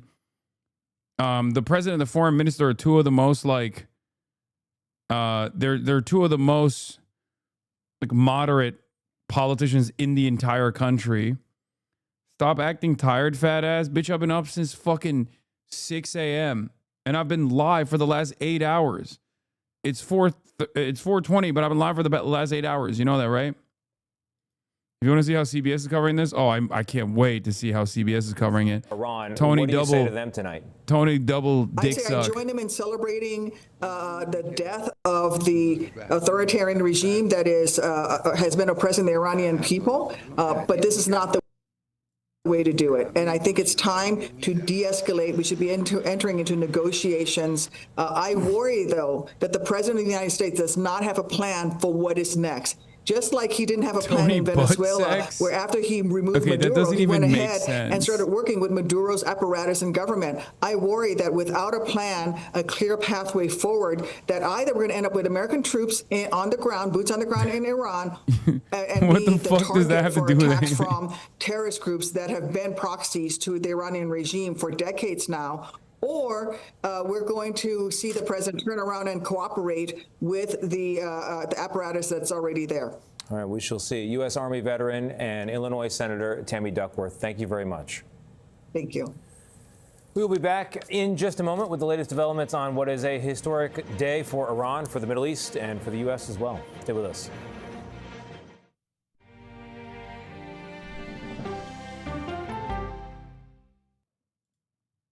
Amazing. Just as the United States hasn't thought that through, I don't think the Iranian opposition or dissidents in Iran have either.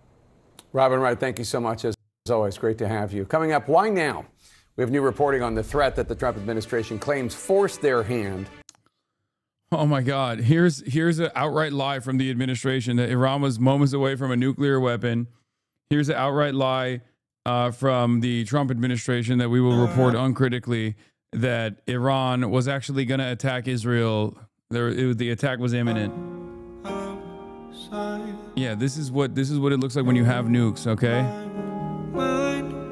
Cause sometimes I look in her eyes, and that's where I find a glimpse of us. When you're out. Yeah, you want to know what it looks like? You want to know what it looks like when you got fucking nuclear sovereignty? This is what it looks like. In my mind. Cause sometimes I look in her eyes, and that's where I find a glimpse of us. When you're out. Yeah, I invaded Iraq because it have nuclear. Why not North Korea? Are you crazy? They have nuclear. This meme is so fried, dude. It's so fried. Here's also John Mersheimer straight up saying the quiet part out loud, which I agree with this assessment. Nuclear-armed Iran would bring stability to the region. I think there's no question that a nuclear-armed Iran would bring stability to the region, because nuclear weapons are weapons of peace. They're weapons of I don't agree with that part. Deterrence. They have hardly any offensive capability at all. And if Iran had a nuclear deterrent, there's no way that the United States or Israel, for that matter, would be threatening to attack Iran now. In the same way that if Saddam had had nuclear weapons in 2003, the United States would not have invaded Iraq. And if Libya had nuclear weapons in 2011, the United States would not have gone to war against Libya. So I think that if you had a Middle East where other states besides Israel, and this of course includes Iran, had a nuclear deterrent, it would be a more peaceful region. Well, camera quality makes it look like it's the 90s. It's possible there'll be some proliferation. I wouldn't bet against the fact that maybe Turkey or Saudi Arabia would acquire nuclear weapons. But people have been predicting widespread proliferation for decades now, and it's never happened.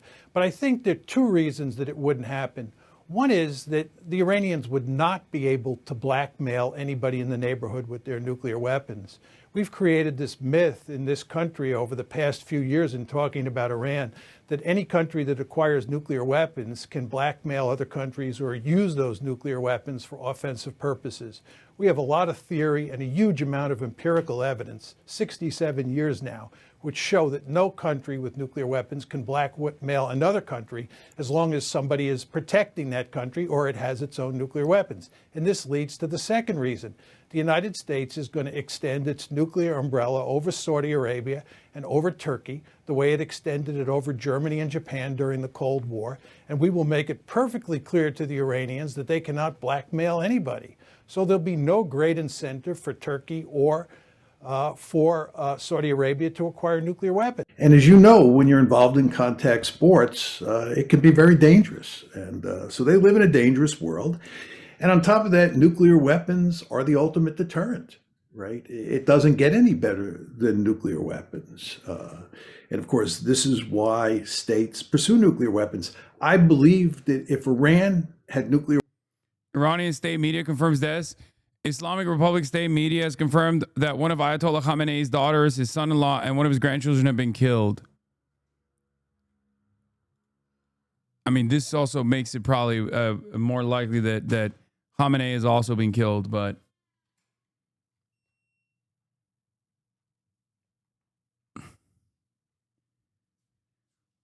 find a man who loves you like John Mersheimer loves nuclear weapons. I mean, he's right. He's right. Mr. Realpolitik is right. Israeli minister invokes Amalek, effectively a call to murder 90 million Iranians. Itamar Ben-Gvir, blot out the memory of Amalek from under heaven, you shall not forget. Oh my God.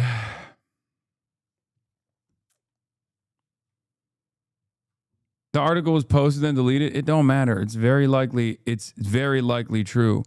And even if it's not, what military has been building here? The kind of force not seen here in decades. And today we learned why. Hundreds of targets struck inside. I was so confused why this force was being amassed in the region. And I'm shocked. Throughout the region, including right here in downtown Tel Aviv. Smoke rose above the Iranian capital this morning, the first explosions announcing to the world the war had begun. American and Israeli forces targeted Iranian air defenses, missile and drone launch sites, and regime buildings. Hours later, the extraordinary announcement the supreme leader had been killed.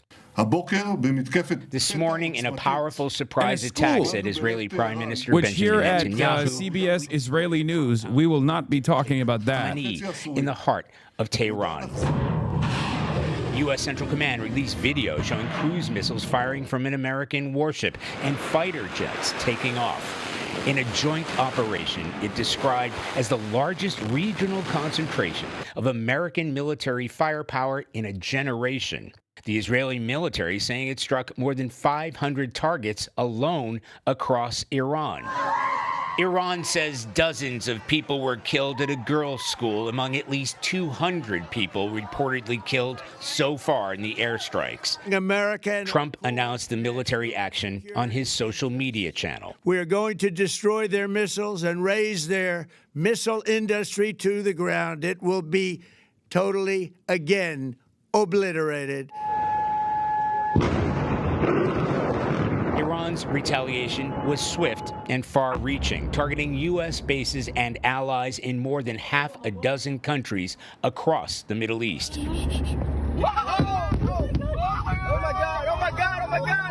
Cell phone footage captured explosions near the headquarters of the U.S. Navy's Fifth Fleet in Bahrain.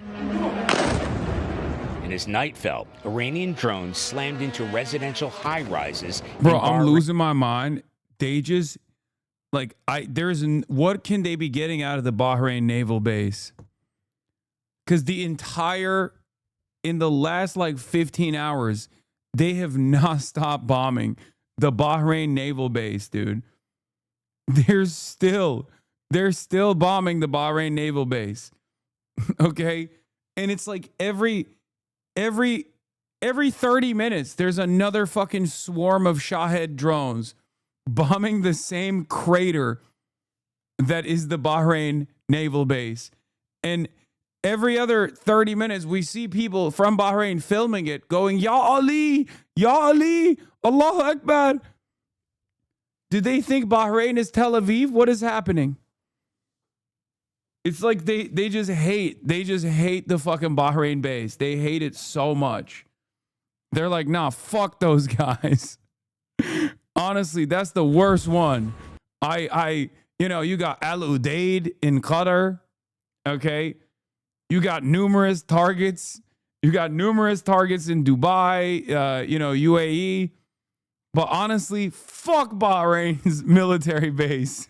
All my homies hate that base in particular.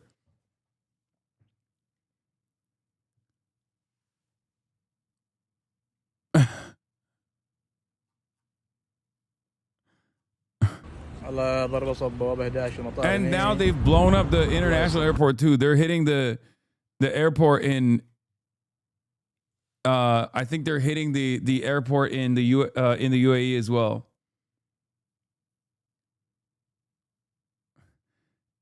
It's the head of the Fifth Fleet, so Navy command and control.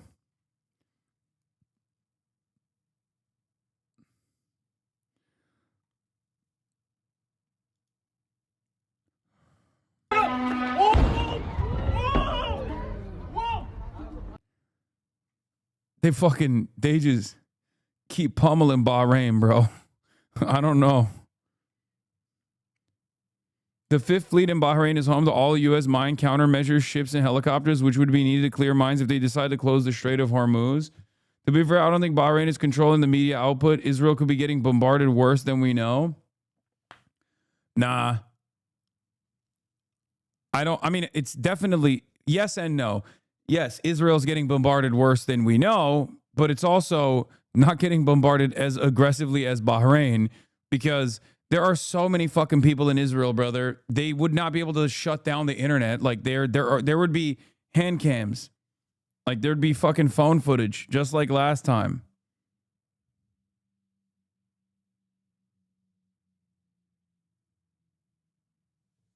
You know what I mean?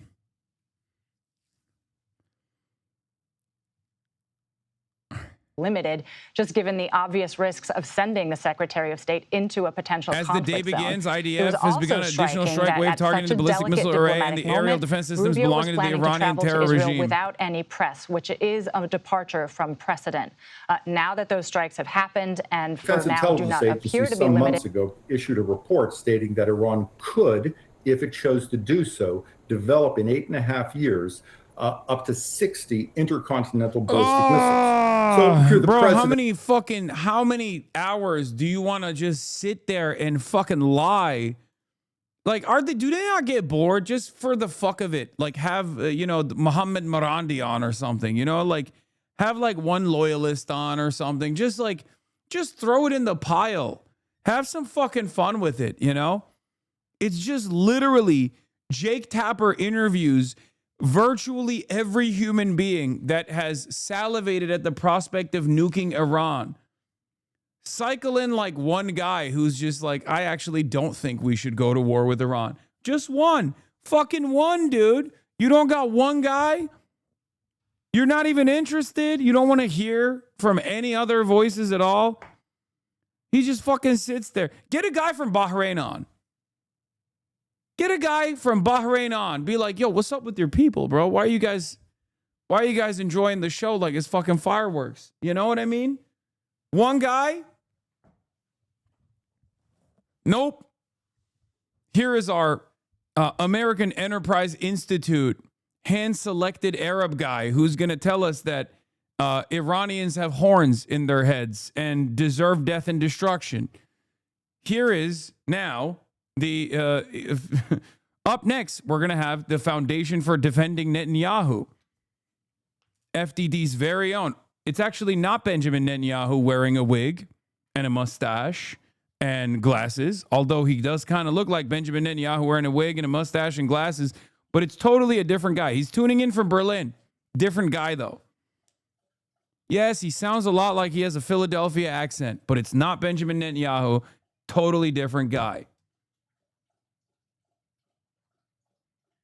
Every fucking interview is like, oh, dude, Iran was like seconds away from ICBMs. They told me. They were like, we're making the best ICBMs, actually. What is this? Image of the Year award candidate. We have more in the next few days. The minute Iranian missile obliterates the Jewish Ministry of War in the heart of occupied Jaffa, Palestine.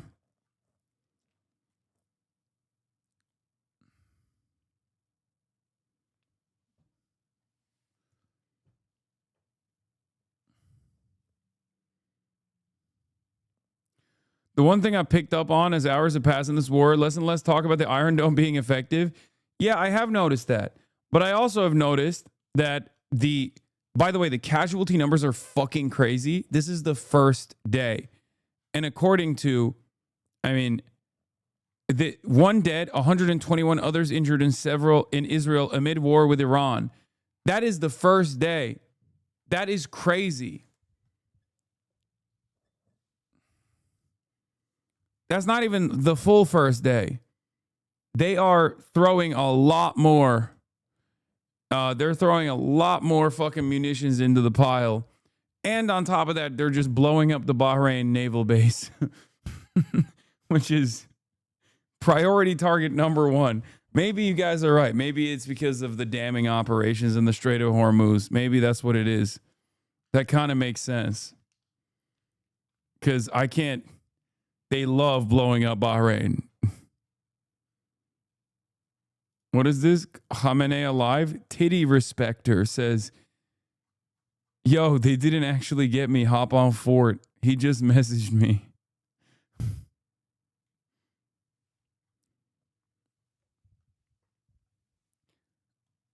Breaking, several heavy explosions in Tehran now. Well, we missed it.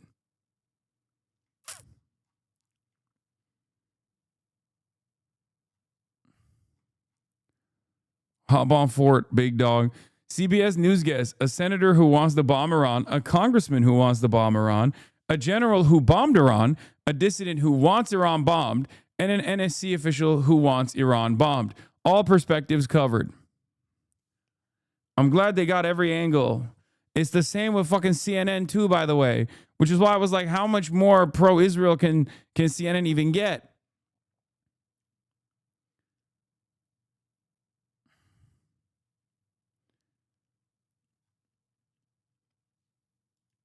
New Washington Post, MBS lobbied Trump with Netanyahu to bomb Iran. Behind the scenes, a lobbying alliance of Saudi Arabia's MBS and Israel's Netanyahu urged Trump to level a major strike against Iran in the days before the president's decision, even as Riyadh publicly advocated for diplomacy. I don't know if I fully believe that. And I am not a fan of MBS, as you guys know. But that seems a little bit of fakery to me. We'll see.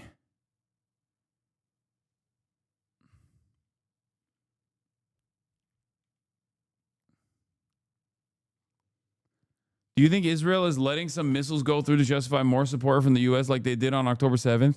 Brother, what more support does Israel need? First of all, Israel doesn't need support. At this point, if people in the Western world watch Tel Aviv get fucking cratered, that's not going to cause them to go, oh my God, I feel so sad for Israel.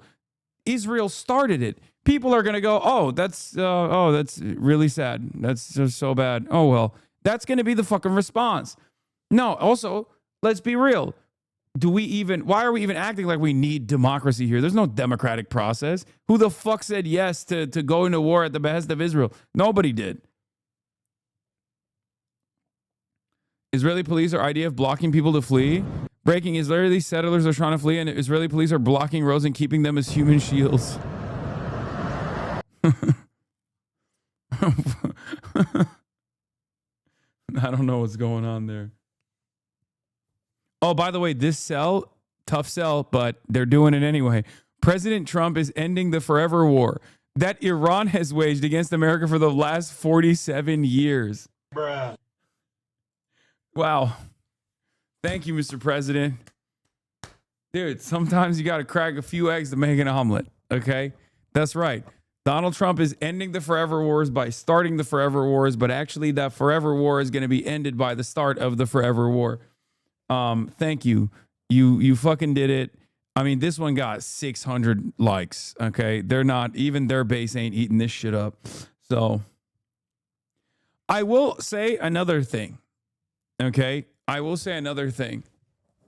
The Persian diaspora, the Iranian diaspora, has that same like Zionist attitude that I think will cook them in the long run, where they're just objectively fucking annoying. Where they just straight up will be like, no, you have to understand, like, if you don't fucking slaughter my grandparents, I will kill myself. Like, you have to slaughter my grandparents right now. You have to blow up their home. They got bad fucking vibes. They have to go. Like, every time there's someone of the Iranian diaspora on television, they literally are like, oh, you don't care about me. You don't care about me. Just like you said Israel was bad. And it's like, how does anyone unironically watch this goober?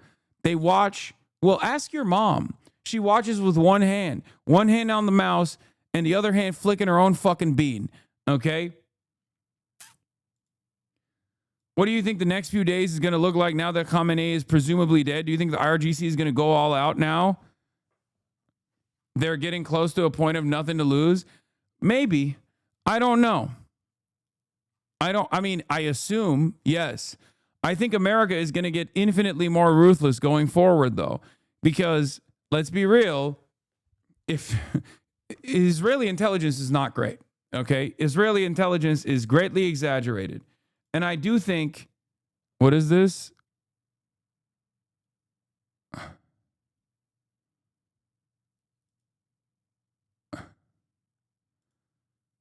People carry their dogs from a damaged apartment building after an Iranian missile strike in Tel Aviv. What, you think that's me carrying Kaya? I'm actually in Tel Aviv.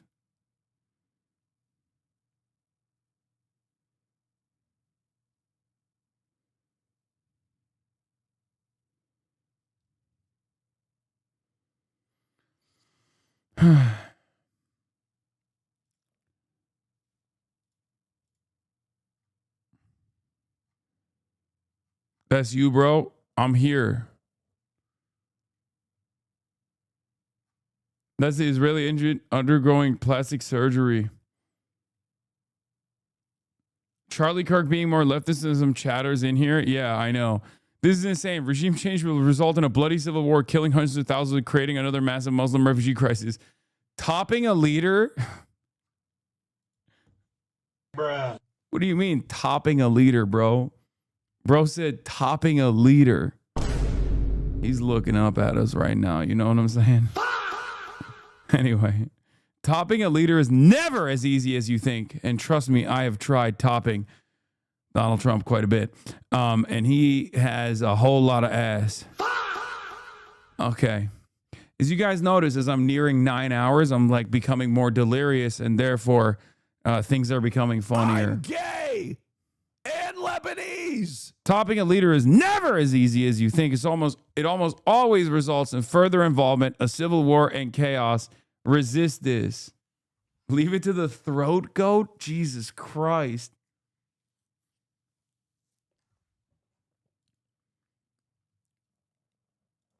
Oh, Hasan Piker comes to Canada and he has thoughts. I know. This is the Canadian news broadcast I did. It's 9 minutes long. We can watch it. Hasan Piker is one of America's most popular political commentators on the left, especially amongst younger people. He has to do that because affordability is a real issue. He spends his days online, sharing his thoughts and opinions with millions of followers on Twitch, an interactive live streaming service. Commentator, interviewer, and sometimes reporter. And while Piker is not a household name in Canada, his views on topics... Yo, chill. I am a household name in Canada. What the fuck? Why they gotta cook me like that? Like socialism, Zionism, and imperialism drew a crowd when he came to this country for the first time earlier this month. He delivered a talk at the University of British Columbia's Chan Center. He's consistent with his politics, always sticking up for marginalized folks. I think that he has a great worldview. He consistently stands up for trans people, queer community, minority groups. His presence, though, not without controversy. Several Jewish groups have accused him of anti-Semitism, lobbied to have him barred from entering the country. Piker was in Vancouver as part of a speaker series on U.S. policy when we sat down with him. Some viewers have no idea what Twitch is, what streaming is, what you do for a living. So what do you do? I do what conservative radio talk show hosts have done for years, but as a socialist. And you are interacting with people the whole time. Explain that to me. Yeah, so I try to have a dialogue with participants. No, it's never going to be a grand fracturing of the party. They're never going to fracture. So it's kind of like if you ever wanted to yell at the television, at CBC, for example, yell at one of the anchors, hopefully not you, you could do that, and then the anchor would hear what you have to say and then sometimes even respond. So you do this, live streaming, 8 hours a day, ideally, 7 days a week. What drives you? I realized early on that I had this worldview that I felt like wasn't being addressed at all in mainstream outlets. So I thought, I'm just going to be the person that'll do it. What is your worldview? I'm a socialist, anti-imperialist, anti-fascist, anti-genocide, and yeah, that pretty much covers it. Now, most people who are in the streaming space are right-wing voices. They can't pray on the sidewalk outside an abortion clinic. All of our scientific institutions have been taken over by political activists. Colleges and universities are run by leftists. You are the opposite of that, and yet you are wildly popular. How do you explain that? The reason why I think I'm popular is because I have a commonly held opinion that oftentimes doesn't get addressed in mainstream resources. You spoke today to a UBC audience, sold out. You clearly resonate with some Canadians. Why do you think that is? You talk mostly about American politics. I think everybody around the world, and especially people who in close proximity to the United States of America, like Canada, unfortunately, have to pay attention to American politics, because when we... The stool looks mad uncomfortable in the Y shop, bro, it was. Sneeze in America, the rest of the world catches a cold. You've been following, obviously, Canada-U.S. relations and how they seem to be headed south. Trump has introduced tariffs. He keeps talking about making Canada a 51st state. What do you make of that? It's not surprising. Trump is very vulgar, and he's very vulgar in his imperialist ambitions. I don't know if Donald Trump will stop. He has been a little bit more restrained, if that's the proper way to analyze it. This is before his speech? No, it's after. In the aftermath of the Greenland debacle. But it almost feels like we just have to keep him distracted like a child. What do you think of some of the rumblings from Alberta talking about how they want to separate? I don't understand Alberta separatists at all. As someone who lives in America, you don't want to know what it looks like when you have no health care that's backed by the government at all. It's not great.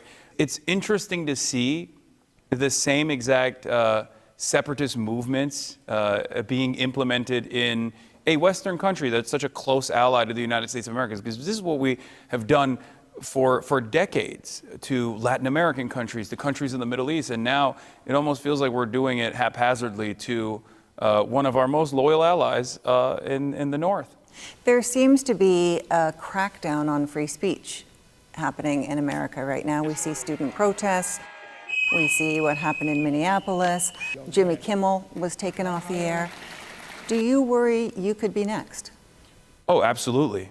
I'll be honest, for purely selfish reasons, after Charlie Kirk was assassinated and the Republicans were screaming bloody murder, looking to come after every single media figure, I thought that I would be first to go. You're a target because you say controversial things. You have a strong anti-Zionist stand. You've also been called anti-Semitic. In fact, the Center for Israel and Jewish Affairs wanted our government to block you from coming into this. Isn't that fucking nuts, dude? That the Israeli AIPAC was like, don't let this guy into the country. Like, that's crazy. How cucked is Canada that they got their own American, like their own Canadian version of AIPAC? Country. How do you feel about people saying you're anti-Semitic? I think it's a horrible smear, especially because I've spent my professional media career combating anti-Semitism as an avowed anti-Zionist. People have the capacity to see right from wrong, and people do have the capacity to understand exactly what's going on in Gaza, and that gives me a little bit more courage that I am no longer as alone as I once was. You also said after 9/11, America got what it deserved. Can you explain that? The thing that I was talking about there was, of course, about blowback. A concept that where there is a much academic consensus around. America's designs in the Middle East inevitably led to a very violent reaction that is totally unjustifiable as far as the victims of it. When you say things like this, they're obviously not premeditated. Do you regret saying them? It's far worse if I get something wrong on a factual basis than have a moment of weakness that is either misrepresented or is not received positively by the broadest subsects of American society. America, as you know, politically is very divided, and that polarization seems to be getting deeper and deeper. You have said you consider yourself to be a provocateur. So are you adding to the problem? Maybe. Problem for the billionaire class, for sure. But I don't think I'm necessarily creating divisiveness, because my ultimate goal is to unite people on a class basis. Because many of the divisions that we experience in American society, whether it be racism, sexism, homophobia, intolerance of different sorts, I see that as a weapon that the capital-owning class wields against the working class. When we look at that polarization, what is the path back? No, they usually had too many favors of that camera angle. Man. Back to a shared understanding, or is there one? Absolutely. Something that I stress always to people that might think that trans people or undocumented migrants are the reason why they have. There was a security guard at the front of the line. I was telling my friends and I that I was really concerned about you speaking there, because the other speakers who had their own speeches at the Chance Center attracted older audiences, but you attract audiences of all ages, and they were concerned about something bad happening. They're experiencing all this pain, this economic pain, this struggle, is that... Yes, this interview went on for like an hour and 30 minutes, but they cut it down to 9 minutes. Their bosses are not trans people. Their landlord is not an undocumented migrant. These are forces of capital that are playing a major role in their lives, and that they do have the capacity to organize tenant unions, for example, to try to make sure that they have a more just process That kind of accountability and that initiation of taking power back is very inspiring for a lot of people. As you look to the future of America, what does its relationship look like with its neighbors, particularly with Canada? Not very good, I'll be honest. I think that we are a parasitic force on the planet, if I'm being very critical. America has always been a dominant force around the planet, and we have been able to present our intervention as a necessary evil at times. I, of course, was always critical of American intervention, but I think now more and more people are coming to that conclusion as well, especially when they find their nations in the crosshairs of... Chat, does he not run ads? I've never seen one. No, the Piker Broadcasting Service is sponsored by you, the people, for you, the people. That's right. Subscribe to the Piker Broadcasting Service if you want to fund the show, if you want to fund the initiative. Piker Broadcasting Service for tomorrow's news today. At the top of the hour, I used to run 3 minutes of ads, but I no longer do that because I think that's lame. But thank you for asking, chatter.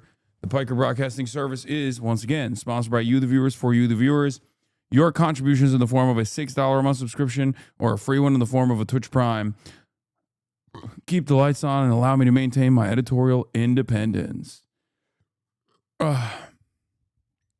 Sorry. Also, for the YouTube audience, you can like the YouTube stream. Remember to like the YouTube stream. You can also subscribe as a member, but it's not guaranteed on YouTube that I will be continuously streaming on YouTube. You lose some weight, you look great. I have not, I don't think. That's crazy. Okay, more from this angle. Oh, you like the straight up angle more? People say the up close and personal is not as good. That's why I switch it around a little bit. You know what I mean? People say the up close and personal angle is not there. It feels too much. It feels like I'm just like right in your living room talking to you directly like this. Will you do larger news days as dual stream now? Ace decision to do this today, man. Yeah, I thought I'd fire off a YouTube stream as well. I do still think that it separates the audience unnecessarily. Because, you know, there's 48,000 people in here. There's 20,000 people on YouTube. But please say the truth. It's $8 for the subscription. You can learn a new thing. Is it 8? I thought it was 6. I thought it was 6, 7. Emil Habibi, thank you for the 50 gifted subs. The straight on cam makes me feel like you're getting after me or being hyper serious. When you do this angle on my big TV, my kid's head is still larger than yours. That's crazy.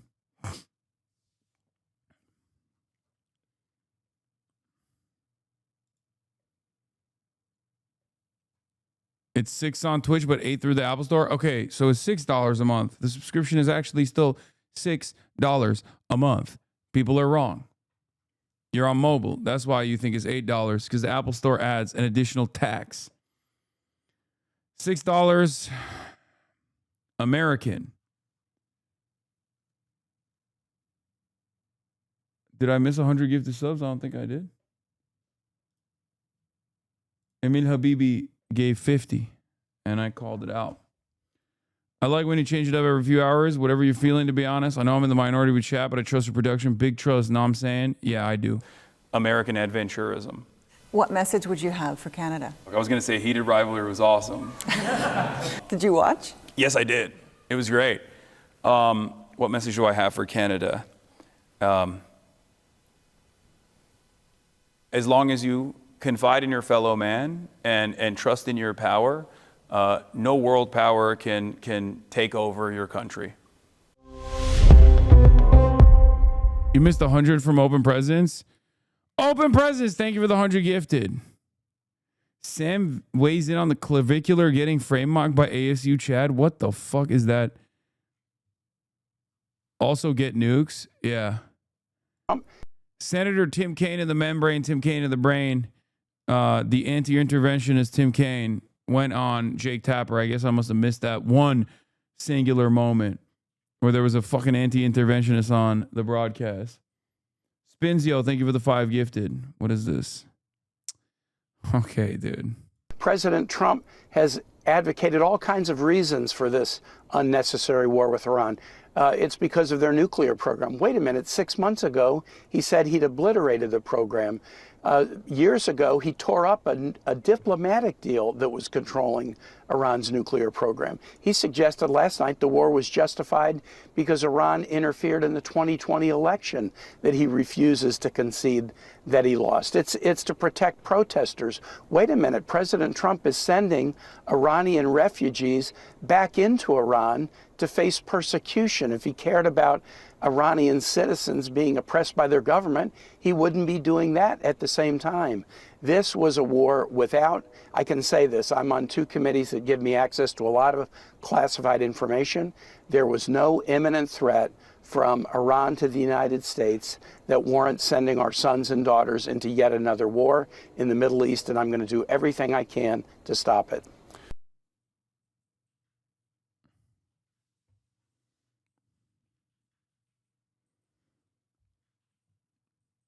Have you seen the August 12th thing? Shapiro is giddy. Oh, God, of course he is.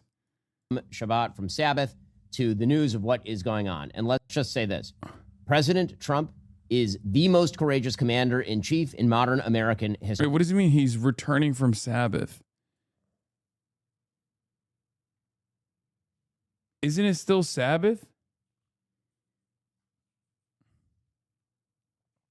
Where the fuck is he in the world that it's no longer Sabbath? It's sundown? No, it's not.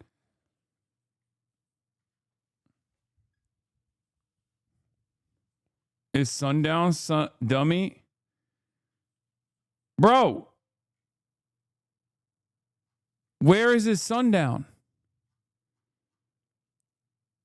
Ben Shapiro lives in Los Angeles.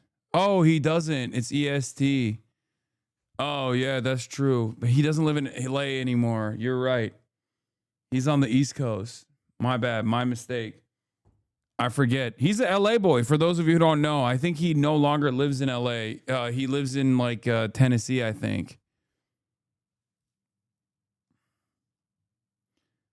I tried to check him. Sabbath is relative when you got to get your clicks? No. He's in Tennessee. That's why.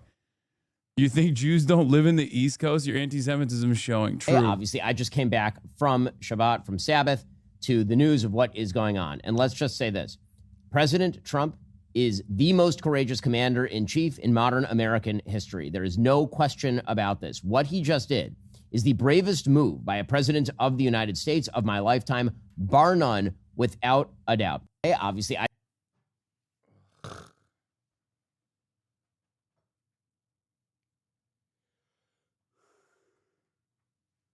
That's all you need to know this is a fucking terrible decision. You know what I mean? You're aligning with Ben Shapiro, okay? What more do you need to fucking know? He's gagging on it, dude. Oh my God. I love President Trump. He's the greatest president of all time. My commander-in-chief. I love him. He is Ben's commander-in-chief. He's Israel's commander-in-chief. Claire for New York, call your U.S. senators and reps. Demand they unequivocally oppose this war and do everything in their power to stop it immediately. The learned helplessness of Congress must end. That the Trump administration and the Israeli government have launched an illegal assault on Iran, killing unknown numbers of civilians, beginning what could be a long campaign to destabilize the region, to cause mass chaos and death and destruction.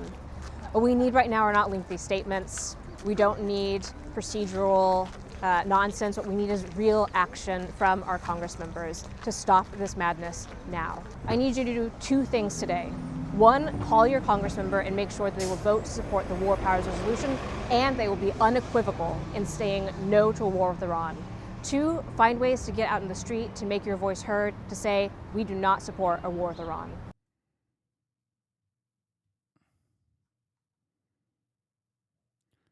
So the plan is to relentlessly bomb Iran for like 2 weeks, and then what? What's the phase 2 that leads to a thriving liberal democracy exactly? Because we've done the bomb the hell out of them and killed their leaders thing 3 times now. Iraq, Libya, Afghanistan, we're 0 for 3.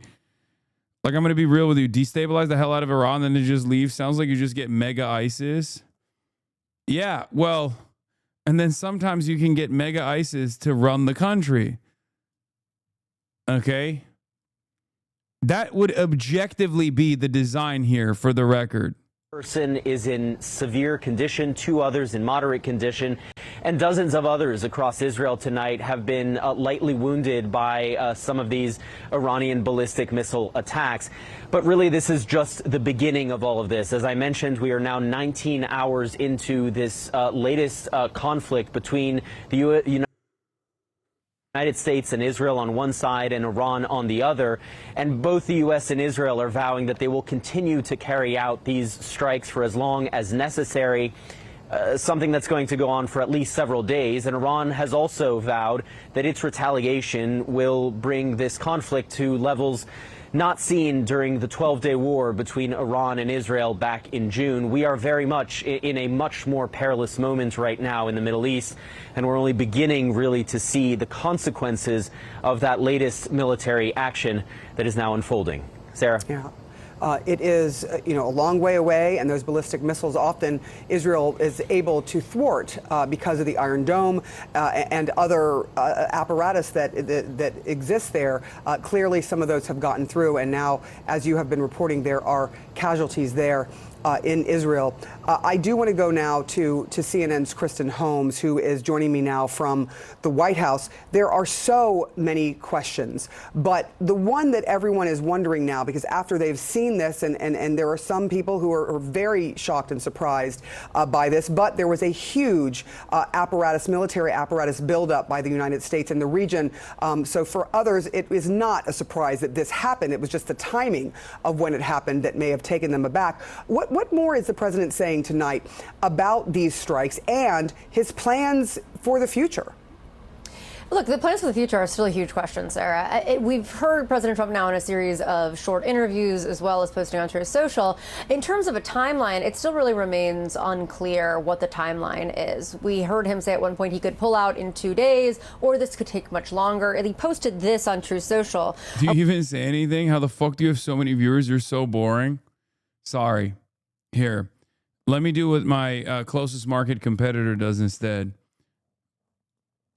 Yeah, based. Actually taken the Abraham Accords. Guys, the elite pedophilic cabal extracting natural resources from the global South nations is actually fucking based. It's not actually going to help your wallets even a little bit, but you're a bunch of dumb cattle. And that forced projection alone, fantasize about another third world brown person dying as we expend tens of billions of dollars to destroy their lives and livelihood, and remind yourself of how powerful you are. Now, Patrick Bet David. I'll tell you why, because since 1979, when these guys took over, Iran's been chaotic for people that live there. 81% of the people there do not want the IRGC.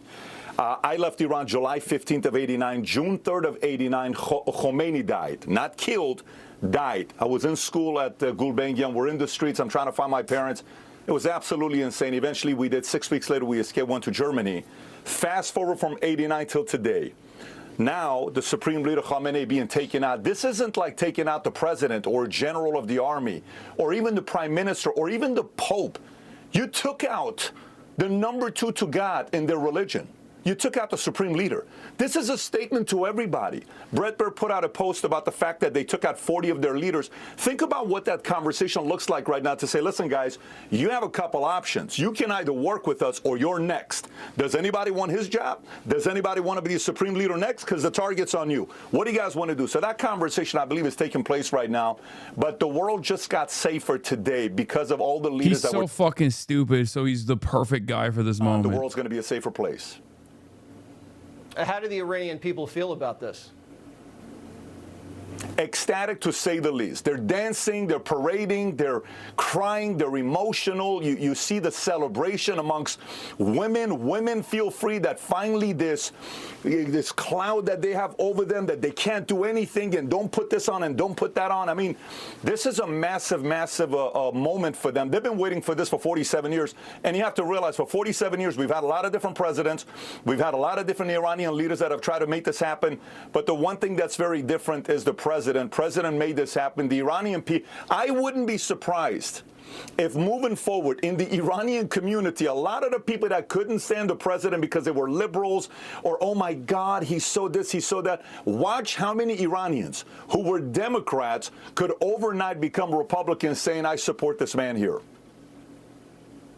How do you think this changes the political dynamic here in the United States? You've kind of seen some wishy-washy comments from Kamala Harris, from Gavin Newsom. Yeah, Ayatollah is a bad guy, but this is an illegal war, and I don't support it. It's wild seeing so many. Yeah, he's spiritually Israeli, as a diasporoid Iranian. It's so wild. Every single one of these guys. Every single person you're seeing on screen talked about how Trump is the peace president, by the way. Maybe marriage, maybe finances, maybe you lost a client, maybe you lost a business, and it's carrying all this burden on you, right? Think about everything that we're dealing with. So a few days after Supreme Court rules against the president, publicly everyone's talking about, you know, you got to give this money back. And then he goes to the State of the Union, calm, cool, collected, has a blast, calling him crazy, enjoying himself, celebrating with the, you know, the hockey team that just won, talks for an hour and 48 minutes. And while he's giving the speech, this is what we have to realize. He knows they're about to attack Iran, but no one knows it. I mean, this is not an easy thing to do for a leader. When a leader's carrying burden, you typically will feel something from them. You felt nothing. This is why Iran, the IRGC, was shell-shocked how it happened. It's not like they did it at 2 o'clock in the morning or 3 o'clock in the morning. 8:15, it's like in your face. We're going to do it when you're awake because we want you to know. We went inside. You had a mole. The same way many years ago, we've all seen the movie Donnie Brasco with Joe I'm going to keep it Pistone. $150. I'm not a fan of liberal interventionism, but there was a reason why it was such a resilient and domineering hegemonic force on the planet for the entire duration of the Cold War and certainly after. America is going to find out the hardest way possible what it looks like when they do this kind of fascist interventionism instead, this in-your-face interventionism, this vulgar imperialism, because when you don't even leave room for anyone in the middle powers or anyone in the periphery to even assume that American intervention is going to play some kind of liberalizing role in your country, when you don't even make that fucking sale to other people, they're just biding their time until they fucking, until they push back. That's what I think, because history is riddled with different forms of domination being toppled when it becomes an inevitability, when you have no way out but to fight. People will fight back. Okay?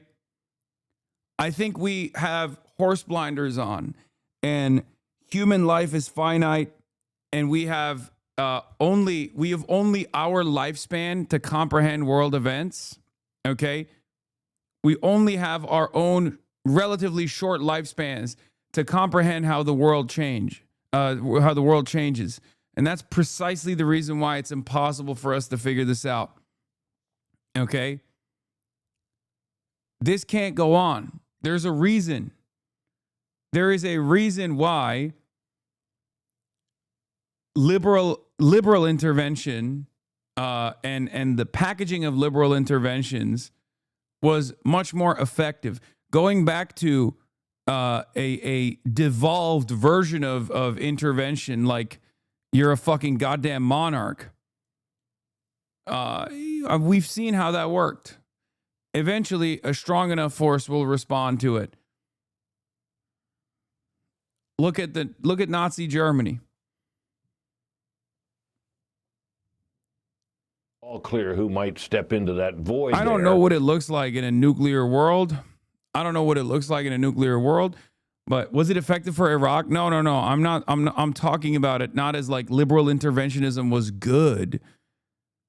That's why I said, you know what my broader perspective on this is. I'm just saying, as a vehicle to keep things stable, as a vehicle to package your intervention as like a positive thing, a positive force. America is the world police, and that's a good thing. Like, that cell was even conducted by neocons, and there's a reason for it.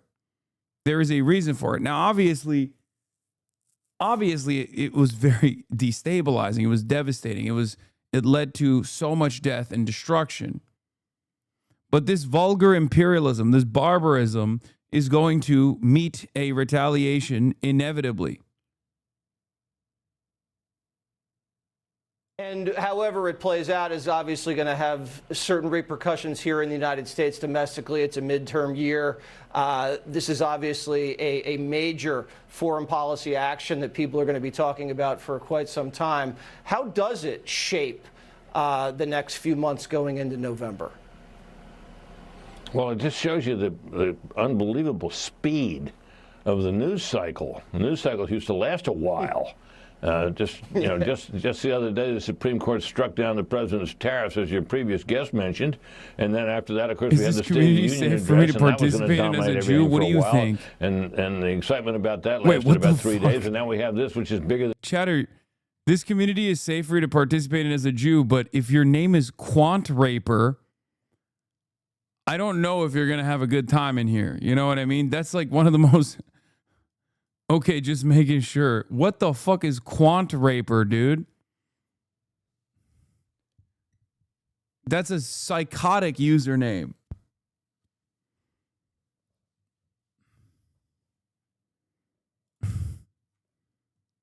What the fuck did Quants do to you?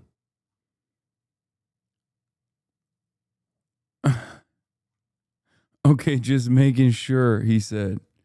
To this midterm election, but a lot will depend, as we've been talking about here, Jesse, on how this situation on the ground in Iran goes. If it goes well, that will be a real feather in his cap, to be sure. As a Jew, I've been held at gunpoint, forced to fork over money to the Piker Broadcasting Service for 11 months now. Yeah, that's what I'm doing. Chinese satellite image over the airbase Ali Al Salem airbase in Kuwait with a black smoke.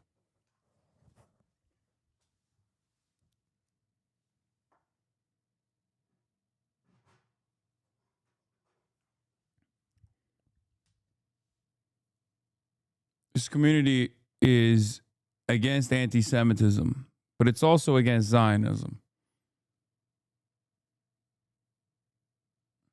Did they really hit Dubai airport? Or is that fake news? No, they did. I'm pretty sure. Yeah, they did.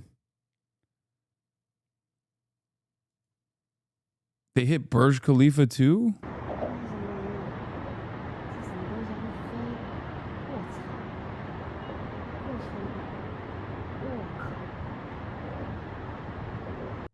No, I don't think that's the case. I don't think that is correct.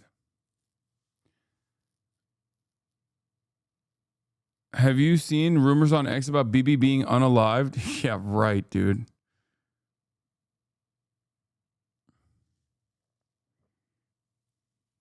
Yeah, right.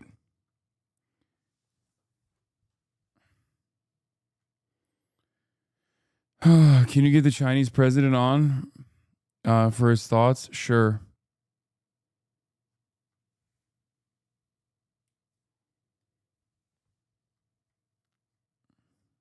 Let me ask him real quick.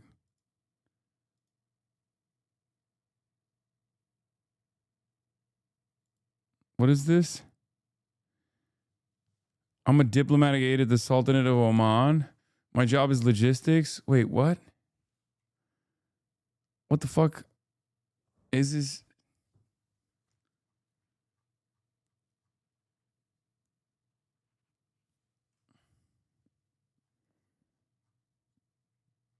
What the hell is this? Taking out for 2 hours. Did I miss anything? No. Nothing new. Israel said that they're gonna fight back. I mean, Israel said that they're gonna do another barrage. U.S. and Israel are supposed to be attacking Iran together with the IDF. That's literally a minute ago from CBS. So I haven't seen anything, but I'm sure we'll start seeing shit. It's same propaganda, and the horn dogs will fall for it. Iranian women are the Latinas of the Middle East. It's time to say them. Oh, God, gross. Do you think Khamenei is dead? Do you think Kamehameha is dead? There's a very high likelihood. There's a very high likelihood that Ali Khamenei is dead. The images coming out of Iran are already unbearable. Reports of an elementary school struck by missiles, killing dozens of people, with scores more killed around the country. Fear and chaos in the streets as families run through smoke and search for safety. The United States and Israel have launched an illegal act of war while Donald Trump and Benjamin Netanyahu speak openly on regime change. This is what the Prime Minister Mark Carney says he supports. He has issued a statement so brazenly belligerent that even conservatives like Jason Kenney are cheering it on. It's a shameful moment that buries all of Carney's high-minded rhetoric in Davos under the rubble. That's exactly right.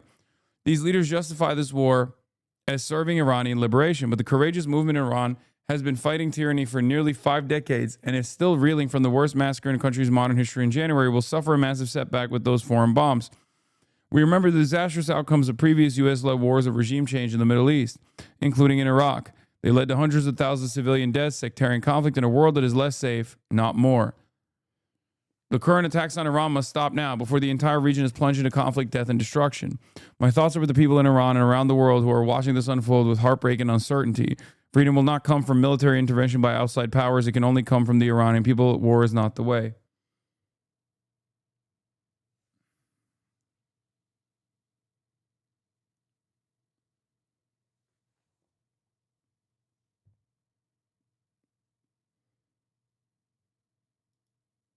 Unc got cooked. Yeah, it's true. He did do that. He did do the classic. Like, Trump is a peaceful dove shit.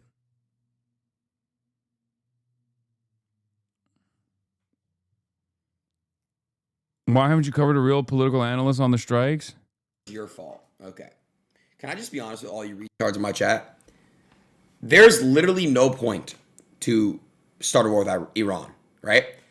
Also, Bro said Iran. What? Is he fucking leveling up? He almost said Iran and he stopped himself and said Iran. every president has to do it. Do you understand that we're not an ally with Israel? We're owned by Israel. Do you understand that? So it doesn't matter what president's in office. They're all going to do it. They have to. It's not up to them. Like, I don't know why, like, people don't understand that. Like, wait, what? It doesn't matter who the fuck it is. Biden did it. So it doesn't matter. It doesn't. Did he? Biden struck Iran? No American president has directly struck Iran. What is this? Asmongold is completely flip-flop on war with Iran. 2024, we're too interventionary. We get involved in other people's business. That's a waste of money. 2026, I'm so happy that this happened. We're bombing them again. This is just amazing. We play too big of a role in other countries' military shit. Like, we're too interventionary. We get too involved into other people's business. Dude, every Trump supporter is like this. He is such a perfect representation of Trump supporters. Like, he is so perfectly MAGA, like, down to the way he looks, the way he carries himself, his overall disinterest in, like, reading and learning or even thinking deeply about any issue. Like, I already knew what his take was going to be before he even came out with it, because Trump did it already. You know what I mean? It's a waste of our money. The people there probably fucking hate us. Like, where's really the upside here, right?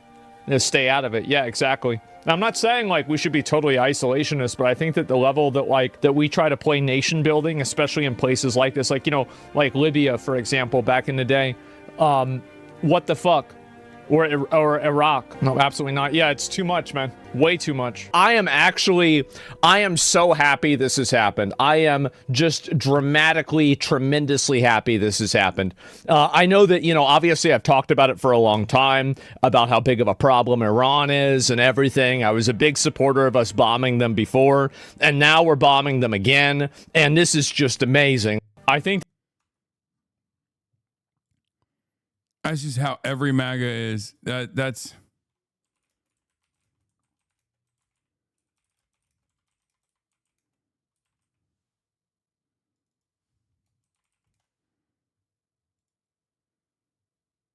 new Wow Mao video. Our president will start a war with Iran because he has absolutely no ability to negotiate. He's weak and he's ineffective. A short time ago, the United States military began major combat operations in Iran. There's something nefarious about waiting until the middle of the day, knowing your opponent hasn't had breakfast, to start shit. You know what I mean? So the United States has declared war on Iran officially, coming to the aid of Israel, who struck first. The lives of courageous American heroes may be lost, and we may have casualties. That often happens in war. There's a lot I could say about that, and there's a lot that's going to be said over the next few days, but what I want to talk about right now is how in this conflict between Iran, America, and Israel, one of the first places to be hit with missiles is the Gulf.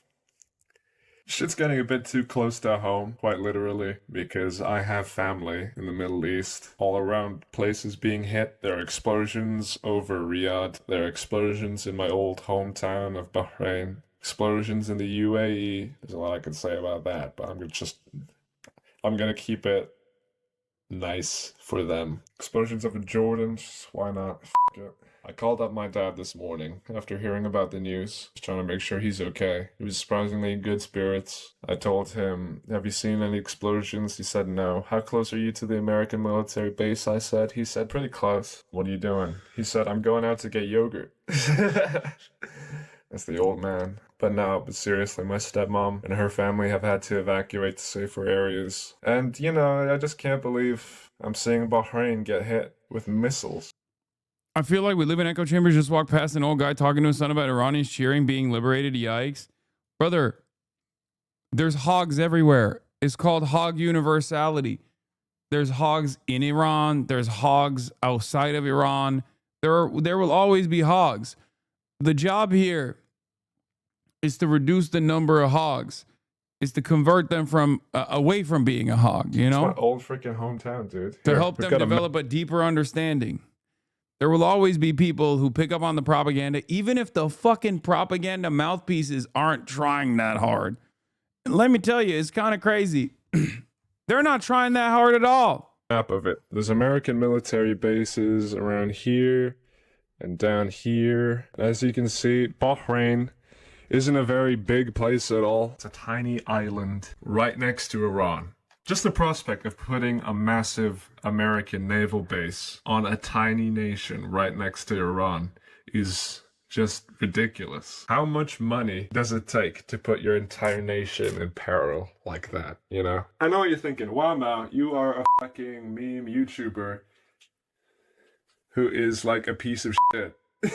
Never takes anything fucking seriously. Why the fuck do you want to talk about this shit? Like, so what? Your family's there, whatever. It doesn't fucking mean you're an authority or anything on anything. And yeah, you're right. You can click off now. But what I do want to put out there is that no one's gonna fucking talk about the Gulf being bombarded. No one in the West gives a shit. How can you explode an entire region and it's just gonna be in the back of your mind? Guaranteed by next month, everyone's gonna be talking about, no. New Mr. Beast video, new Netflix show, maybe Trump tweeted something stupid again. They don't even know Bahrain fucking exists. And if I can shine a little light on that, little country, it would just do some good. I'm seeing a lot of leftists on Twitter, right? And this has got to be me complaining about my side right now. Talk about, people in Bahrain are celebrating their Zionist regime being bombarded by the graceful Iranian military. And they attach a video, and it's a guy scared out of his fucking mind that an explosion is happening down his fucking road. Why are you talking about... Okay, there was definitely some people who were celebrating. About it like that, man. I feel like a lot of people on not just the right but the left see I thought it was confusing as well. Arabs as like this noble savage who's like ready for bloodlust, whether it's good or bad. Where Hasan getting called out to them,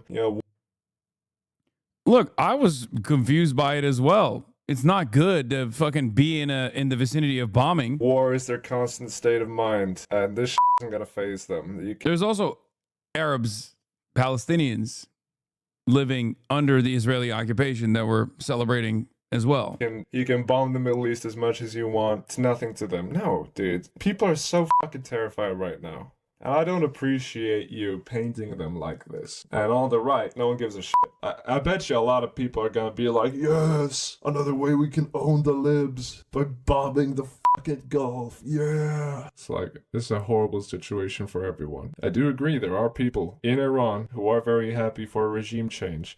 I don't think they want it done by the United States, though. Because let's look at the track record. Is Iraq doing good right now? Is Libya doing good right now? Is Somalia doing good right now? What's going on in Venezuela, dude? We aren't even talking about that anymore. I get wanting a regime change, but why do you want it done by the United States? It is suicide. Dude, is Afghanistan doing all right? No! Just these tiny countries on the Gulf. Yeah, they're not perfect, right? But like, bombing them?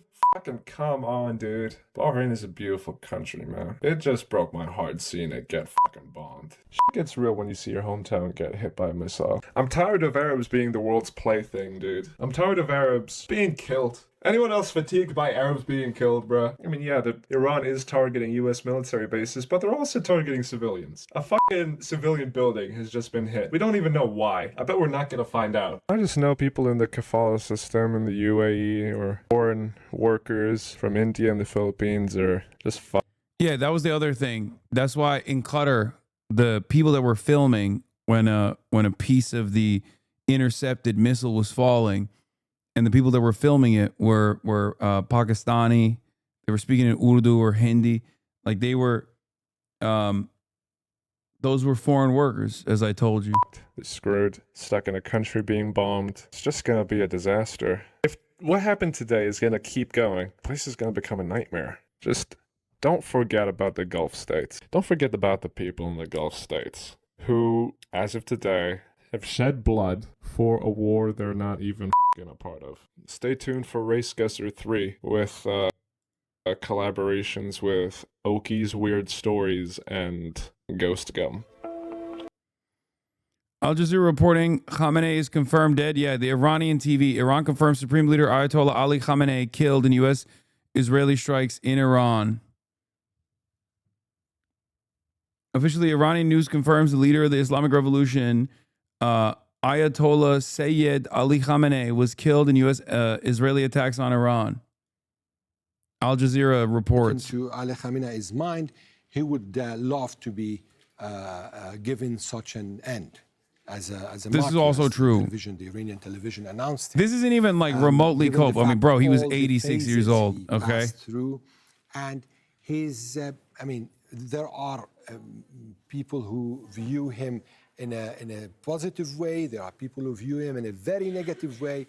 But at the end, you cannot go away from the idea that he was to the Islamic Republic and the Islamic Revolution. He was a kind of a bro. People literally thought he was making military decisions when he was alive. Okay, like as though he was sitting around and you know hitting buttons, hitting the fucking, hitting the bomb Tel Aviv button over and over again in some fucking bunker. Iranian state television. Just take us through what was said. Well, the gist of the matter is that after hours following the announcement and reports coming from the United States and Israeli sources, and after the U.S. president saying that the Iranians... Israel is a demonic entity for sure, and so is America. But Israel, when it comes to high-profile assassinations, they're right a lot more than they're wrong, okay?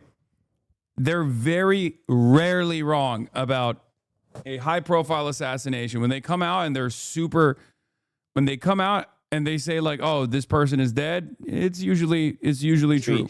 Speaking of the context, we know that earlier we yesterday heard reports of massive explosions being heard in Pastor neighborhood, an area in which the office of Supreme Leader and the office of Iranian President is also was fucking located. insane. Initial reports, initial statements coming from Tehran were that this dude was straight up holed up in his compound. Like, look at what they hit it with. That's crazy. They straight up nuked that shit, dude. Yeah.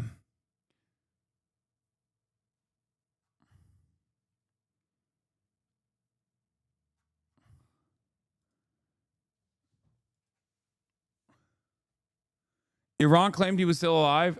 Some in Iranian news was saying that he was still alive.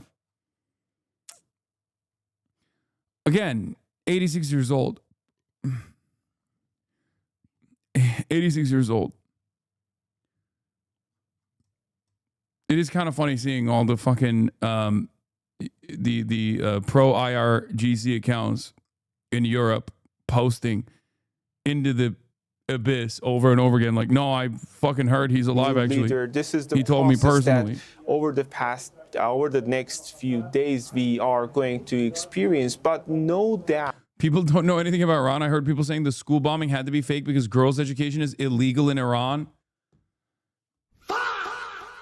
Bro, women in Iran have better education than America, okay? What the fuck? Iranian women are pound for pound, per capita, better educated than American women are. That's not even like, and I'm not even saying that as a diss to like America's dog shit education quality. That is crazy. These motherfuckers think Iran is literally run by the Taliban, bro.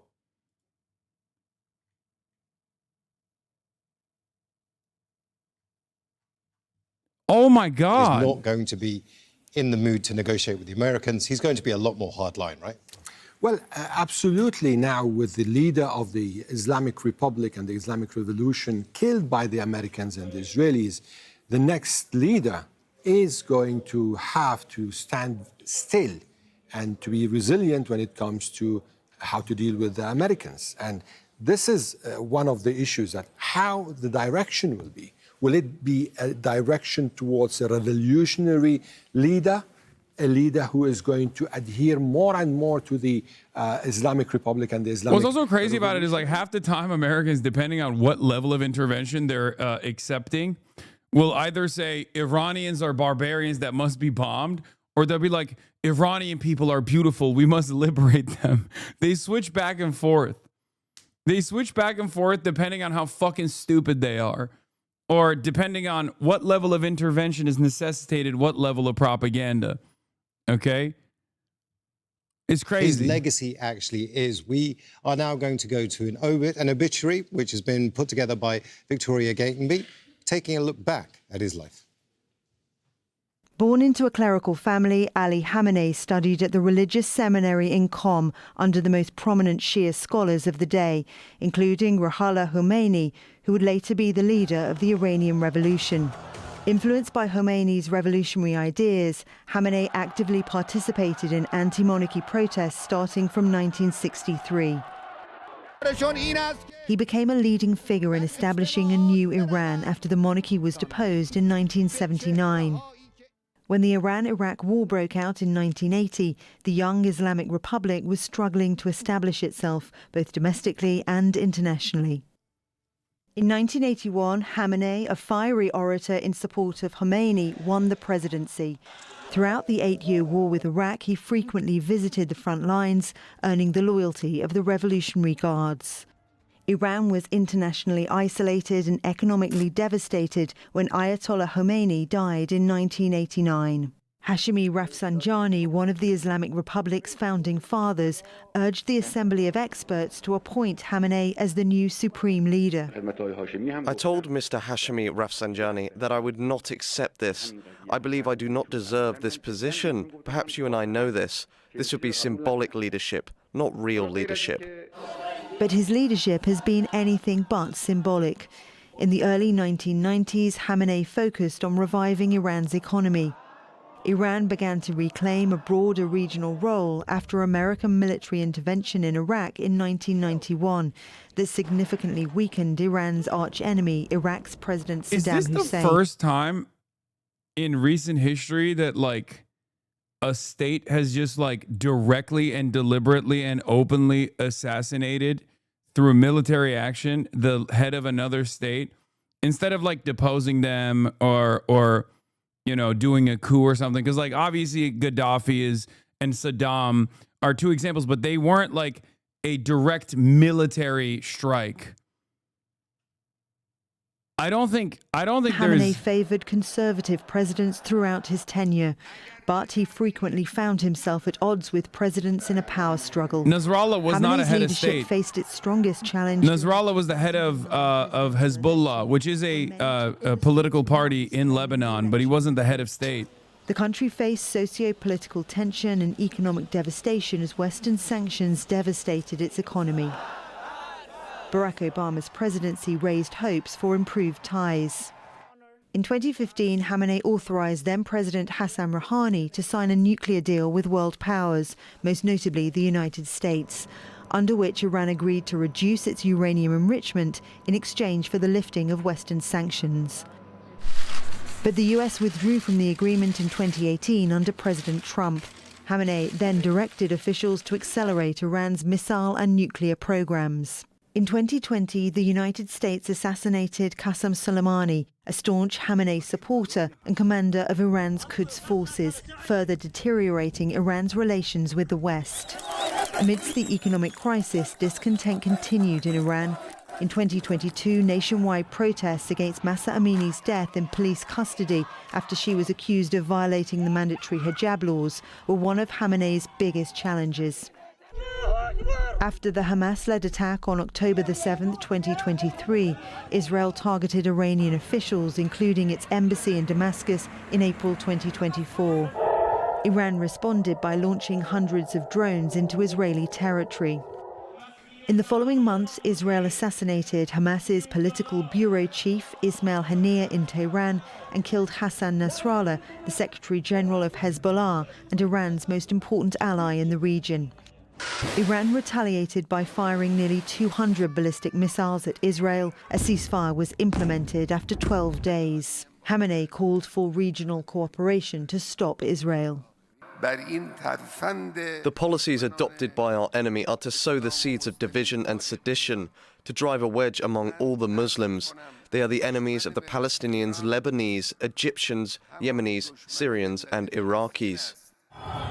Tensions flared up again after protests broke out in Iran in December 2025, first against the plummeting currency, then anti-government protests spread across the country. Saving the world, W. President Trump Okay, said brother. he would attack Iran if it executed hundreds of protesters. Washington began a rapid and large-scale military build-up in the region, and Ayatollah Khamenei warned that any military conflict would not be contained within Iran's borders. To anyone who seeks to attack, the Iranian nation will deliver a strong blow.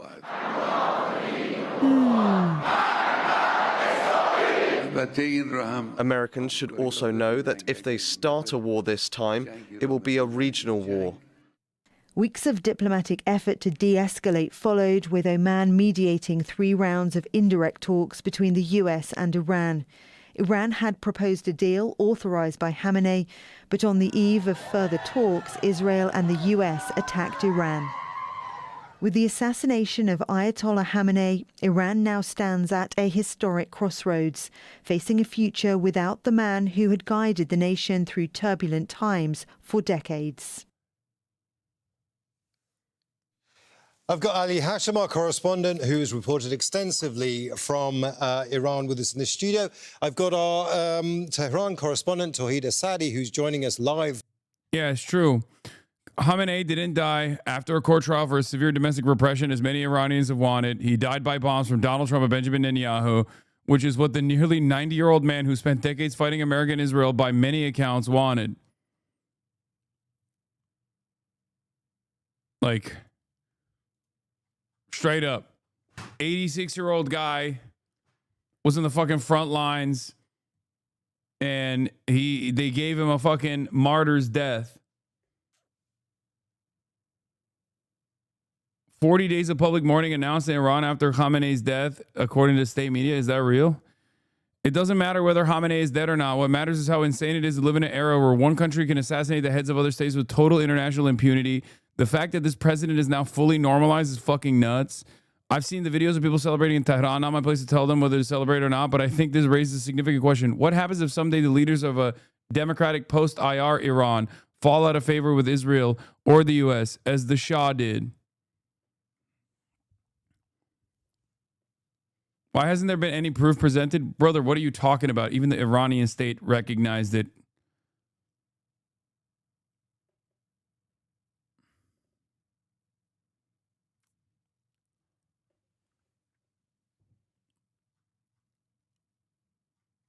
It's just like, people will never learn. They will never learn, okay? Those who toppled the statues of Saddam, those who toppled the statues of Saddam themselves said many years later, what the fuck? This has been a disaster, okay? What do you think happens if the Iranian state falls? I've spent the last couple of months trying to spell out what kind of disaster will befall Iran. Iranian people deserve sovereignty. They deserve dignity. They deserve to have whatever government they want to. American bombs will not allow the Iranian population, American bombs directed by Israel, will not allow the Iranian population to get this liberal, secular democracy that they wish for. Still out there, and that's going to be highly effective when it comes to the trajectory of Iran's behavior for the years down the road. Now, Ali, you heard Tawhid there. He's talking about, the legacy, what the Supreme Leader is going to leave behind. He's going to leave behind a symbol. Now, we were talking about this very briefly just earlier. Has Donald Trump made him? He's a despot, but something about a man who survived multiple imprisonments, tortured by Savak, went to the front lines to defend his country against Saddam's invasion, funded by the U.S., by the way, survived an assassination attempt that paralyzed him for life, and died being the lone force in the way of U.S.-Israeli hegemony in the region is admirable. Yeah, I mean, he was a real fucking... He was... I would say he was far more brutal to his own people than he was to his enemies, but, there was any amount of pushback towards his enemies in the region was still welcomed, let's be real. Especially considering that his enemies were far more ruthless than everyone else. Having said that, the notion that this will destabilize a country or it will collapse the state, whether you think it's good or bad, which I know is not good, it's bad, okay? Not a good thing at all. It is a very bad thing to destabilize Iran and chop it apart and balkanize it and reduce it to unlimited sectarian conflict.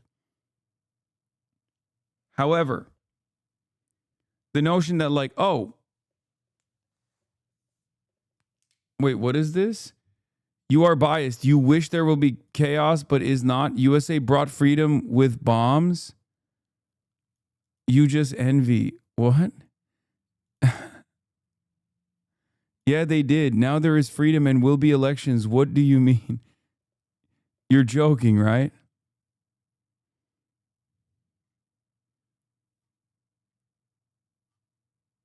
Sneeko cooking you?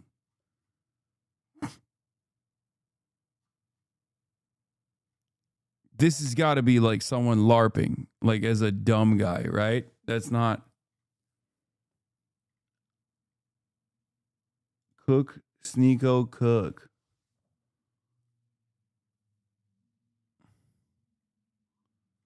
LARP.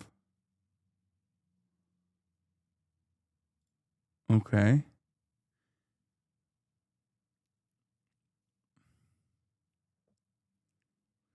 Anyway, the point I was trying to make is that the idea that the Ayatollah and the decapitation strikes will collapse the nation state because it's it has no contingency plans whatsoever is hyper reductionist, and it straight up does not understand that countries that exist in the periphery, especially ones that are sovereign nation states, have contingency plans. If that was the case, they would not be pummeling Tel Aviv. They would not be striking all of these other Gulf nations that have American bases right now. because we found out about the Ayatollah's death right now. Iran, for the last 12 hours of their fucking bombing campaign, have been completely aware of the Ayatollah's death. You know what I mean? Like, they knew. They were still business as usual, operational. It's very strange when people look at the situation and go, like, they have this, like, Avengers-ass take, like, Marvel Cinematic Universe-ass take, where they think, oh, bad guy died, it's over, like, good guys win. That's not how this works. Who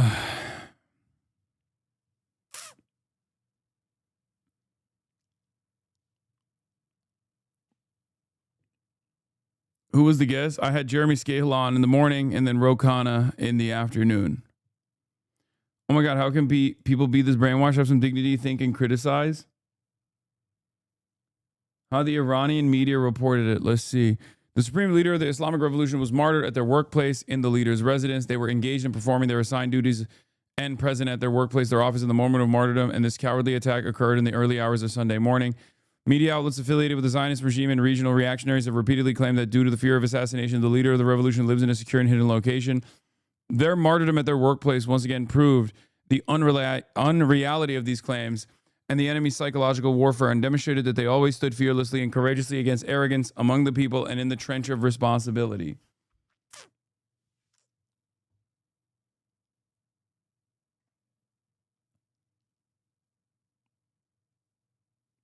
With his death, what happens to his fatwa? I don't even know. I don't think it was Khamenei that had the fatwa.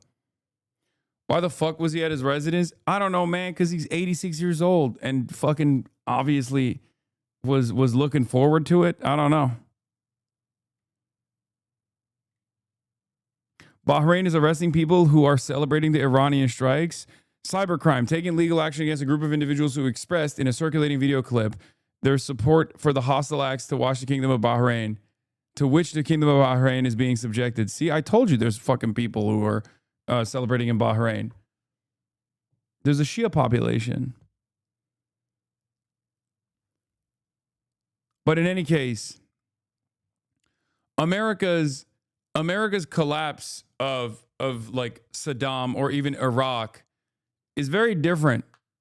America's direct military intervention in Iraq was much more comprehensive. It wasn't just like a decapitation strike and then that's it. Iraq is not Iran. Iran has a much more sophisticated and much better trained military than Iraq ever did. Iran has designed its entire network of defense and its contingency plans against exactly what just took place today. Who knows what happens going forward? I can't make any predictions, right? But I'm just simply telling you that if you think that, like, oh, the Ayatollah is dead and people are celebrating, and then all of a sudden it's just like, boom, regime is done, welcome liberal democracy, that's not going to happen.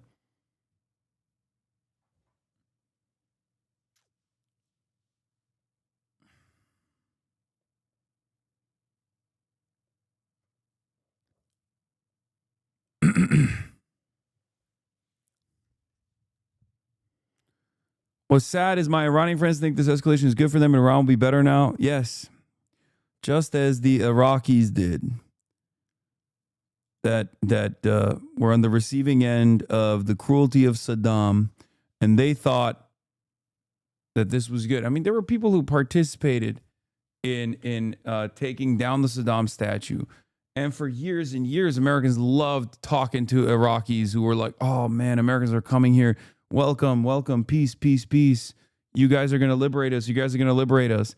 And then having them went and join fucking ISIS, bro. Like, the fuck? Well, not half of them. What do you think happens with violent military intervention?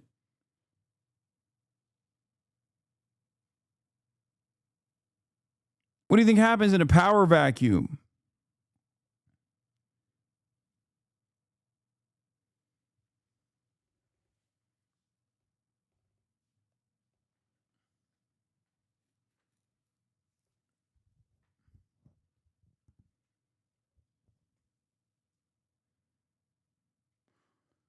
When I was 6 when the U.S. invaded, people were happy. They said we would be like Germany or Japan after World War II, but soon enough they realized how stupid they were.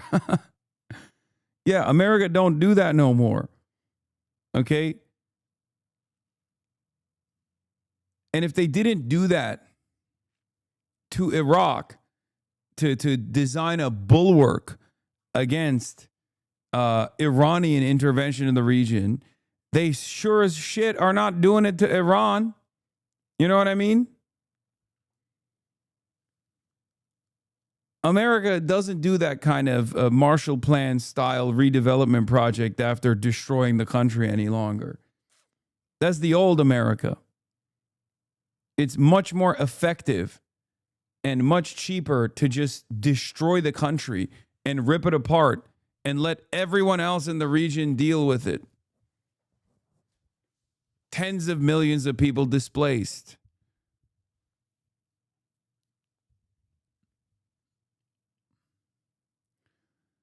Also, we don't know where this goes because America and Israel have said that they are going to continue blowing up Iran. And as I have said earlier today, it kind of feels like they will increase the dial of cruelty that they subject the regular Iranian population to and continue punishing them for, I guess, not destabilizing the country hard enough or fast enough. Because right now, the first wave of attacks was limited for American, intervention capabilities. Because if given the opportunity, America could have done a shock and awe style bombing campaign in Iran. They didn't do that. There's a reason why they didn't do that. I mean, they still blew up a school, mind you. They have to. They have to get their licks in. They have to fucking kill some children. They can't. Like, if it's America and Israel we're talking about, they have to kill school children. That's a given. But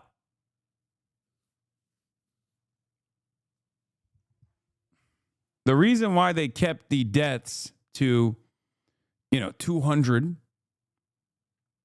as opposed to 2,000 or 4,000 or 10,000 in the first round of bombing campaigns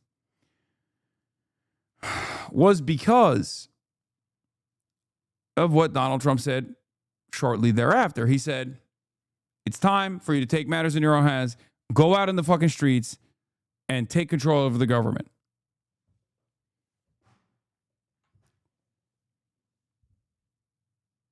If Obama did this, we would be playing Resident Evil.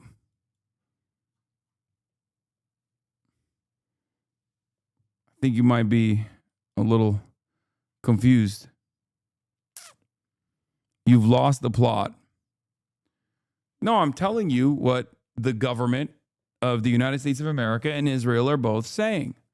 They're saying, go out to the fucking streets, take matters in your own hands, fuck the government up. It's your government now. Put your hand in the fucking, go out and pull all the money you can from the banks. Their money is your money. Okay? It's much cheaper to get the Iranians to do this rather than expend billions of dollars more in munitions with no real way to control wherever the popular resistance goes. I know Iran wasn't under the Soviet bloc, but do you think America would have been able to carry out the attack if Soviet Union still existed? Genuinely, it's crazy how a nation is able to blockade entire countries or kidnap and kill the heads of state without any repercussion. With Iran, yes. Iran is a unique country. Unique in the sense that they have cared about maintaining sovereignty more than anything else. They are famously anti getting any help whatsoever from other regional partners. At most, they've worked with Russia from time to time, and even then, it's like fairly limited. They're very stubborn. They're very proud. It's weird to talk about this like I'm approaching it with an Orientalist framework, but they quite literally did not want Soviet help.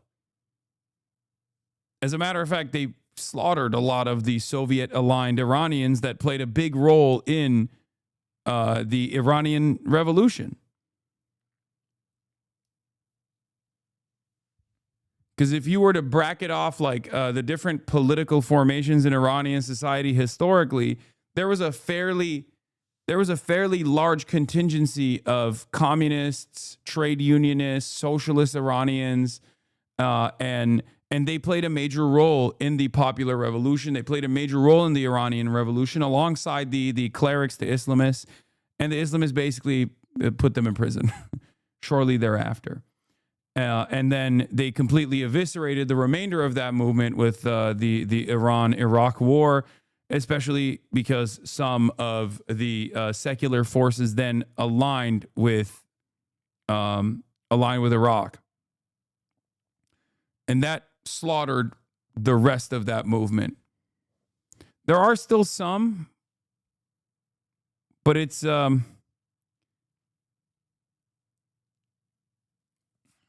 much more, it's a much tinier movement in the country.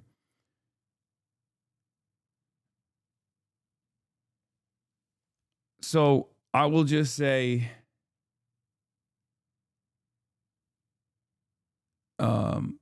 as far as like Soviet intervention or Soviet aid in Iran, they've had plenty of opportunities to get Soviet aid, and they've chosen not to. So I don't know how different things would be with the USSR still being around. Iran is more socialist than Cuba, my boy. What?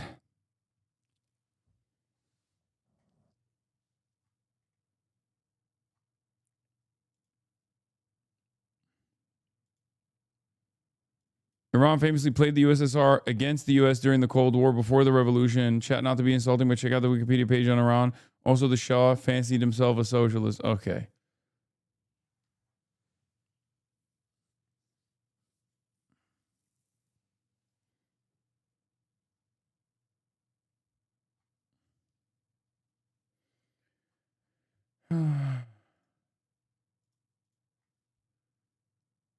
I don't see what options Iran has here in the long term. Israel's been resupplied and can withstand them for now. No.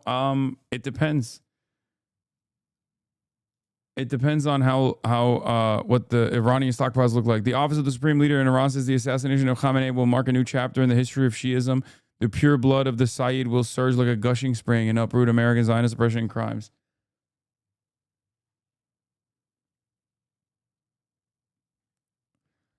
Considering that Iran has been able to strike Tel Aviv on the first day this time around, I'm not so certain that the Israeli government has the capacity to withstand a long bombing campaign.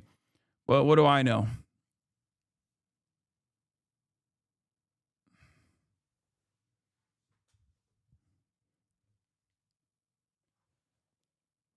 Do you think China will play more of a role? I mean, China is going to have a limited role that it plays with like its targeting systems and maybe some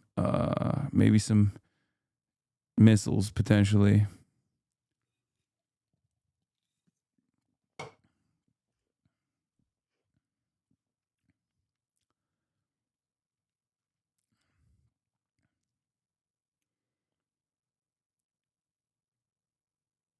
What? No, Benjamin Netanyahu's not been injured, dude. What are you talking about? Nothing I've seen indicates that that is real. Given the intensity of this bombing campaign in comparison to the 12-day war, all I will say is the 12-day war took a lot out of Israel's defenses, but it was nowhere near as successful as the first day of the bombing campaign this time around. It's much more ferocious, much higher frequency, much higher intensity, much higher success rate early on. It's just entirely dependent on what Israel's reaction looks like, how much success they have in targeting where the missile launchers are and being able to like successfully blow up the missile launchers. Israel's first salvo also was nowhere near as aggressive as the first salvo that they engaged in the 12-day war, where they basically took aerial superiority. They destroyed a lot of the anti-aircraft systems that Iran had, and then were just consistently flying over Iranian territory. And that allowed them to do more precise striking as well. So they didn't do that this time. They didn't have their, drone manufacturing hub in Tehran like last time around. That was a much more complex, much more sophisticated operation as opposed to what they did this time around, even though this time around there's a lot more American assets in the region to strike at Iran. So far, Israel hasn't done too much. That doesn't mean it won't. We'll see. Without a doubt, Khomeini sidelined leftists and liberals when he got into power, but what about the argument that MEK aided the Ba'athist Iraq and the Iran-Iraq war? The state ideology of Iraq was better for workers, but the invasion was totally unjustified. I'm sorry, reading the horrors in Iran-Iraq war sends shivers down my spine. World War I brutality with modern weaponry. Yeah, I'm not... I understand. I'm not like a fucking MEK supporter or anything. Yeah. That's why I said the Iran-Iraq war completely calcified the death of the socialist movement, the left flank movement in Iran. That's why a lot of the Iranian anti-IRGC people are oftentimes just like liberals.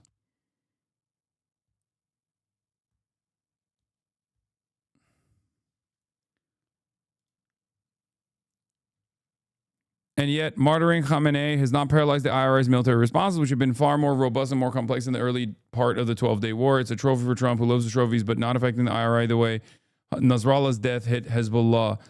Yeah, they also destroyed Hezbollah's striking capabilities. And also, Hezbollah is a paramilitary group built on top of a active party in a country that is not sovereign, that doesn't even have anti-aircraft defenses. Iran is a sovereign nation state that has designed its entire missile production capabilities, its missile launching capabilities against exactly what is happening currently. Clip from Al Jazeera going viral. Oh, I saw this one, yeah. Where do you see this going? Is there an off-ramp for Iran? I think what will happen is that even if the United States is able to kill illegally Iranian leaders, the next generation of Iranians, the Iranians that did not see American atrocities in Iran before 1979, some Iranians that did not understand why their parents and grandparents were anti-American, those Iranians will take over. Now they understand why American government is an imperialist, vicious government, and a government that attacks other countries and kills little children. They understand they're fighting the Epstein class that either rape little girls or bomb little girls. This is the government that we are witnessing. We are going to fight back against that government, and they're going to ensure that the Islamic Republic of Iran will live many years after America destroys itself.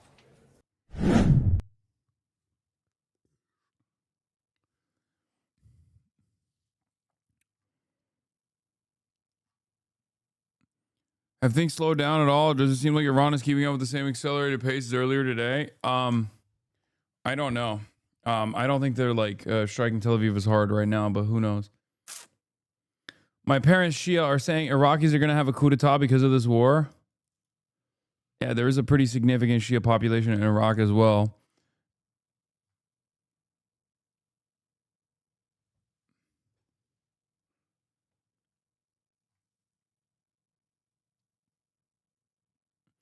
Brother Hasan, I'm scared. Will us Cubans be next? Will our leader be the third victim? I'm worried for us Cubans. I mean, I hope not.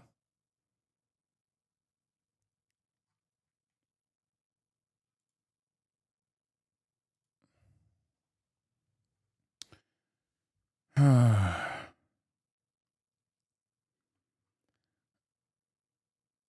U.S. Department of Defense alert system has instructed personnel in NORTHCOM not to wear uniforms in public.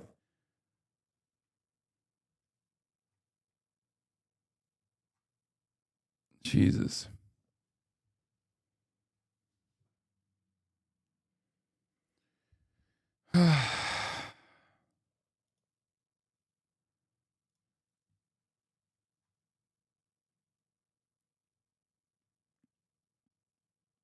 in the area and simply lash out wherever it potentially could. I am And that, running out I of think, steam. has I'm a tired. region It's 10 reeling hours, now, man. and may also suggest how desperate perhaps what remains of the Iranian government indeed are. They fired an enormous volley here, essentially putting themselves with their backs against the wall in the region, and what comes next in the days ahead is essentially a test of what they have left, whether they have survive here, and quite how this fast-changing situation leaves who that leaves in charge in Iran, Sarah. Yeah, what you're saying is absolutely true about the attacks on some of the other places in the Middle East, including the UAE, Bahrain. There will be no love lost from some of those governments and people after civilian areas were hit by Iran. Nick Payton-Walsh, thank you so much. We'll see how that all unfolds. We are just at the beginning of this. Perspective now from former Deputy Director of National Intelligence, Beth Sanner. First to you, just what do you make of this move by Iran to hit all of these other places, not just those who are attacking Iran, which is the United States and Israel, but to go after Bahrain, to strike the UAE, to hit residential targets? What does that tell you about A, their capabilities, and B, their mentality right now? So this was obviously an Iranian plan to hit all these Gulf states, even places that don't have U.S. bases. And I think that they are fundamentally misreading the Gulf, and they are fundamentally misreading us. So, their intention here was to get the Gulf states to, scream and say to the United States, please stop, please stop. We can't take this. This is bad. But instead, the opposite has happened. And the Gulf states instead are rallying around these actions and saying, yeah, we cannot live like this anymore. I don't think that's the case. I don't think that's the case at all. I think they're just literally looking to cripple all of the American infrastructure in the bases. Readings are actually benefiting us.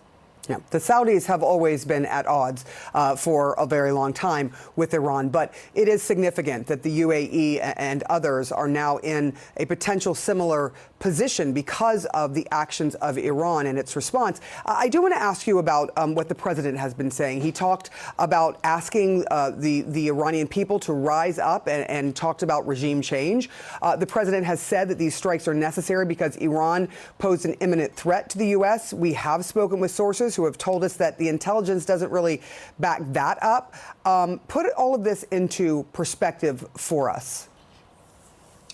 Right. So, there are a couple issues here. Is one, what is the justification for this activity? And I think that, it's really difficult because I think everyone who knows anything about the Middle East knows that if President Trump could succeed on creating a stable and prosperous Middle East, the realization is now and has been quite clear that that is not possible. This is CNN, bro. Iran is in power. But to actually do this, you need some justification under international law, or at least that's how life used to be. It's questionable whether, the international law works that way now. But there is, as far as I know, really no good evidence that there was an imminent attack. And I think when one of the other guests mentioned that, there were reports that Iran was going to strike the Gulf states, I suspect there was a report that said that in the contingency of the United States. I'll be honest, this is America. This is the American media behemoth in full swing. A lot of younger chatters are getting a fraction of the taste of what it was like in 2003. Pushing this narrative very subtly, but it was even more aggressive because imagine if the administration wasn't the Trump administration, but instead was a lot more competent and a lot more devious and also cared to try to make it a justifiable act at all. But I guess people were also not as dumb as we are now, because it doesn't take much seemingly for the American cattle class to fucking turn around and be like, oh, I've heard her, this is good. This is good. I'm happy. This is so base, baby. What would be happening at this hour? But yeah, the situation. The way that the media has universally snapped into place, Like, this is it. This is what we do, baby. This is what the American media is here for. They just straight up snapped into action. CNN, CBS, ABC, NBC, Fox News, all in unison, looking at their audience's interests and specifically tailoring the message to whatever corresponds to their audience's interests. You're going to hear about how, not woke the Iranian government was from liberal media, and how they're going to wokeify this bombing campaign. You know what I mean? Also, one thing that I haven't noticed at all from mainstream news, and I don't know if you caught on to this, not a single piece of coverage about the children being killed. Not a single moment from CNN, from CBS, from ABC, from NBC. None of them have covered that the schools that were blown up by American bombs with Israeli hands or American hands, we don't even fucking know. Not one. Now ask yourself why. If you're a news outlet and you're not a biased propaganda organ, why wouldn't you cover that? I cover every aspect of every conflict. I look at what the Iranians are saying. I look at what the Iranian opposition is saying. I look at what the IRGC's organs of propaganda are saying. I look at American mainstream media, full spectrum coverage. And yet these people choose not to do that because what they omit is just as important as what they say. They barely even talk about the death toll from the first day of strikes. The overwhelming amount of coverage is dedicated to how good this actually was. And if you're liberal, there's a little bit of condemnation. There is a little bit of condemnation. They'll give it a brief moment. They'll say, oh, yeah, well, I guess Trump, the mad lad, did it, right? They'll say, I don't like the way he approached this. I don't like that he didn't follow process, but let's be real. He deserved it, right? Why are you so upset? It was so successful, Law. Successful for who? Successful for whose purpose? Successful how? Define success. When you say this was successful, what do you mean? And I need you to be deliberate. I need you to use exactly how. I need you to use words to tell me exactly how this was a success. Okay? What is it's front page on AP, Reuters, New York Times, and most major publications?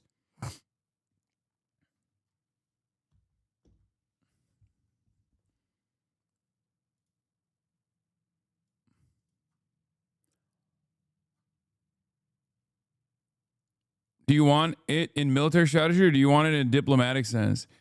I want it from your perspective. You as an American citizen, if you are even an American citizen.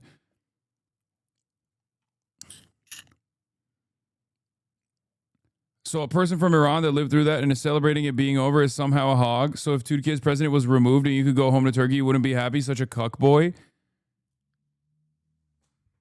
Brother, I don't know if you know this, but America did try to do this to Turkey. And I was very critical of it, and I still am critical of it to this fucking day. Hello? Yes, I would much rather have sovereignty for Turkey, as much as it can have, given that it's a NATO country anyway, and it's an imperialist lapdog, as opposed to an American fucking puppet.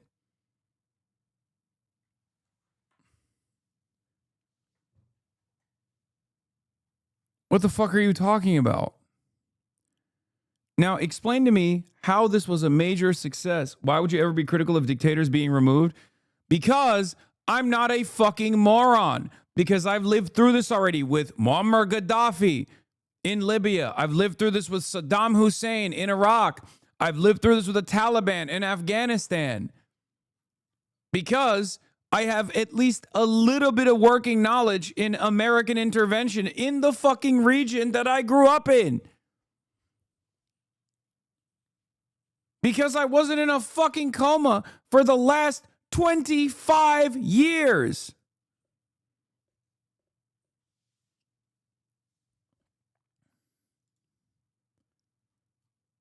There has never been a point that there's never been a moment of success that you can fucking point to.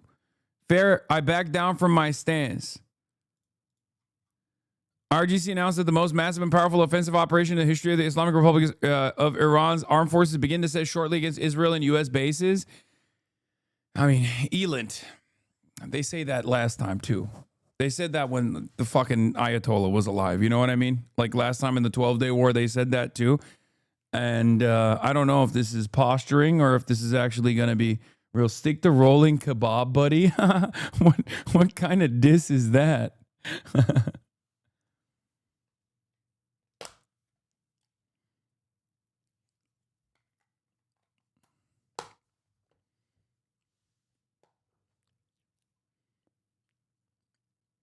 We really need to do CIA history lessons more often for chatters. It's not even CIA history lessons. If you weren't a fucking potato for like even the last 10 years on the fucking tail end of American intervention and adventurism in the region, you would have enough information. I mean, look at fucking ISIS. You know what I mean? Like,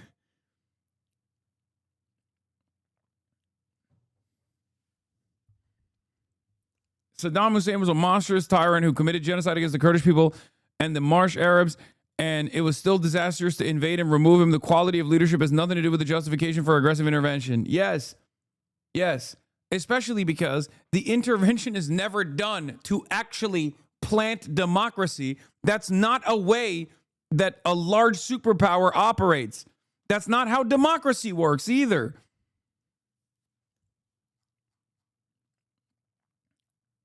True, but they do have significant amounts of munitions left over. 1,000 missiles or drones. We shall see, just passing it along. Yeah, I'm just saying, like, they say that all the time. We'll see. We'll see if it's real or not. It could be. They said that when the Ayatollah was alive, and now the Ayatollah is dead. So maybe things will change. Who knows? It's just crazy that people will be like it's crazy because they go, nah. Afghanistan is one thing. Iraq will be different. It wasn't different. Nah, Iraq is one thing. Libya will be different. It wasn't different. Nah, Syria is different. It's not different. So why the fuck do you say this time it'll be different when talking about Iran? It's clear that they're lying to you. You know, they're just fucking lying. And this time, the craziest part is this time they're not even lying that well. Because I remember the sophisticated media strategy of like trying to target each individual affinity group with specific messaging. Even when the Democrats were upset with Joe Biden potentially pulling out of Afghanistan, on the one side, you had the warmongers for the Republicans going, these are barbaric apes. We can't leave this fucking place at all. If we do, then they're going to come in, they're going to kill us for our free speech or whatever the fuck. And on the liberal side, the pro-interventionist side was angry at Biden and we're saying, well, look at all the women that are getting educated in Afghanistan. They will no longer be able to go to school. Like there was a feminist case for maintaining American occupation in Afghanistan. Okay? Nowadays, they don't even do that. Trump just comes out and he's like, I don't know. I was bored. Ayatollah, whatever the fuck his name is. He called me gay. I said, you write poetry. You're dead now. And everyone's like making up their own minds at this point. Like the propaganda apparatus has gone on autopilot. Motherfuckers are making their own minds up about why this is a good thing. It's crazy. Trump will just be like, I'm bored of peace. Just like I said, bored of peace, more like I'm bored of peace. I'm doing it, baby. They literally came out and said the government, the Trump administration is ending wars. Okay? Is ending fucking wars by ending the 47-year war. Last year, I said if Iran did not hit back and establish deterrence, it would only embolden the Zionists, and they would continue the war until they assassinate Khamenei. Iran has just now confirmed they have. This is the logical result of 3 years of strategic patience. It's true. The entire reason the Israeli and U.S. regimes did not dare attack and assassinate top Iranian leaders before and try to collapse the state and nation is exactly because they feared the response. After the assassination of Soleimani, which led to not a single American or Israeli being killed, not even a foot soldier, that fear was broken. It was decisively broken after October 7. They kept bombing Iranians in Syria, and there was no response except by hitting some empty buildings that was telegraphed in advance. After that, they decided, you know what? These red lines are bullshit. The Iranians have no red lines. We can do whatever we want to them. And they just do nothing. That's what strategic patience actually means. They do nothing. So they assassinated Nasrallah. And again, nothing happened. Some empty buildings got hit again. So they directly bombed Iran itself and assassinated their top military leadership along with 1,000 Iranians, including babies and children. And what did they do in response? They killed like 30 rando elderly. Okay, that part is insane. All right, I'm skipping that. Why would they not keep, like, you're talking about 30 elderly people that were killed. Jesus fucking Christ, Squirrel. Holy shit. Oh. Anyway, why would they not keep going with that exchange ratio? Wait, we killed your entire military leadership in Nasrallah and you hit some empty buildings and got some rando rape settlers. Ay, ay, ay. Anyway, the fucking screed might be insane, but the truth of it is in the heart of the message, which is strategic patience and Iranian restraint has always been met with a violation of red lines. There was a red line that Iran had established with its axis of resistance deterrence mechanism, from Hezbollah to the Houthis in Yemen, to the numerous groups that exist, like the IRGC was in operation in both Syria and Iraq. And basically, the reason for why that resistance network existed was so that if the Palestinians were struck in the ways that Israel did, if the Gaza Strip was invaded, then they would all come down on Israel. They would make it virtually impossible. They would punish Israel for killing the Palestinians. And they didn't do that. Hezbollah did to a certain degree, but they did not do that. Now, did they refuse to hit Israel? Did Iran refuse to hit Israel in that process because they were selfish? Or did they refuse to hit Israel because they had some strategic patience? Or did they refuse to hit Israel because they just did not have the munitions for it, or they were too fearful of the retaliation? I don't know. But if you ask the Americans, which are being led by the Israelis, and I think the Israeli intelligence is sometimes good, and in many instances, they just like greatly overestimate their capabilities. I think it's the last part. They think, the American government and the Israeli government think, that Iran does not have the capability of providing a military deterrence. It's never going to end in a positive manner. America has shown time and time again, and I'm not saying this is a good thing. I don't agree with this. I don't want anyone to die. But America and Israel has shown time and time again, especially in this MENA region, that the only time they back down is when a bunch of fucking corn-fed young boys and girls return home in coffins draped with the American flag, in coffins draped with the Israeli flag. That's it. There is no way that you will ever get America or Israel to back down. I am not saying that that's a good thing, okay? I want to make that very clear. I don't want to see anybody die. But the reality of the matter is, the only way that America stands down and decides the cost that we are incurring is too much is when the penalties are far too severe at the domestic level to deal with. Okay? Because the reality is, most of this system that we have in the Western world is not designed around, doing the right thing, right? It's not. It's not. It's not designed around doing the right thing at all. It's designed around ensuring that the capital owning class in key sectors continue churning super profits. And therefore, the only other mechanism of pushback is the public pressure, organizing, fighting back, applying as much pressure as possible. If you don't do that and you think, oh, well, this system is inevitably going to course correct, you're wrong. It doesn't.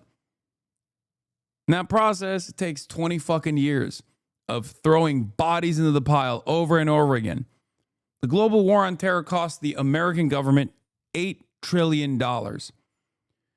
Hundreds of millions of people at this point have been displaced, removed to their homes. Maybe not 100 million, but tens of millions of people have been displaced. Millions dead through sanctions and also through direct bombing campaigns. Okay?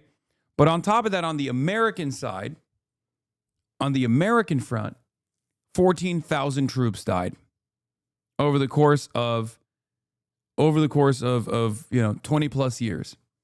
14,000 Americans died, and far more Americans killed themselves every single fucking day.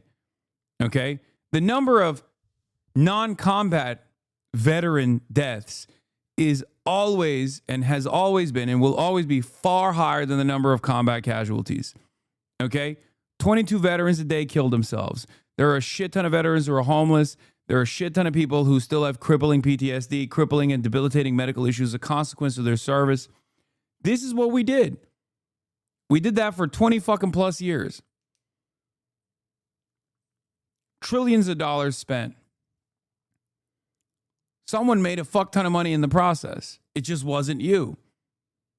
It wasn't your brothers. It wasn't your sisters. It wasn't your cousin. It wasn't your uncle. Someone else did.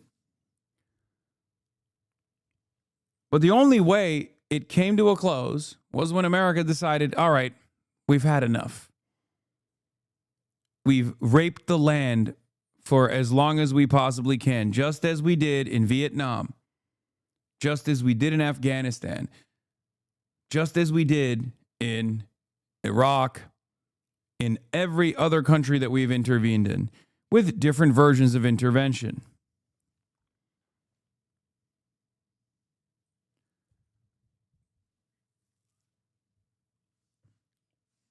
And we're still reaping the rewards of our military endeavors.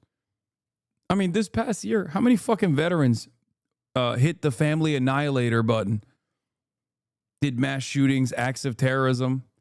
There was a fucking Afghan veteran. There was a child soldier that the CIA groomed from the age of like 14 that shot 2 National Guardsmen in the nation's capital in the fucking head. One of them died. One of them just received the Purple Heart at the last State of the Union. That's another byproduct of American adventurism in the region.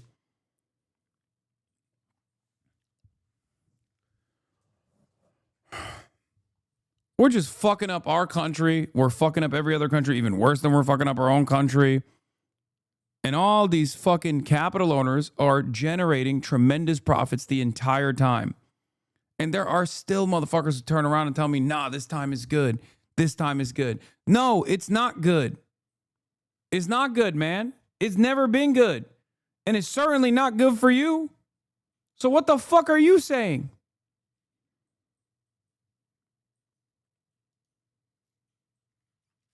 Has been killed. What's your reaction? Great. I mean, this guy is terrible. He's evil. But that doesn't mean that it's legal or constitutional what the president has done. I mean, I'm not against regime change in Iran. I just want to make this here the case that we should risk a lot of American lives to achieve that. And of course, that the Ayatollah has been killed.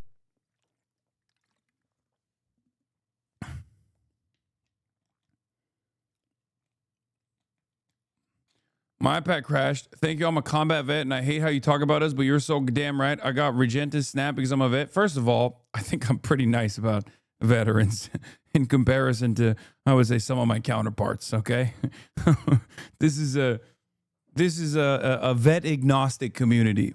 There are plenty of vets in here, okay? There's a reason for that, because I'm not one of these, like, troop exploder, I'm going to fucking spit in your face when you come back from overseas type leftist.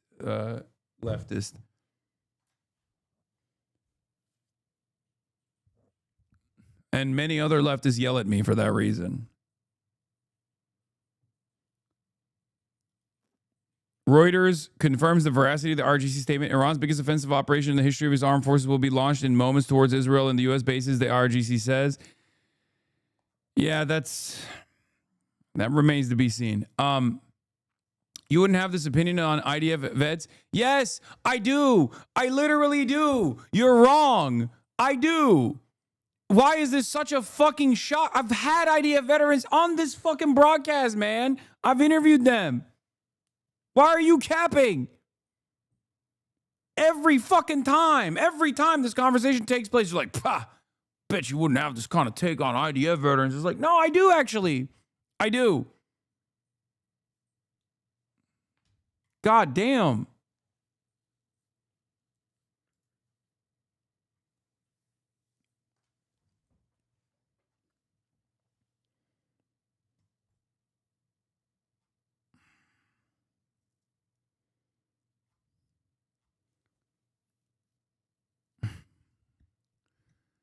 There has never been a revolutionary movement that has succeeded that did not directly recruit from the formal imperial forces or reactionary nationalist forces.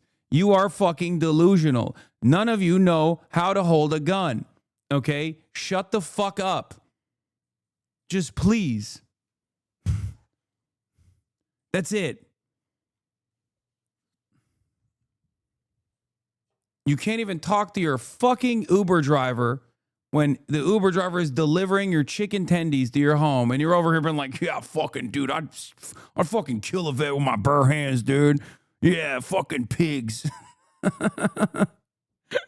Okay, brother, good job. You got this, all right?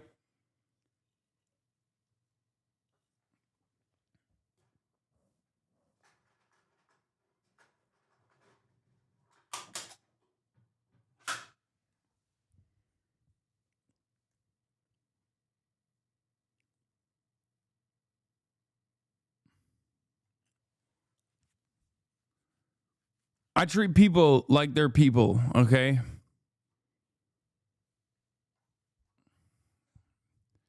That's it.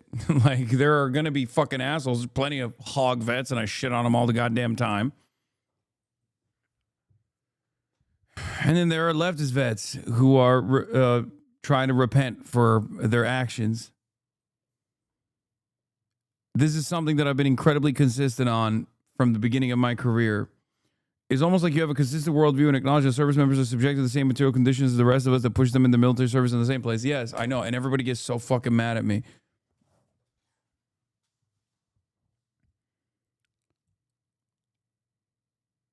Anyway.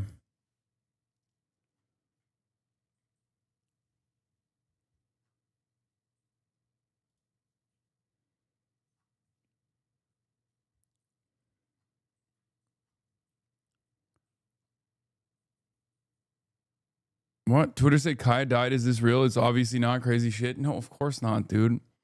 The fuck? It's Twitter. Why would you believe that? Anyway. Where the fuck was I? There was another thing I was going to say. I can't remember any longer because I went on the same fucking rant about the veterans again.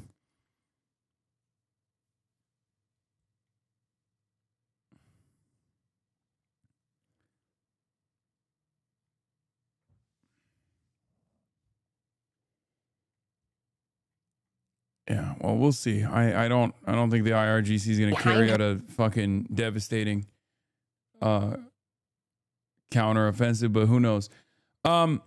Los Angeles is a huge Iranian immigration population. They're rallying and praising Trump for taking out the Ayatollah in the streets of LA. It's so pronounced, even CNN is covering it.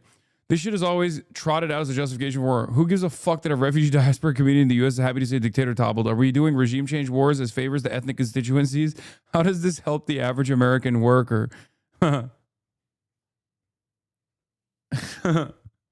mean, that's a somewhat right-wing approach to this, but it's kind of not wrong, you know? I've said something similar in the past as well. It's like, well, I'm an American citizen. I don't want my fucking tax dollars going to that shit. Okay, how about that? What are you going to say now?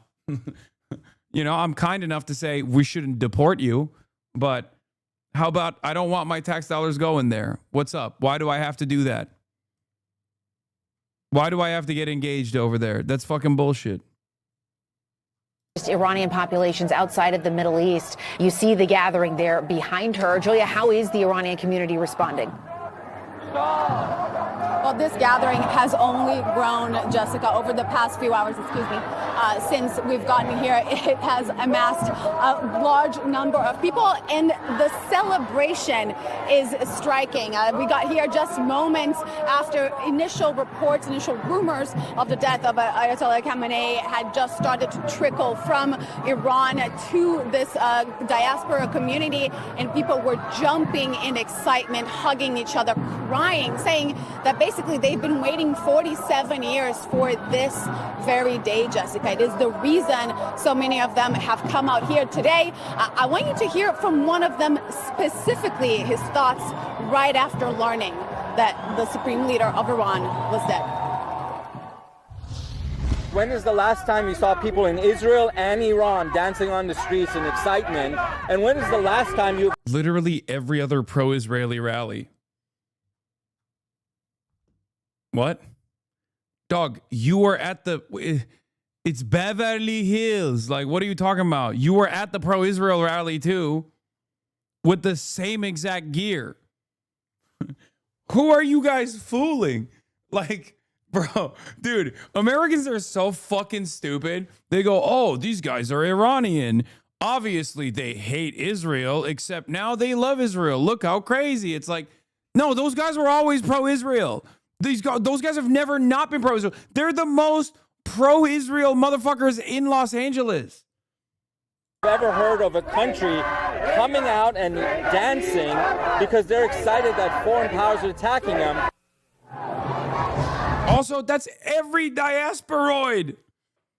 Again, that's like every diasporoid. As a matter of fact, this past week, a bunch of Cuban-American diasporoids literally tried to take matters in their own hands. They got armed. They stole 2 boats, okay? They had 10 total people. They were going to go 5 and 5 in 2 different boats, armed to the fucking teeth with like weapons, munitions, explosives, all that good stuff. One of the boats broke down. So they packed all of the dudes into one boat, all 10 of them.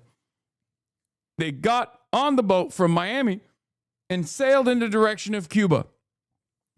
They got a mile off the coastline of Cuba. The Cuban Coast Guard approached them. And the Cuban Coast Guard was like, what the fuck are you guys doing? And they opened fire on the Cuban Coast Guard.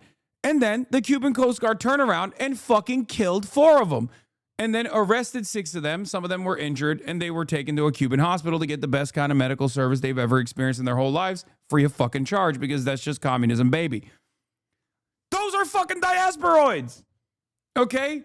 As a matter of fact, it's part of the reason why America loves bringing in some of the most reactionary force from the country into their country so they can justify whatever kind of destabilization initiative they want to do later down the line. You're there playing your role. Your reason why you're in the United States of America is for this reason. So you go out like the donkey that you are to be like, yes, we are bombing Iran. I hate it. I am Persian. We will have Cuba Day in Tehran one day. Now, the name of Reza... Like, he's making it seem like this is a totally unique predicament. Like we've been comatose for the past fucking every waking moment of American history. Like, oh my God, I can't believe it. You mean to tell me that there's another person doing standpoint epistemology to justify American intervention and American imperialism? What? In their home nation that they fled? Wow. You are so special. I've never seen that before. I've never heard that in my life, bro. Thank you. Pahlavi has been at the tip of people's tongues here, Jessica. So these are very much people who are pro-Shah. They want to see a leadership emerge from Reza Pahlavi. They're calling for him to take over the reins. And their hope, they've told me... Yeah, there's one fucking diaspora community that never gets this coverage. You want to know who? The Palestinians, okay? Notice how there's never Palestinians. in the United States of America or anywhere else in the Western world that ever gets this kind of coverage when they're talking about Gaza. I wonder why. I wonder fucking why, dude. Why so mad, bro? What do you mean? Why am I so mad? What are you, fucking stupid? Are you not paying attention? Oh. Is that he would then lead a temporary government and hold elections in Iran, hold a referendum in Iran so that the people could decide what would come next for their nation. Yeah, and so many Iranian people hoping for a regime change and that they can take back their government. A lot of questions about how that will happen, if it can happen. Julia Vargas Jones, thank you so much. We really appreciate it. Thanks for that.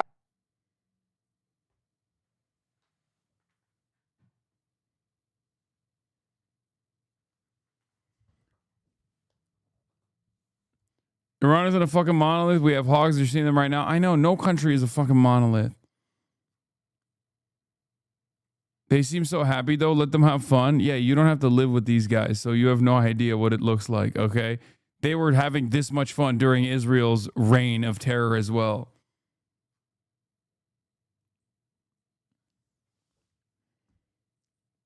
All right. That'll be all for today. I'm so fucking tired. I'm sorry. That took a lot out of me, chat. That's all I got. Obviously, I'll be back tomorrow covering this once again. Starting Ro-Fi. It's not going to be a 12-hour stream. It's only 10 hours and 41 minutes. Which, as you guys know, is weak sauce. People hate. Weak sauce. It's half day Hossie, baby. Sunny See you tomorrow. Los Angeles, Peace. California, says Hasan. Stun luck to the stun luck to the topic's just begun. 'Cause there he is again. Hasan is streaming. Hasan is streaming. There it is again. Hasan is streaming. Hasan is streaming. Reviewing a Chinese train, telling Kaya place. Sun and Asmin chatter loves, giving Grenin's grace. Zoran winning NYC, woke two back with the force. The Rogan of the left, to me a dumb himbo still of course. The Charlie Kirk assassination, the Fear and Online show. 8 full fucking years of this, and plenty more to go. Doing fun stuff tomorrow, throw PBS up on the screen. A man-made horror reaction brought to you by this life's dream. 'Cause there he is again, Hasan is streaming. Hasan is streaming. There he is again, Hasan is streaming. Hasan is streaming. Kicked out of the DNC, IRL with March the Goat. Combating the propaganda that shoved down people's throats. CBS Israeli news, a coup, a regime falls. A full-blown fascist takeover, and still the duty calls. Total radicalization coming out to see.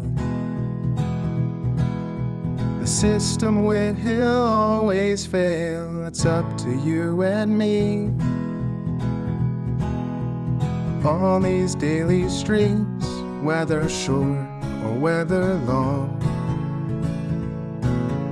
have helped millions of people keep it moving right along.